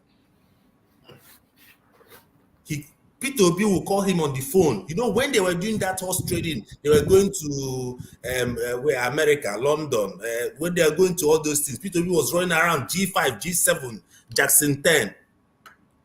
P2B will call. At the time, P2B said that, look, I mean what kind of insult is this? Him and the Ebonyi State governor. They were not picking his calls again till this thing happened to him. And now all of them are running around. The governor he wants to anoint is running around. All of them. So you cannot. He's just Peter Obi he came at the right time, and he did not choose the obedience. The obedience chose him. And what I want to tell everybody is that no matter what, I have strong faith in this man. I know that he's not the kind of person that fights and run away. No, he will fight till the end, and he will not compromise that position. They will blackmail him. More things will come. They might even arrest him at one point in time. They may try, but that mandate, I strongly believe that he's going to get it. And anybody that wants to come out and tell us that that we should try and see how we work together and do this thing, that's nonsense. I don't have time for that. Thank you. All right. Thank you, Lake. I like the positivity that you brought into it. You know, you're not backing down. You follow the due process. You know, Peter Obi's team, the Obidati team, they will look at the evidences they have. If they feel they have a strong enough case, they'll go to court. As much as we don't trust in our judiciary, it's the only place we can go to. So I'm all here for that as well. If I was advising them, I'll say go to court. You know, it's the only hope you have. Even if you go to court and you're cheated, at least it's on record that you didn't abandon your mandate and run away. You know, there's no going to Dubai. Peter Obi has no, well, don't let me say he has no house in Dubai, but at least it's not going anywhere. Rodolph on okay. Yeah, so Tim, have you got anything to add to the conversation? A lot to add to the conversation, especially let Lake know that you are the people that voted Okowa to lose. Sorry? You hearing me? I was telling Tim to let you know that they are the people behind Okowa's loss in Delta State because he had the right go at Okowa not too long ago. Tim and his goons. Okowa we still lost again, and this time around the defeats would let him know that PDP has crippled Delta State, and as well PDP has is the problem we have in the state. If I tell you that in Delta State, there's one road that PDP has been doing for the past 24 years, you will be surprised. From Isoko to Ogwashuku Road, you'll be very surprised. That road has been ongoing for the past 24 years. And they keep eating money, squandering money, without no project. Nothing is being done. And it's very sad that we have continued to support them, because we supported them before. We supported PDP before. We worked for them before, but it comes to a stage we lost our trust on them because they are criminals. They are the problems we have in the state. They keep causing problems among ourselves. When they are interested for any position, they will cause issues, problems, fights among ourselves. And we already find out that the government are our problems. And that's why when we decide that it's Agege that we are voting for, it's never a political party. When we worked for Labour Party, we worked because we have interest for Peter Obi and we delivered. All other parties that day of election, they do. Nobody came to the polling unit. Even our mama, our grandmothers, everybody were voting back to back for Obi in all the polling units.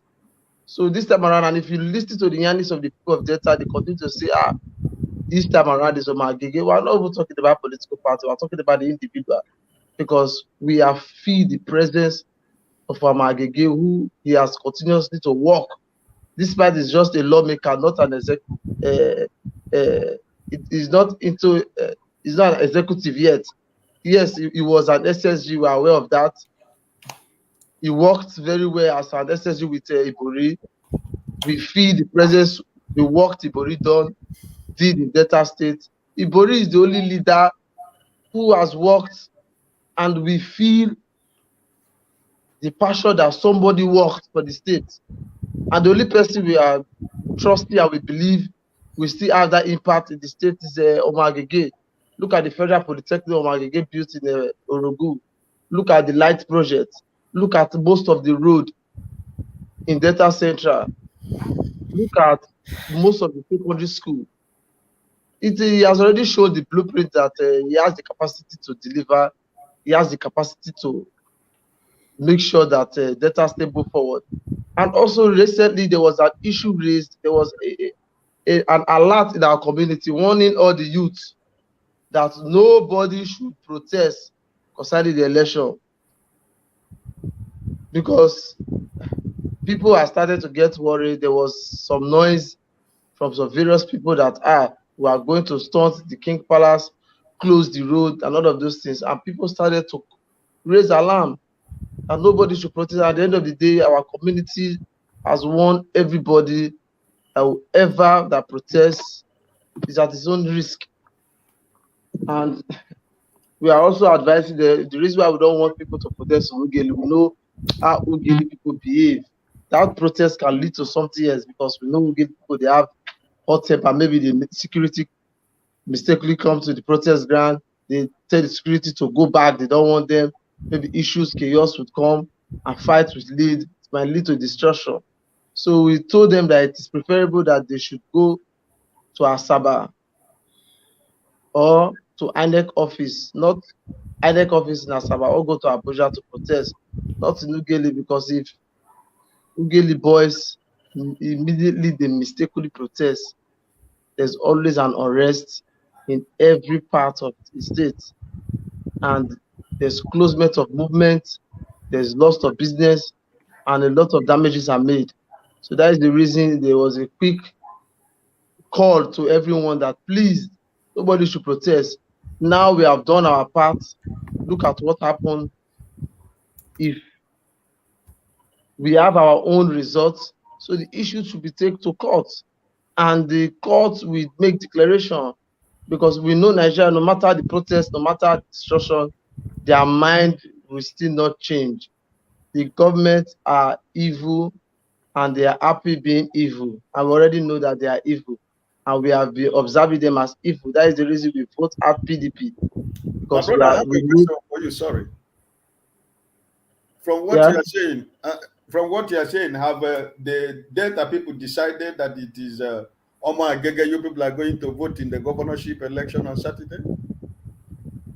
Well, Delta people, everybody, Delta people, you know, it's made up of several tribes and religions, and a lot of people have their own candidates. But what I'm saying is the majority of these voices, the minority may have their say, but the majority may have their way. So minority may be working for the PDP because of the money they are collecting. But what I'm telling you is that most of the nannies of our parents, like the issue of Peter Obi, it has been a crisis. The entrance issue came and all of those things. Peter Obi, every store, every places you go, there are so many women who voluntarily do a campaign for Peter Obi without asking for that. Our parents, our mother. My own mother called me and warned me that the only person our house will vote for is Peter Obi. My mother is a teacher. My father is a teacher before I lost my dad. My family majority work in civil service and work with the government. So we understand how these things work, and we are very careful, because in terms of election, everybody have right to choose who they want. Everybody have right to decide, but the majority yannis of the people, and if you ask people in Delta State, they will tell you that Omo Agege as a senator is able to attract projects to his constituency, also to Delta State. That shows you that if you have the power to engage in executive role, you'll be able to do more. We have a lot of senators today who has been Senate president, who has been deputy Senate president. They were there, they did not do anything. They wasted our time, they wasted our strength, they wasted our resources. They only think of how to travel abroad, train their children in school in abroad. They don't do anything in the state. We have a lot of senators. We can name them. We have their names. Those that has become Senate president, deputy state president, they did not attract any project to their own constituency. We know them, and when the time comes, we start calling their names. That's why we choose that Omagege is the right choice, because he has worked for the state, and it is payback time, because Omagege is somebody who has worked right from when democracy restored back to Delta State. A lot of people is not working for the Labour Party candidate because we don't know his track record. We don't have any idea about him. We don't trust him. We trust Obi the other time. We voted for him because it was Obi. Not even assuming Obi was in ABGA, it was ABGA we were supposed to vote for. Assuming Obi is in a PDP, we would have ended up voting for PDP. Assuming Obi is in any other party, we will also end up voting for Obi. It's not about the party, it's not about the individual, and how accessible we are to the individual, and how we can trust the individual that this individual can execute. We trust Obi because we know that if we have the mandate, he will be able to restore unity, he will be able to bring stability in our economy, he will be able to impact in the production segment, he will be able to impact in the other entrepreneurship engagement, and also engage with the youth, and also enable Nigeria to grow forward so that everybody will be carried along, and as well there will be progress in. All right, Tim. If you round up your thoughts in about 30 seconds. But you touched on something that I quite like, and I'm going to build up on that. But round up your thoughts in about 30 seconds, please. So one thing we believe, and one thing we better know, like what I'm saying, is that Omo Agege is the only candidate, the only one that is able to turn Delta State into the state we want, the state we admire, and the state we have interest on. Okay. Thank you very much, Tim. Submissions like this make you ask questions. I know this is a rhetorical question, but submissions like this make you ask the question: if someone like Tim is clamoring for more Agege because of the dividend of democracy that is brought to his people, it makes you ask questions. Why don't politicians do similar? If you give to the people, they will keep you in power. You wouldn't have to induce them. You have to, let me use the word induce now. Induce them over the 4-year period you're in office by doing what you promised them. Even if you give them 50% of what you promised them, the chances are they will keep you in power. And now I'm not familiar, I'm not deeply rooted in Delta politics, but just taking Tim's submission on the face value. Do what you've promised the people, and you won't have to come back and beg them and promise them over and over again. But what I said Tim touched on that it's been playing on my mind is the election coming up on next week, Saturday now, the governorship especially. Apart from somewhere like Lagos, where, Gbadebo Rosevival is quite popular, and, Lagos is Lagos, everybody will be keenly keeping an eye on that. The other states, I am not worried because I don't know these people, but do you think, this is to everybody here now and the guys in the comment section, do you think that the gubernatorial candidate for Labour might miss out on the Obi wave because it's not on the same day as the presidential? I think it was easier for the LP candidate to ride the Obi wave because it was on the same day as Peter Obi election. Now, Tim's just said the Labour candidate for gubernatorial, we don't know the person, we don't know your track record. But if it was on the same day, the chances are people might just be like, you know what, top to bottom. May we never say that again, but top to bottom, just vote LP everything. Do you think there's a chance that the gubernatorial candidate for LP might miss out on the Obi wave because the election is being run on a different day, especially if you're somebody that the people do not know? Emma, I'll come to you. Okay. Oh, we'll come to you later, but Emma, yeah. Oh, okay. I cannot say. Let me go to Emma quickly. We'll come back to you, Tim. Emma. Okay. Yeah, If you want Ify to go or somebody else? Okay, so Emma's not responding at the minute. So we'll come to Ify. Yes. Hi, Uncle. Hi, good evening, sir. Bless you, my sister. I can feel your pain, oh, so bad. I show my sister, where we find ourselves. I can feel your pain so bad. But Tim, let me. I have a question for you. I know 2 days ago, I think me and you went back and forth. It was on this channel, on this platform, that you said that Nigeria is working for you. And in this on the same channel, you are now saying that you guys have a bad road. And that's a question mark for me. I attacked you and I asked you.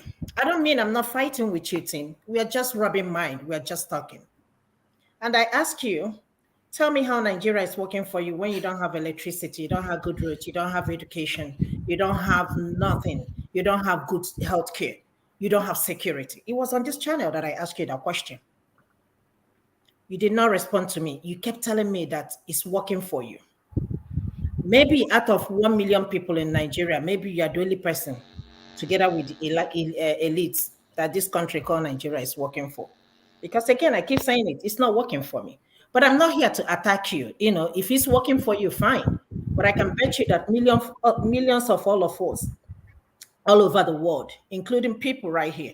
I'm sure Emma, sure, Uncle Ike, and Lake. I'm sure it's not working for you. I don't know where Lake is, but I know sure it's in London. I don't know where Emma is. I know Uncle Ike is somewhere in Ireland, and I'm here in Georgia. It's not working for us. I told you guys a story how I came to Nigeria to renew my passport, and I paid 10 years for 150,000. And the person even told me, no, you can't go home with it until you pay 20,000. If not, I have to wait until after 1 month. And I told him, I said, I'm not going to give you this 20,000. I'm ready to forfeit the 150,000. The next thing, 2 days, he called me and said, oh, the controller said that they're going to waive the 20,000. I took that passport. I did not come back with the passport. It's still in Nigeria. I did my American passport here. 1 month. It took 1 month. If you want to expedite it, you have to pay $65 extra. What I'm trying to say is that my question, why is it so difficult for us to work in Nigeria? Why is it difficult? Why is it that we have to clap for our senators when they do something? When we put them there, we put them to serve. People don't know that leadership is to serve the people.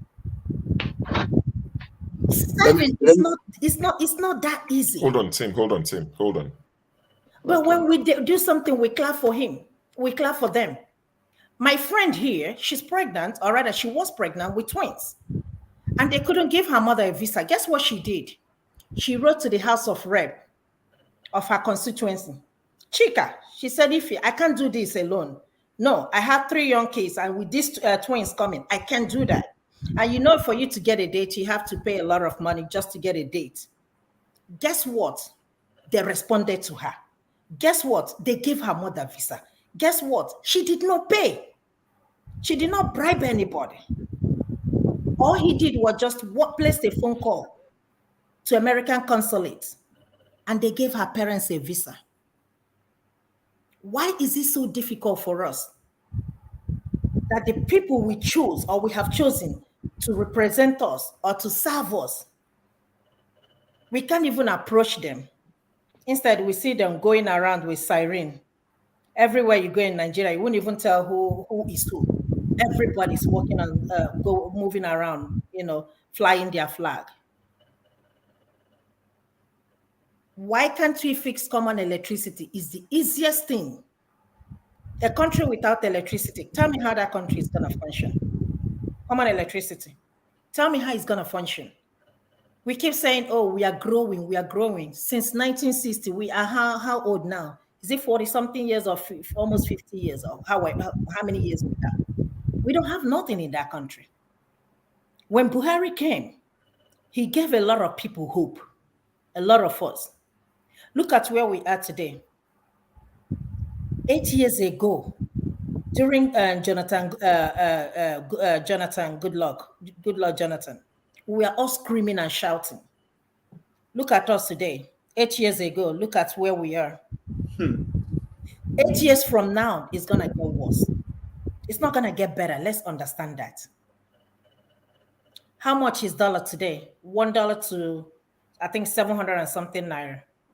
It's not going to go down. It's going to go up. If possible, up to 1,000 or 1,000 plus. Then tell me how Nigeria is going to get better. Tell me how small businesses are going to survive in that country. America thrives on small businesses. They are pumping money into economy, supporting small businesses. People starting up during this COVID, a lot of people started their own practice just because the government pumped money into the economy. And we're still going to clap for our leaders. When they open dig a borehole for us, we clap for them. We are providing our own water to drink. How long are we going to do this? On this platform, I ask a question. Is Nigeria working for you? Sure, is Nigeria working for you? I'm sure it's not working for you. Not the way I want it, no. It's not working at all. There is no way, not the way. It's not working at all. Tell me what is working. Sure, tell me. Tim, hold on. Tim, hold on. Tell me what is happening. Yeah, I have a lot of things. I have a lot. I've saved a lot and I've written a lot. Tell me what is working. That you want to say, Tim? Oh, me, okay, I was just being diplomatic. Of course, Nigeria's not working. Nigeria. Wait, Tim. Now, Shebi, you and Ify, you have another half an hour to go back and forth. Just wait. Let's touch base. Then you can come and answer Ify.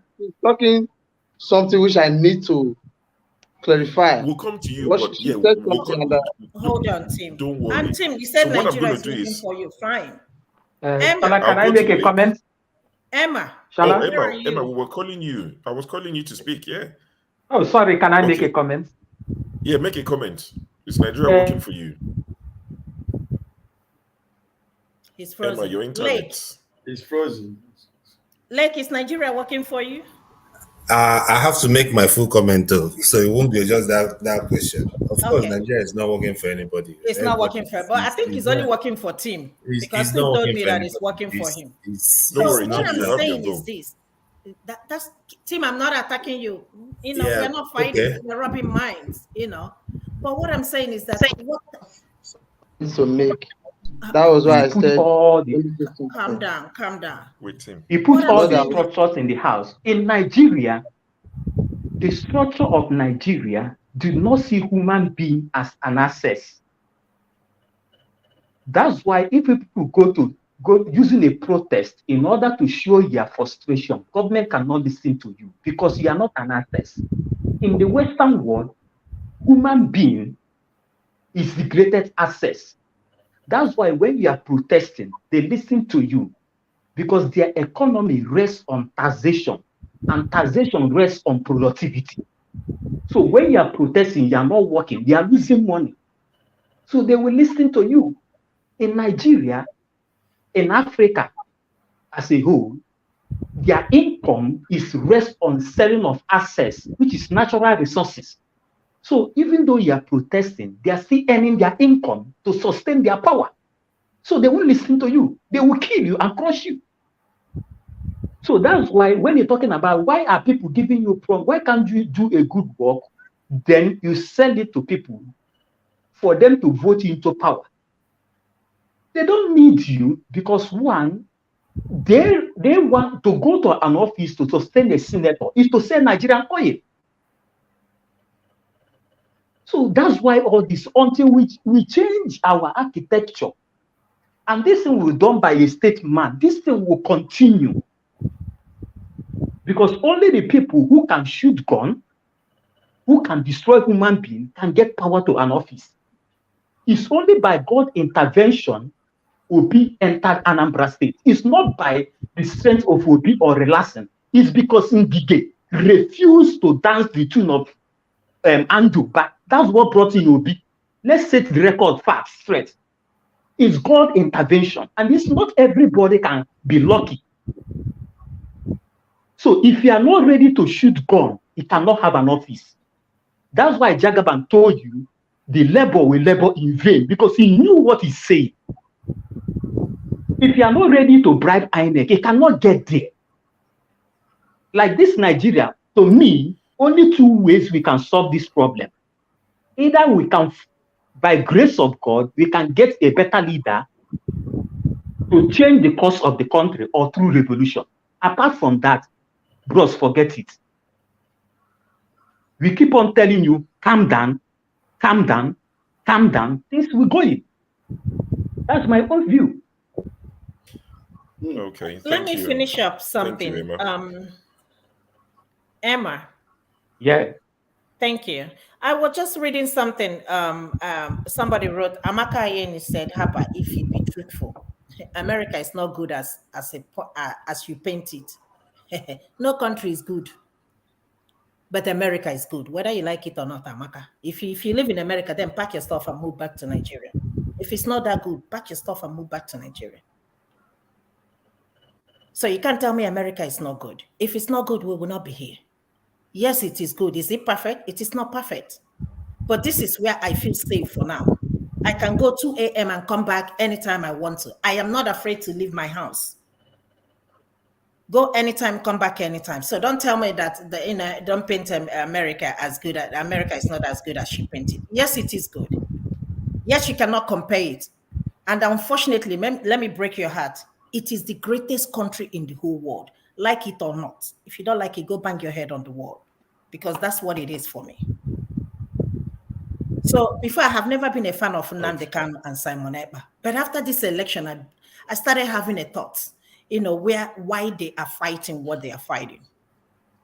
But Emma said, how are we going to do that? We're not going to fight these people. It's the same group of people. Since I was born, I heard of Obasanjo, I heard of Buhari, I heard about Babangida, war against the indiscipline, all those stuff. It is the same people that are still in power. So I don't think election is going to change anything. In my own opinion, I don't think so. If not, it would have done that this election. So we are still very far. We are still not truthful. Yeah, can I? Okay, sorry. Go ahead. Sorry about that. Sorry. Go ahead, Lake. Okay. Actually, what I wanted to say after you asked the question is Nigeria working for me, working for us, and you were referring to your exchange with teams. I don't know. I didn't know the context of the question, because there's somebody that asked me that same question, and where the person was going to was, okay, if Nigeria is not working for you, why not support the people that want to separate Nigeria, segregate Nigeria, and then that kind of. So is a question that you have. Some people want. I don't know how teams answer the question. Let me clarify you. Let me tell you. If hold on. Generally, Nigeria is not working for anybody, and all we're doing is just to hope and try to work towards a better Nigeria. We're just hopeful, and working towards there. And then getting into the about the election with P2B, I think you've said it all. We just have to keep on moving, keep on doing what we are doing, and hopefully we'll get something out of it. Hopefully we'll get something out of it. Thank you. Okay, thank you, Lake. I think what worries a lot of people, myself included, is the fact that and some people have mentioned it here, probably in stronger terms, is if someone like Jagaban becomes the president of Nigeria, is the president-elect. There's no denying that. There's fact that you can't deny is the president-elect. If he gets sworn in,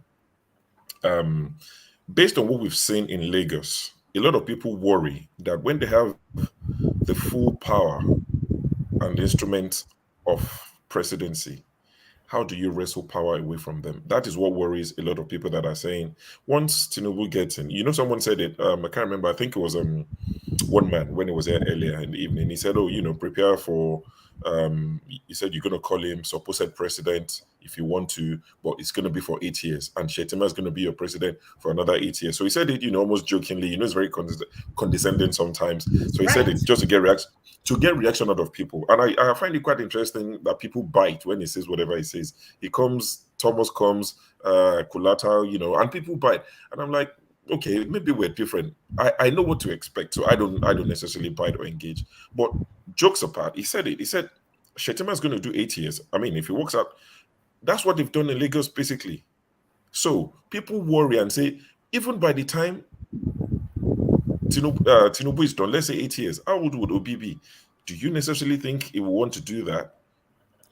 When he's 68 or 69 70. Or whatever. Yeah, exactly. So that is what worries a lot of people when you say, let's just chill, let's just wait our turn. And I'm not saying don't wait your turn, but this is why these sort of conversations are good. So when you throw out your ideas, somebody will come and say, okay, Lake, as good as that sounds, don't you think this will be the disadvantage of your approach? Then somebody like Mama Echo will come and say, let's just go and scatter everything, everybody carry gun. And people will say, no, don't let's carry gun. We don't have as much ammunition as they do. So it's just to rub mind, have conversations until we can find something that will work for everybody.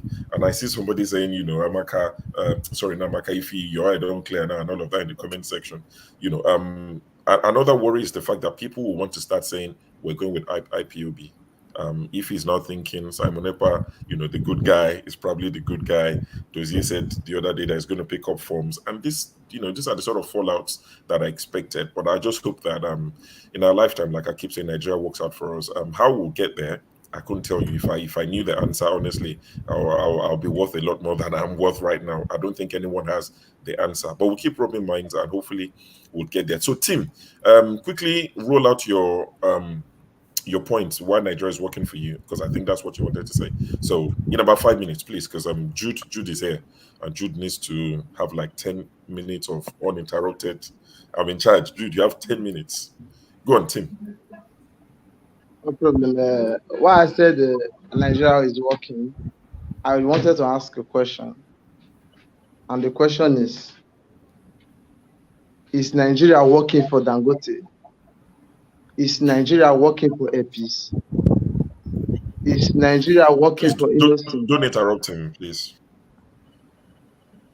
I'm asking this question because I know that the richest man in Africa is from Nigeria, and the top 60 richest men in the world.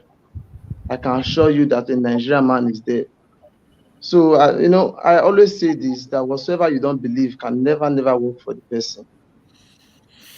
I know a lot of people in this country who has made their money from this country. Till tomorrow, they are still making their millions in this country. America, people are saying today, yes, say that they are running to. I can assure you that the USA was not built in 60 years. We are just a baby democracy. We are just trying to build ourselves. And also we have problem of uniting ourselves. And it's unfortunate how can a house stand when they are not united. They will continue to cause chaos. The little they have, they will destroy them. And as well, come back to square zero. Because at the end of the day, after the noise and the shout and every other thing, they end up come back to square zero. Because it doesn't work. If people who has made their millions in this country, we have a lot of foreigners who come to this country to invest. Look at MTN, look at a lot of people who are making money, making millions of dollars from this country every day. Look at Boasimate. I don't just have much to say concerning if the country is favoring me, but what I just said, at least someone just need to think deep and know that it is possible. If you can think something to do in this country, you can become who you want to become. When you work hard towards it, you are determined, and as well, you work towards being progressive. It is unfortunate that most people do not believe in something. They expect to have a reward from what they don't believe in. What you don't believe in cannot work for you. It's what you believe in. If I tell you that Nigeria work for me, I'm living in Nigeria, and Nigeria must work for me. I cannot put myself on the negative side. It does not work for me. It must, and it will work for me. Okay, Tim. Listen. Okay, Tim. So Tim, sorry, sure. I get your perspective. I think it's a positive affirmation type of, is working for me, and I'm with you on that as well, because I'm a Christian, born Anglican, joined Pentecostal, Pentarascal, whatever you call it. So I do the It's affirmation as well. Pentecostal, not But I get what Pentarascal. people are saying is because because the examples you gave, and they're very good examples, Dangote and all these people, it's good. But I think what people are, was it Thomas Sankara? I'm not sure who said it, that would you rather champagne for a few or water for everybody?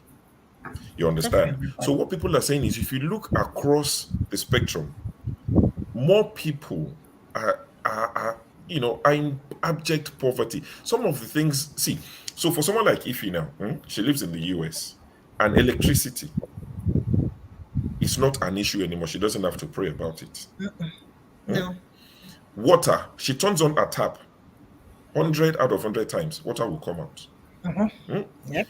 These are the things we're not talking about driving a Bentley. Most of us will never drive a Bentley or Rolls Royce in life. But turn off your light, you turn it on, it comes. You turn your tap, it comes on. You drive in the UK. It's possible. A lot of people don't know, in the UK, if the roads damage your tires, you can claim from the council. That's right. Yeah. So these are some of those basic things. When people say it's not working, they're not saying, oh, if I'm not Dangote, it's not working. So I think probably because, yes, sir. Sorry, let me give you this example. Here in the United States, right, where I live in Texas, right, several times I've had to drive out from my garage of my house, and I'll forget to press my remote for it to lock back. Do you know I will go out for almost 12 hours to 18 hours, especially if I'm working double, and I'll come back and I'll drive, and I'll notice that my garage was open. And from my garage, you can get to my entire house. But that can never happen in Lagos or in Nigeria. Before you would have come, your entire house would have been, in fact, taken away. So it's not all about money. It's not all about being in Nigeria and making money. That is what is working for you. Peace of mind, quality of life, breathing good air. Not Nigeria that is smoke. Look at the kind of rickety cars that goes out at times if you are driving, when they accelerate, the gas, the fume that will fill all over the air. People will be breathing this thing. That is why people are always sick over there. I know people are sick here too, but that is no quality of life. Every week, every month, you are taking your car to mechanic to fix the shock absorber and all those things. Is that working? That is not quality of life. Excuse me, Jaden, and show. The funniest thing, we're not even asking for too much. That's one thing about Nigerians. We're just asking for the basics. I told you, I don't know if you were here yesterday when I said I went to Turkey last year with my co-worker on vacation. Yes. And we were talking, the person that delivered food, and I asked him, he said he's from Ihiom, and I asked him, what are you doing here? And we talked for a long time. He's been there for 6 years. And something led to something, and he said, my prayer every day is to make $20 a day. Did you hear me? You see? $20 a day. Guess what? My sister is here, she's upstairs, and she was looking at me. I broke down, I started crying. And I turned to my sister because she came from Nigeria. I said, Chisom, you will not understand. We are complaining, but this guy is saying that he wants to make $20 a day. Can you imagine? Wow. So I gave him $15 equivalent to their money. Come and see the prayer. This guy was shouting prayers on me. I mean, oh my God, it even made me more cry. I cried. What I'm trying to say is that we are not asking you to be like Dangote. All we're asking, give us electricity. The guy said, if Obi wins and give us electricity and internet, I will go home. That is what the guy said. We're not asking for too much. If any president of Nigeria, anybody that will rule Nigeria today, will give Nigeria good road, electricity, uninterrupted electricity power supply. Let's forget about pipe-borne water, but that is also included. Yeah. Then what again? Good healthcare, good healthcare, and good road network system. and maybe and a good security. healthcare, good education, and ensure security. Forget, if you like, take all the money of Nigeria. They will not complain. In fact, 5 years, Nigeria will become one of the leagues of nations because Nigeria has the talent, have everything to develop. But it's these wicked leaders that have been hindering us. They have been hindering us. So, and when we talk about, let me bring something in. Let me bring something into conversation. Yeah, go on. Oh no, I wanted to say, when you're talking about rich people in Nigeria, please, I always contest against anybody talking about Dangote. You can't tell me Dangote is one of the people. Dangote is a quota system rich man. If even a fool, even a blind person, if he's given the opportunity Dangote was given in Nigeria, if he didn't make it, then that person is not a human being. So let's forget about Dangote. Can I say something? Yeah, okay. Right quick, and I will just something you said about Dangote. It was on this show that I asked them. I think somebody, I think there is this guy that came to Dr. Rudolph's show, and I asked him. They were talking about refineries, and I asked a question: why is Dangote building another refinery? Why can't we fix our own refineries? We have 4 refineries, and none of them is working. And somebody somewhere is building another refinery. Why? So are you telling me that Dangote is richer than the whole Nigeria? Yes, I agree. But does it mean that Nigeria cannot fix not even at least one refinery? We are importing, we would drill and take it to another country to refine and bring it back and be charging and be charging what is it called? Pay for it. 4 refineries. And they will tell us they are subsidizing in subsidy for our own product that we produce. The largest people have killed us. People have killed us. We don't have a refinary, all and we have right. oil. So with regards to this conversation we're having about Nigeria giving our citizens the basic things, someone in the comment section, Oga, quite active in the comment section, said US that we're comparing Nigeria to is out of our league, that we should be comparing Nigeria to Ghana and African countries. What do you say to that? I agree. It's true, because many African countries are doing far worse than Nigeria. Rwanda. Do you know Kenya, Rwanda, even the war-torn Rwanda 10 or 15 years ago, they have uninterrupted power supply. Yeah. Okay. Do you know in Nigeria, no state, in fact, no local government area in Nigeria today can boast 1 minute in the entire local government area of uninterrupted power supply? Is there any such place? Somebody can tell me if I'm telling right. In the entire Nigeria, no one local government area, right, can boast 1 minute of uninterrupted power supply. That is how bad that country is. And yet, during Obasanjo time, we spent $16 billion for electricity. Atiku gave it to his cohorts. He even said it in an interview that they collected all the money, they paid them all the money, and they collected it. And I was expecting the interviewer, the journalist, to ask him, okay, when they collected this money and they didn't deliver, what happened to the money? You see, our brand envelope, journalists who doesn't even know zip from left to their right about journalism. Yeah? I was expecting that guy that day. Ask Atiku, okay, when he said all these people collected those money and they didn't deliver, what happened to the money? And what effort did the government make to bring back the money? Because if you pay someone to execute a particular contract for you and the person fails, of course you have to retrieve your money or you hold the person accountable. But no, you know why? Those were the companies that when he came in, he told Obasanjo, please, we should not be doing open corruption. Let us form, what was that name he gave it? There was SPVs, a name he gave it. SPVs. SPV. He didn't give it SPVs, special purpose vehicles, yeah. A special purpose vehicle. They use special purpose vehicle of carrying our money. Those were the people that he gave all the contract, plus all the companies, all the Nigerian companies, asset that he sold, all of them to his cronies. So imagine Enema petrochemical company in I think Akwa Ibom, right? What that this thing costs 2-point-something billion. How much did Atiku sold it? He sold it about 30-something million to his cronies. So many of them. I have everything. I have where I wrote all of it. All the company this man sold that were built with billions of Nigerian money, dollars. When money was money, he sold it to his cronies. Okay, look at the thing that pains me to my bone marrow. All our people in Nigeria. If you engage them in any phone conversation, the next thing they are talking about data. Do you know WhatsApp? Any social media call is free. You're not paying any extra dime. But these fools bring all these companies abroad, plus the one themselves are operating, and they bribe them and they allow them to exploit their citizens. Their citizens. If you go home, all of us know how much you spend whenever you go home just to buy data. Video call. Does anybody pay WhatsApp call?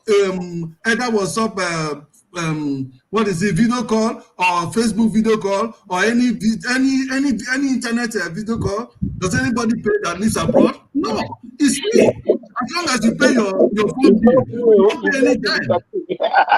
It's not free. You got your data. You need data to access it. Without that, I can't access it. No, but so let me tell you now, I have unlimited data. I don't pay any extra. Because you pay monthly now. When you subscribe for monthly, you cover the whole month. Uzo is cheaper. But you can't compare it to the kind of money they spend in Nigeria. Here compared to each time I go back home, right? 20 and 30,000. It doesn't even last me for 10 days. 30,000 data that I buy and put on my small mobile this thing that you buy from MTN, Wi-Fi something, 10 days it doesn't. By the time I finish checking my thing, sending email or whatever, or listening to my or any of this program, it's gone. It's gone. They continue to export our people from every week. Good, well done. Also, well done. All right, Uzo. Okay. As Azam the other majors in the afternoon, I was just going to say, welcome, good to see you. Yeah. Let's open another platform where you have higher traffic. Someone like you can, control the platform where we, let's say Division 1, Division 2. If you try here, it doesn't work, another one. Because at the platform, everybody, every day, most of us, if you didn't log on like this, it seems like something is out of your body. You look like you're missing something. You always check. He opened 11:30 today. I was like, by 10, I started checking. So this is your addiction. Yeah, honestly, I am so busy, but I have to rush. I just finished a course now. I said, let me. Like you need to spread it. Do you guys know what time? Do you know what time it is in the UK? It's almost 3 o'clock. 3 a.m. Yes, it's after 3. 22 minutes after 3 a.m. That's how it starts, And this is I had to make coffee. Yeah, anything you said is true. Can I say something regarding this election and this thing, right? So you've not spoken? Oh, okay. No, I've not spoken. 2 minutes, please, so that we can hear from Uzo. Now, what I want to say is, like I said yesterday, right, and 2 days ago also. Yes, this man has been declared a winner. Unfortunately, by his partner in crime, the INEC official. But do you know, up to today, so many facts still continue to emerge from the election that was held on Saturday about the extent of the rigging. As a matter of fact, from the fact we have on ground now, one can unequivocally state that this election is the most corrupt election Nigeria has ever had, at least in my lifetime. Okay? Somebody can say he disputes it, but the evidence on ground, okay, undoubtedly, of course, I'll lend credit to this assertion. Now, yes, no problem. But the point is that at the end of the day, They are going to go to court. LP will go to court, and even PDP also will be one part of the plaintiff. Is it plaintiff, right? That will be in the court for that. So there seems to be a problem with your mic. Is it my mic? Noise is coming from somewhere. Not I'm my sure. mic. Somebody There's an echo. should. If you're not speaking, can you please I think mute it's yourself? Uzo, please. Thank you. So we should just, be patient, and although they are trying to organize a rally, in some places before the end of this week. Yeah, but the thing is that at the end of the day, after all dust settles, after everything is done, all said and done, Obi is going to be the president. He's going to emerge as the president. There's nothing anybody can do about that. There's just no way. With all the abounding evidence, the extent of rigging that this election has witnessed, there is just nothing that anybody can do. The owner of the throne will ascend his throne by the grace of God. And those who are jubilating that they have elected a thief, a fraudulent man, a man that throughout his lifetime has been characterized with fraud, a man that cannot even trace his origin, that nobody even know what his name is, what his age is, even up to today. And people people are happy to elect such a thief. So anyway, the point is this: it will only take a thief to elect a thief.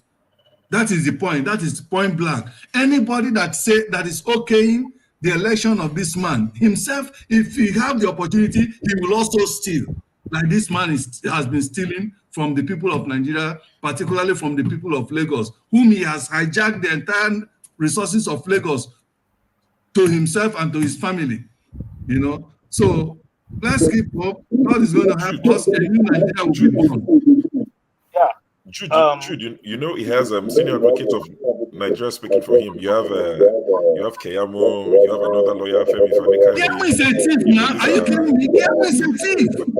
Keyamo is a thief. I'm only kidding. It will take only a thief to support a thief.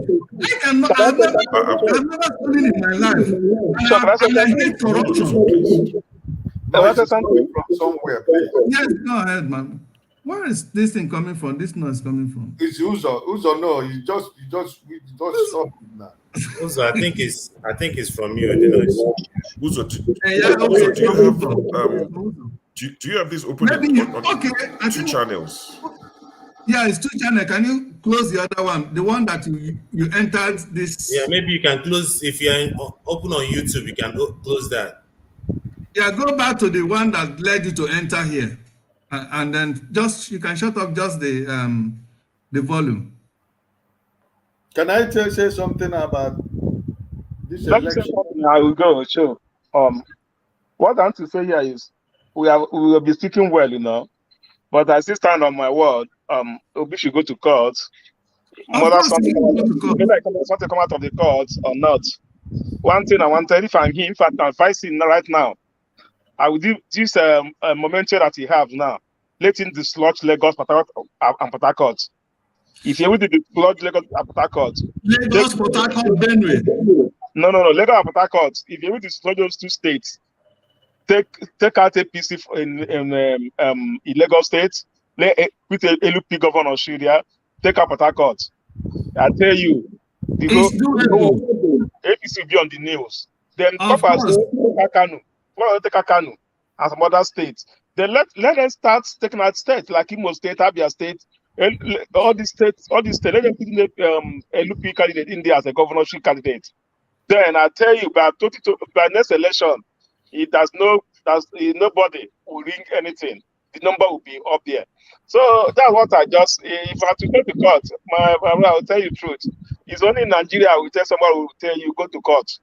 Here, you don't tell me go to court. If I had to go to court, if you start begging me, please don't go to court. But in Nigeria, go to court. They know that there's nothing to come out of it. Not just here. So court or no court. The Tinubu winner. Just let's not to like wish him bad. Let's wish him good. No, producer, Mr. Jude, let me finish. Let me finish. End of the day, he's going to offer the president. All of us in the shit. If the country is good, all of us will believe. If it's bad, all of us in the shit.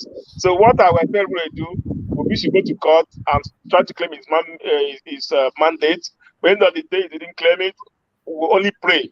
Let him be a good president, so that all of us will not be here stuck here and suffering for next 8 years.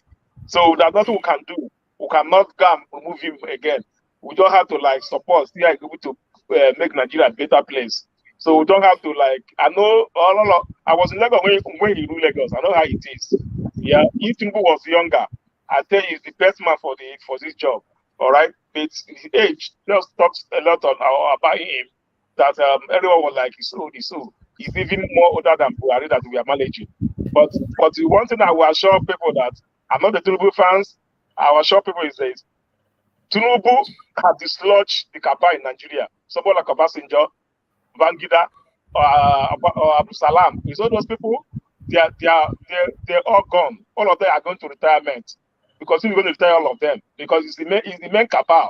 That guy is the Kapa of all the Kapas. So that's why I don't want you to come into see it. Now the guy is there. All of them will have no say in Nigeria anymore.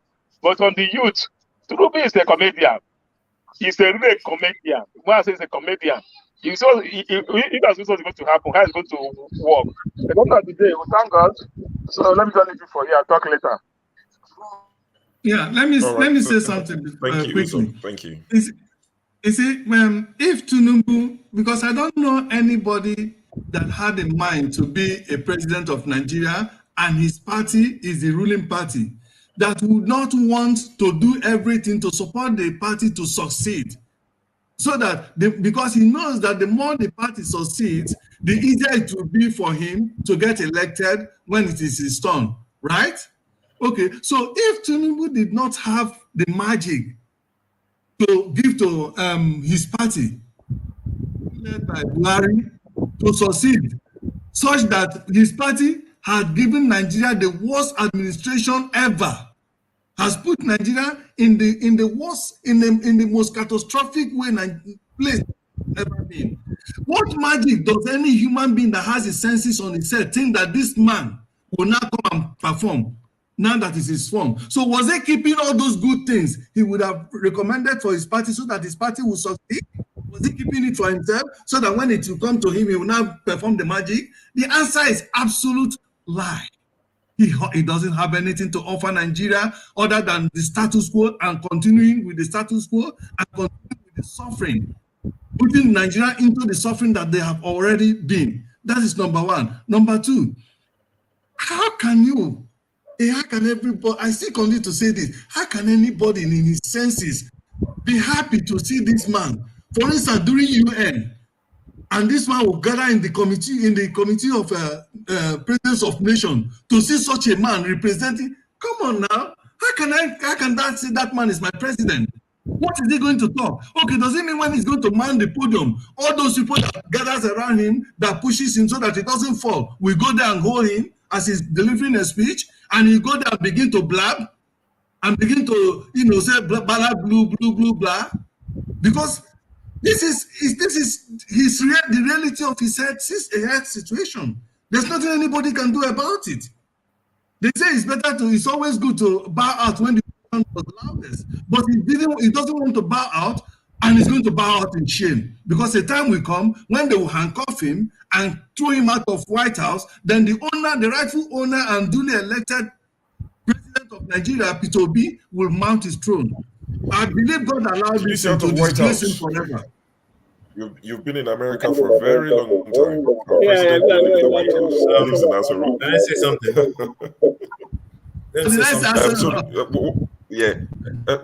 One second. Let's go to Ike. Let's go to Ike, please. Okay. I think he's been waiting to say something. So we'll go to Ike and we'll come to you, Lake, quickly. Thank you. What I wanted to say is that I wanted to let you guys know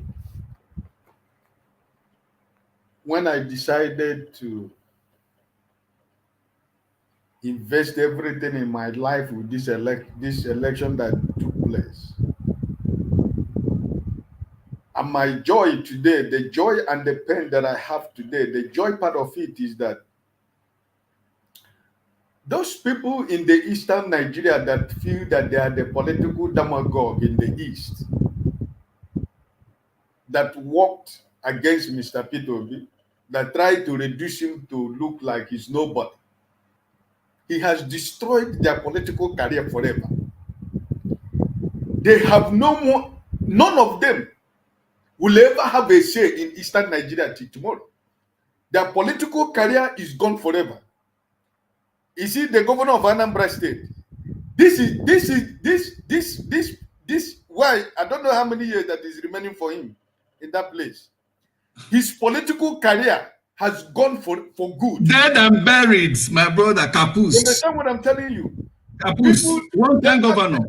The man from who called himself Chief Olas, and he said after he said that Peter Obi is to vote PDP, after 2 weeks or 3 weeks, he's cooling in prison in London. Let me tell you, the Bible says, "Touch not my anointed, do my prophet no harm. For whosoever touches the apple eyes of God." Listen, Peter, when all of us are Christians, but when you read the story of Peter, listen. So my joy in this pain I'm going through is that in the eastern Nigeria today, Peter Obi is the king in the eastern part of Nigeria. That's right. Ibazu in Abia State, who never did anything for 8 years in Abia State. Uzodimma, them all of them in the whole eastern Nigeria, they have gone. Labour has taken over eastern Nigeria. And that settles it. This is my joy. Look at all those senators. Ekunife. Oh my goodness, God. Did you not hear what all these people are saying? You know, the day I cried in my house, my wife was asking me, my husband, you want to die for your country or what? The day that Atiku went to Enugu and said that it is only through him and Igbo man who will become president of Nigeria. That was insulting. That was insulting, man. In my sitting room here, where I'm sitting in this my Dabre room. Listen. Listen, for almost 2 weeks. For almost 2 weeks. My brother, I could not really define what is happening with my life. And when he said that, the other guy, former deputy's House Speaker, this man from BC, Emeki Hedior, when he said his own again, oh my God.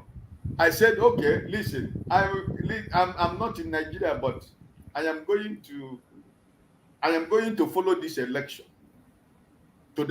I will follow it to the end. Because in Enugu, that was supposed to be the former capital of Nigeria, Atiku came to Igbo land and declared that only through him an Igbo man will become president.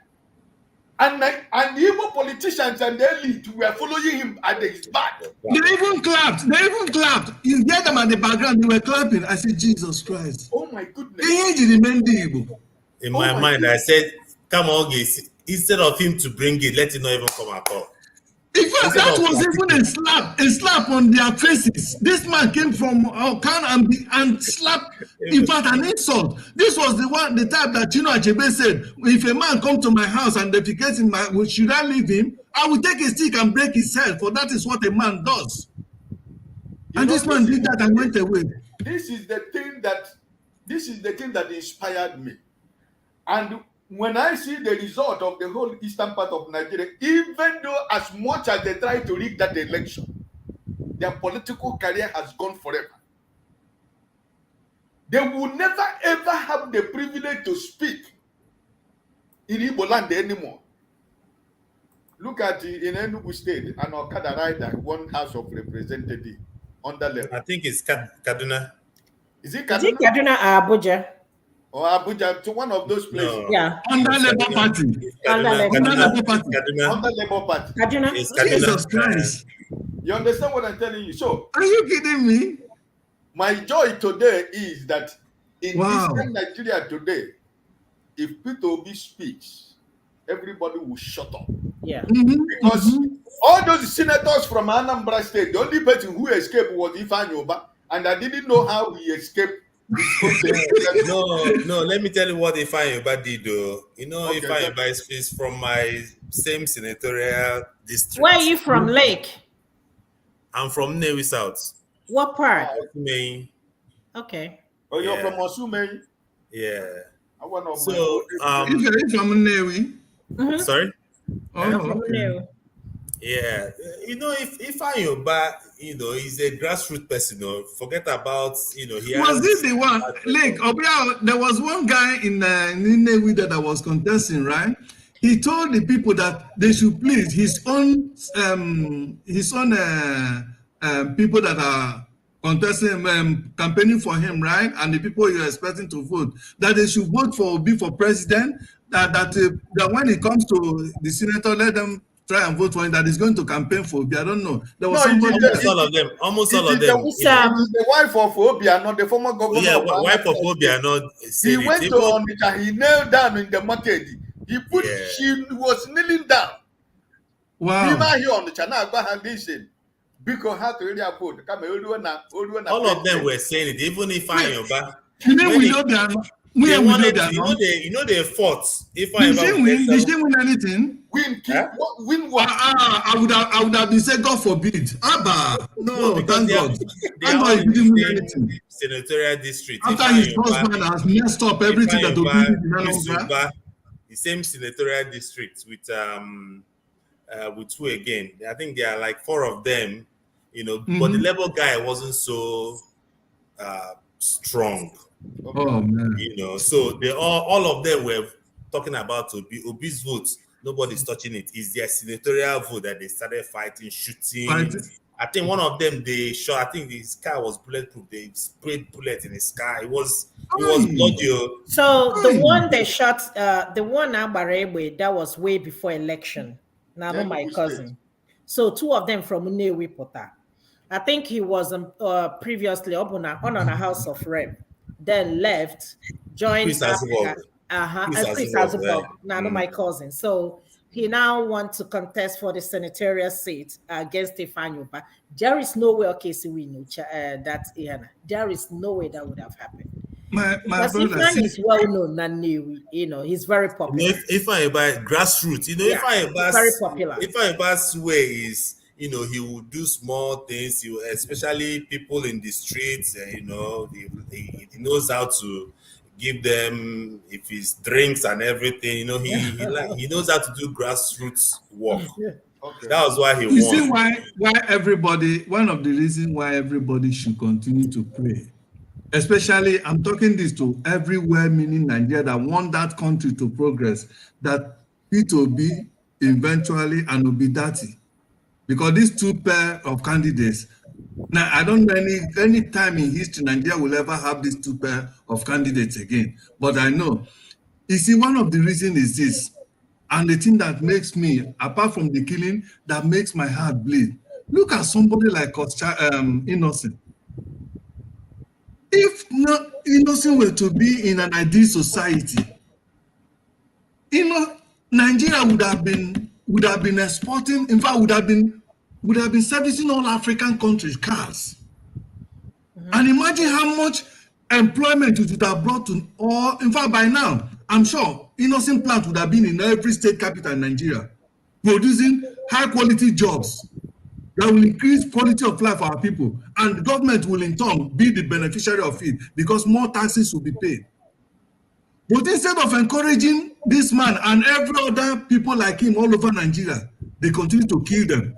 Look at, all those cars this man, Buhari, gave to Niger. Those were cars they went outside Nigeria to import. Innocent can produce even better cars than that. Because Innocent produces cars with Nigerian, standard, with a rugged, road, according to those who have. driven Sure, his you understand what I'm saying? And there are many people like that government should have encouraged. Look at how our what is it, Peace has been struggling with his airline. Peace is just struggling with his airline because of bureaucracy, because of all the obstacles he has been going through. Why is it that today no international airport in the east? Yeah. That one in Enugu, is that an international airport? Yeah, I said that yesterday. Why is it that up to today? And then in that same country, the Igbos are the most traveled, and they are the people that uses in fact, international distance more than any tribe. I'm not saying other people doesn't travel, but why is it that they continue to do all these things to frustrate us and everything? But in an attempt to doing that, they don't know that they are doing the entire country. Because when one place is prospering by what they are doing, it's going to affect every other place. Every other places, because no one part of Nigeria that is living in absolute isolation. No. Dangote now, is he not the one that has all his businesses across all over Nigeria? If people are impoverished and they don't have money, will he thrive? No. This innocent means so much, because imagine where a federal government will say, okay, all our vehicles, let's leave the private sector, but all federal government vehicles must be bought in Nigeria-made car, whether it's innocent or anybody, whether it's from Yoruba or Hausa, as long as that is what you produce, as long as it's Nigerian product, that is what you're going to buy in every government parastatals, and every government official must use government Nigerian produced vehicle. These are the only ways you can. Some of the ways you can encourage your people to produce. And the more they continue to produce, the more they continue to expand and also innovate and also enhance both quality and quantity. At the end of the day, we'll be exporting. We will be going to Africa, or Western world to continue to patronize them every day when we can get the same thing at our backyard, even at a cheaper rate. These are some of the things people don't think. Out of wickedness, their mind is so blinded, their sense of reason is so clouded, because of tribalism, because of politics. Come on, look at I don't think it's wickedness. I think it's more greed than it's wickedness. the same thing, Show. I might be wrong. What wickedness and greed? There's so many things. Imagine if all the airports are functioning. Imagine the kind of job is going to. In fact, all these teaming graduates that are there not having any job to do. Imagine the kind of quality employment it will provide for our people if all airports are functioning. And then imagine the quality of life it will enhance in people living in Lagos, because the dreadlock of traffic hold up that every day an average Nigerian worker that goes to work, that have a pay salary, that goes to work, spend nothing less than 4 hours going and coming back every day. Quantify that in money. Nigeria loses billions of money every day as a result of traffic hold up. It's only unfortunate we live in a country that they don't take statistics of all these things. They don't know how much we use. The quality of life. You're very right. Well, we had the our president-elect said it one time that will be, sharing statistics with good job. So don't expect much statistics in the next 4 years. I was watching an interview. That was an old interview, though, of the Innocent. I think when he was saying that during Obi's when Obi was governor, I think Obi came to him and then asked him about can you do pickup? He said Obi that he has not started doing pickup, but he can do it. He said, can you do it? He said he can do it. Peter Obi now paid him cash upfront. He paid him in advance. Because he knows that somebody starting, money. You need money, and accessing bank loan in the bank, it's not for that kind of manufacturing that is starting. It's not easy, and he didn't disappoint. He delivered. He delivered. My problem with this Tinubu thing, because we know during that Do you expect that kind of man to go and encourage innocent? No way. During that Tinubu's time, I was coming into Lagos once in a while, for business and everything. And we know how he ruled Lagos. He ruled Lagos with toggery. Abueros. We know what happened to, mysteriously Funshaw Williams and the rest, And the way he's going, you see how he started his election. He's choosing. You see, Benin, he has that guy they call Kabaka. You see, if you go to Enugu State, him and someone like Chimaroke and Naman with their own talks. If you go to Anambra State, they have their own his own people. That is how Lagos Olumo, I'll be waiting then they call him. All over the country, and that would be like it would be like in fact it will turn Nigeria to a jungle Nigeria. I'm telling you. That is what we're going to get. And then coming to the effect of, I think we were talking about what effect will Peter Obi's, I think you were the one that was asking it, the effects, how will it affect the gubernatorial election? So I think what's going to happen in this election is not being on the same day with Obi. Yeah, Obi's presidency, the obedience chose Obi. It wasn't even Obi that gave them the obedience. They gave themselves obedience.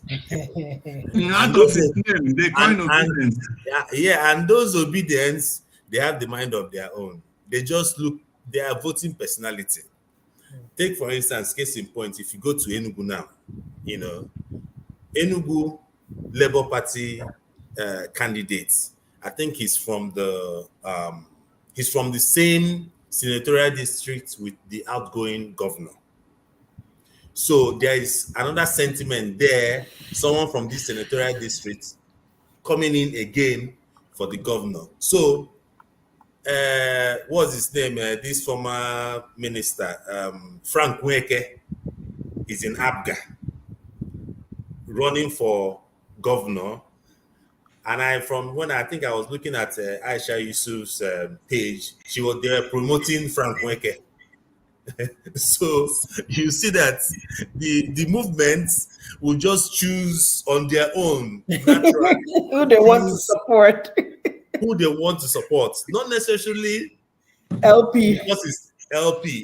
In some cases, it might be that way. Like Lagos, from what I'm hearing, looks like they are trying to fall behind PDP LP candidates. I thought it's PDP. I thought it's PDP. Yeah, some people are saying PDP. No, I just wish they would, out of anger, go and put out anybody. Somebody from, I called one of my friends in Alaba. He was saying that I tell everyone that his Labour is the guy that they are going for. Because exactly, good. If Lagos is fully Labour. If APC carry Lagos, they will pursue them come out. So it's no longer APC now. Lagos is Lagos. Even some APC are even tired of Tinubu and his gangs. So they want to make sure that APC doesn't stay there. If not, there will be problems. Look at them burning their place. Look at Ladipo burnt because of even in the north. Even in the north, our people's businesses in the north have been Monday market mainly is Igbo dominated now. It was burnt. Was that recent? Recent, after the election now. Yeah, because they voted for Labour. They voted for Labour. Like if you watch this thing, because I went to University of Maiduguri. There's a place called Bolori. That area is Igbo dominated, and their market is in that Monday market. That area, Labour won inside that area. Yeah, but was any market burnt in Lagos though? No, Ladipo was. I don't know if it was intentional because it's so much of a coincidence. Just immediately after election, the Ladipo market. It wasn't a coincidence. It was a deliberate act. No, it wasn't. It wasn't debunked. It was bunked. It was bunked. So all these things. I'll check that. Someone is Sorry? saying it's old in the chat because I checked Twitter. Someone in the chat is saying the old pictures because I checked on Twitter when I had the news and I couldn't find anything. But if if you're saying it happened, of course I've not checked. I cannot refute it 100%. That news. But something that I found quite interesting was I'm not sure if anybody saw Gbadebo Rutvive, the Labour candidate for Lagos. He did a video yesterday. Let me get the date right now. Wednesday. He did a video to address Lagosians, encourage them to come out to vote, and he had to because there have been, not memos now, but there have been, WhatsApp messages circulating. If you have members working in RNURT and LASMA and all, he's planning to sack your family members and all of that because he's saying that the Agbero system is not something he would, carry on with. He would redeploy them, he would try to engage them and, find employment for them, but the Agbero system would stop. So there have been messaging circulating around Lagos to say, if your family work for NURTW and LASMA and all these things, this boy is coming to take away your jobs. And he also had to mention something which still shows you clearly how divided they try to make us. He had to mention it that, yes, my mom is Igbo and I'm married to an Igbo woman. Hausa man. Because Or that's Yoruba also, man. being perpetrated to say exactly because people are saying it in Lagos that always is an Omo Igbo Chinedu. Chinedu of his names, but his first name is Igbo. So it just shows you how divided. I think we his can mother be. is from Anambra self. You see, if you go to The fact that you have Lagos, to I come don't out know. to say, yes, my mother is Igbo, my wife is Igbo. Yeah, when it comes to market, you tell them I'm Wadiala. That is But yeah, in go ahead. reality, for me, I don't care who wins Lagos. If any other party can win Lagos, I will be happy. I don't care whether it's Labour, PDP, or anybody. But not. No, we want Labour to win. Yeah, I know, No, but I think the best bet is for Okay, them to work except together. APC, right? Yes, Any other one except I think the APC. best bet No, for you them know, is if they can work together with PDP, because that other guy, the PDP guy, he's more of the streets. He's more like Jando. Jando is more, he's always out like, that he'll give APC whatever they bring, he'll give them double, all those kind of threats and everything. why not? Okay, this is, is it possible for P2B to go there and campaign? It's possible he can go there and campaign for the. Lagos might be Yeah, one of the places. he will definitely go and campaign. If he's going to campaign, he will definitely be for Of the course. Labour. He can go there and campaign for a local a Labour. That possibility of, for the Labour Party to win over He there. can go there and It's for him campaign. to go there and campaign seriously for whoever the candidate is. Because other than that, they're going to hijack this election. Because MC Oluomo came out and said that we own Lagos, now we own Nigeria. And you see, that kind of mentality is what I don't understand. For a child, I call him a child, for a child like that to publicly write out on his social media that, that they own Lagos, they own Nigeria. Yeah, they own Lagos now. Can Now you they imagine? own Nigeria. And see, these are the things that, that really piss me off all the time. And I keep asking, do we even still want this Nigeria? So This is why some of us, people like us, don't believe in this. and I love my Nigerians, If and not they for gave Obi, it to him. I if love not my for Obi, Nigerian people, and they gave it to him. So I don't understand. So after everything you've seen, the election on Saturday, the result has come out, the announcement by INEC, the lawsuits that's likely going to follow, and everything, and all these MC Oluomo's children tweeting and posting on Instagram. Are you still going to encourage your family? Because the five of us on here, nobody lives in Nigeria. Are you still going to encourage your family members to go out and vote on Saturday? Are you still encouraging people to vote gubernatorial, or have you given up on it completely? No, it's good that they should vote. They should go and vote. For me, my senior brother and the family and most of my family live in Lagos. No, I've been talking to them since even from 25th.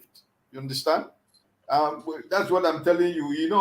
People who were close to what is going on in Lagos, my senior brother and the wife, they suffered so much of what was going on in Lagos because of this, when they come to the market, they want you to bring your people. Yeah, what is that?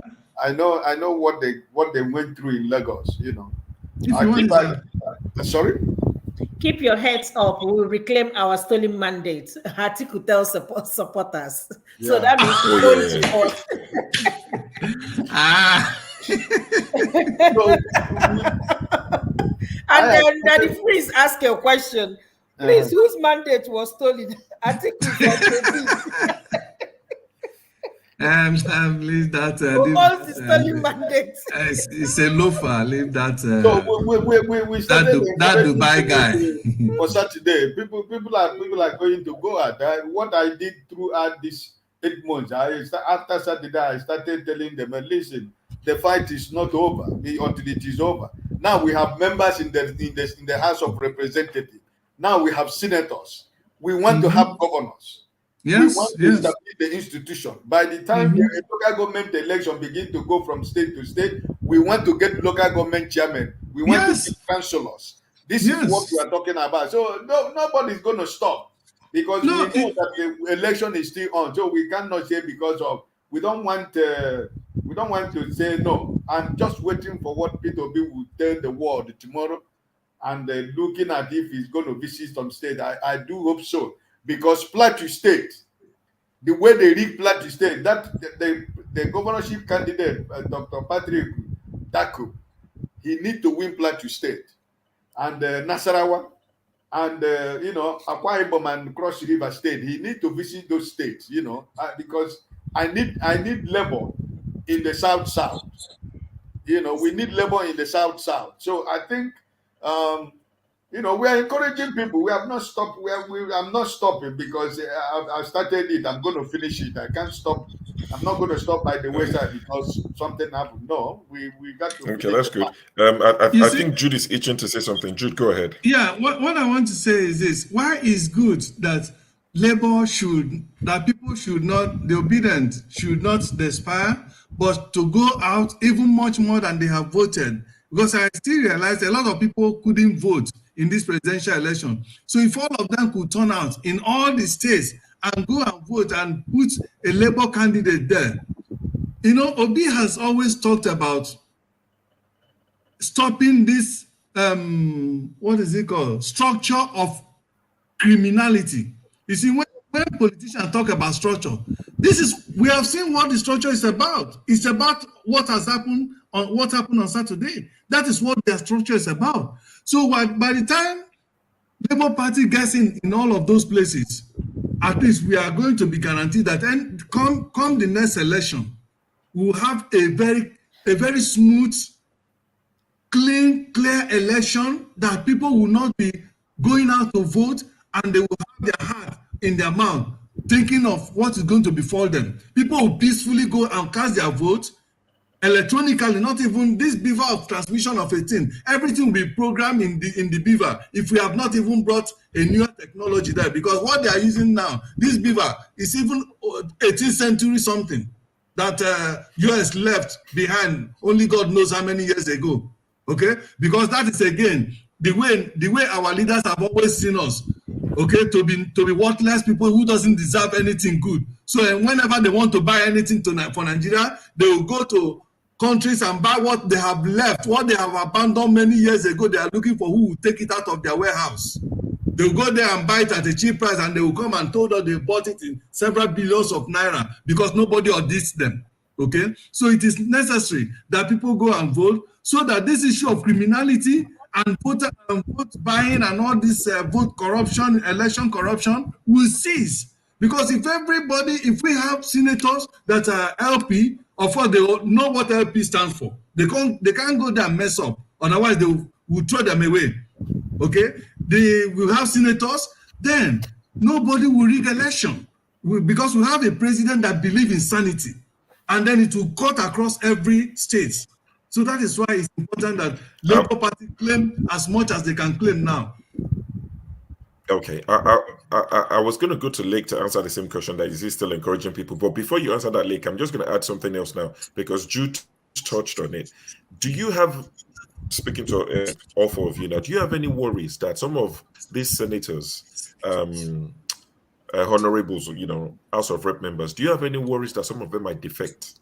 Because it's not something that's not Yeah, uncommon in Nigeria, yeah, that people get into office on a platform, they ride the wave and they defect.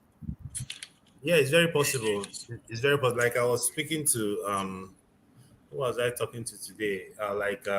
In Abuja, I think the Labour Party woman that won in Kaduna, even in Anambra, a lot of, in fact, Obiano, the Abga people in Anambra are like crying. They say like what's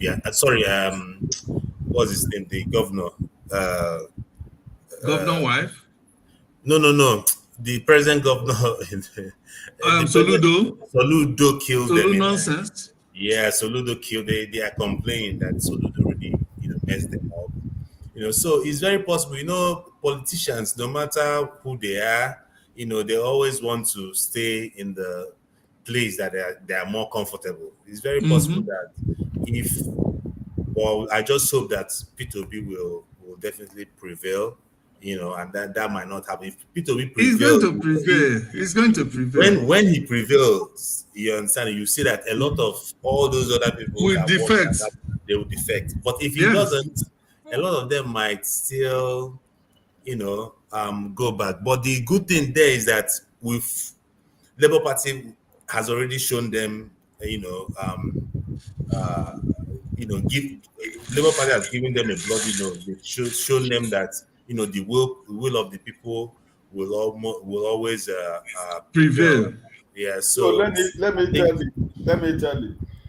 Many of these new members from the House of Rep and Senate they are going to become to level. I'm telling you. Yeah, they are. Whether this struggle goes to the end or not. You know why? Because they know, they have seen what the youth can do, what the people themselves can do. And for them to have a political future, for them to have a political foundation, they need to go to level. Because with level, it is credibility. You're also right. Does that not worry you? Does that not worry you? No, but because I hear it depends. I hear that. Doesn't that worry you? That you not end up with the same people that we've complained about? No. I mean, who's going to be the gatekeeper to say, you are allowed, you are not allowed? Okay, you know why? You see why for now it's not... Yeah, go on. You see why for now someone like me is not. I'm not going to be what initially I was asking this question right before this election, but now that I have already seen the outcome of the election, that Obi is going to claim his mandate no matter what. This is written and it's going to come to pass. And by the time Obi gets there, and for whom he has been, I believe he's going to sanitize so many things. Not just only him. You see, and again, one of my greatest joys is that, for what I know, I don't know that is so much, but from the little I've known him, he has almost the same mind. He believes almost the same thing. He's a straight shooter. In fact, that guy, I'm even thinking that he's going to be more brutish. Yes. In the good way, or not in the bad way. Okay, to curb this kind of menace corruption that we are witnessing in Nigeria today. So that's why I say these two pair, they are like made in heaven and sent to us. But Jude, can I ask you a question, please? Yes. Yeah. Do you know this court thing? Do you know, does this one have a duration? I don't know the Electoral Act. I know at one point they said that for electoral tribunal cases will have some sort of for now, we don't have any electoral tribunal. That's the good thing. Okay, we don't have any electoral tribunal. And then again, where I am very optimistic that no matter what, by June, highest July, the whole thing would have finished, would have been over. Because this case is not like any other case we have ever seen that goes to the court. The evidence is just overwhelming. In fact, I was even saying, I am not a lawyer, but I can win this case for Obidem if they give it to me. You know what I will do? All I will do is to just go look for a high-tech, somebody that is very savvy in high-tech, bring all these videos and everything, compose them together, bring a very large screen. When it will come to the presentation, just present it for them, including the reading, including the INEC boss during that time he was pronouncing all those reading all those results, right? And then showing the differences between what was received from the polling centers and what he was reading, and then the variation, and even why two states should have the same results. So after presenting all these facts, then he said, judges, okay, it's up to you. I don't even need to say any other thing. But sometimes, sometimes in Nigeria, the legal proceedings doesn't, go as simple as that. Do you know how many obedient, millions of obedient? A lot of cases have been thrown out, just because of technical. It might not even be. You might have all your points, but just because of technical issues, they can throw it out. So forget. By the time obedient, I trust Peter Obi when it comes to being very thorough to choose the best. He might not be like the celebrity sans you see him with. He knows how to follow his cases very, very well, and is very thorough. I think he has good precedence in that. But why I was asking about the duration, because of these cases, these electoral cases, they say that okay, it might not exceed like 100 days or something. So I wanted to know if that's the actual duration, right? Yeah, if I'm sure it's not going to be more than 3 months, highest 3 months. But I'm very optimistic that no matter what, by July it would have been ended. Another problem, if it's by July, that means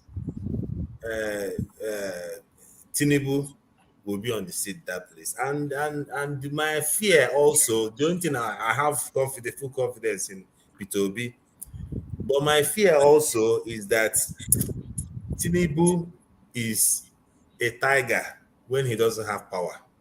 Mm-hmm. But when he has power, just multiply that his viciousness. And 10, right? Probably by 100. Good. By the 100 power. And right from time, if you check all the cases, because I don't want to say this, but in Nigeria, judgments most times delayed. You understand? My brother, this is a peculiar case. This issue, they say why I'm very optimistic, and I say whatever I'm saying with confidence is that this situation is a peculiar case. It's an isolated case. Okay, imagine each time they will be hearing. Imagine just visualize how many thousands, if not hundreds of thousands of obedient that will gather in the court. All those judges, are they not Nigerians? But when they will see all those crowds, but for Tinubu being in the presidency, he can also gather his own crowd also against. So how many of his crowd? How many will be his crowd? He can gather. So far, he's in power. Huh? Okay, I'm very optimistic, but I'm just trying to play devil's advocate and say. Then in that case, Nigeria will break apart. In that case, Nigeria. Judas leaving us again. How many times? Just I thought you forgiven Nigeria. Just for this time. No, if it's going to be a problem, but while I'm saying I don't see this I don't see how he can pull off from this thing. I think what God is doing is that God have just raised him to disgrace him. Finally, to just put him, to just retire him finally in disgrace. Because when somebody refuses to bow out when the ovation is loudest, he ends up bowing out in a very ignominious and shameful way. That's exactly what is going to happen to this Jaga bandits. Yeah, because why I was asking if it's a case that going to be sure if it's a case that they will handle very quickly, how possible will it be that the case will see the light at the end of the tunnel before that May 27th? My own take is that there will be an interim government. If that happens, then there will be an interim government that will supervise and then accelerate that case. That is what is going to happen. Trust me. That's my own take. Are you a prophet? Well, I'm not a prophet, because if Nnamdi were to be a prophet, they would have said he was a wonderful prophet, because everything that is playing out for the past several years now in Nigeria. Nnamdi said everything. He can go and play his videos. His videos, he said everything. But nobody believed him. They were calling him, some people were calling him madman and this and that. But everything he has said, go back to check all his videos. I'm not his follower, but whatever the things he has said, I can't, they say you can't throw a child with the bathwater. Everything he has said about Nigeria, most of his videos are now trending Buhari. now. Like people are sharing his videos, Of old course, videos. you will listen to it. You will like Jesus Christ. Even when he said that Fulani Buhari will send his people, they will come and pursue, or they will send they will first of all disarm every Nigerian. That time, this thing hasn't even happened. He said that in many years, that they will disarm, first of all, disarm every Nigerian so that nobody will challenge them. And he will send his people, arm them with AK-45, and they'll be killing our people. He said it. He said it. So something that I picked up while Jude was speaking, and I think Lake buttressed that point. It's just something that, because I've listened to a few of our brothers from the North speak on this platform. There's one in particular, I remember the face, but not the name now. And I'm not saying, they're not correct, but I'm just trying to ask, because you, my brothers here, are from the East, I'm from the West. Jude said, Dati Baba Ahmed might even be the sharpshooter. Lake said, it's probably the sharpshooter. No, I said and everything. a straight shooter. Yeah. So he says it as it he is. doesn't I like get corruption. it. You see him, he doesn't like corruption. Just hold on, because we've got about 15 minutes. I need to shut down. It's 3:30. It's going to be 3:30 in the UK in 15 minutes. So what I was trying to say is, now you are talking about Dati Baba Ahmed. Now you know him. You wouldn't see him and say you don't remember him. I want to ask, is he known in the East? Because I've seen a few people come here and say, Obi is not known in the North. Nobody's heard of him. I'm going somewhere, because I remember, I don't have amnesia. It's only 2019 that Obi was Atiku's running mate. So when they say he's not known, almost like nobody's heard of him in the North. So I'm trying to find out, do you think people back in the East, if you show them Dati in 4 years, would they say they've never heard of him? They don't know him. They don't remember. Because I try to draw the parallel, except you can't draw a parallel between the East and the North in terms of maybe exposure and things like that. Without being disrespecting people, I'm just trying to see why they keep saying Obi is not known in the North, when only 4 years ago he was Atiku's running mate. That's right. Okay, you know why? One of the reasons I will advance to that to answer that question. Number one, this feeder system they are practicing there is inhibiting those people from knowing what is happening in the outer world. In fact, the system there can as well be likened to the system that operates in North Korea. Okay, where they completely shut them off from the whole world, from the internet. Do you know in North Korea they don't have the same internet that you and I have? They censor everything that they see. Okay, they have their own kind of system that they operate there, internet and everything. All right. So they only listen to their small radio, and they broadcast in Hausa, and and again, some of them also are using that as, how would I put it, as a coded language to tell you that they will vote for an Igbo man. Is this confirmed? They use that, some of them are using that kind of rhetoric as a coded language to tell, because they cannot come out and say it. So in other words, they will not tell you, nobody know them. They will come and campaign. When Obi have been canvassing everywhere, even this apart from being Atiku running mate, who will say he didn't know about Obi when he has been going every nooks and crannies of Nigeria?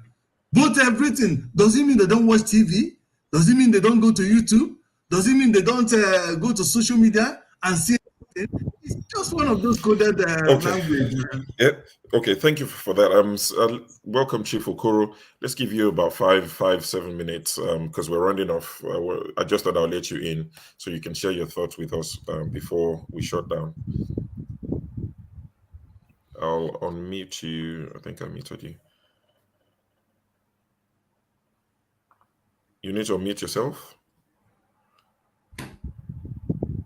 Chief Okoro, unmute. Chief Okoro. Oh, it's not even. Yeah, you're hearing me now? Okay. We can hear you now. Yes, we can hear you. Go ahead, sir. I was saying I'm very, very happy to hear young people share their brains together to come out to a reasonable attribute to issues. There are only a few things I wanted to point out. It's like the other day I was a little bit angry when I heard somebody say something and I mentioned about going back to England 1960. That has, what I said exhibited itself last weekend. Tinubu is able to do what he did because he had the support of the British people. Or else he wouldn't have been able to do it. Another thing here also is we are all Nigerians. We talk about Nigeria. But I don't think a lot of Nigerians understand, have been able to travel the whole Nigeria. If you are able to travel the whole Nigeria, know each and every part of Nigeria, the east, the west, the north, and the south, you're able to make a value judgment of what is going on. I don't think most people discussing about Nigeria have had the opportunity to know exactly the different cultural aspects of Nigeria. They know what people tell them, but they don't know exactly how the people live. But if they're able to travel around the whole country and know how each and every individual lives, they're able to make a valid conclusion as to what is going on. Why do I say that? Sometimes when I hear people talk, I say to myself, oh my God, I had an opportunity of traveling all over the country of Nigeria. When I came back, I was born in Cameroon, went to school in France, came back to France, then came back to Nigeria and worked for Federal Nigeria Limited. I did most of the road constructions in Nigeria. I've been to all the states in Nigeria, from the Kwara State to all the way to Chad. I know each and every corner there. But what shocks me most is that people think when they talk, they say Hausa, Fulani.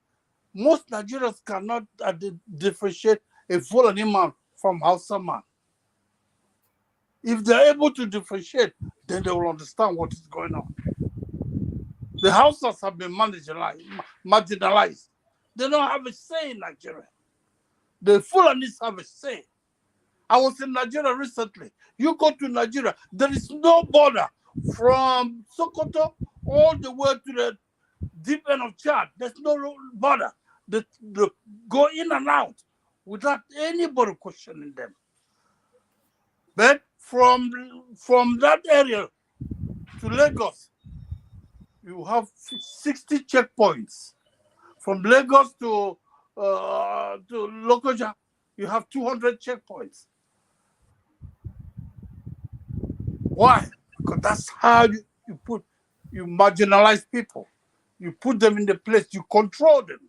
You tell them what to do. You tell them where to go. All we do is talk. Like I go back. The other guy came last week and said 200 million people, 2 million people in Anambra State. While there are 4 million people in Kano, Kaduna. Who are the people living in Kaduna? Go to Kaduna and find out who are the people living in Kaduna. 83% are Igbos. 70% are 10% are Hausas. The rest are all Fulanese who travel between the Niger Republic, Burkina Faso, on the other one back and forth. Until people differentiate them, it's difficult to tell what is going on. But let me end it because I don't want to go too far. Tinubu is not going to be our president. Peter B is going to take over within the next 2 weeks. When the truth is out, he'll be handcuffed because the Europeans are getting the heat. America don't want to face the heat that's at a distance. Britain don't want any part of it anymore. They don't want any part of it. Why? Because if they let Tinubu stay, they're going to bring back all the gold, the stuff from Nigeria, because there are young Nigerians born in Britain and all over the world ready to do something. And Britain don't want no part of it. Interesting. And I'll tell you, you'll be looking for me in the next 2 weeks to say, how did Mr. Koro know that? I was the youngest Nigerian consul. I speak 7 languages. I speak 12. 5 are dialects in Africa. 7 are worldwide languages. Anybody who knows me can speak any language. But within the next month, Tinubu is not going to take the position. They're going to handcuff him. The army is going to come and back up P2B, and then the country will move on. And that's the way it's going to be. It's been said already. I've heard it from my colleague. I was a foreign officer. I left it because of money to go and join the construction company, Fijero Nigeria Limited, SGA and Nigeria Limited. I brought them to Nigeria. I was the personnel officer. I run the immigration quarter, and I know what is going on. So let's be patient a little bit. Let's nobody talk about war or fighting. Just be patient. There's no going back. They know that. Tinubu is not going to. Okay. We are going to get our goal. Let's be patient. That's all I ask. Thank you very much, Chief Okoro. Thank you very much. Thank you very much. It'd be nice to see you here in about 2 weeks, a month from now. Yes. Just for you to tell us that. So yeah, exactly. So it'd be nice to see you in a month or 2 weeks, like you said, to rejoin us on the show. Just for you to tell us that I told you so. It'd be nice for you to come and say that. I will be here that day, and I'll be jubilating. Yeah, that's good. Take it from me. Okay. Yeah, we look. Thank you very much. We look forward to seeing you. I will be here. Thank you very much for joining us. I'm not good with computers, but I have 5 kids. We look forward to seeing you then. They are going to put me. They do all the operation for me. Yeah. Yes, sir. Okay. Hey. No problem at all. That's fine. Thank you, sir. All right. Take care. God bless. Cheers. Okay. Right, thank you. Spirit lifting. Good night. All right. Take care. Thank you. Closing thoughts, please. Oh, the closing thoughts. Yeah, just a minute or two, and just closing thoughts. Anything. Closing thoughts. It's still the same thing. Just as Chief said, it's practically the same thing. I believe that the mandates, P2B is going to get the mandate back. I strongly believe that. And what happened in Anambra is going to repeat himself, no matter no matter what the enemies or APC or whoever is trying to throw at him. They will throw, but they will fail. And the more they try to block him, the more they entangle themselves and even create a better path for him to win it. I know PDP is trying DS2 to go to court, and I believe at the end of the day, all these commotions will end up giving P2B the last laugh. I think that's just what's going to happen. Okay. Yeah. Thank you very much. Thank you. It's been a pleasure having you. Ike, what keeps you up at night, as Dr. Damages will say? Sure. What keeps me up at night has been, for the past 8 months, has been Nigerian election. And I Same think here. that, yes, I think that,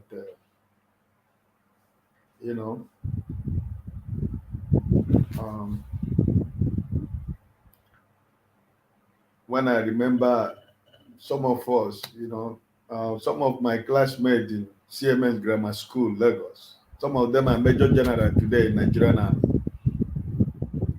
Femi Kuti was my classmate, but he was in Ibobi College, and I couldn't be able to finish school in CMS Grammar School. I have to start life in order to survive as a young man. you know, and the life has taken me to so many places in this life. But the only thing that I always remember that in all these journeys of life,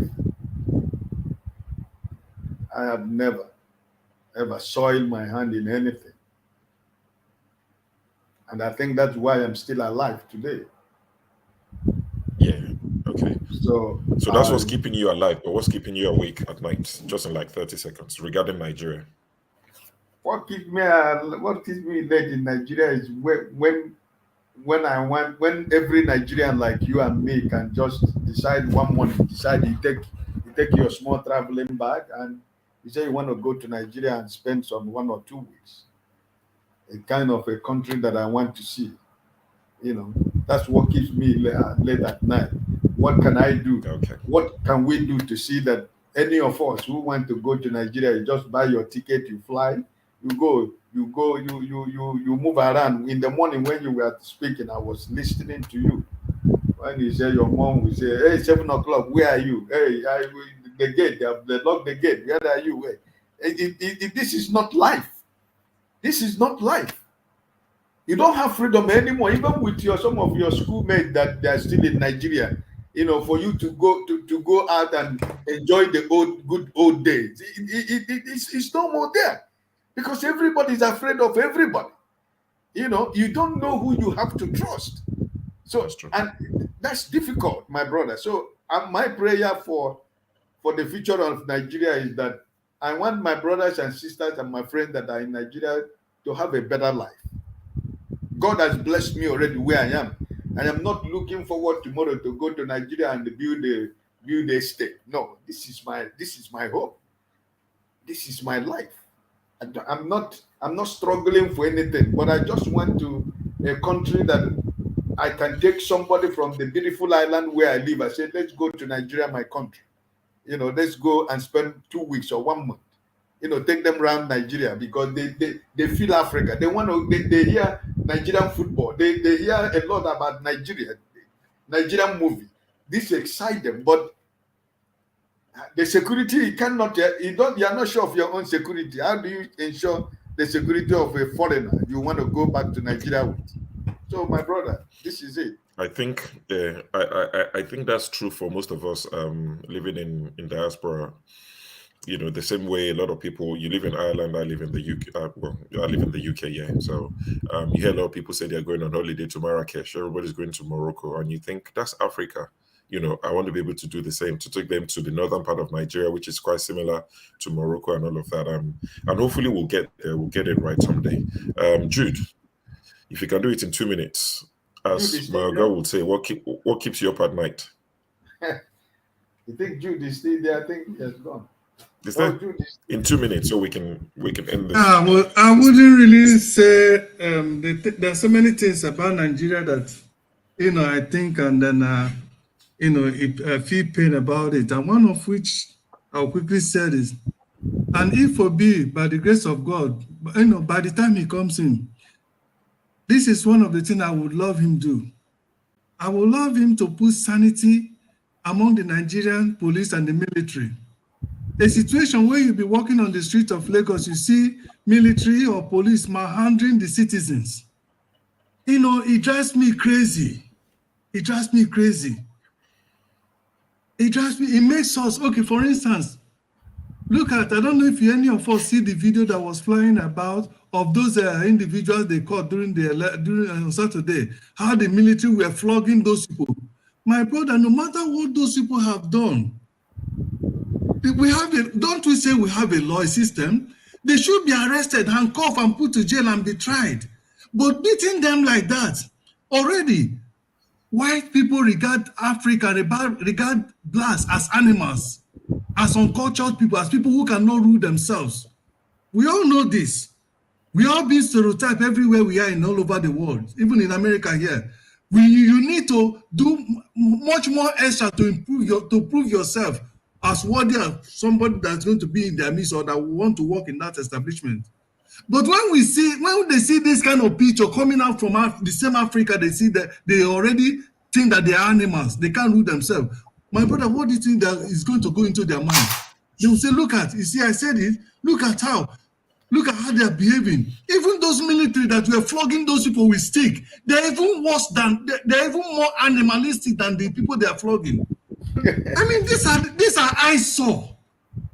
You go to the street, you see military officer beating up policemen, because maybe they are organizing traffic in the traffic stops, and they have not been allowed them to pass quick. You see them jumping out from their military. There was one that happened in Lagos. They even killed the police officer. All these things it drives me nuts. It's not a civilized society can't do all this. They need to put them in check. Well, one step at a time. One step at a time. Thank you. There are so many things you need to put right in that country. And those one, my brother, that one, it doesn't require so many story. All you need to do is to give the commanders or whatever directives. This is what I want. And if any of your I don't know what they call them, all those sergeants, all those people they send on the way, if any of them misbehave and you trace it to the commander who is in charge, if I am a president, I'm not even going to deal with all those people on the street. It's their commander I will set as an example. And then inspectors and all those people that sit in the office and tell their boys to go to the street and be harassing innocent motorists and cyclists who are struggling to make a living and collecting 100 naira from them. It's those inspectors that send them wherever they are coming from that is in charge. Those are the people I will set as a scapegoats. Okay, thank you very much, Jude. Now we know what keeps you up at night. Just before I round off, before I end the stream, I'd like to appreciate everyone who's joined today. Obviously, as you all know, I'm standing in for Rudolph. Thank you, Jude. Thank you, Ike. Thank you, my brother. Sure. And for the guys in the comment section, you know, I've seen quite a lot of people very active. Amina Mohammed, I've seen Emi, I've seen Noble, Oga, and a few other people who've been very active and have left now. Thank you. You know, you've all made it a very robust discussion. We don't always agree, but we have to respect one another's opinion. So on behalf of Rudolph, I'd like to thank everyone who's dropped a super chat earlier today. For those of you who've liked the video, thank you very much. For those who haven't, you still got the opportunity to like the video. It's just a click of a thumbs up. You know, it helps the channel to grow. So please click the thumbs up, subscribe if you haven't, like the video, and share. I guess Rudolph said he's not going to be back until Saturday. So we'll see you again on Saturday and on Sunday. Take care, everyone. Yeah, God bless you, everybody. Yeah, God bless you.